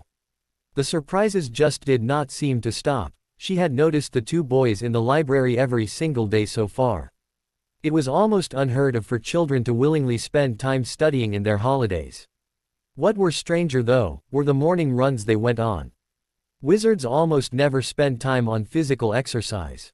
It was not necessary because their magic made up for the health issues Muggles suffered from. All other activities that needed physical strength could easily solved with a wand. What else were levitation charms invented for? He boys just smiled at her when she asked about it and said that they did not want to suffer when school started. It was better to just keep up on it. Apparently their friend Harry asked them to do this with him. But the strangeness did not end there. After every run they would do strange stretching movements and then they would sit completely still for an hour. Not moving a muscle or saying a word, they just sat there. On a whole though she did not mind all the strange things, if this was the prize for the confident, skilled child she now had she welcomed it. For the first time in her life she could see her Frank in the boy. It made her almost tear up thinking of her son. She wondered if Neville had told his friends about his parents. It was almost Christmas Day and time for their annual hospital visit. She was a bit worried how Ron would react if he did not already know. She also did not want Neville to feel ashamed of his parents. She wanted him to be proud to them and the sacrifice they made. She would have to discuss it with him before an awkward situation occurred. Master, we're back. A hyper Harry called out while an exhausted Eleanor glared at him. Although Harry was blocking his own emotions with occlumency to help her be a bit more comfortable around him, she could still feel traces of how happy he wasn't in her tired state. It was exasperating her just a bit. The old master walked into the room glancing at Harry. You have a visitor. What, but? Harry asked surprised. No one except his friends knew he was here for the holidays. We'll discuss misinformation you spread later, now you go meet your guest. Harry went into the sitting room. Eleanor followed him, curious of whom the mystery visitor was that neither of them foresaw. The moment Harry saw who it was, he froze. The images of the werewolf's last moments in his other life flashed unbidden in front of his eyes. For a brief moment Harry could not breathe. He was not supposed to meet him yet. There was still a year and a half before that was supposed to happen. Somewhere he screwed something up without even knowing it. Eleanor was right, fate was looking for a way to taking out her vengeance on him. He was afraid to think what the implications were of this deviation. His emotions of sadness, confusion and angst was overwhelming him and his shields could not hold it all in. Eleanor was instantly bombarded by his feelings. She gasped at all the pain and somehow saw some of the images that flashed through her friend's mind. Oh Harry, she said in a teary voice. This must not happen, we must not let her have her way. Eleanor's anguish snapped Harry out of his shock. He turned to his friend and nodded. Sorry about that, but you understand now why I fight her. The girl nodded and gave Harry a hug. That greatly surprised him. She generally avoided any form of physical contact because it enhanced the intensity of the emotions she was feeling. Remus observed this exchange with puzzlement. Although after his meeting with Master Lee, it did not seem that weird, few things had made sense since he knocked on the door. As Harry turned around again he was amazed how much the boy looked like his father. He also sensed an unmistakable aura of power. At the same time as he was taking all that in, his werewolf senses were also setting of alarm bells. For some strange reason he smelled Padfoot. But he knew that was not possible because he was still in Azkaban. Hello Harry, my name is Remus Lupin. The wolf greeted awkwardly, not really knowing how things would go. He had dreamt of meeting this boy for a very long time, and now it was finally happening, and he did not have a clue what to do. Hi, Harry greeted. The unexpected meeting had totally bowled him over. His emotions was still a mess of warring feelings were interfering with his thinking process. Luckily, Remus just took his actions as him being shy when meeting new people. In actual fact Harry really wanted to run over to him and give him the biggest hug ever. Unfortunately he knew he could not do that. I was a friend of your father and it's great to finally meet you. Remus said to move. Past the awkward moment. To his surprise, it was not Harry that reacted with the surprise he had expected, but the black-haired girl. She gasped and then tried to step out of the room. Harry, however, would not have it and motioned for her to stay. "You have every right to also get to know Moony," Harry whispered to her softly, unaware that Remus could hear him because of the enhanced werewolf hearing. Eleanor just nodded, unsure if it was wise to stay. Seeing that he was not going to get any further reaction, Remus tried again, this time addressing the girl. "So are you one of Harry's Hogwarts friends?" he asked friendly. She shook her head, not ready to become part of the conversation, but the friendly emotions that he was broadcasting put her more at ease. "No, Eleanor will hopefully be going there next year," Harry answered for the girl. The girl looked at Harry with shock. "You know that's not possible," she whispered to him sadly. "Yes it is. You just have to master occlumency before you go," Harry whispered back before turning to the werewolf. "So, why did you come here?" Harry asked. This was not the way he planned things to happen. The meeting was comparable to a train wreck. "Professor Dumbledore was a bit worried about you, so he asked me to check up on you. Seeing that I wanted to meet you for a very long time, I did not mind helping." Harry started to laugh. Dumbledore could not even leave him alone for a few weeks. So much for their newfound trust. On another level, it was slightly comforting. He knew the old man really cared, although he was overprotective. "It's really great to meet you, Mr. Lupin, and we would really like to get to know our father's friend better. But do me a favor and tell the headmaster you were unable to find me. Call it a prank if you will. I just really get mad at him when he tries to smother me." It took a moment to register all that was said. It was clear that Harry and the headmaster did not have the best of relationships. What puzzled him was the first comment. None of his other friends ever had children. "Do I know your parents?" he asked the black-haired girl. The girl nodded again, still not speaking. Eleanor was afraid of the emotional reaction she would feel when she revealed her identity. Harry sensed that and slowly reached out his hand. "Trust me," he mouthed. Harry did not know if it would work, but he thought it was worth a try. He reached out and used his own magic to shield her. It weakened his mind shields a bit, but as he was not expecting an attack, it was not such a big risk. Eleanor looked at Harry with surprise clear on her face. For the first time in her life, the feelings of others weren't intruding in her mind. Harry smiled at her and then answered, "Remus. Eleanor is Sirius' daughter." The werewolf was totally in shock. No wonder he smelled his old friend. He did not know how to react to the girl. He was also confused about how Harry even knew about Sirius and how he met his daughter. A daughter no one even knew existed. He knew he could not condemn the girl for her father's actions. This day was only getting stranger and stranger. After a long conversation with his grandmother, Neville told Ron everything about his parents. Ron took the news surprisingly well and did not make Neville feel awkward about it. He told his friend that his parents would be proud of him, and that he would be really honored to go and visit them with him today. In another part of the country, a messy black-haired boy with tears in his eyes was hugging a handmade jumper he had just opened. Harry had received a lot more gifts this time round. The extra ones were from Neville, Remus and Mrs. de Villiers. Eleanor made him a card. Master Lee also gave him a gift, even though he did not celebrate Christmas. It was really strange how things worked out. Remus came to visit them almost every day, and he now felt that he knew him better than the first time. There were now barriers there because he was his teacher this time. No, he was just Uncle Moony. He also did not go back to the headmaster. Harry suspected that the wolf was also a bit mad with the headmaster. He did not know why that was, but he was glad that it helped him gain some freedom from the old man. Master Lee was also a lot friendlier with Remus after Harry explained about lycanthropy. The old master could see the darkness of the cures and the man's aura but did not understand it.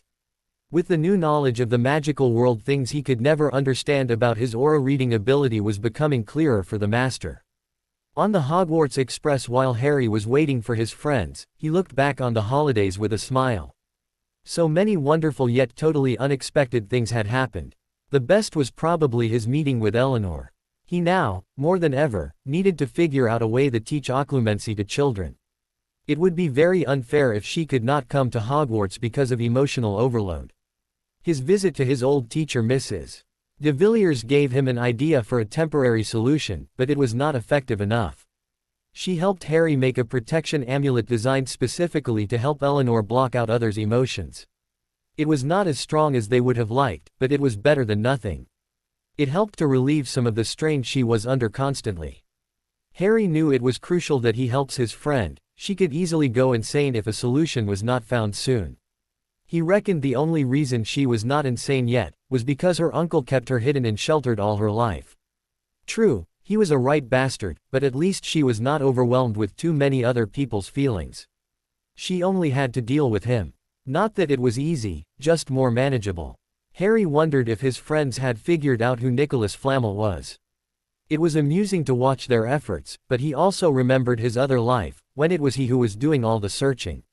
Harry was really tempted to buy his friends a box of chocolate frogs to see if they would figure it out with that clue. Only time would tell what would happen in the next term. To be continued. I hope you enjoyed this story. Also remember to subscribe and like this video. See you in the next video.